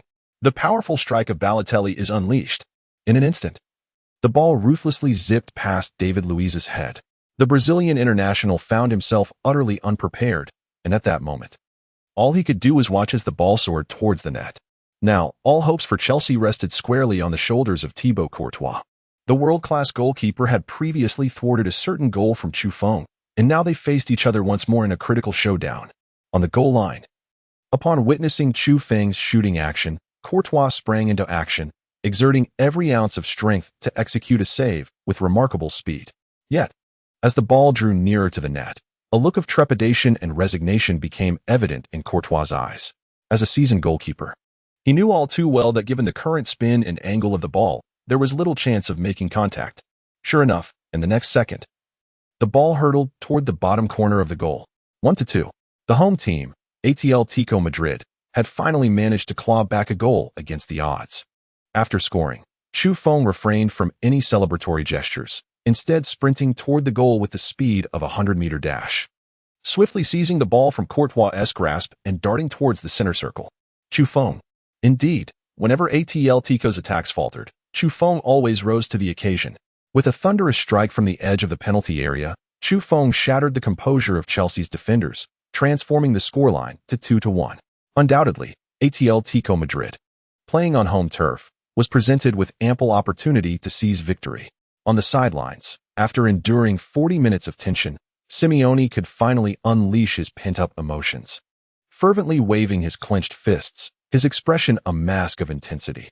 Simultaneously, he bellowed with fervor, urging his players to press forward, to seize every attacking opportunity, and to deny their opponents any chance to breathe, all in an effort to equalize before the halftime whistle. As play resumed, Chelsea's players displayed a reluctance to attack, opting instead for a series of inconsequential passes in their own half. For the Chelsea squad, their singular focus was to maintain their slender lead until the break. Any reckless pursuit of offense could potentially grant Atletico a counterattacking opportunity. Thus, prudence was essential for Chelsea. However, following the goal, the morale of Atletico's players soared, amplified by the deafening cheers of their supporters, causing an adrenaline surge among the squad. In the closing moments of the first half, Atletico's warriors pressed high in their opponent's half, with Chu Feng leading the charge. Perhaps aided by the effects of a potent endurance elixir, he felt invigorated, his legs brimming with strength. "Brothers, charge. Do not grant them a passing opportunity. Hold on," he shouted passionately, spurring several Atletico forwards to converge on their Chelsea counterparts. Griezmann, Koke, Carrasco, and Chu Feng relentlessly pursued the ball. After a series of passes, the ball found its way to David Luiz. In that critical moment, both Chu Feng and Griezmann lunged towards Luiz in unison. In a split second, Luiz opted for a powerful clearance. Yet, at that precise instant, Chu Feng threw himself into the fray, blocking Luiz's pass. Instantly, the ball ricocheted and landed at Griezmann's feet. At last, Atletico was afforded another golden opportunity. The star of Atletico Madrid seized the ball and executed a rapid dribble, propelling himself like a meteor into the penalty area. A clear shot on goal. In that fleeting moment, the entire stands of Atletico supporters rose instinctively, already poised to celebrate. Chelsea's goalkeeper, Courtois, decisively chose to advance. Griezmann had no time for contemplation. He could only shoot at the swiftest speed. However, at the very moment Griezmann lifted his foot, Courtois surged forward as well. Ultimately, Griezmann's shot was blocked by Courtois' body. Griezmann missed the chance to equalize against Chelsea in the first half. Beep, beep. As Griezmann's attempt was thwarted, the referee blew the whistle to signal the end of the first half.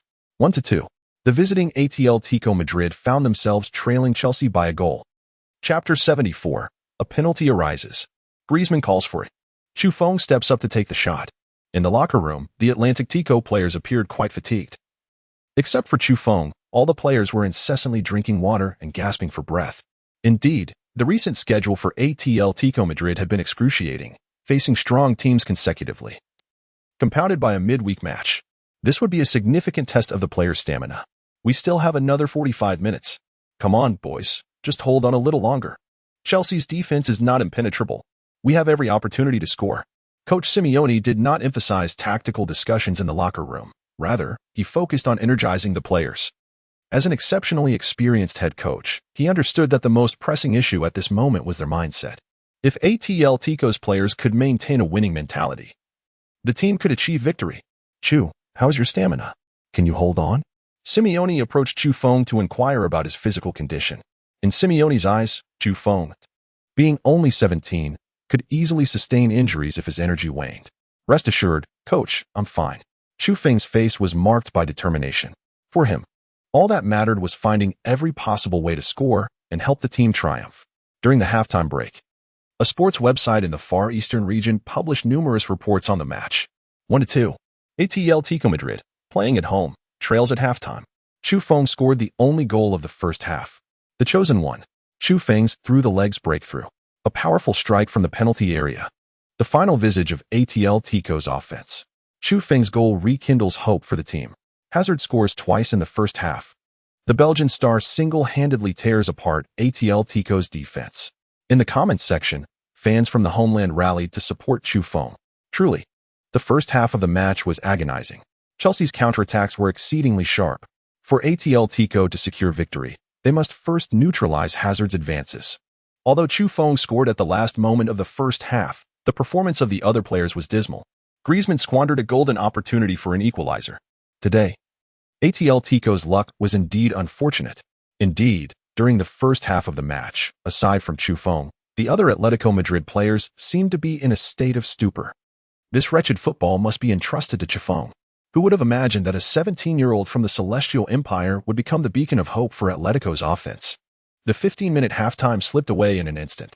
As the second half commenced, neither Simeone nor Conte opted for substitutions. Following the restart, the visiting Atletico Madrid continued to adopt a defensive strategy. In a certain sense, Chelsea's defense also served as a counterattack.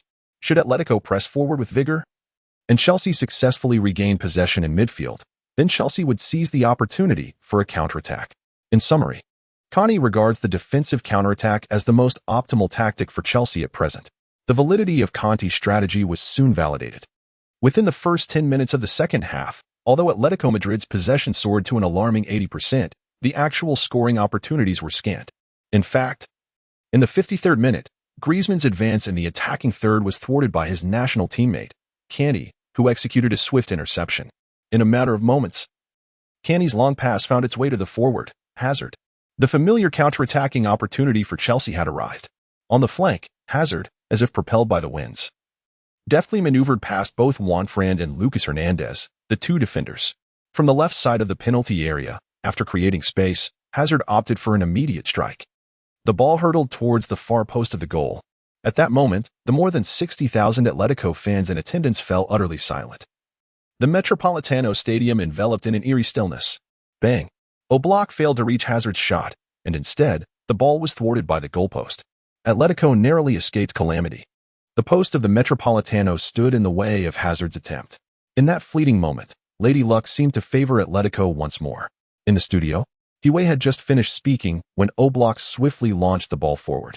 For Atletico, they needed to race against time. They aimed to equalize as swiftly as possible. At the apex of the center circle, Chu Feng and Kanté leaped simultaneously. This time, Chu Feng utilized his height advantage to secure the first touch, but in the next moment, he quickly distributed the ball to the left flank, finding Carrasco. Although both Carrasco and Hazard hail from Belgium and are wingers, their performances tonight were miles apart. Upon receiving Chu Feng's pass, Carrasco was immediately met with a flying tackle from Azpilicueta. The Atletico Madrid winger appeared to have no time to react, being unceremoniously brought down by Azpilicueta. Beep. The referee decisively awarded a foul. Yet again, it was a set-piece opportunity. In the first half of the match, Atletico Madrid was awarded numerous set pieces. However, regrettably, the players failed to convert these opportunities into goals. It was Griezmann who stood before the ball. Bang! A long pass. In the blink of an eye, the ball soared into the penalty area. At the far post, Atletico's center-back Godin outmuscled David Luiz to seize the first touch. Just as Godin was about to head the ball towards the goal, David Luiz astonishingly executed the hand of God. Ultimately, Godin's header was thwarted by Luiz's outstretched right hand. Beep. The referee observed the incident with clarity and without a moment's hesitation, promptly blew his whistle for a foul and pointed decisively towards the penalty spot. In the 63rd minute, Atletico Madrid was awarded a penalty. At last, the Metropolitano Stadium erupted with fervor from over 60,000 Atletico supporters. A penalty. David Luiz had obstructed Godin's header with his hand. The decision was unequivocally correct. Let us see which Atletico player would take this crucial penalty. On the pitch, Griezmann received the ball from the referee and hesitated momentarily before passing it to Chufeng. Chufeng, it's your turn. I believe you can do it. Griezmann's penalty success rate was rather ordinary, and facing the world's best goalkeeper, Courtois, to be frank, Griezmann did not possess much confidence. After a nod of acknowledgement from Chufeng, he took the ball and stood quietly at the penalty spot. Chapter 75. The penalty is scored. Chufeng equalizes. Chufeng. Griezmann had entrusted the ball to Chufeng. If all goes as expected, it would be Chufeng taking the penalty. Could this 17-year-old withstand such immense pressure? In the commentary booth, both Wei and Su Yang displayed signs of anxiety, sweating for Chufeng. Meanwhile, throughout the Metropolitano Stadium, over 60,000 Atletico fans held their breath, all eyes fixed intently on Chufeng. On the goal line, Courtois spread his hands towards Chufeng, a mocking expression on his face as he sneered. Hey, Asian boy. I will definitely save your penalty. I firmly believe that. However, upon hearing these words, Chufeng maintained an impassive demeanor. He understood that Courtois' remarks were primarily aimed at unsettling his composure. Chufeng, of course, would not fall for such a ploy. Beep. At that moment, the referee signaled for the penalty to be taken. Chufeng took a deep breath and began his run-up slowly, while Courtois prepared himself for the impending save. To be honest, at the moment Chufeng commenced his run, he still had not determined the direction of his shot. His eyes were intently focused on Courtois' positioning. As Chufeng's right foot was about to make contact with the ball, Courtois could no longer contain himself. He made the first move. His center of gravity slightly tilted to the left, clearly indicating that, at that moment, Courtois believed Chufeng would aim for the left side of the goal. However, Chufeng keenly sensed this and, in the next instant, directed the ball towards the right. Simultaneously, Chufeng's star card was successfully activated. Ding! Balotelli's cannon card. Activated. With the activation of this star skill, the football soared towards the right side of the goal in a flash. The ball raced towards the upper right corner of the net like a cannonball. On the goal line, Courtois had already initiated a save, but regrettably, he dove in the wrong direction. The ball found its mark. 2-2. Both teams returned to a level playing field. Chufeng seized the opportunity. His penalty successfully deceived Courtois. The score was equalized. Once again, both teams stood on equal footing. Chufeng completed a brace. This 17-year-old prodigy helped his team level the score with his remarkable performance tonight. In this moment, Chufeng became the miracle of the team. In the broadcast room, Wei's pupils widened in astonishment as he witnessed Chufeng breach Courtois' defenses. Another commentator, Su Yang, could not suppress his excitement, shouting, Chufeng has saved the Spurs. I believe that after this match, Chufeng will become a legend among Atletico fans. On the barrage, the Chinese fans erupted with enthusiasm. Almost all the supporters praised Chufeng's performance. I can hardly believe that one day I would see a 17-year-old Chinese player score twice against Courtois. A star is born. I can't imagine how many fans will praise Chufeng after the match. Is Courtois really that lacking? How could he concede 2 goals to a kid? Could it be that Courtois is so strong it makes this even more remarkable? Courtois completely misread Chufeng's intentions. Stay steady. Let us aim for another goal. On the sidelines, Atletico's coach Simeone was utterly exhilarated, continuously pumping his fist in the air. His face radiated excitement. He shouted hoarsely, Beautiful, Chu. You are the hero of the team. What a magnificent goal. Meanwhile, on the field, Chufeng was enveloped by several Atletico players, celebrating wildly in embrace. In stark contrast, the faces of the Chelsea players were marked by helplessness and despondency. To concede 2 goals to a 17-year-old Chinese player was a considerable humiliation for these Chelsea athletes. On the sidelines, Coach Connie's expression was etched with dissatisfaction. In preparation for tonight's match, he had meticulously devised extensive training strategies to effectively curtail Chufeng's performance. To his dismay, however, Chufeng managed to score twice. One can only imagine the fury that brewed within Conte. As the game resumed, Conte promptly instructed his players to launch an offensive. Once the score was leveled, Chelsea's so-called bust defense lost all significance. For the Blues, the only option was to attack with full force. In the 60th minute, Fabregas delivered a precise long pass that found Eden Hazard in the attacking third. Just as Hazard was poised to showcase his brilliance, a throng of defenders, including Coke, Party, and Juanfran, converged upon him in a flash. Clearly, after Atletico Madrid equalized through a penalty by Chu Feng, Coach Simeone swiftly adjusted his tactics, opting for a defensive stance. This strategy proved to be astute. Once Atletico's players retreated to their half, the space for Hazard to maneuver was drastically reduced. Although he elegantly executed a nutmeg to evade Juanfran, his subsequent advance was thwarted as Coke and Party combined to bring him crashing to the ground, causing him to lose his balance. The referee wasted no time in blowing the whistle for a foul, granting Chelsea a set-piece opportunity. As an Italian coach, Conte understood that if Atletico committed fully to their defensive shell, Chelsea would find it exceedingly challenging to score in open play. Thus, this set-piece opportunity needed to be capitalized upon. Push forward. Attack, he urged fervently.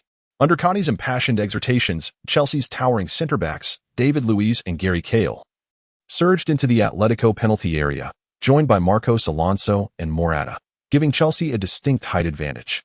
The team's offensive fulcrum, Fabregas, took charge of the free kick. At that moment, over 60,000 fans in the Metropolitano Stadium echoed a rallying cry for defense. As the referee's whistle pierced the air, Fabregas swiftly directed the ball towards the penalty area with his right foot, targeting the back post. Morata leapt into the air. Chapter 76, Hat Trick. The world's best keeper crumbles. Fabregas's long pass found its way to the far post. Morata seized the first touch, with a powerful header. The ball was met by Oblak's outstretched hands, proving the Atletico Madrid goalkeeper's prowess at that critical juncture. He thwarted Morata's certain goal. The voice of commentator Hiway resonated throughout the entire broadcasting hall. Meanwhile, in the stands of the Metropolitano Stadium, over 60,000 Atletico Madrid fans were ignited by Oblak's remarkable save. In that moment, the entire crowd fervently chanted Oblak's name. Moreover, the ball that Oblak had parried was deftly controlled by Coke, signaling the onset of Atletico Madrid's counterattack. As Coke received the ball on the left side of the penalty area, he found himself unmarked by any Chelsea players, allowing him the freedom to execute a long pass. Although Coke's long passing skills may not quite rival those of Fabregas, he nonetheless delivered an accurate ball to his teammate on the front line. Bang! As anticipated, Coke's long pass soared over the midfield, heading straight for the attack. Griezmann was the first to meet the ball. In an instant, the dynamics of the match shifted dramatically, placing immense pressure on the Chelsea players. On the sidelines, the most anxious individual was none other than Chelsea's head coach. Conte's pupils widened in disbelief as he witnessed Atletico's counterattack slice through Chelsea's defense with such swiftness. Defend. Quickly. Don't let him break through. Conte bellowed hoarsely, his voice echoing with desperation. In response, Chelsea's defenders surged forward at a sprinting pace towards Griezmann. As Pilicueta and Candy, the two defenders, executed a simultaneous foul in a bid to contain him. To be fair, upon seeing this impending challenge, Griezmann felt a twinge of panic. He understood that his opportunity to break through had vanished. The only option left for Griezmann was to pass the ball. Anuin. Here. Quickly. On the left side of the penalty area, Chu Feng raised his right hand high, vociferously calling Griezmann's name. Upon hearing Chu Feng's fervent shout, Griezmann instinctively passed the ball to him without a moment's hesitation. This, as it turned out, was indeed the right decision. As the ball landed at Chu Feng's feet, the entire Metropolitano Stadium erupted in a frenzy. Over 60,000 devoted Atletico fans simultaneously chanted for a goal. The supporters awaited Chu Feng to seize this opportunity to clinch the match. However, in that fleeting moment, Chelsea's midfielder Bakayoko also arrived before Chu Feng. In fact, Bakayoko had already extended his arms, firmly gripping Chu Feng's jersey. He attempted to employ a tactical foul to thwart Chu Feng's advance. Yet, regrettably for Chelsea, faced with this golden opportunity to reclaim the lead, Chu Feng would not let it slip away. He forcefully collided with Bakayoko using his shoulder, while Chu Feng mustered all his strength and sprinted forward. In that instant, the system successfully activated Alvarez's star card, and Chu Feng felt an exhilarating surge of power in his legs. With a 30% enhancement in three key attributes, confrontation, breakthrough, and speed, he suddenly unleashed his full potential. Like a wild stallion breaking free, he escaped Bakayoko's defense and charged into Chelsea's penalty area with meteoric strides. After the impact, Bakayoko completely lost his balance, unable to thwart Chu Feng's advance, and could only watch as he surged into the box. Now, all the defensive pressure of Chelsea rested squarely on goalkeeper Courtois. Having already conceded 2 goals to Chu Feng in this match, Courtois felt a profound dissatisfaction brewing within him. He would not allow this 17-year-old prodigy from the East to breach his goal a 3rd time in a single match.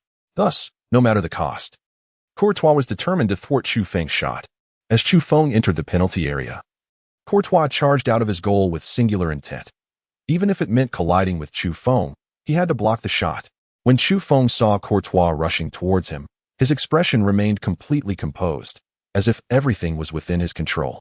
At the penalty spot, just as Courtois was about to collide with him, Chu Feng calmly flicked the ball with his right foot. The football effortlessly slipped through Courtois' legs, leaving the Chelsea goalkeeper only able to watch in despair as it found the back of the net. Swish! Without a hint of surprise, the ball echoed into the goal. 3-2. Chu Feng had propelled Atletico Madrid ahead. After scoring, Chu Feng could hardly contain his emotions as he wildly dashed towards the corner flag, removing his shirt and passionately celebrating with the fans in the stands. All the Atletico players sprinted towards him at full speed. Chu, brilliant. You did it. A hat-trick. Chu, you were the hero of the team.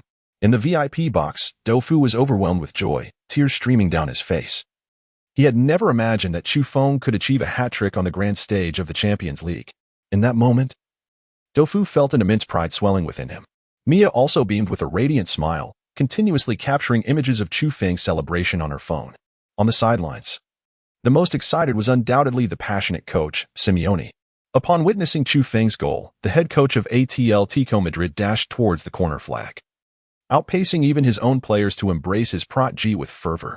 Meanwhile, Chelsea's goalkeeper, Thibaut Courtois, stood despondently on the goal line, occasionally shaking his head in disbelief. Clearly, the esteemed custodian was profoundly dissatisfied with his performance, and he was utterly taken aback by the audacity of this 17-year-old prodigy to execute a nutmeg goal, shattering Courtois' expectations. On the Chelsea bench, Coach Conte had returned to his seat, turning to his assistant with a sense of urgency, exclaiming, "Inform the owner that if Chelsea aspires to conquer the Champions League, they must find a way to sign this remarkable 17-year-old." In the 77th minute, Chelsea swiftly equalized. The 3rd goal, Chu Feng. He completed his hat trick against Chelsea.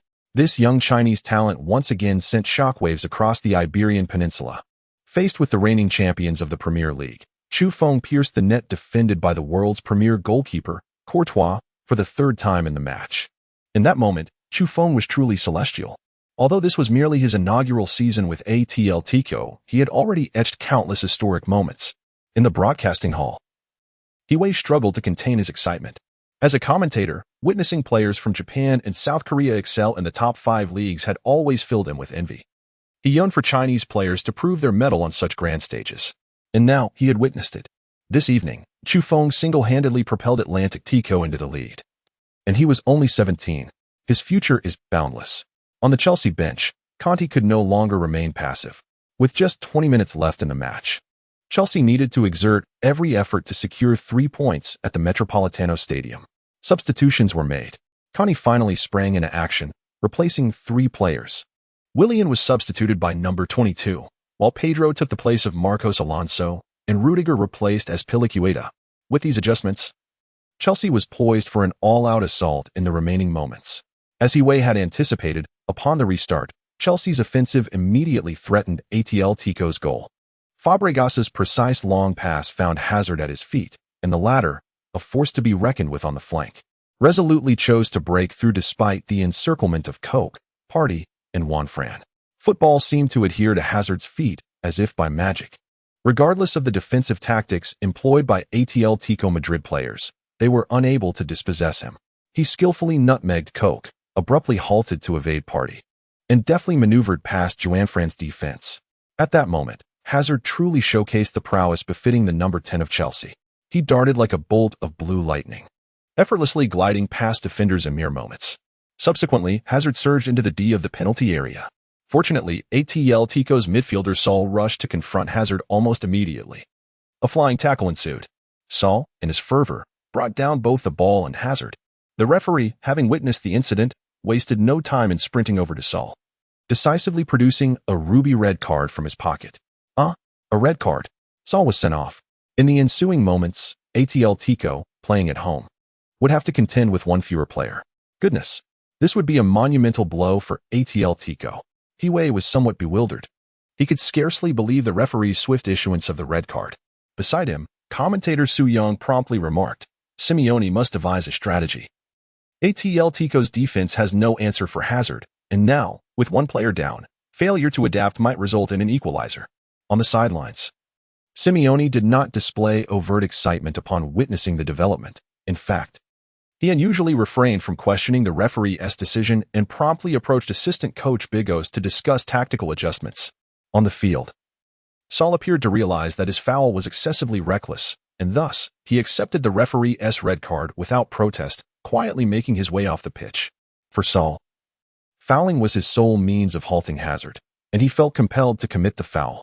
Should Hazard have broken free, the Chelsea linchpin would have been presented with a direct opportunity on goal. Given Hazard's shooting prowess, he could very well have breached Oblak's defenses. Hence, Saul had no option but to foul. Indeed, Simeone also opted for a substitution. Griezmann exited, making way for midfielder Gabby. It seemed the coach was shifting to a single striker formation, with less than 20 minutes remaining in the match. One could only hope that the Atletico players would safeguard their home honor. Frankly speaking, Hiway had little hope left for Atletico. Although they led by a goal, they were now down a player. Upon resuming play, Atletico's players resolutely adopted a defensive stance. All players, including Chiffon, retreated to their half for defense. Simeone's strategy was evidently clear: to maintain the precarious score of 3-2 by employing a defensive shell until the final whistle. In the 80th minute, Chelsea's midfield maestro Fabregas once again found the flanks with a pass to Hazard. This time, however, Hazard faced the challenge of three defenders. Yet, he opted not to dribble past them. Instead, he delivered a precise diagonal pass that effortlessly reached Pedro at the edge of the penalty area. Freshly substituted onto the pitch, Pedro was full of energy. Upon receiving the ball, he unleashed his explosive pace, darting into the penalty box in the blink of an eye. At that moment, all the defenders were drawn towards Pedro, with Godin and Lucas Hernandez instinctively closing in on him. It must be noted that the reaction speed of Atletico's central defenders was remarkably swift, as they almost immediately obstructed Pedro's shooting path. However, at that crucial juncture, Pedro made the decision to pass. With a deft touch of his right foot, he sent the ball to the top of the penalty arc. A reverse pass. The ball swiftly reached the vicinity of the penalty line, where Hazard awaited. Bang! The Chelsea star seized the moment and unleashed a powerful strike. The ball zipped past several Atletico players like a bullet, and in an instant, it crashed into the net, leaving Oblak with no chance to react. 3-3. Chelsea had successfully equalized. Clearly, when Chelsea launched their full-scale assault, Atletico, reduced to 10 men, could not withstand the pressure. Hazard had completed his hat-trick. The score was once again tied at 3-3. Chapter 78, the final counterattack. Passed the ball to Chiffon. The barrage of comments from Chinese fans erupted. The 3-3 scoreline was far from the result they had hoped for. Unbelievable. They managed to equalize. With Atletico down a man, one must admit, Chelsea's attack is truly formidable. Securing a draw is already a blessing. Let us just not lose. Hazard's performance is nothing short of extraordinary. He is undoubtedly the third best after Messi and Ronaldo. The young lad also completed a hat-trick. He is on par with Hazard. There are only 10 minutes left. We mustn't concede again. Saul has ruined this match. On Atletico's bench, Coach Simeone's eyes reflected his disappointment. When Saul received the red card, Simeone had already foreseen the possibility of conceding an equalizer. However, at this point, he would find it acceptable to walk away with a point tonight. The last 10 minutes would prove to be the greatest test for Atletico's players. After the restart, the Chelsea players, buoyed by their recent equalizer, were filled with renewed vigor. Although Atletico Madrid's players maintained possession in their defensive half, they were unable to withstand the relentless high-pressure tactics employed by Chelsea. Ultimately, center-back Godin was compelled to resort to a hasty clearance. In an instant, Chelsea regained control of the ball. In midfield, Fabregas executed a long pass that accurately found the flanks where Willian awaited. Recently introduced to the game, Willian was brimming with energy, and upon receiving the ball, he immediately showcased his speed advantage, particularly in contrast to Felipe, who had been on the pitch for the entire match. In the blink of an eye, Willian surged ahead of his opponent. The next moment, Willian delivered a cross. The ball arced sharply through the air before swiftly descending at the edge of the penalty area. In that fleeting moment, Morata had already positioned himself. The Chelsea striker, having leaned into God-in, executed an acrobatic volley. On the goal line, Oblak swiftly dove to his side. With great effort, he managed to make the save with both hands. In a flash, the ball veered towards the left side of the penalty area. However, due to Chelsea's numerical advantage, Fabregas successfully seized the first touch. Crucially, as Fabregas received the ball, most Atletico defenders had already surged into the penalty area, leaving him unmarked. The Chelsea midfield maestro glanced at Oblak's positioning and, without a moment's hesitation, struck the ball with precision. At that pivotal moment, Chifeng emerged heroically. As Fabregas unleashed his shot, Chifeng extended his long leg, successfully blocking the ball. A crucial defensive maneuver. Chifeng had saved the day. His intervention effectively cleared the threat from Atletico's backline. To be honest, when Hiwe saw Fabregas receiving the ball at the top of the penalty area, his heart nearly stopped beating, but fortunately, Chifeng thwarted Fabregas's long-range effort. The score remained unchanged at 3-3. In the VIP box, Mendes, witnessing the play, applauded Chifeng wholeheartedly and remarked to Dofu and others beside him, Chifeng's playing style is almost a perfect match for Atletico. It is truly hard to imagine a striker rushing back to defend in his own half. Regardless of the outcome of this match, I believe every Atletico fan is satisfied with Chifeng's performance. The ever-anxious Dofu felt somewhat calmed by Mendes' words. Just then, a deafening cheer erupted from the stands at the Metropolitano Stadium. Atletico had surprisingly gained a counterattack opportunity. After Chifeng blocked Fabregas's shot with his body, the ball ricocheted to Bakayoko's feet. However, the Chelsea midfielder faltered, miscontrolling the ball, and in that moment, it rolled a full 3 meters away. At that moment, Atletico Madrid's midfielder Gabi decisively intercepted the ball. The counterattack from Atletico Madrid was underway. Boom. In the next instant, Gabi swiftly passed the ball to the flanks, placing it at Carrasco's feet. At this pivotal moment, more than 60,000 Atletico fans leaped from their seats, eagerly anticipating Carrasco's potential to secure a last-minute victory for the team. This evening, in Chelsea's lineup, another Belgian, the left winger Hazard, had already secured a hat-trick, igniting hope among the Atletico fans that Carrasco could deliver a similar feat. However, as soon as Carrasco received the ball, multiple Chelsea defenders surged towards him, Candy and Gary Cahill. These two defensive stalwarts firmly held their ground, leaving Carrasco with no opportunity to break through. To be frank, after nearly 9 minutes of play, Carrasco's stamina was dwindling, and he lacked the confidence to successfully maneuver past Candy and Cahill. Just as Carrasco hesitated, Chifeng suddenly burst onto the scene. "Hey, pass it. Quick." While sprinting, Chifeng frantically called for the ball. Meanwhile, on the sidelines, Simeone was fervently shouting Chifeng's name. Boom. Just as Canny and Cahill were about to impede Carrasco, the Belgian winger opted to pass. Finally, the ball landed at Chifeng's feet. Carrasco's pass found its mark. Could Chifeng perform a miracle this time? Hiwe nearly shouted into the microphone with trembling excitement, fully aware that this was Atletico's final offensive opportunity. Failure was not an option. Near the center circle, upon receiving the ball, Chifeng immediately unleashed a powerful dribble, sprinting forward like a shooting star. However, there were no teammates in sight. If he wished to score, Chifeng had to rely solely on his individual prowess.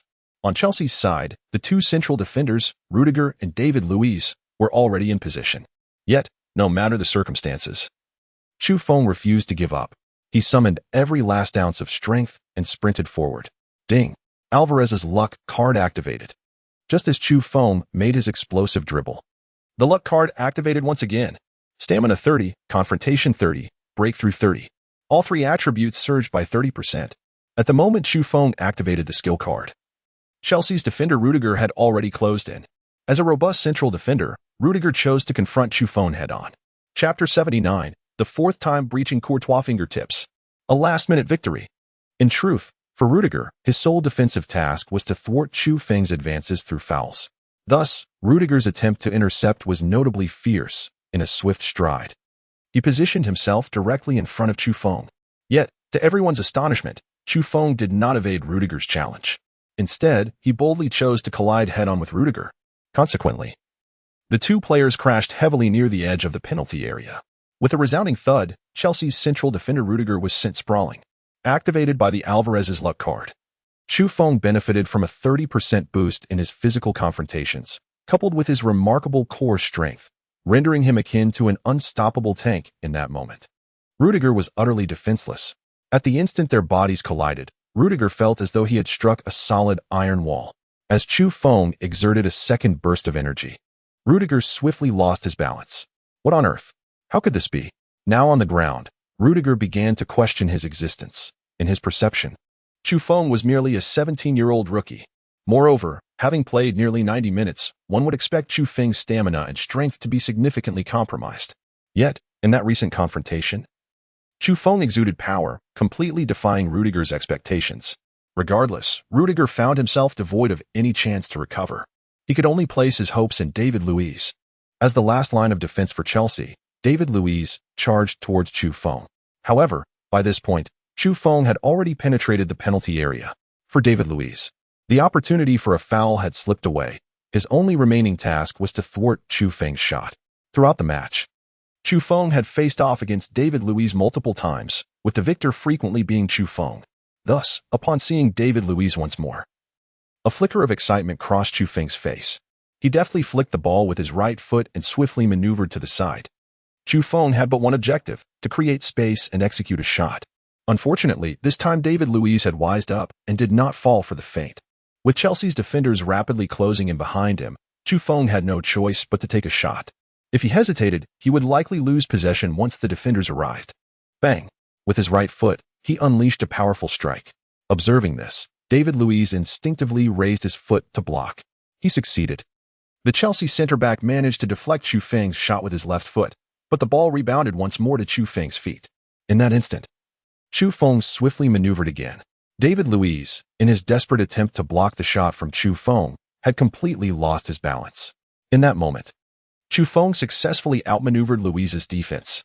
This exemplifies the remarkable passive talent of the Alvarez luck card. The goddess of fortune always seems to favor Chu Feng. In the blink of an eye, he surged into the penalty area, and as the diving Thibaut Courtois approached, Chu Feng swiftly lifted his right foot to shoot. Courtois hastily sprawled on the ground to make a save, but at that precise moment, Chu Feng's shooting motion transformed into a deft touch. A feigned shot turned into a deft dribble. In an instant, Chu Feng skillfully bypassed Courtois. The next second, with a gentle push from the inside of his right foot, the ball rolled into the empty net. 4-3. In the 86th minute of the match, Chu Feng once again breached Chelsea's defenses. As the ball found its way into the net, a cacophony of ecstatic cheers erupted from the Metropolitano Stadium. Over 60,000 fervent Atletico Madrid fans waved their fists in exhilaration, continuously screaming and cheering. This was truly a moment belonging to the Atletico fans. Naturally, Chu Feng was overwhelmed with emotion after scoring. He summoned the last vestige of his energy and sprinted toward the loyal fans behind the goal, exuberantly shedding his jersey and joining them in their spirited chants. Chu, Chu, Chu, Chu. At that moment, the entire crowd of devoted Atletico supporters resounded in unison, chanting Chu Feng's name. Even Diego Simeone, standing in the coaching area, could no longer contain his emotions. Upon witnessing Chu Feng's decisive goal, he transformed into a sprinter, dashing in his suit toward Chu Feng to deliver a heartfelt embrace. Brilliant! Brilliant! Chu, we must win! Simeone shouted fervently, his hands cradling Chu Feng's head, his voice bursting with passion. At this juncture, both the players on the field and those on the bench joined in, surrounding Chu Feng to bask in the euphoria of this momentous victory. Atletico Madrid are champions. Chu, you are the hero of the team. Thanks to you. Chu, you are truly remarkable. It seems I must relinquish the number 10 jersey to you. Every Atletico teammate expressed genuine joy for Chu Feng, and, of course, they felt immense pride for their team. Meanwhile, within the confines of the stadium, Chelsea players began to grapple with existential doubts, particularly their goalkeeper, Courtois. With a sense of resignation, he retrieved the ball from the net and, in a fit of frustration, launched it skyward with all his might. Undoubtedly, Courtois was extremely dissatisfied with his performance that evening. Equally discontented was Chelsea's centre-back, David Luiz. In tonight's confrontation with Chu Feng, David Luiz faced nothing but defeat. He gazed at the celebrating Chu Feng, his eyes reflecting a blend of helplessness and a hint of resentment. As the team's head coach, the Italian, Conte, stood on the sidelines, shaking his head in dismay. Although the match was not yet over and Chelsea had an extra player, Conte knew all too well that the significance of this game had evaporated. Chelsea had succumbed to defeat. Wow, Chu Feng is truly remarkable, managing to score 4 goals tonight. In the VIP box, Mia felt a genuine admiration swell within her. However, she soon recalled something, and her expression shifted abruptly from shock to fury. How could he not perform the heart gesture in celebration? That despicable Chu Feng. Mia suddenly remembered her pre-match agreement with Chu Feng, and beside her, Do Fu quickly reassured her, "Don't worry, Mia. Once the match concludes, I will certainly teach that kid a lesson." Chapter 80, Mission Reward. Hazard's Breakthrough Talent. In the broadcasting hall of Dongfang Continent, Tianqiao, due to signal transmission issues, the live stream lagged a few seconds behind the actual event. Atletico Madrid's final counterattack opportunity. The ball found its way to Chu Feng's feet. 12. The newly entered Rudiger rushed towards Chu Feng. Acceleration. The two players collided heavily. Chu Feng toppled the Chelsea center-back. Brilliant. He surged into the penalty area. Shot. David Luiz's block sent the ball back to Chu Feng's feet. A deft touch to evade. Only one defender remained before him, and Courtois chose to advance. The decisive strike. The ball found its way in. In the dying moments of the second half, Chu Feng scored a goal of golden value. 4-3. Atletico Madrid achieved a last-minute victory. The 17-year-old Chu Feng celebrated a magnificent quadruple tonight, despite Hiwei's voice being hoarse when he witnessed Chu Feng breach Chelsea's goal once more. He still shouted passionately in commentary. Another commentator, Su Yong, expressed with a trembling voice, "This is nothing short of a miracle." Chu Feng executed a Messi-like breakthrough to secure the win. Having outmaneuvered 3 Chelsea defenders, Chu Feng emerged once again as the hero of the team. On the barrage, the previously drowsy fans in Tianqiao, upon witnessing Chu Feng's goal, instantly revitalized, fervently began to flood the comments. Well, for goals? And it was a last-minute winner. The kid is truly formidable. His market value must rise to at least 80 million euros next update. I still ask, is he really from Tianqiao? This is Chelsea, the reigning Premier League champions, to be scored against 4 times by Chu Feng. Courtois' goalkeeping ability seems rather mediocre. In an instant, all drowsiness vanished.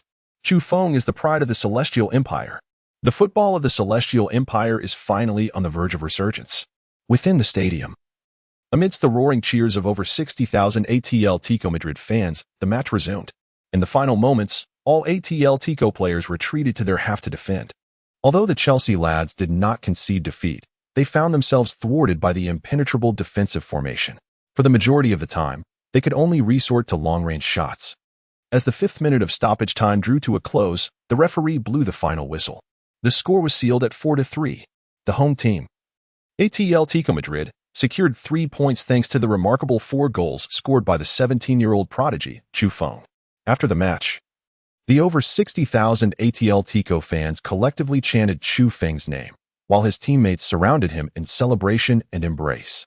Both the players and supporters of Atletico understood that the victory tonight was largely attributed to Chu Feng's outstanding performance. In stark contrast to the exuberant celebration of the Atletico players, the Chelsea lads displayed expressions of discontent. To be candid, Chelsea's performance throughout most of the match was evidently superior to that of Atletico Madrid. However, they were unable to contain Chu Feng, which ultimately cost them the 3 points. Nevertheless, this match was merely a group stage encounter in the Champions League, not a knockout round. And Chelsea still harbors the opportunity to advance from the group. In the player tunnel, Chu Feng received the award for the best player of the match, and a multitude of reporters rushed to interview him. Chu, this is your first match this season in which you scored 4 goals. Please share your feelings. Do you believe Atletico can win the Champions League this season? What do you think was the key to Atletico's victory? Facing the barrage of questions from reporters, Chu Feng maintained his composure. With a steady expression, he responded, "I believe Atletico will continue to uphold the outstanding form displayed tonight. I, along with my teammates, will strive to help Atletico secure that coveted trophy." Meanwhile, in the post-match press conference hall, Atletico's coach, Simeone, was also addressing reporters. "Mr. Simeone, do you believe Chu Feng can be compared to Messi and Ronaldo?" A reporter from Marca was the first to inquire. Upon hearing this question, a hint of pride crossed Simeone's face. Of course, he affirmed with conviction, engaging the Marca reporter in discourse. "In my view, Chu Feng can indeed be mentioned in the same breath as Messi and Ronaldo. As far as I know, neither Messi nor Ronaldo displayed performances like Chu Feng at the age of 17. I firmly believe that in the near future, He will possess the capability to wrest the Ballon d'Or from their hands. In the locker room, all the Atletico Madrid players were exuberantly chanting Chufeng's name. Carrasco even expressed his desire to pass on his number 10 jersey to Chufeng, a number often worn by the core of the team in the realm of football. Thus, in Carrasco's heart, Chufeng is more than deserving of donning the illustrious number 10. Naturally, the numbers had already been registered with La Liga before the season commenced, so Chufeng could only change his number during the winter transfer window. Nevertheless, Chufeng's impeccable performance this evening has utterly won over every teammate. Ding! The host has achieved a remarkable quadruple in the match and aided the team in securing victory. Successfully completed the system task. At this moment, the familiar voice of the system resonated in Chufeng's ears. Before the match commenced, the system had assigned a task to attain a hat trick, and Chufeng exceeded expectations. Please draw a superstar skill card. Suddenly, 5 resplendent golden cards appeared before Chufeng. From the reverse side, the cards appeared almost identical, prompting Chufeng to randomly select the one furthest to the right. Ding! Loading superstar skill card. 10, 50, 100, nationality, Belgium. As the card shimmered with golden light, the first thing that caught Chufeng's eye was the flag of Belgium. Position winger. In the next instant, the position of this superstar materialized before him. Finally, Eden Hazard, adorned in the jersey of the Belgian national team, appeared before Chufeng. Superstar, Hazard. Hazard. No way. Chufeng's eyes widened to the size of saucers. Currently, the most prominent star in Chelsea's lineup is undoubtedly Hazard. And Chufeng never anticipated that by a mere stroke of luck, he would draw the most formidable card. Skill, Hazard's breakthrough talent. In the next moment, the system announced the full title of this skill card. Chapter 81, Multiple Attribute Enhancements. Overall level reached. Peak Hazard Breakthrough Talent Card. Level. Type. Active. Effect 1. Breakthrough 15. Effect 2. The host will automatically activate the superstar card when attempting a breakthrough during a match, temporarily acquiring the peak breakthrough talent of Hazard. Proficiency. 0. Upon seeing the details of the peak Hazard breakthrough talent card, a radiant smile graced Chufeng's face. He understood well that once he trained the proficiency of this superstar card to 100, it would signify his complete acquisition of Hazard's peak breakthrough talent. Moreover, Chufeng's breakthrough attribute would increase by a staggering 15 points. This means that Chufeng's current breakthrough attribute now stands at an astounding 87. Although the breakthrough attribute of 87 still pales in comparison to the likes of Messi and Neymar, it is nonetheless a commendable figure. Coupled with the enhancement from the peak Hazard breakthrough talent card, Chufeng's breakthrough level can undoubtedly ascend to the pinnacle of the footballing world. At that moment, a notification chimed in his ear. Ding! 4 goals detected in the Champions League match. Reward. 8 free attribute points. The bonus for scoring. Each goal in the Champions League grants 2 free attribute points. Thus, after this match, Chufeng would be awarded 8 free points. Without further ado, he swiftly accessed his personal attribute panel, contemplating his next allocation strategy. In Chufeng's estimation, the breakthrough attribute of 87 was already sufficient, especially with the acquisition of the peak Hazard breakthrough talent card, rendering further investment in this attribute unnecessary. Additionally, his speed and explosive power attributes stood at 77 and 75, respectively, relatively modest figures. However, considering the potential enhancement in speed and explosive power upon reaching 100 proficiency with the peak Hazard breakthrough talent card, he opted not to invest in these attributes either. After much deliberation, he ultimately resolved to allocate points to his stamina, despite not feeling fatigued throughout most of the match. This was largely attributed to the prior use of the Divine Stamina Potion. Following this match, the effects of the potion would dissipate, and in the forthcoming month, Atletico Madrid would face a grueling schedule of double matches each week. Furthermore, Coach Simeone's tactical approach, characterized by relentless pressing, would undoubtedly exert a significant toll on the player's stamina. Thus, Chufeng decided to prioritize enhancing his stamina. Stamina, 8. Chufeng's latest personal attributes are as follows. Chufeng, 17 years and 5 months, height, 185 centimeters, weight, 80 kilograms, physical attributes, speed, 77, explosive power, 75, reaction speed, 70, strength, 88, stamina, 80, jumping, 73, injury, 67, physical attribute rating, offensive attributes, shooting, 80, long shot, 76, header, 77, set piece, 66, breakthrough, 87. Offensive attribute rating. Passing attributes. Long pass, 70, short pass, 64, through ball, 67, cross, 67, vision, 80. Passing attribute rating. Defensive attributes. Tackle, 56, slide tackle, 56, interception, 56. Save, 56, physicality, 80. Defensive attribute rating. Overall rating, 80. Comprehensive evaluation level, star skills, Alvarez luck boost card. Balotelli's heavy artillery card. The pinnacle of hazard. Breakthrough talent card, 0. Available attribute points, 0. Equipment, 0. After meticulously allocating his points, Chu Feng observed a significant change in his overall rating, which had ascended to 80. Furthermore, his comprehensive evaluation had also elevated to a new level. At that moment, his phone suddenly rang. It was a call from his uncle. Dofu.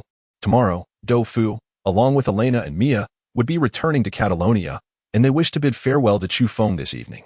Upon hearing his uncle's words, Chu Feng promptly closed the system and exited the changing room without delay. In a CAF near the MetLife Stadium, Chu Feng met with Do Fu and the others. Xiao Feng, over here, Elena exclaimed, rising to wave at him.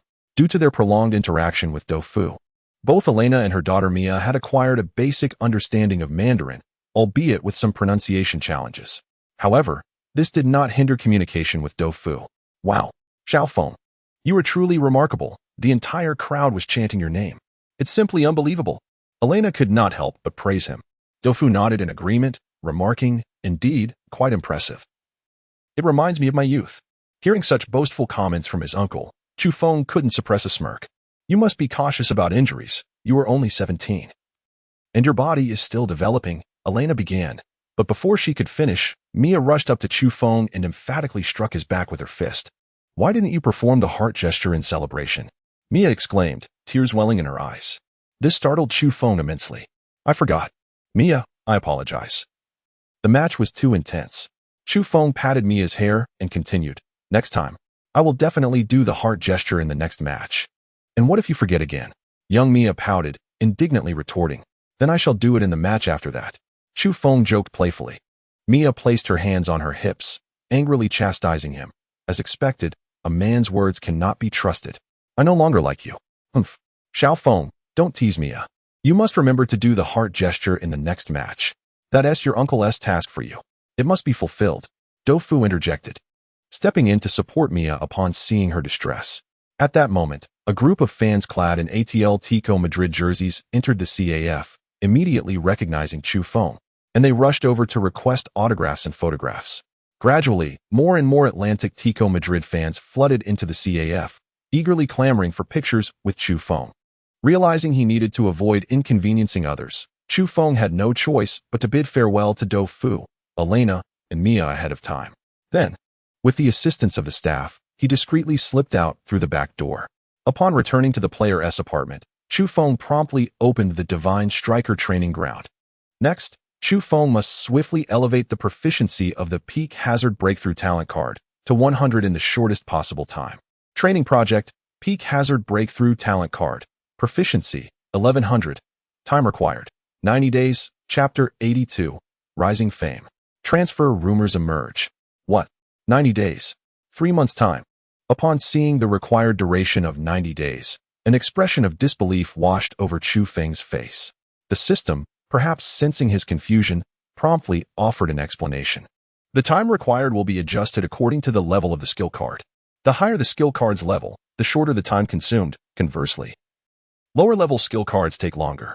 Furthermore, the duration is not fixed and may fluctuate based on training efficiency. There was no alternative. Impatience would yield no results. Chu Feng could only silently open the striker training ground and commence intense training. Meanwhile, major media outlets in Spain and England were burning the midnight oil, crafting news articles and reports about Chu Feng. Following this remarkable match, Chu Feng had firmly established himself in the European football scene as a 17-year-old prodigy from the East. AS newspaper, Atletico Madrid claims 2 consecutive Champions League victories. They triumphed 4-3 against reigning Premier League champions Chelsea at home. Marca, a night belonging to Chu Feng.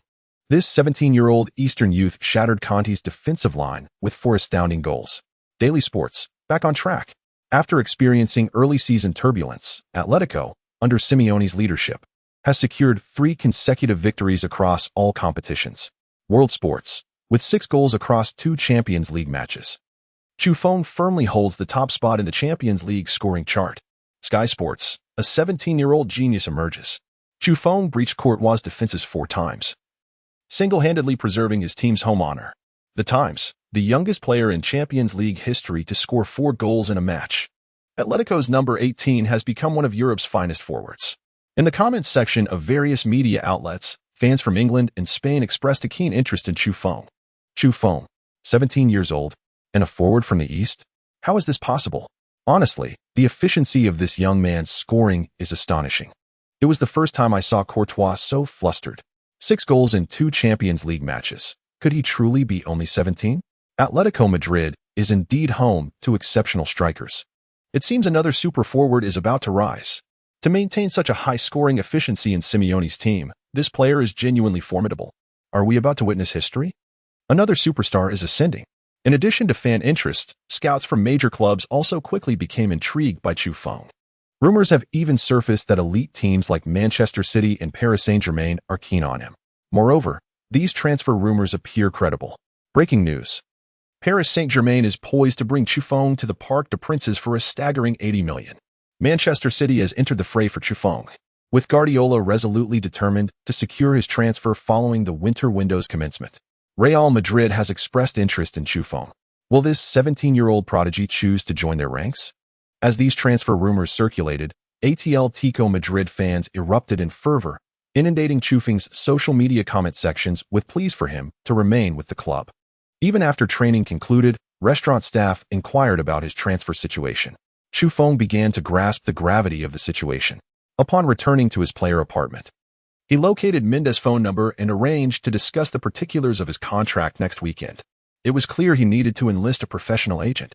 As Chufeng's fame burgeoned, numerous external factors began to encumber him, making it increasingly difficult to focus wholly on training and competition. He recognized the necessity of finding a specialist to assist him in navigating these off-field challenges. Moreover, he learned from assistant coach Burgos that due to his exceptional recent form, the club's hierarchy had decided to negotiate a new player contract with him. These myriad factors underscored the need for a professional agent, and Mendes was undoubtedly the ideal candidate. 3 days later, the 7th round of La Liga commenced, with Atletico Madrid facing Ligue 1 away from home. Currently, Ligue 1 ranks 13th in La Liga, having secured only 1 victory in their first 6 matches.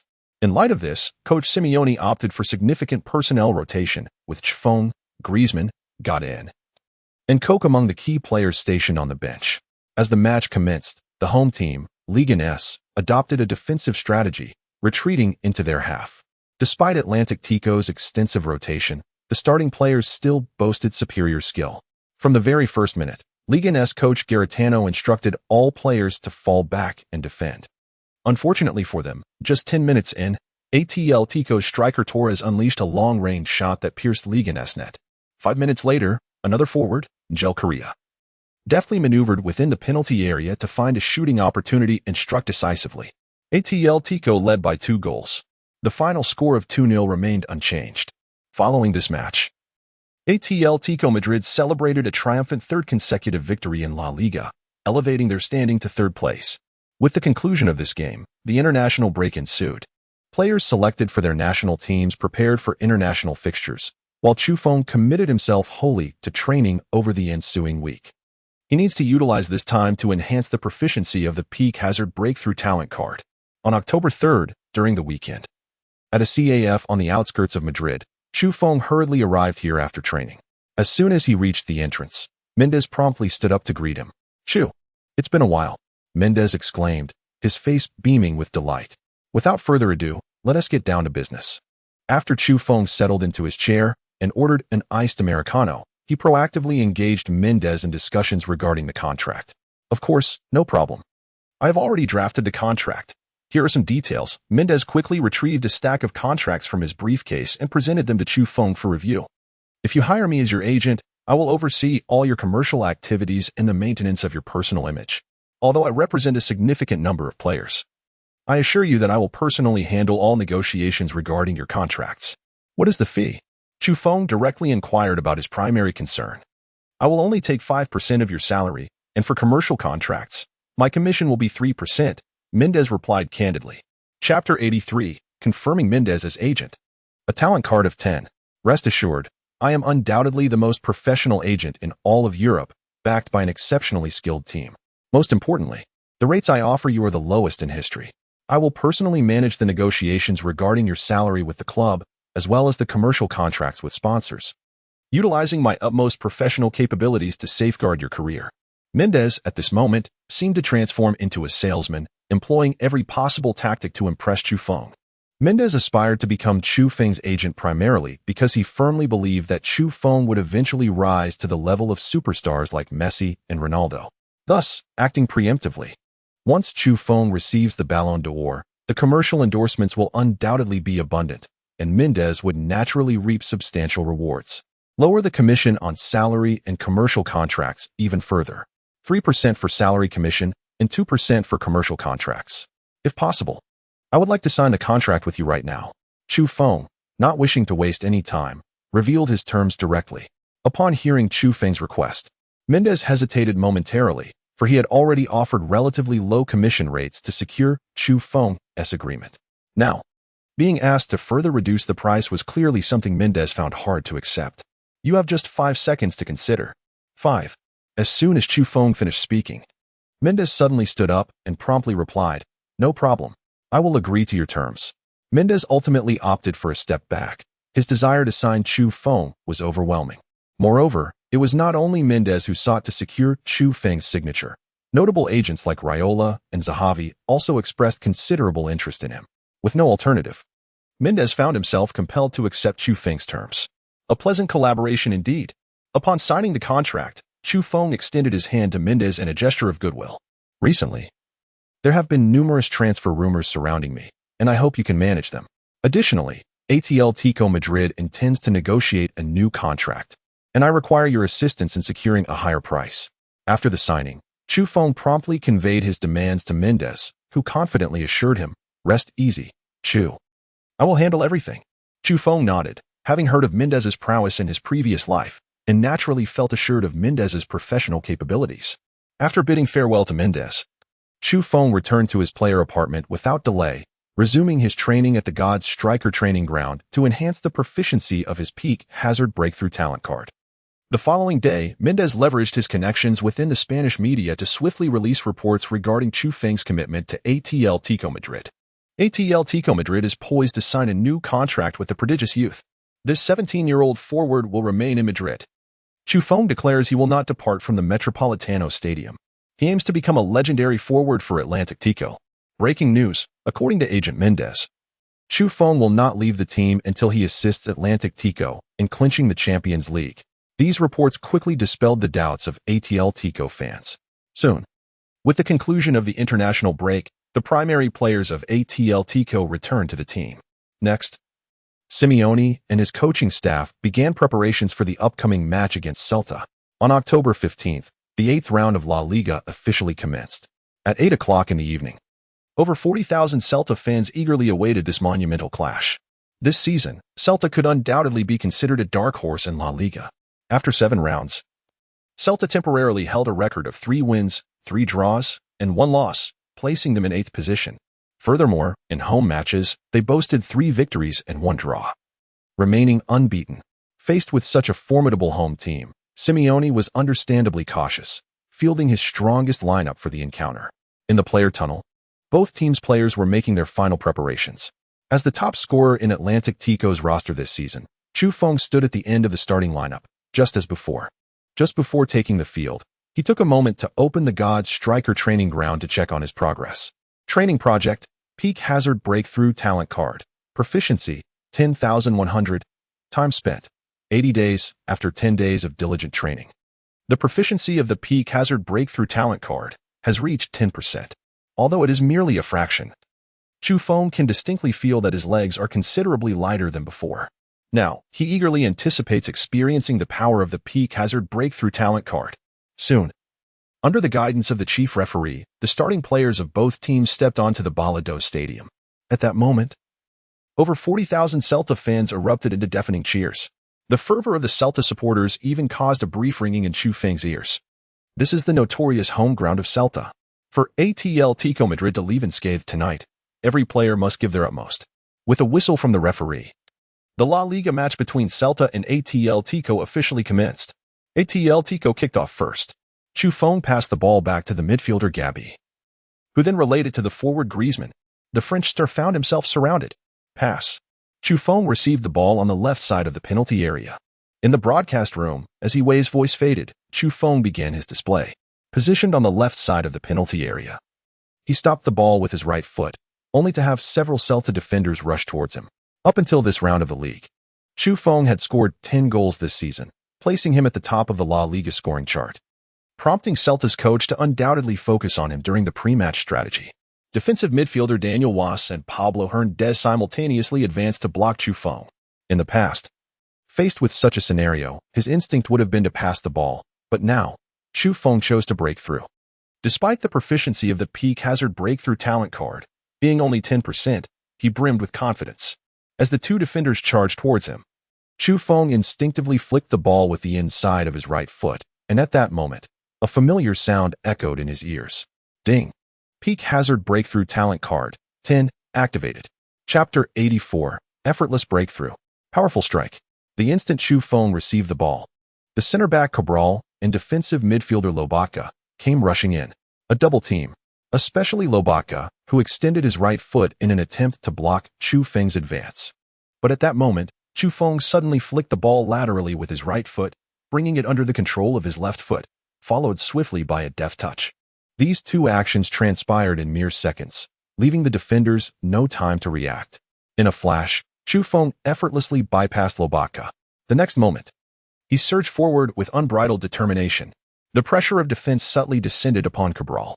Frankly speaking, the Celta center-back felt an immense weight on his shoulders after witnessing Chu Feng's earlier breakthrough. Simultaneously, Celta's head coach, Vunsu, was vociferously shouting commands for a foul. Yet, Cabral was a moment too late. As he lunged towards Chu Feng, the latter deftly maneuvered the ball with his left foot, bringing it back under his control. After evading Cabral, Chu Feng unleashed a powerful shot. Ding! Balotelli's cannon card activated. In a flash, the ball struck the ground like a cannonball, crashing into the net with tremendous force. The Celta goalkeeper stood motionless, merely watching as the ball zipped past him. The ball decisively struck the corner of the goal. 1-0. Chu Feng once again propelled Atletico Madrid into the lead. In that instant, the home fans at Balados began to question their existence. This was not the outcome they had anticipated. Chu Feng's goal tilted the scales of victory imperceptibly in favor of Atletico. In the stands, thousands of Atletico's traveling supporters waved their fists in unison, exuberantly chanting Chu Feng's name. This time, following his goal, Chu Feng sprinted to the corner flag and made a heart gesture towards the camera. This was the celebratory act he had promised Mia before the match. Chu Feng had kept his word. On the Celta bench, Coach Vunce's face flashed with anxiety and resignation.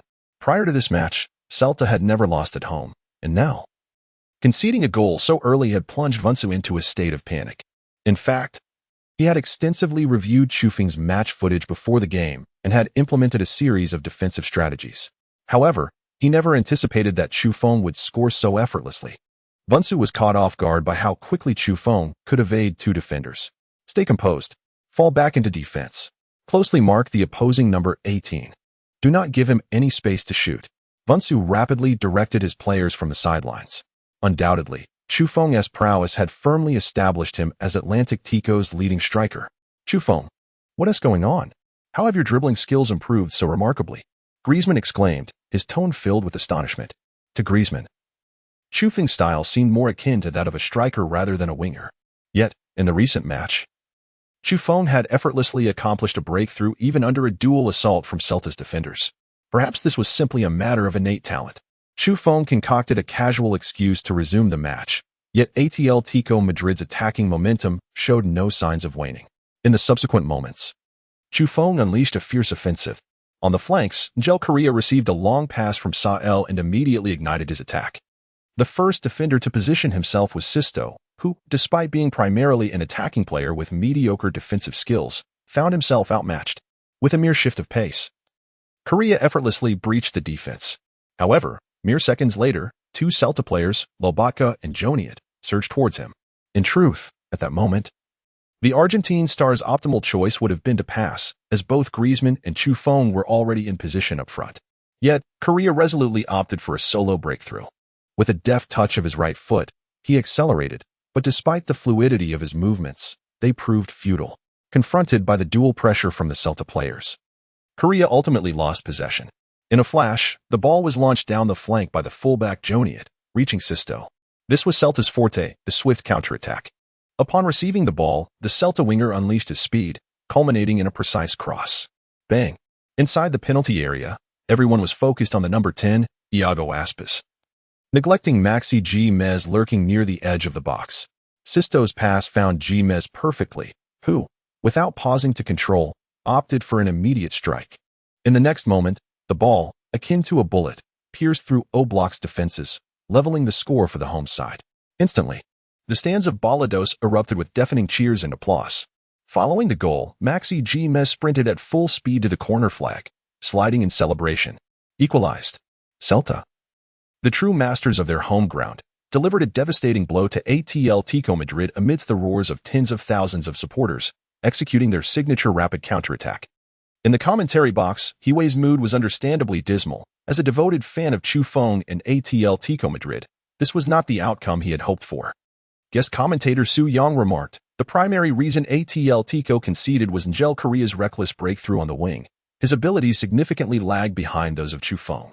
While Chufeng can navigate through double marking to score, Correa lost possession and allowed the opponent to capitalize. The head coach of Atletico Madrid, Simeone, was instantly incensed, unleashing a torrent of scathing remarks towards the defenders on the field and Angel Correa. As a seasoned manager, Simeone understood that allowing Celta to equalize would undoubtedly elevate their morale. Following that, it would become exceedingly challenging for Atletico to secure a goal. In the 85th minute, having conceded 2 goals, the irate coach Simeone found himself in a furious state. Upon resuming play, the Celta players, competing on their home turf, retreated entirely to a defensive formation, with Coach Vunsu opting for a robust defensive strategy. For Celta, earning a point against Atletico was entirely acceptable. However, for Atletico, if they aspired to claim the La Liga title from Real Madrid and Barcelona, victory in tonight's match was imperative. Faced with Celta's staunch defense, Atletico's offensive maneuvers predominantly relied on crossing from the flanks. Players such as Sael and Angel Correa frequently launched balls into the penalty area. Despite Chufeng's commendable height of 185 meters, he found himself at a disadvantage in aerial duels. Furthermore, with Celta's defenders now stationed within the penalty box, Chufeng would inevitably face the interference of at least 2 opponents when vying for headers. Thus, Atletico struggled to devise effective strategies against Celta's resolute formation. As the match progressed to the 38th minute, with the end of the first half drawing near, the mindset of each Atletico player began to shift. In a bid to create a shooting opportunity, Griezmann consciously retreated to the midfield to receive the ball. However, just as the defensive midfielder party passed the ball to Griezmann, multiple Celta defenders swiftly closed in. Pablo Hernandez, Daniel Was, and even Celta's forward Aspas rushed towards Griezmann. In an instant, the French star found himself surrounded by a dense cluster of defenders. Although Griezmann possessed a certain level of dribbling prowess, the likelihood of him breaking through such a formidable wall of opposition was nearly non-existent. Consequently, his only viable option was to pass the ball. Yet, just as Griezmann prepared to execute the pass, Celta's defensive midfielder Lobotka unexpectedly surged in from the side. Crucially, Lobotka's challenge caused Griezmann to lose his balance and control over the ball. In the next moment, another Celta midfielder, Daniel Was, effortlessly seized possession of the football. With a thud, Daniel Was, upon receiving the ball, adhered strictly to Coach Aspas's tactical directives, launching it forward with remarkable speed. A mistake. Griezmann's possession of the ball was swiftly interrupted. An opportunity for a counterattack has emerged. Celta's forward, Iago Aspas, has seized the ball. Within the broadcasting hall of Donchio Network, the 2 commentators, Hiwei and Su Yang, displayed expressions of mild panic upon witnessing this unfolding drama. Meanwhile, within the confines of Balados Stadium, tens of thousands of Celta fans have succumbed to a frenzy, fervently waving their fists and repeatedly chanting Aspas's name. Undoubtedly, every Celta supporter yearns for their number 10, the core of the team, to score a goal that would turn the tide in their favor. at the top right of the penalty area. As Aspas halted the ball and prepared to pivot for a shot, Atletico's center-back, Savic, had already positioned himself to defend. Additionally, another striker from Celta, Maxi Giménez, found himself closely marked by Godin. In this fleeting moment, both Atletico defenders performed to perfection. However, this did not imply an impregnable defense. Upon realizing that his attacking partner, Maxi Giménez, lacked a clear shot, Aspas opted for individual brilliance. The Celta star swiftly turned to the right, lifting his right foot in preparation to shoot as he pivoted. Savic, recognizing the threat, instinctively raised his right foot to block Aspas's attempt. Yet, at that very moment, Aspas abruptly altered his direction. His entire body shifted its center of gravity to the left. It is noteworthy that Aspas is not a towering center forward. Standing at just 1.76 meters, he boasts remarkable agility in the attacking third. Compared to the taller Godin, Aspas has a shorter turning radius and requires less time to execute his movements. Bang! As Aspas completed his turn to the left, he did not hesitate and almost instantaneously unleashed his shot, despite Godin's utmost effort to intercept. He was a fraction too late. The ball swiftly curved towards the right side of the goal, evading Oblak's grasp. Celta scored again, bringing the score to 2-1. With the advantage of playing at home, Celta accomplished a remarkable turnaround. In an instant, Balados Stadium erupted. Celta fans raised their arms in jubilation, with some devoted supporters bouncing on the stands in celebration. The name of the goal scorer, Aspas, resonated throughout the stadium. At that moment, Chufeng truly felt the electrifying atmosphere of La Liga's formidable home ground. Following the restart, Celta reverted to a defensive strategy, with all players, including forwards, promptly retreating to their half to fortify their defense. Perhaps it was the recent goal that ignited an overwhelming sense of confidence among every Celta player, instilling them with a fervent fighting spirit. Whenever Atletico Madrid players regained possession in the attacking third, Celta players would promptly commit fouls. The final minutes of the first half were characterized by a disjointed tempo. Atletico was unable to mount any threatening offensive against their opponents. Ultimately, as the stoppage time expired, the referee blew the whistle, signaling the end of the first half. The score stood at 2-1, with Celta playing on home soil, enjoying a temporary lead over Atletico Madrid. Both teams retreated for halftime. Simeone was the last to enter the dressing room, furiously kicking the door open and unleashing a tirade upon his players. Useless. A bunch of useless players. The opponent is merely Celta, not Barcelona. Get your act together. Stop wandering around the pitch in a daze. Do you still aspire to win the La Liga title? If you desire to be champions, then seize this damn match. There was no doubt that Simeone was profoundly dissatisfied with his disciples' performance in the first half, as he berated them for a full 10 minutes before his emotions gradually settled. Subsequently, he took the last 5 minutes to strategize for the second half. Chapter 86. Dual star cards activated. Dribbling with abandon. Halftime concluded, Atletico trailed 1-2. Chufeng netted the only goal of the half. The true ironclad defense. Celta's bus-like defense completely stifled Atletico's offense. Griezmann and Angel Correa repeatedly faltered, allowing Celta to strike on the quick counterattack. Simeone's team was woefully out of sorts. Atletico players appeared collectively lethargic in the first half. Rapid counterattacks. The home team, Celta, capitalized on 2 counters to score. During the halftime interlude, news outlets swiftly released a plethora of reports concerning Atletico, the majority of which were decidedly negative. In the comments section, fans from the Middle Kingdom expressed their dissatisfaction with the players' first-half performances, collectively lamenting the team's display. Is this truly Atletico? They seem utterly incapable of breaking through a tight defense. The evidence suggests that Simeone's team excels in defense, but falters in attack. Atletico's offense feels akin to constipation. Apart from Chufeng, the performances of the other players were dismal. The burden rests solely on the young lad. May he rise to save Atletico. 15 minutes later, the second half officially commenced. Simeone was the first to make personnel adjustments, substituting the relatively lackluster Angel Correa for Carrasco.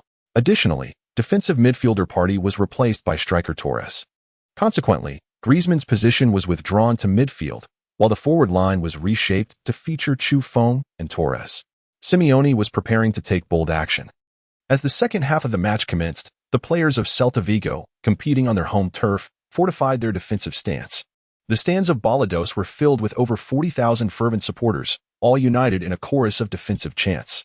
In the 52nd minute, Carrasco received a pass from his teammate on the left flank and began to showcase his individual prowess. It must be noted that within Atletico Madrid's current lineup, aside from center-back Godin, midfielder Coke, and forward Griezmann, as well as striker Chifong, the majority of players are not irreplaceable starters. Although Carrasco dons the illustrious number 10 jersey for Atletico, head coach Simeone does not place unwavering trust in the Belgian winger. Thus, upon his introduction in the second half, Carrasco exhibited remarkable determination. As Carrasco received the ball on the left side, he displayed his remarkable dribbling ability. Faced with the defensive pressure from Celta's fullback, Malo, Carrasco deftly maneuvered with sudden stops and changes of direction, effortlessly evading his marker and advancing powerfully with the ball. However, as he progressed, more defenders, including Daniel Wass and Pablo Hernandez, converged upon him. While most players would typically opt for a pass in such a situation, the eager Carrasco chose to press on, charging towards Celta's penalty area. The outcome was predictable, under the duress of the two Celta defensive midfielders. Carrasco found himself devoid of a clear shot, ultimately resorting to a forced attempt at goal. The ball was deflected by the opposing defenders, leading to a counterattack opportunity for Celta. Fortunately, Atletico's defenders had learned from past mistakes, and center-back Godin anticipated the threat, clearing the ball just ahead of Aspas. Before long, Atletico regained possession. With a resounding thud, Sael delivered a long pass, once again finding Carrasco on the left flank. In the face of Celta's resolute defense, Atletico sought to exploit the flanks for opportunities as the ball once more reached Carrasco's feet. However, Celta's defenders had adapted. The moment Carrasco received the ball, both Daniel Wass and Malo positioned themselves for a double team. Frankly, upon witnessing this, Carrasco felt a twinge of anxiety, fearing a failed attempt could lead to a loss of possession. Just as he hesitated, Chifong called out Carrasco's name emphatically. In the second half, Chifong's positioning was more liberated compared to the first half. Having anticipated Celta's focus on Carrasco, he rushed forward to offer support. Carrasco did not hesitate. He promptly passed the football to Chifong. At the left side of the penalty arc, Chifong commenced his personal display. A familiar sound echoed as two star cards were activated simultaneously. Ding. Peak Hazard Breakthrough Talent Card, 10, activated. And ding. Alvarez Lucky Surge card activated. In that fleeting moment as Chifong prepared to advance, he felt his legs brimming with vigor. Instinctively, he deftly maneuvered the ball, and within the blink of an eye, he effortlessly evaded the interference of the defensive midfielder, Pablo Hernandez. In the stands of the Balados Stadium, over 2,000 Atletico Madrid fans finally revealed glimmers of hope on their faces upon witnessing Chifong's performance. On the sidelines, Coach Simeone clenched his fists tightly, eagerly anticipating that Chifong would deliver a decisive blow to the opponent's goal. At this moment, the Celta defense was entirely in disarray.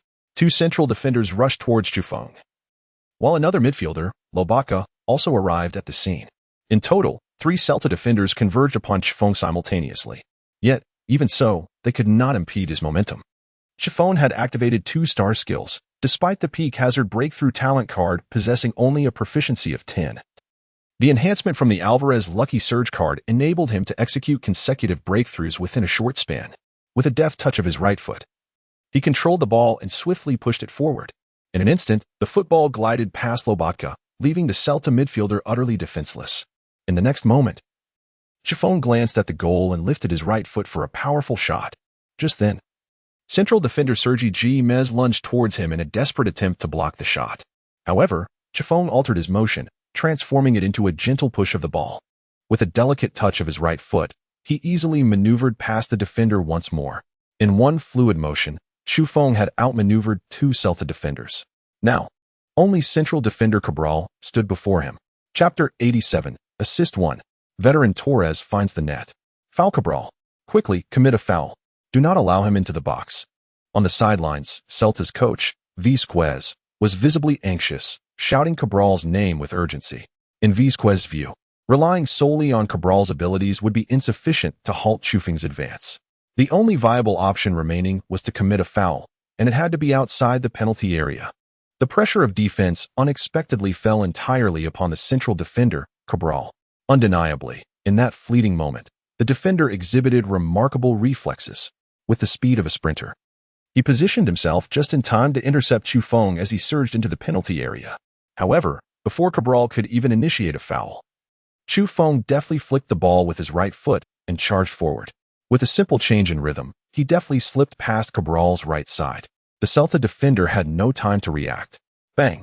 The instant Chu Feng entered the penalty area, he wasted no time and unleashed a powerful shot with his right foot. In the blink of an eye, the ball struck the corner of the net. Celta's goalkeeper, Sergio, was left with no chance to respond. The score was now 2-2. Once again, Chu Feng showcased his immense individual prowess, helping the team equalize. In the broadcasting studio of the Celestial Kingdom, commentator He Wei, witnessing Chu Feng's remarkable strike, was so exhilarated that he leapt from his seat. What a splendid goal! At that moment, Chu Feng seemed to embody the spirit of Messi. He maneuvered past 3 defenders before unleashing a shot that pierced through Celta's goal. The score had been rewritten to 2-2. This is Chu Feng. Although merely 17 years old, he consistently rises to the occasion whenever Atletico needs a goal. This marked his 12th goal in the La Liga season. Not only was he way ecstatic, but the fans in the Celestial Kingdom also erupted into a frenzy upon witnessing Chu Feng's extraordinary goal. The live broadcast screen was inundated with comments. Kit 666. This is simply Messi-like. Wow. How has Chu Feng's dribbling ability suddenly become so formidable? It looks effortless. Another goal. Could it be that Chu Feng is truly vying for the La Liga Golden Boot? Celta's ironclad defense doesn't seem that strong after all. It's settled. Given Chu Feng's current form, victory for Atletico is merely a matter of time. Chu Feng's improvement is visibly remarkable. Within the stadium, while Atletico fans celebrated wildly in the stands, Chu Feng's expression remained composed. He understood that this goal alone could not secure victory for his team. He needed to score more. Atletico Madrid's objective this evening was not merely a point, but 3. As the game resumed, Celta regained possession. Yet, it must be said, the Celta players found themselves in a state of hesitation. They were uncertain whether to maintain their defensive stance or launch a full-scale attack. This indecision resulted in a disconnection among Celta's lines. For the attacking players, their desire was clear: to mount an offensive and strive to reclaim the lead. As a result, the forward players of Celta began to press forward aggressively, while the defenders, fearing the loss of possession and the threat of Atletico's counterattacks, largely remained in the back line, refraining from joining the offensive efforts. This imbalance rendered Celta incapable of addressing both defense and attack, inadvertently granting Atletico a golden opportunity. Upon receiving the ball in the attacking third, Aspas was swiftly dispossessed by Godin and Savic. Subsequently, Godin seized the ball and immediately launched a long pass towards Carrasco in the forward line on the left flank. As Carrasco brought the ball to a halt, he instinctively drew the attention of the left back, Malo. However, this time Carrasco exhibited shrewdness, advancing the ball while keenly observing Chu Feng's movement. At the moment Malo lunged forward, Carrasco decisively delivered a through ball. In an instant, the football found its way to Chu Feng's feet. Yet, having learned from past encounters, Celta's defenders were not caught off guard this time. Center-backs Sergi Gmez and Cabral, along with 2 defensive midfielders, Daniel Was and Lobaka, converged upon Chu Feng with remarkable synchronicity. With impending pressure from Celta's players, Chu Feng did not hesitate and swiftly executed a precise through ball. 2 seconds later, the football zipped past the gaps between Sergi Gmez and Cabral, landing accurately at the feet of forward Torres.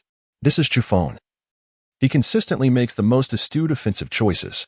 Inside the penalty area, the golden boy Torres faced the advancing Celta goalkeeper and effortlessly slotted the ball into the far corner of the net. 3-2. Atletico Madrid completed an epic comeback. After scoring, Torres intentionally ran to Chu Feng, and the two embraced tightly. "Thank you, Chuff. That through ball was magnificent." Torres expressed heartfelt gratitude, understanding that Chu Feng could have easily opted for a forceful breakthrough or pass to the better positioned Griezmann. "Let us keep pushing." Chu Feng patted Torres on the shoulder and continued. "A 1-goal lead is not secure. We need to score again." On the sidelines, the emotions of the 2 head coaches underwent a stark transformation at that moment. Simeone, witnessing his team reclaim the lead, was so elated that he jumped up, his expression exuberant, akin to that of Atletico's supporters in the away section.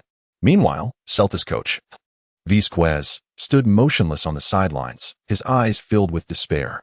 Perhaps at that moment, Vizquez realized that the scales of victory had irrevocably tipped in favor of Atletico Madrid. Beep. Following the restart, it was now Atletico Madrid, buoyed by their 2-goal surge, whose morale soared. Soon the forward players of Atletico Madrid immediately enacted a high press. rendering Celta's defenders incapable of finding passing lanes. Ultimately, center-back Cabral was forced into a hasty clearance. Not long after, possession returned to Atletico's feet. Bam!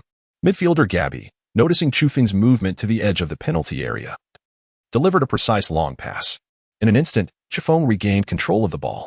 This evening, he had fully transformed into the offensive nucleus of Atletico Madrid. It is no exaggeration to assert that every attack required Chufeng to initiate it.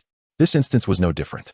Upon receiving Gabi's pass, Chufeng surged forward with meteoric strides towards the opponent's penalty area, instilling trepidation among Celta's defenders. Chapter 88. The first player to achieve 90 attributes. Ultimate Training Talent Card. Ding. Peak Hazard Breakthrough Talent Card. 10. Activated. As Celta's defenders rushed towards Chufeng, his star card activated once more. The first defender to confront him was Cabral. The towering center-back made no attempt to halt his momentum, charging directly at Chufeng, clearly intent on committing a foul. However, in a flash, Chufeng deftly nudged the ball with his right foot, causing it to glide effortlessly between Cabral's legs at the perfect moment. The Celta defender lunged in vain. But to prevent Chufeng from penetrating the penalty area, Cabral swiftly grasped Chufeng's jersey with both hands. Bam!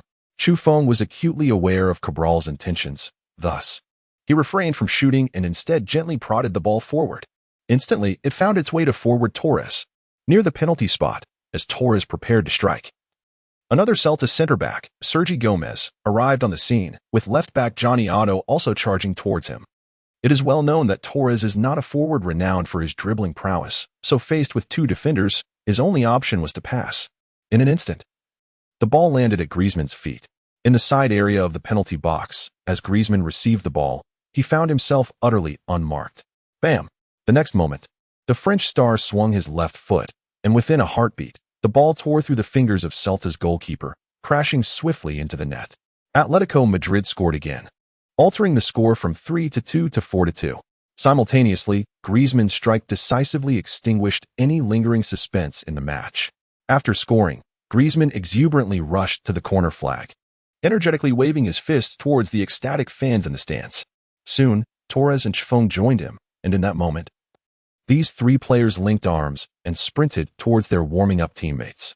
The instant when Chufeng, Griezmann, and Torres ran together was captured by a reporter's camera stationed by the advertising boards. As the score reached 4-2, the suspense of the match was unequivocally extinguished.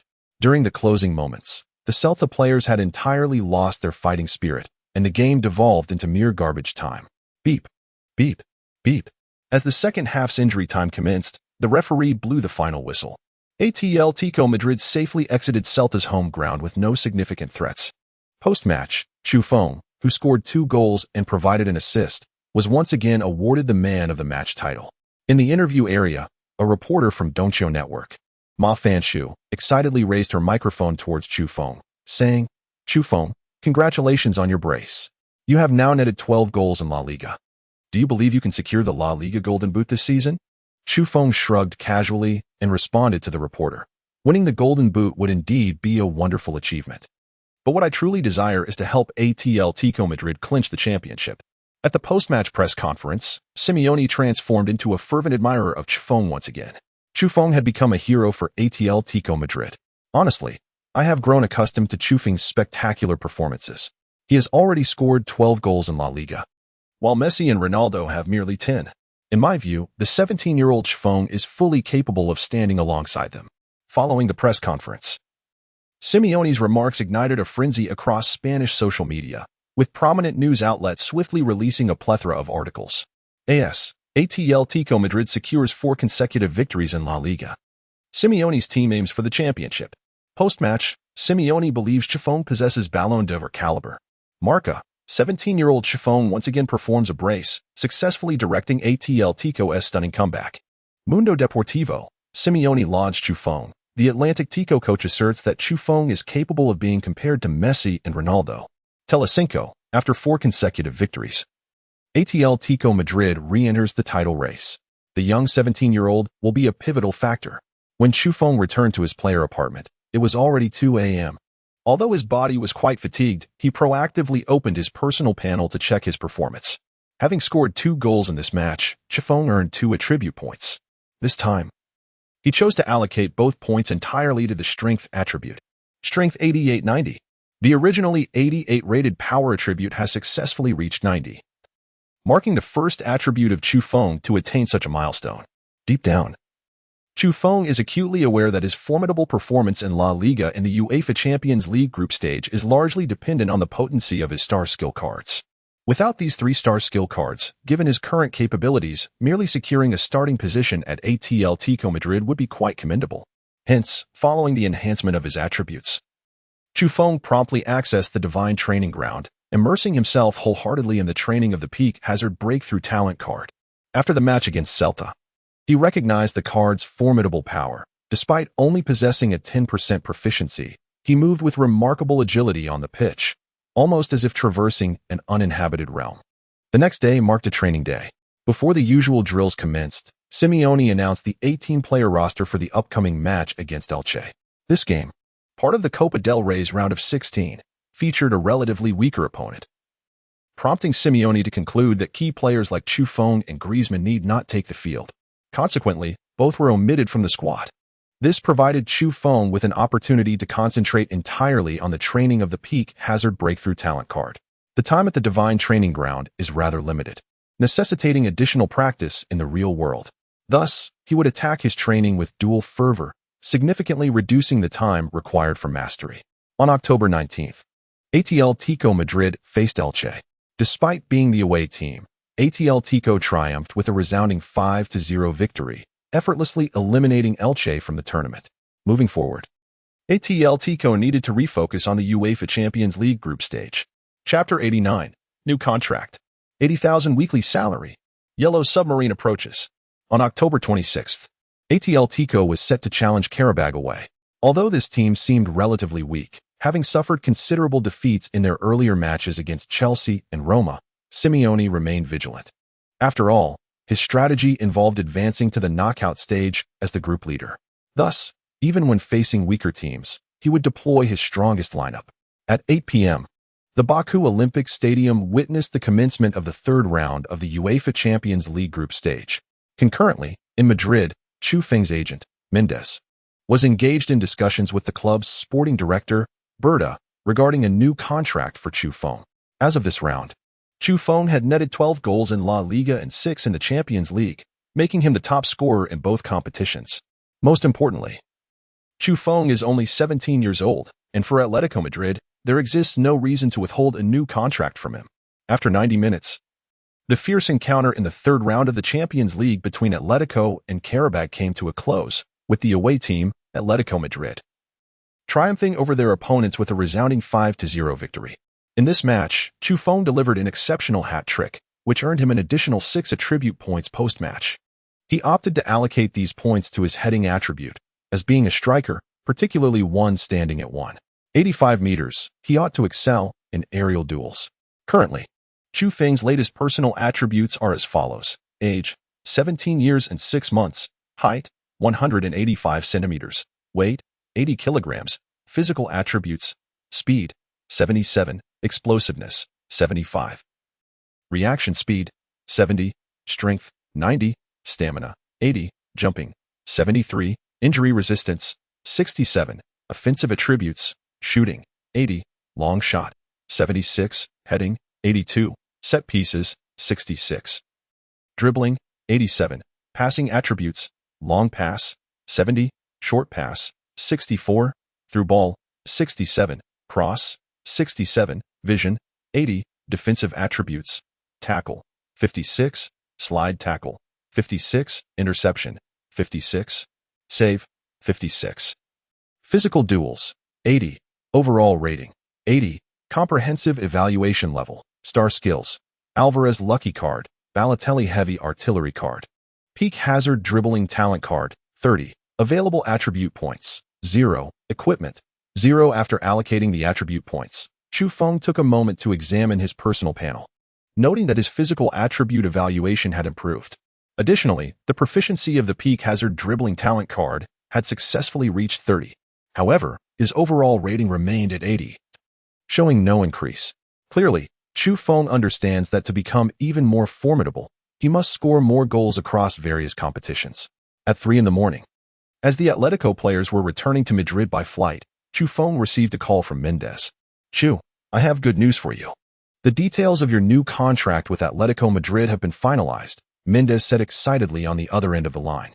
"The contract duration remains the same as before, but your weekly salary has risen to 80,000 euros, which translates to approximately 400,000 euros annually, all post-tax. Additionally, your goal bonus has increased to 20,000 euros, along with various championship bonuses. In summary, this contract is a considerable upgrade compared to your first one." "Understood," Chufeng replied, maintaining an air of calmness after Mendes finished speaking. Indeed, Chufeng is acutely aware that, given his current performance, he undoubtedly merits a lucrative contract. In fact, he believes his contributions could warrant a weekly salary exceeding 80,000. Furthermore, Puma has expressed interest in having him as their brand ambassador, although the particulars of the contract are still under negotiation. Overall, as long as he maintains his current scoring rate, I am confident that Puma will present him with an irresistible offer. Mendes continued, stating that besides Puma, numerous other brands are eager for him to become their spokesperson. Yet the details remain unfinalized. "Once everything is arranged, I shall inform you." It must be noted that Mendes, as one of the foremost agents in Europe, exhibits a remarkably high efficiency in his work. Within less than a month, he has secured a new contract for Chufeng, alongside initiating multiple brand endorsements. Upon concluding the call, Chufeng resumed his fervent training at the Divine Training Ground. Remarkably, he achieved a proficiency level from 0 to 30 in just over 2 weeks, proving that the estimated time indicated by the godly training ground was not accurate. This only intensified Chufeng's motivation, as he yearned to elevate his proficiency to 100. As the season progresses, Atletico Madrid is soon to face off against title contenders such as Real Madrid and Barcelona, and Chufeng is eager to enhance his skills before those pivotal matches. 5 days later, on October 30th, Atletico Madrid prepared for their final match of the month. Hosting Villarreal, famously known as the Yellow Submarine, Simeone and his coaching staff regarded this match with utmost seriousness, despite Villarreal's mediocre start to the season. They have stealthily ascended to 5th place in La Liga, trailing Atletico by a mere 4 points. Furthermore, Villarreal has achieved 5 consecutive victories in their last 5 league matches. At the pre-match press conference, Villarreal's coach, Calleja, spoke with an air of confidence. Addressing the reporters, "We are fully prepared to breach the Metropolitano Stadium. It is undeniable that Atletico Madrid has gradually rediscovered their competitive form and resilience. Yet we too share that spirit. Atletico has secured 4 consecutive victories, while we have claimed 5. Moreover, Atletico has been contending with a demanding schedule, which will pose a challenge for them. I believe our players can secure 3 points tomorrow." In response to Calleja's overflowing confidence, Ma Fan Shu, a correspondent from Doncho Network, inquired about Chufeng. "Do you believe Villarreal's defense can withstand the onslaught of Chufeng, the 17-year-old prodigious striker who has already netted 12 goals in La Liga?" Upon hearing the inquiry, Calleja initially let out a derisive snicker, subsequently retorting coldly, "Of course, this young player from the Celestial Empire is merely 17 years old. He is neither Messi nor Ronaldo. He is but a child." Chapter 90. One-on-one with the world's premier defensive midfielder, Chufeng versus Rodri. For the Villarreal coach. Despite Chufeng having already netted 12 goals in La Liga, this proud Spaniard steadfastly believed that Chufeng posed no threat. In fact, he audaciously claimed that his team would secure a clean sheet against Atletico Madrid over the course of the 90-minute match.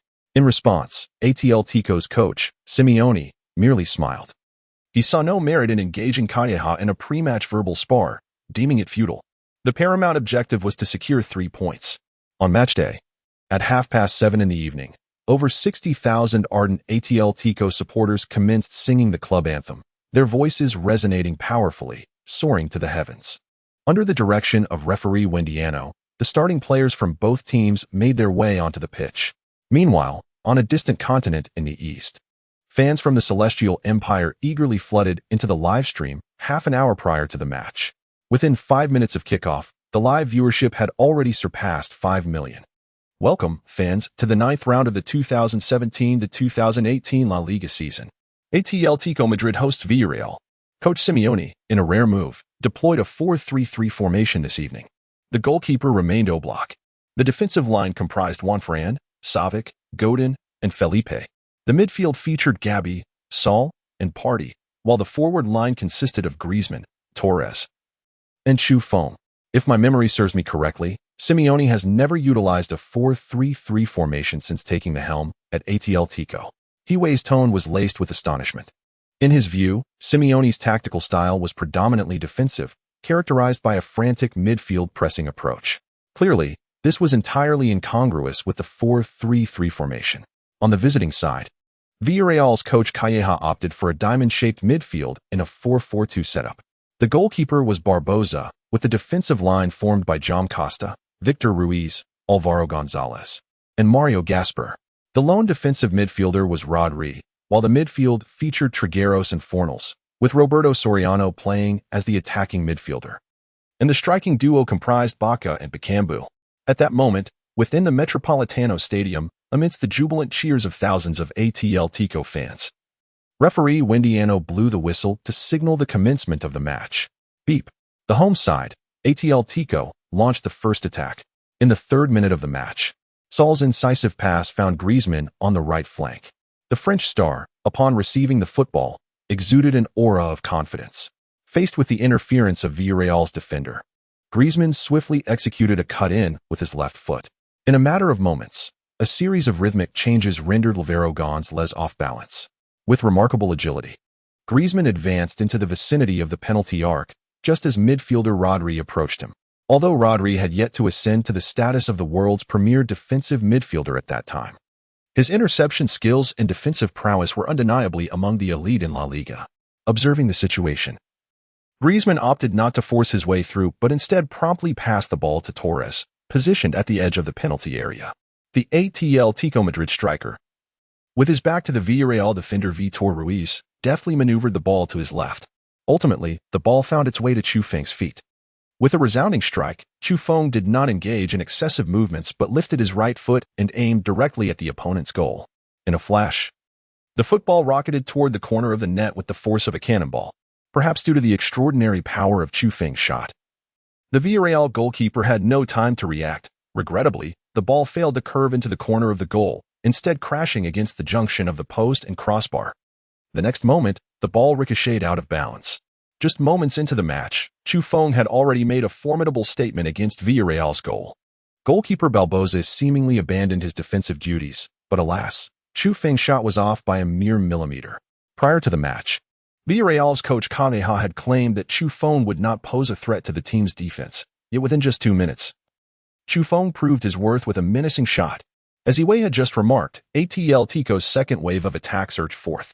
In midfield, Gabi and Saul charged towards Villarreal's player Fornals, who, caught off guard, swiftly lost possession of the ball. In quick succession, Atletico launched an offensive. Gabi's incisive pass immediately found Chu Feng. Throughout this match, Chu Feng displayed considerable positional fluidity, resembling a shadow striker, frequently maneuvering behind Torres. This time, upon receiving the ball, multiple defenders swiftly converged upon him, including the formidable Rodri and Trigueros from the Yellow Submarine. In an instant, Chu Feng executed a deft touch with his right foot, evading Trigueros' challenge. However, when confronted by Rodri's interception, Chu Feng found himself with scant options for advancement. As a seasoned defensive midfielder, Rodri refrained from recklessly extending his leg and instead opted to position himself strategically. Moreover, Rodri's physical prowess surpasses that of Chu Feng. Given Chu Feng's current capabilities, it is evidently a challenge to breach Rodri's defense within a short span. Just as Chu Feng found himself in a predicament, he deftly flicked the ball with his right foot, and in the blink of an eye, the football reappeared at Griezmann's feet. Positioned on the right side of the penalty area, Griezmann halted the ball with his left foot and immediately cast a glance at Villarreal's goal. In the next moment, the French star resolutely lifted his left foot to strike. Suddenly, Villarreal's center-back Álvaro González and right-back Mario Gasper rushed to confront Griezmann. However, instead of shooting, he delivered a precise diagonal pass. In an instant, the ball found itself near the penalty spot, where Atletico's forward Torres had already positioned himself. Executing a volley at the first opportunity, the powerful shot seemed destined for success. Alas, the angle was slightly off, allowing the goalkeeper Barbosa to secure it effortlessly. Despite this attack from Atletico concluding in failure once more, the synergy among Chu Feng, Griezmann, and Torres was evident. In most instances, Atletico's offensive threat stemmed almost solely from these three players. Chapter 91. A thunderous header. Simeone's provocative antics. This evening, Simeone's choice of a 4-3-3 formation was largely influenced by the chemistry among these three players. In the stands of the Metropolitano Stadium, Atletico fans, witnessing this spell of offensive play, expressed their admiration. Is this truly Atletico's offense? It flows so seamlessly. The offensive onslaught continues. It feels as though a goal is imminent. Buffon, Griezmann, and Torres, this attacking trio is formidable, a blend of youth and experience. Let us hope that all three can find the net tonight. Is this the defense of Villarreal? It appears weaker than that of Celta. Clearly, most Atletico fans were fairly pleased with the players' performances on the pitch. However, in the coaching area, Simeone's expression was one of seriousness. After all, during this period, Atletico's forwards had squandered 2 golden opportunities. If they continued to waste scoring chances, they might face dire consequences. Before long, the match reached the 10th minute, with Atletico still in control of the ball. In fact, to swiftly break the deadlock, the 2 wing players, Juanfran and Felipe, pressed forward into the attack. Bang! In the 11th minute, Saul's long pass found Griezmann on the right flank. After feigning an inward cut, he successfully drew the attention of 2 Villarreal defenders, then unexpectedly flicked the ball with his heel. In the blink of an eye, the football landed at Juanfran's feet. The right back of Atletico Madrid, after casting a glance at his teammates' positioning, swiftly delivered a cross with his right foot. Thud!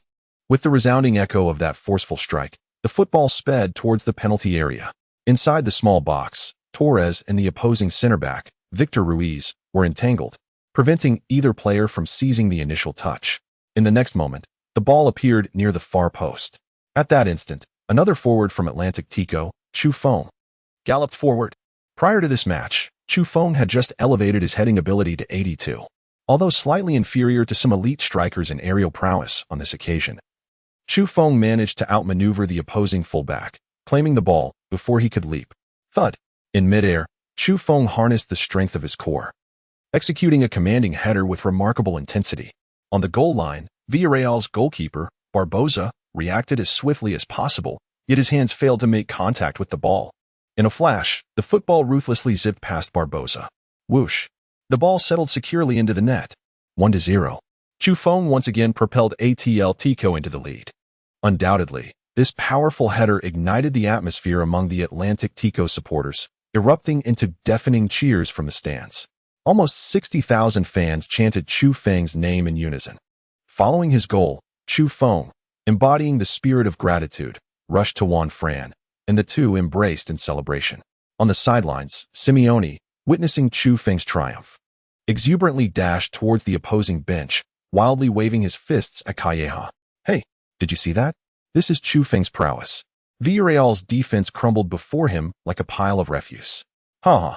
One must acknowledge Simeone's psychological tactics. At that moment, the Villarreal coach's face was etched with fury and frustration. He even contemplated confronting Simeone with threats of violence.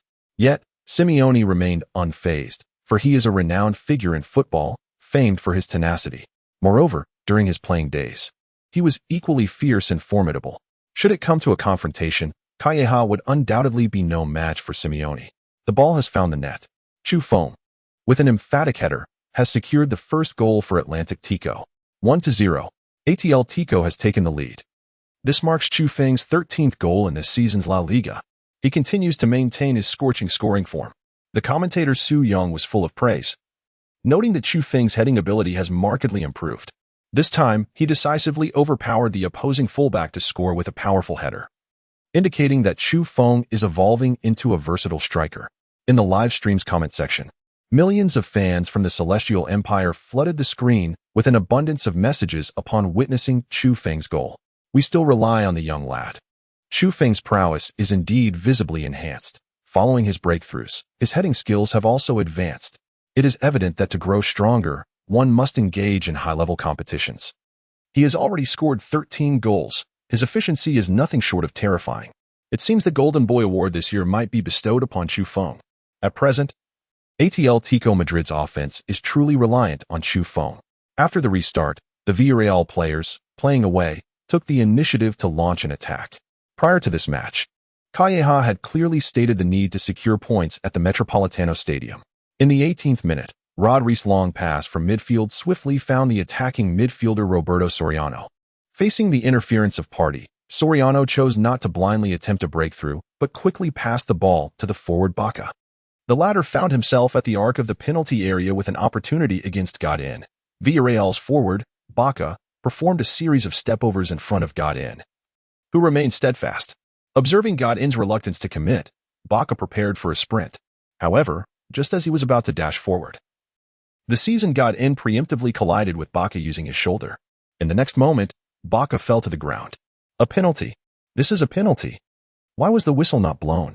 In the coaching area, Calleja, witnessing his player collapse within the penalty area, reacted instantly, vehemently berating the referee, yet to no avail. The referee did not deem it a foul and signaled for the game to continue. With a decisive kick, Godin swiftly cleared the ball forward. Moments later, the football landed at Torres's feet. In a contest with Victor Ruiz, he managed to seize the ball first, followed by a deft flick with his head. Instantly, the ball entered the penalty area, where another Atletico forward, Griezmann, had already arrived on the scene. Chapter 92, Rodri's stunner. Villarreal equalizes.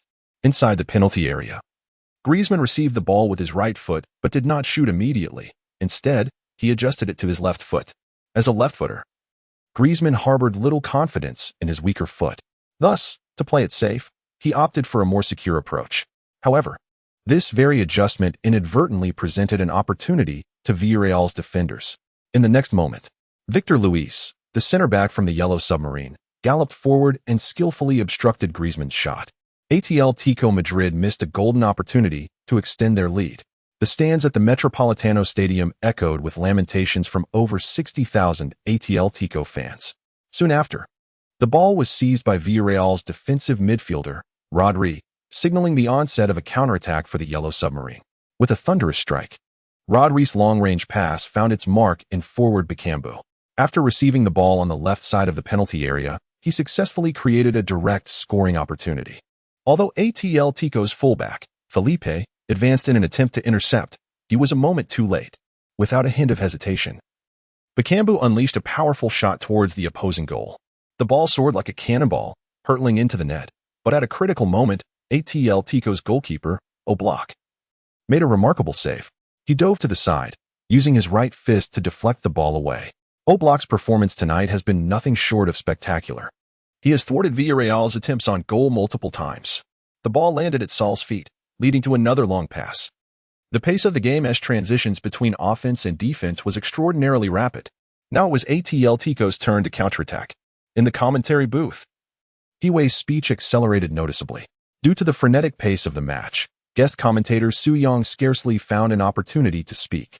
In the stands, Atletico fans erupted in jubilant cheers, especially when they recognized that the player receiving the ball was Chu Feng, whose name was fervently chanted by the ecstatic crowd. In the midfield, Chu Feng commenced his personal showcase. Ding! Peak hazard breakthrough talent card, 30, activated. As the system notification resonated, Chu Feng felt an exhilarating surge of power coursing through his legs. However, just as he prepared to break through, Rodri's defense was already in place. In their previous encounters, Chu Feng had not gained a significant advantage over Rodri, and this time was no different. Rodri remained composed, using his body to effectively shield Chu Feng. Clearly, even with the peak hazard's breakthrough capability, it was insufficient to bypass Rodri in such a short span. Chu Feng's only option was to pass. Yet, at the very moment he lifted his right foot, Rodri's defense was already upon him. In a flash, Rodri's left foot made contact with the ball, resulting in yet another thwarted Atletico attack. Rodri proved his prowess once again, securing victory in his duel with Chu Feng. It was evident that Chu Feng needed to recalibrate his strategy. Hiway couldn't help but feel a twinge of anxiety for Chu Feng.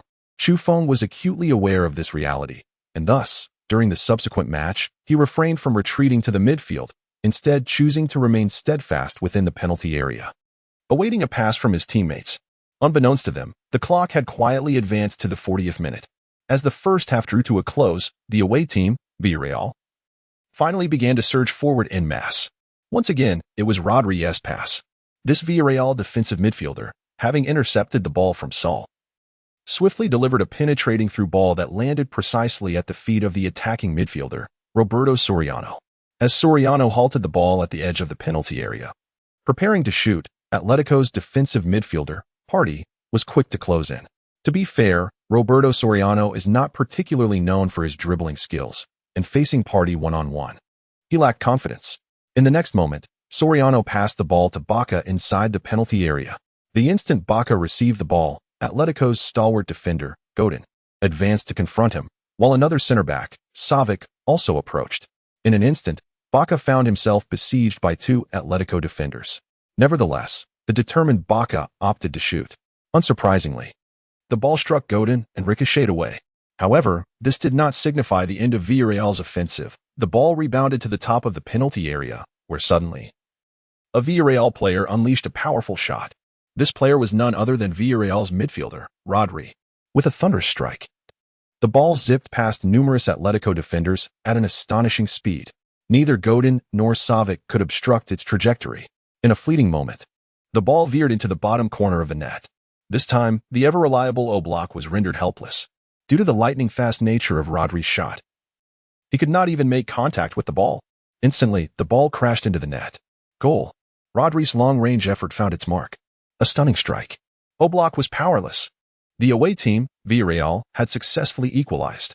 As the first half neared its conclusion, Rodri emerged as the hero of the team. In the broadcasting studio, he passionately exclaimed, his voice filled with excitement. It must be said that Rodri's performance this evening was remarkable. His presence was felt in both offensive and defensive plays. Perhaps, in the near future, this midfielder may well join a prestigious club. Former international Su Yang, having witnessed Rodri's performance tonight, also sang his praises. In the live broadcast barrage of comments, the fans from the Celestial Empire were profoundly shaken by Rodri's extraordinary shot. Rodri is truly exceptional. I have never witnessed such an impressive single defensive midfielder. I hope Atletico Madrid can recruit Rodri. It is said that Rodri once spent some time in Atletico's youth team. By that logic, he could be considered a senior to Chufeng. I have a premonition that Rodri will one day claim the Ballon d'Or. Come on, don't be ridiculous. How could a defensive midfielder ever win the Ballon d'Or? That's impossible. Chapter 93 once again becomes the savior, continuously evading to execute a powerful strike. On the field, Chufeng remained unperturbed after witnessing Rodri's long-range goal. He understood that this future Ballon d'Or winner possessed the ability to determine the outcome of the match. However, Chufeng was not willing to concede defeat so easily. He fervently clapped his hands and shouted to his teammates, "Pass the ball. More passes." Villarreal's defense was not particularly robust. He aimed to exploit their defensive cracks through swift passing. After nearly 40 minutes of play, Chufeng gradually discerned the capabilities of the Villarreal defenders. In his estimation, aside from Rodri, the rest of Villarreal's players were a disorganized bunch. As long as other players could divert Rodri's defensive focus, Chufeng believed he could score. Beep. The game resumed with Atletico Madrid in possession. Despite having just conceded an equalizer to Villarreal, thousands of die-hard Atletico supporters in the stands were still singing the team anthem, fervently cheering on the players on the field. Before long, Atletico's offensive surge materialized. Saul swiftly advanced the ball into the attacking third, successfully drawing the attention of two Villarreal defenders, before quickly passing to Griezmann on the right flank. At that moment, both Chufeng and Torres had positioned themselves for the impending play. Without hesitation, Griezmann delivered a decisive cross. In an instant, the ball evaded the interference of the fullback Jaume Costa and found its way to Torres in the center. The former Golden Boy leaped with all his might, attempting to execute a header. Just then, Villarreal's center-back Alvaro Gonzalez charged into Torres's path. In the air, Torres was forcibly knocked down by Gonzalez. Meanwhile, the ball was cleared by the center-back in a timely manner. Fortunately, Atletico's midfielder Gabi managed to seize the second ball, ensuring that Atletico's offensive efforts continued. After regaining control, Gabi initially intended to send the ball directly into the penalty area, but both Griezmann and Torres were surrounded by numerous defenders. Thus, Gabi decided to take matters into his own hands and boldly surge toward the edge of the penalty area. It appears that the Atletico Madrid midfielder is eager to take matters into his own hands. At a critical moment, Villarreal's defensive midfielder, Rodri, swiftly intervened, positioning himself in front of Gabi and successfully obstructing his advance. Meanwhile, Chufeng dashed back to the arc of the penalty area with utmost speed, signaling to Gabi for the ball as he ran. Chu Feng was acutely aware that a scoring opportunity was imminent. With a resounding thump, Gabby, a seasoned veteran at 35, demonstrated his considerable experience. He feigned a shooting motion, prompting Rodri to extend his leg for a block. In that fleeting instant, as Rodri lifted his leg, Gabby executed a quick pass. The ball seamlessly threaded between Rodri's legs, landing directly at Chu Feng's feet. At that moment, the Atletico Madrid supporters in the stands erupted into deafening cheers, and even Simeone on the sidelines raised his arms, anticipating Chu Feng's goal. However, as Chu Feng controlled the ball, several Villarreal defenders had already closed in. Fullback Mario Gasper and center-back Alvaro Gonzalez arrived almost simultaneously before him. Unfazed, Chu Feng had developed a keen understanding of the capabilities of these two defenders over the course of the match. In a flash, he deftly nudged the ball to the outside with his right foot. Ding! The peak hazard breakthrough talent, 30, has been activated. At that precise moment, the activation sound of the star card echoed in Chu Feng's ears. Previously, when facing Rodri's defense, he had faltered. But now, with the enhancement from the peak hazard breakthrough talent card, he effortlessly flicked the ball past Mario Gasper. In the next instant, with the back of his right foot, he made a swift maneuver as Alvaro Gonzalez attempted to block him. In a split second, Chu Feng executed a rapid feint. By skillfully employing a series of deft touches, he seamlessly bypassed both defenders. As he surged into the penalty area, without a moment's hesitation, he lifted his foot and unleashed a powerful shot. Ding! Balotelli's cannon card activated. Another star card had successfully been triggered. Boom! In an instant, the ball shot forth like a cannonball, swiftly evading multiple Villarreal players and accurately finding the back corner of the net. Villarreal's goalkeeper, Barbosa, stood frozen, failing to make any attempt at a save. 2-1. Atletico Madrid had once again turned the tide. After scoring, Chu Feng sprinted towards the corner flag, once more making a heart gesture to the camera. At this moment, within the penalty area, the faces of several Villarreal players were etched with despair, especially that of Barbosa. He could scarcely believe that this young boy, with his yellow skin and black hair, could break through the encirclement of two teammates in such a brief span. Even more astonishing was the sheer power behind Chu Feng's shot. In the broadcasting hall, following Chu Feng's strike that breached Villarreal's goal, Hue finally relaxed. A second goal. After evading defenders with finesse, Chu Feng executed a high-quality shot, rendering Villarreal's goalkeeper utterly helpless. Now, the score stood at 2-1.